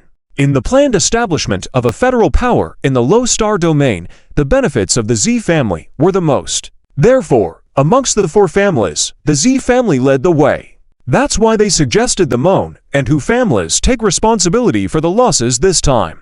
The two families didn't dare to say more. "All right, we're willing to take on a part of it," the Mon family leader agreed, knowing there was no room for negotiation regarding this matter. The most critical task at hand was to settle the situation in the Low Kingdom and restore the original course of events. The female leader of the Hu family on the other side, though displeased, didn't say much, showing an unfriendly expression. Let's discuss the next arrangements. When exactly can the Burns interstellar civilization send their fleet over? I have embedded informants within the Low Kingdom who have reported major purges within the kingdom in the past few days. Their army fleet, along with the unknown T6 interstellar civilization's fleet, is already on the way to the border. If the Burns interstellar civilization doesn't show up, we'll have to face off against a T6 interstellar civilization fleet ourselves, even if there are only 100,000 interstellar warships. It poses a significant danger to us. The Tai family leader looked towards the Z family leader. Only at this moment did the Z family leader slowly speak. "I've made contact with the Burns interstellar civilization. They've expressed the willingness to dispatch the fleet early to execute the operation of clearing the Low Kingdom. However, before that, they will send an envoy to scout our situation." An envoy? When the word envoy was mentioned, the eyes of the council leaders seemed to spark. It's likely happening today. The envoy will assess our situation, then make detailed plans. Following that, the time for the arrival of the Burns interstellar civilization's fleet will be decided, Z family leader said with a touch of pride. As the people present had connections with the Burns interstellar civilization, their Z family stood to gain the most benefits in the cooperative plan. Currently, the Z family was the leader among the four families. This is why they had insisted that the Mon and Hu families bear the losses from this event. That's great. With an envoy coming to us, we must prepare well. Why not organize a reception in the capital star of our Mon family? We can host a welcoming banquet. The Mon family leader enthusiastically suggested. The other two leaders also shared their views. The Z family leader snorted, casting a glance over the three people. He knew what schemes were going on in their minds. Weren't they just trying to seize this opportunity to establish closer ties with the envoy from the Burns interstellar civilization, aiming to gain more benefits when the cake is eventually divided? How could he let these individuals have their way? When the envoy arrives, they will head directly to the front lines. So, don't even think about doing whatever's in your mind, the Z family had warned. With this statement, he cut off the communication directly. The three council heads also ended the communication and went their separate ways to attend to their tasks. On the other side, in the command bridge of the Dragon Emperor starship, Your Majesty, the information we've gathered has confirmed that the T6 interstellar civilization behind those families is known as the Burns interstellar civilization, Lily reported while standing next to Zhao Chen. The Burns interstellar civilization? Zhao Chen murmured the name and pulled up the information about this T6 interstellar civilization. Given its T6 level status, it should have already been included in the intel provided by the Divine Elven Empire. The information about the Burns interstellar civilization appeared before Zhao Chen. This civilization had recently entered the T6 level, possessing only limited T6 level technological advancements. Moreover, in terms of their fleet, so far, they only had two types of T6 class interstellar warships, a T6 interstellar destroyer and a T6 interstellar cruiser. Strictly speaking, this kind of interstellar civilization could be considered as a quasi-T6 level civilization, not completely achieving that advanced stage in T6 technological advancements. Currently, The Burns interstellar civilization was rapidly advancing and showed signs of expanding externally. They seemed to be aware of the attention their entry into the T6 stage would attract from other powers. However, unwilling to be passive, they had chosen to enhance their military strength quickly within a short time frame to face any challenges, be it in the face of established orders or potential conflicts with other civilizations. The Burns interstellar civilization had set their eyes on the universe of the Cancer constellation as well, precisely due to its strategic location. They planned to establish a stronghold here, gradually infiltrating and controlling the entire universe of the Cancer constellation. This stronghold was naturally chosen in the low star domain due to its favorable circumstances. Having reviewed a series of information regarding the Burns interstellar civilization, Lille remarked, based on the current situation, although we are not afraid of the military power of the Burns interstellar civilization, going to battle with a T6 interstellar civilization would be a significant burden for us. Closing the information about the Burns interstellar civilization, Zhao Chen smiled slightly and lightheartedly replied, "You don't need to worry about that. I've figured out how to deal with the Burns interstellar civilization." Surprised, Lil looked at Zhao Chen, curious about his plan. Zhao Chen then said, "Get ready, we're going on a business trip." "Business trip? Where to?" Lil asked. "To the capital star of the Burns interstellar civilization," Zhao Chen replied directly. "What?" Lil was shocked. Going to the capital star of the Burns interstellar civilization at this moment was like walking into a trap. Zhao Chen looked at Lil and said, "You were right earlier. Our current situation doesn't allow us to engage in a war with a T6 interstellar civilization. So, we'll use a different approach. We're going to make connections. And while at it, we'll shake the mountain to startle the tiger." Emphasizing the words, "shake the mountain to startle the tiger," Zhao Chen conveyed his determined tone. Chapter 1490 T6 Interstellar Civilization Envoy of the 1490th Chapter T6 Interstellar Civilization Envoy. An interstellar fleet appeared on the front battlefield where the Wo Kingdom and Four Families confronted each other. Although there were only 3,000 interstellar warships, they received enough attention.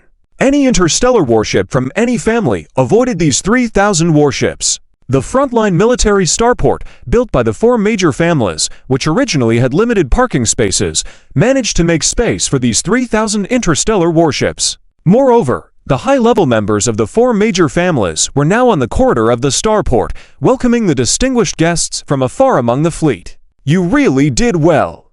I heard that you were still in your family's territory, but you managed to rush over here in less than 3 hours. You're not afraid of tiring out your old bones," the female Hu family chief teased the nearby Meng family chief. "You old lady, you're just the same. We all know each other's thoughts, so let's not point fingers at each other here," the Meng family chief sneered.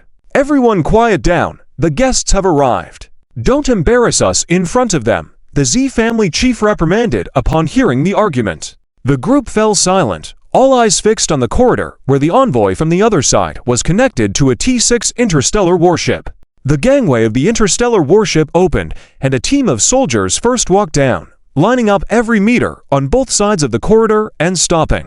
Soon, the corridor was filled with soldiers on both sides. At this moment, a humanoid male in elaborate clothing appeared in front of everyone. With fair skin and 2 pairs of antennae on his head, he somewhat fit the aesthetic of the human race. This humanoid male with antennae walked down the corridor slowly, passing through the entire corridor and appearing in front of the leaders of the four families. "A warm welcome to Mr. Waze's arrival in our low star domain. On behalf of the Z family, I welcome Mr. Waze's arrival." The Z family chief spoke first, with a very respectful attitude. "My Meng family also warmly welcomes Mr. Waze's arrival. If you have time, Mr. Waze, we welcome you to visit our Meng family territory. We will definitely treat Mr. Waze well." The Meng family chief smiled obsequiously. A seemingly 70 or 80-year-old man smiling obsequiously like that made people uncomfortable. Seeing the Meng family chief's words, the other 2 family chiefs were not willing to be outdone and immediately began complimenting in various ways. However, Mr. Waze's face showed no sign of joy. He said coldly, "I didn't come here to listen to your nonsense." Seeing Mr. Waze getting a bit angry, the 3 family chiefs immediately fell silent. The Z family chief inwardly rejoiced and sneered. "These 3 are really blind. not knowing that Mr. Wheeze detests this kind of flattery the most. They didn't even bother to understand his character before coming up with all this flattery. Such behavior backfired in Mr. Wheeze's mind, leaving a very bad impression. "Mr. Wheeze, please allow me to show you to our reception room to rest," the Z family chief finally spoke, with a smile on his face, but very respectfully. There was no exaggerated flattery. He even added, "In the conference room, I will introduce you to the detailed situation in the low-star domain. We can discuss how to proceed next." Upon hearing the Z family chief's words, Mr. Wheeze's expression softened slightly. He nodded and said, "Let's go as you said." Subsequently, led by the Z family chief, Mr. Wheeze headed towards the reception room that had been prepared. The other three family chiefs were taken aback for a moment, but quickly followed. Even though their previous words seemed to have had no effect, this was only the first meeting, and there would be many more opportunities to demonstrate themselves. It was a rare chance to interact with the envoy of the Burns interstellar civilization, and even if he gave them the cold shoulder now, they still had to warm his cold butt with their eager faces. Soon, the group arrived at the reception room that the Z family chief had prepared. Inside, there was a huge round table with a holographic projection already open on it. And this holographic projection was none other than the current situation on the interstellar battlefield in the low-star domain. When Mr. Wheeze saw this, his gaze sharpened noticeably. The Z family chief's mouth slightly curled up, looking disdainfully at the three family chiefs behind him. They knew what truly appealed to him. Mr. Wheeze was not someone easily swayed by flattery, but that didn't mean he didn't like hearing sweet words. At this moment, Mr. Wheeze spoke again. "Of course, if we can deter the enemy, that would be the best option. Contact the other party again and inform them. As long as the Low Kingdom surrenders and the T6 interstellar civilization on the other side withdraws from the Low Star domain, never to step into the Low Kingdom again. The Burns interstellar civilization will consider this as if it never happened." Chapter 1491. Who am I? Chapter 1491. Who am I? A simple exchange of greetings ended. The patriarch of the Z family naturally went to handle what Mr. Wheeze had instructed honestly, one of which was to persuade the Kingdom of Luo to surrender. Even though they were enemies, communication between the two sides was surprisingly smooth.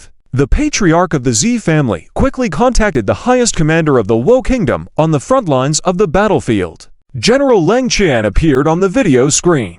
"Why is it you?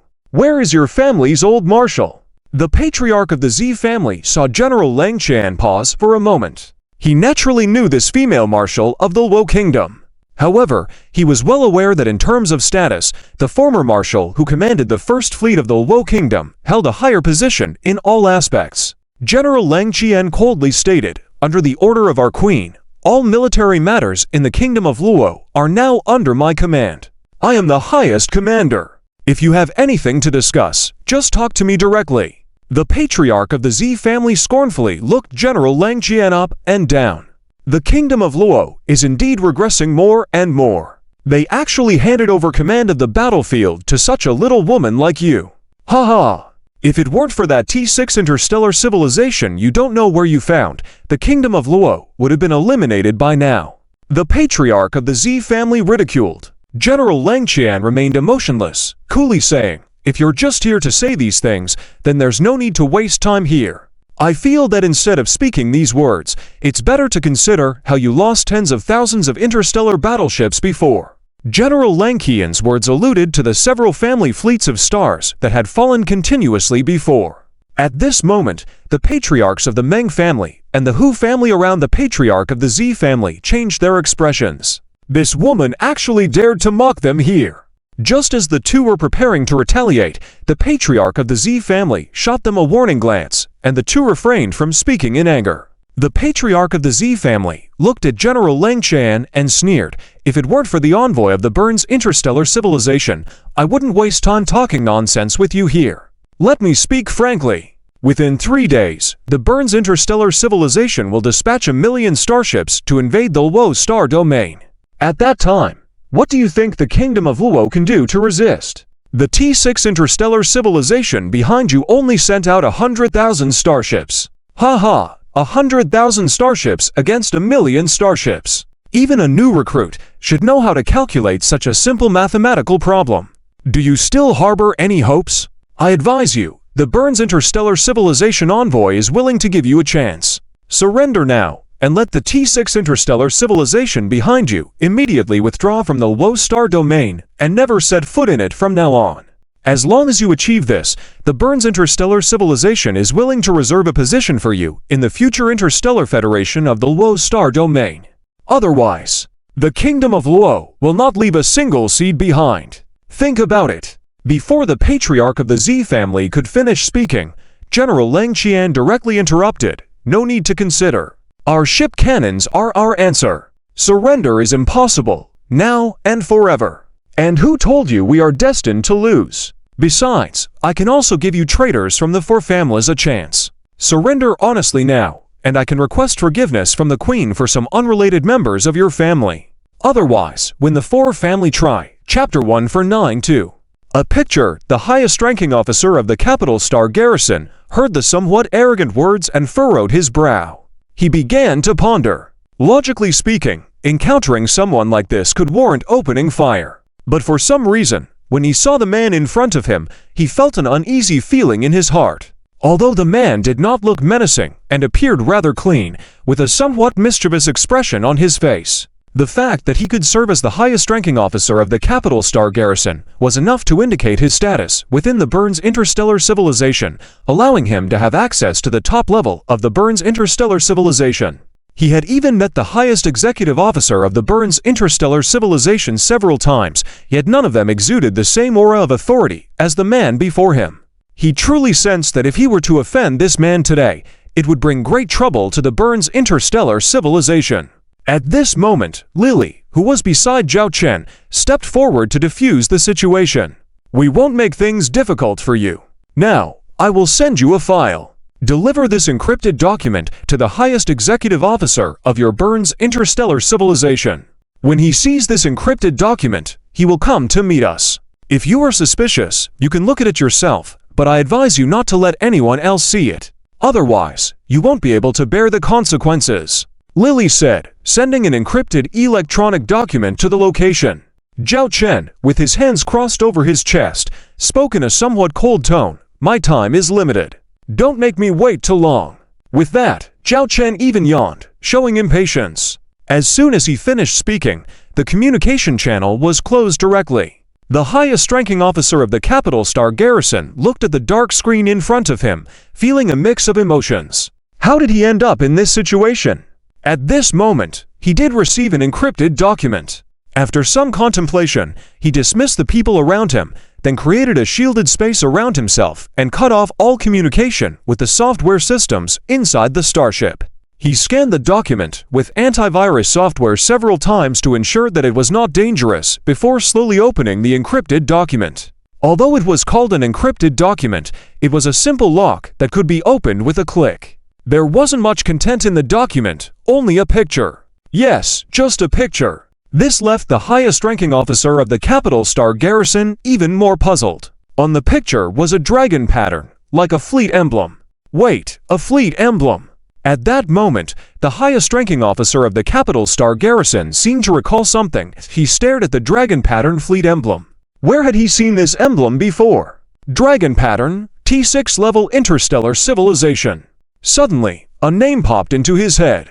T6 Owl Dragon Interstellar Empire. The highest-ranking officer showed a shocked expression, then immediately put away the document, closed the surrounding barriers, and looked at his adjutant, saying, "Send out my orders. No one is allowed to attack this fleet without my command, and no one is allowed near it. From now on, the area around this fleet is designated as a no-fly zone. No starships are allowed to approach. At the same time, closely monitor this interstellar fleet and report any changes to me immediately." After speaking, he rushed to a small room nearby, leaving the adjutant looking bewildered. Meanwhile, the highest-ranking officer, who entered his private office, immediately began trying to contact the highest executive officer of the Capital Star. He swallowed nervously, waiting anxiously. Time passed slowly. Finally, the video communication was established. However, it wasn't the highest executive officer on the other end, but his Secretary General. "General, you don't have the authority to contact the highest level of the Burns Interstellar Civilization directly. Please explain your current actions." The Secretary General questioned with a cold expression. The Capital Star Garrison General immediately said, "I have a very important and urgent matter that requires contacting the Great Lord Executive Officer immediately." The Secretary General furrowed his brows slightly and said, "Whatever the matter is, you can tell me first." The general hesitated but remembered the warnings from the visitors earlier. After organizing his words, he solemnly said, "Just now, we discovered an unidentified interstellar fleet on the outskirts of the Capital Star system. We made contact and had a video communication with them. They are from a powerful interstellar civilization. They sent a document with important information. This information can only be viewed by the highest executive officer." The Secretary General frowned. An unidentified fleet appearing on the outskirts of the Capital Star system. "General, in such a situation, you should know what to do without me telling you.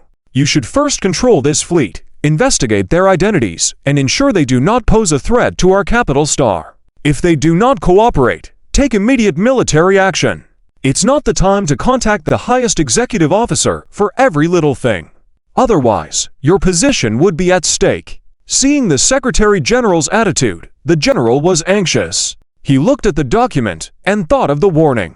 The fewer people who know about this, the better. But in this situation, taking a deep breath, the general looked at the Secretary General seriously. "I will now send you that document. It is up to you how you handle it. But I must tell you clearly, the information in that document is very important. You'd better hand it directly to the Great Lord Executive Officer for inspection.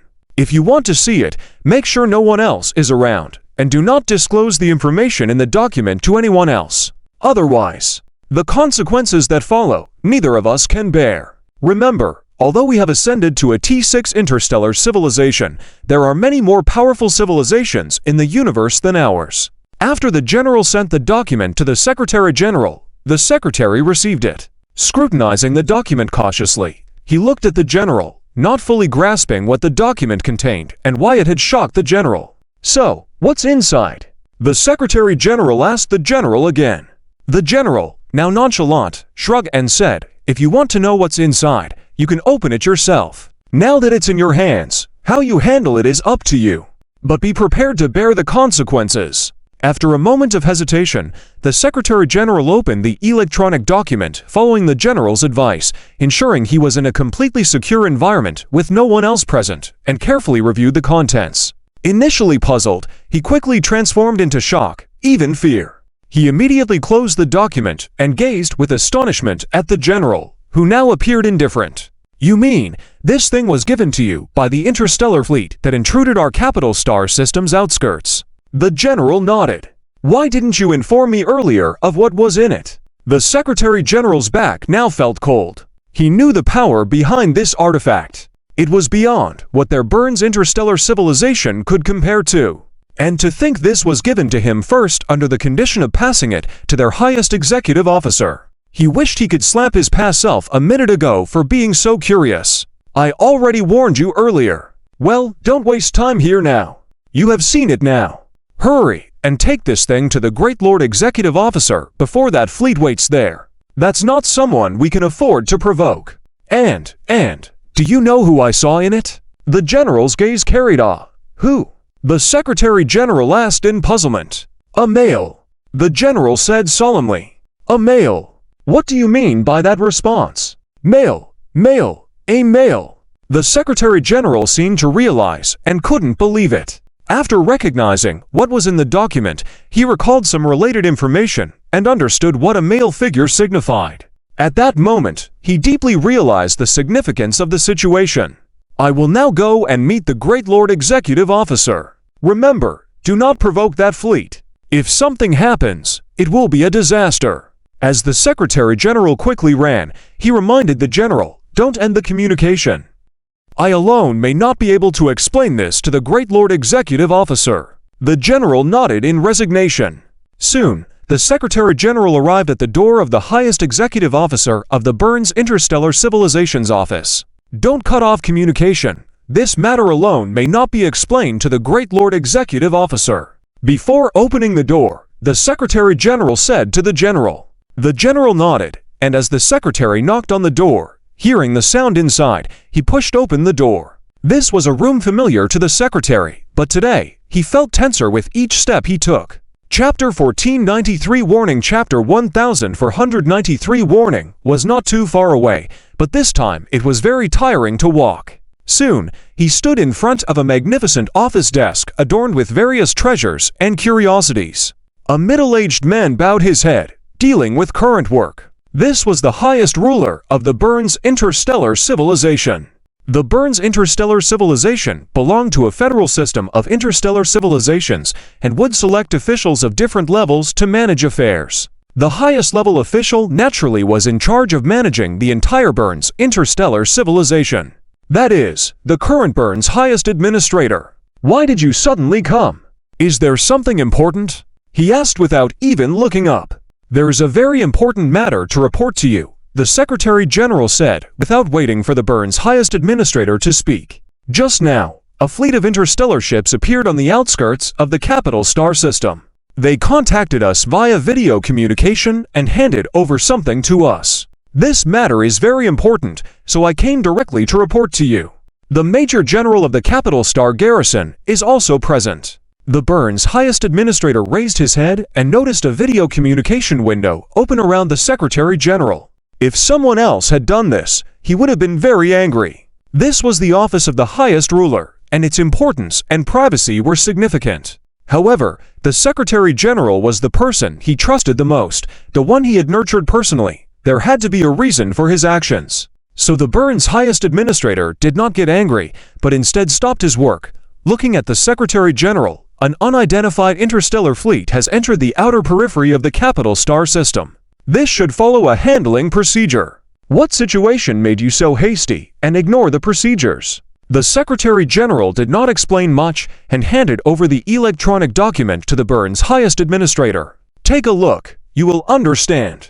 The Secretary General dared not say much. This mysterious matter. The Burns highest administrator furrowed his brows slightly, but still opened the electronic document. Since it was presented by the Secretary General, he had no worries. When he saw only a pattern inside, he became even more puzzled. He carefully examined the pattern in front of him. "Wait, why does this pattern look so familiar? Dragon pattern. The fleet emblem. Owl dragon." The Burns highest administrator suddenly stood up and looked in astonishment at the Secretary General and the video window of the Major General. "Is this the fleet emblem of the Owl Dragon Legion?" "Yes. We have identified this as the fleet emblem of the Owl Dragon Legion from the T6 Owl Dragon Interstellar Empire. Realizing the importance of this matter, we hurried over to report to you rudely. The Major General of the capital star garrison is also here," the Secretary General said seriously. "What exactly is the situation?" the Burns highest administrator asked sternly. The Secretary General gestured to the Major General at the video window to explain again. The Major General then spoke. "After finding the intruding interstellar fleet, we immediately followed the established procedures. Encircle, warn, inquire. At that time, the other party also contacted us voluntarily and delivered this thing to me. The man who had video communication with me, a man." "Did you say it was a man?" The Burns highest administrator felt beads of sweat on his forehead. "I can confirm.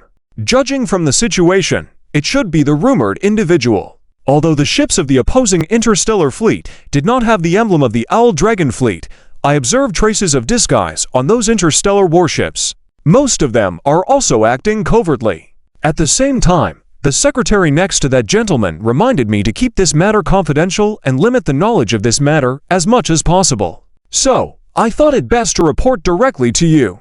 The Major General did not finish his last words, but looked at the Secretary General. The Burns highest administrator looked at the Secretary General and asked, "Did you see it?"